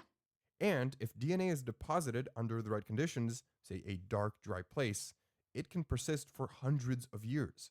And if, for example, somebody touches a door handle, Real knowledge doesn't loads of show people that are someone gonna is touch smart, I feel door like. handle, so you're definitely going to get more Analysis of historical knowledge, I think, does, These though, samples Ahab. with multiple DNA profiles. Your ability called DNA to infiltrate, like, mixture, and they have understand been found to be why the they most did what they common did source at the of time they error did in because of DNA what they interpretation. had. Our Some problem people is we shed haven't more changed cells that. than others. If So we the if we majority of the DNA analyzed getting off of like that door today handle may the not same be way we from the last analyzed person who history, we'd be touched like, it. oh shit, we The need to problem redo in the entire interpreting a system from the mixture ground up. comes down to how a sample Because like the gets science analyzed. that we actually The most know common is way to not do it applied uses to the short system we tandem use, repeats, or despite STRs. us claiming that DNA our is made up system of is 4 purely nucleotides, scientific. G, A, T, and C. And Which the STR is method like the looks whole at how idea chunks of DNA, like usually 3 to 5 nucleotides long, repeat in what's your the genome. fucking For example, GATA, GATA, and so on. For one person, they might have GATA repeat 6 times, whereas another individual might like bell have 9 curve repetitions. idea, right? A standard For like STR standard test will look at distribution of around people. 20 locations on your genome for where these repeats can occur, and it will count how many repeats you have in each location. So if you're looking at 20 of these markers and you've got one from mom and one from dad, you're actually getting 40 different genetic markers coming back. So the chances of somebody having the same combination of genetic markers as you is around 1 in a billion. So there's 7 Here's what people a out there crime that scene are like sample you. containing just Not knowing one America contributor was founded looks in like on an STR 1776 is test. kind of You can retarded, see how though, it's to be easy to fair. compare this to a Well, sample this is the of thing, a Ahab. I suspect. don't know when But Canada was if founded. the crime scene sample contains DNA from I know it's multiple like individuals, then the 160-ish profiles years. will begin to overlap, And it was like all with 100 years or varying so signal after strengths. America, And but I the don't more know what the actual individuals in the date mixture, is. the more difficult these results are to interpret. With 4 or more individuals, Yeah, I it agree, becomes Ahab. increasingly Because hard it to needs compare the manifest clean destiny DNA to become profile part of from a America suspect before it's to truly the owned. mixture. And Truly now it's means hard to say anything. whether the suspect was actually in the Always gonna sample. stay You just can't lost. tell which peak belongs to who. It's kind of like having 5 people talk to you at the same time. You can hear all the noise, but it's really hard to single one out. Now, some labs claim they can reliably separate samples of up to 5 individuals. And to test this, the National Institute of Standards and Technology ran a controlled study in 2013. They sent out a DNA mixture from a fictional crime scene to labs all across the US. Their aim was to see how different facilities interpret the same mixture of 4 people's DNA profiles. I like that test. 69% of the labs got the analysis wrong. That's crazy. And despite the sample being deliberately complex, only 21% of the labs deemed the mix inconclusive and not possible to give a comparison on. After NIST published the study, So they're new checks have literally been just imposed to like, address some of we the need to issues. press this But out, there's right? still Like they're just no lower manipulating limit the on science. quality or the quantity of a DNA sample that labs are permitted to analyze. And labs themselves still decide if something is too mixed or too partial. Now, you might think that using the entire sequence genome would be better, but that It's can too actually long. introduce different kinds of problems. Now your analyst has access to hair color, eye color, ethnicity. I might be and that can retarded. introduce I've just discrimination been in flying the in way the sample Minecraft for is like being 3 analyzed. hours. This is where the guidelines and the guardrails have to come Ahab, in here. that sounds What are the like genetic you're in a markers talks that have view. been used for this. This is where the really interesting ethical questions come into it. Do you People happen think to that DNA watch is a like the talks? silver bullet that will answer everything. And it is true. DNA Oh my evidence God. is incredibly powerful. It's amazing for identifying individuals. But DNA can never be taken out of context. Now, the point of this video isn't to bash forensics. I think it's still better for us to live in a world Yeah. where forensics exist Flying around my rather building. than one where they don't. But if we want to keep calling forensics a science, we need to continue the work of the people No, who actually that's made the this video problem. Is like possible, we're using the who same dedicated shit their we did lives 50 to years ago. already reassessing the field and And we making need to it be as accurate continuously as it is updating today. how it's Do you done think with it's fair technology calling this through a the forensic days, science? right? I still think there's science in it because you're trying to do the best with the information. And we you all know have, that which like is there's going to often be incidents times of what mistakes science that is trying happen. to do is The with problem is information we you don't have a have, way this to is fix the that, right? If conclusions you you're like make until in you know prison for something 5 months falsely, we're just like, sorry, bro, and hand you on your way. Like there's no mechanism in, at least I know of, inside of the government that is there. I'm gonna actually grok this. Is there a I don't know how to say this. Okay, I'm gonna say this better. If you went to jail because you were convicted through some evidence, but then a year later you are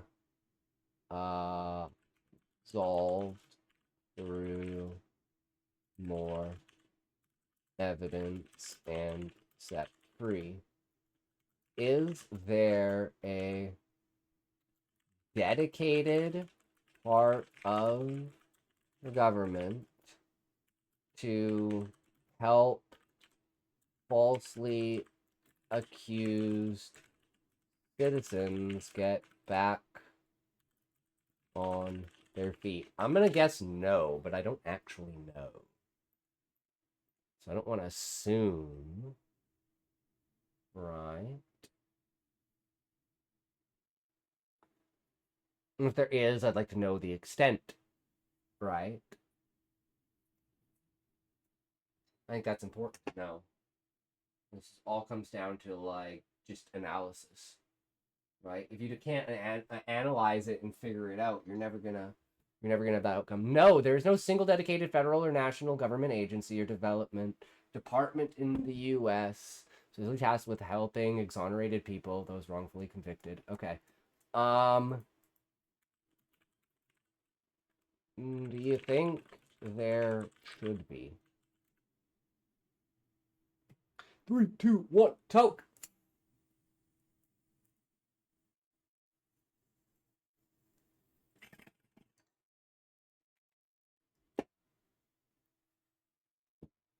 Well, there you go. From the horse's mouth. I think there would be more structured, consistent government support for exonerated people, ideally including a dedicated federal framework with state coordination focused on remediation and reintegration. Why it makes sense. Wrongful convictions are a direct failure of government institutes, courts, prosecutors, police, forensics. When the state deprives someone of liberty based on flawed evidence, creates a strong moral and practical case for the state to actively repair the damage. This isn't welfare or charity, it's accountability for systemic errors. Scotty, you should look up Mon Bazo. It's what imagine your hometown is like. It's what you imagine my home like it's like my hometown. You should just play it.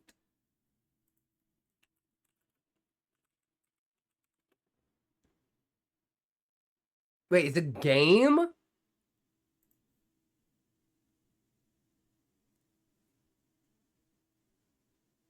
I mean,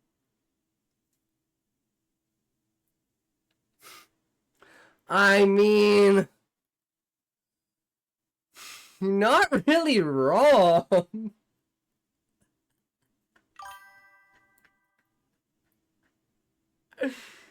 Like,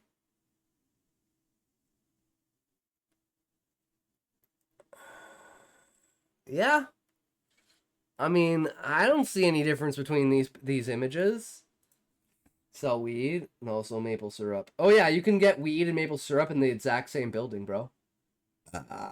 Exact same building. It's fucking crazy. Some people put that on their fucking weed, bro. Some people just straight up smoke that shit. But anyways, guys, we've had a good day today. We've had Adder. We got our stories done and critiqued in Adder. So thanks for coming by. Thanks for hanging out. You guys are fucking amazing as always. Thank you again, Kitty, for the raid. Really appreciate it. Thank you so much. And, you know, never stop being you. Never stop creating. Never stop imagining. Never stop sharing your ideas because you are worth it. You are amazing. You are truly the one. And I believe in you.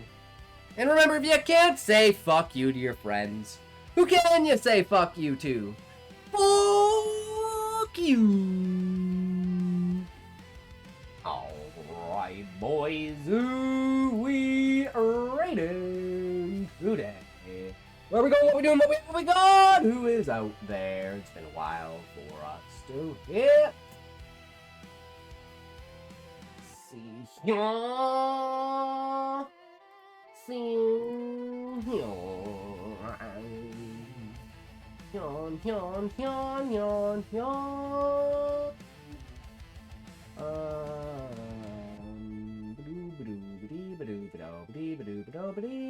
Beebo boobity boobity ba ba boobity beebadoo bo boo. Bo boo beeba dop dop and do a day. Dido dido dindo day. Ho ba dee ba da ba doo. Me mo nina mawa subidin. 'Tis what it is. Alright. Get your wheels ready, and we'll see you on the other side.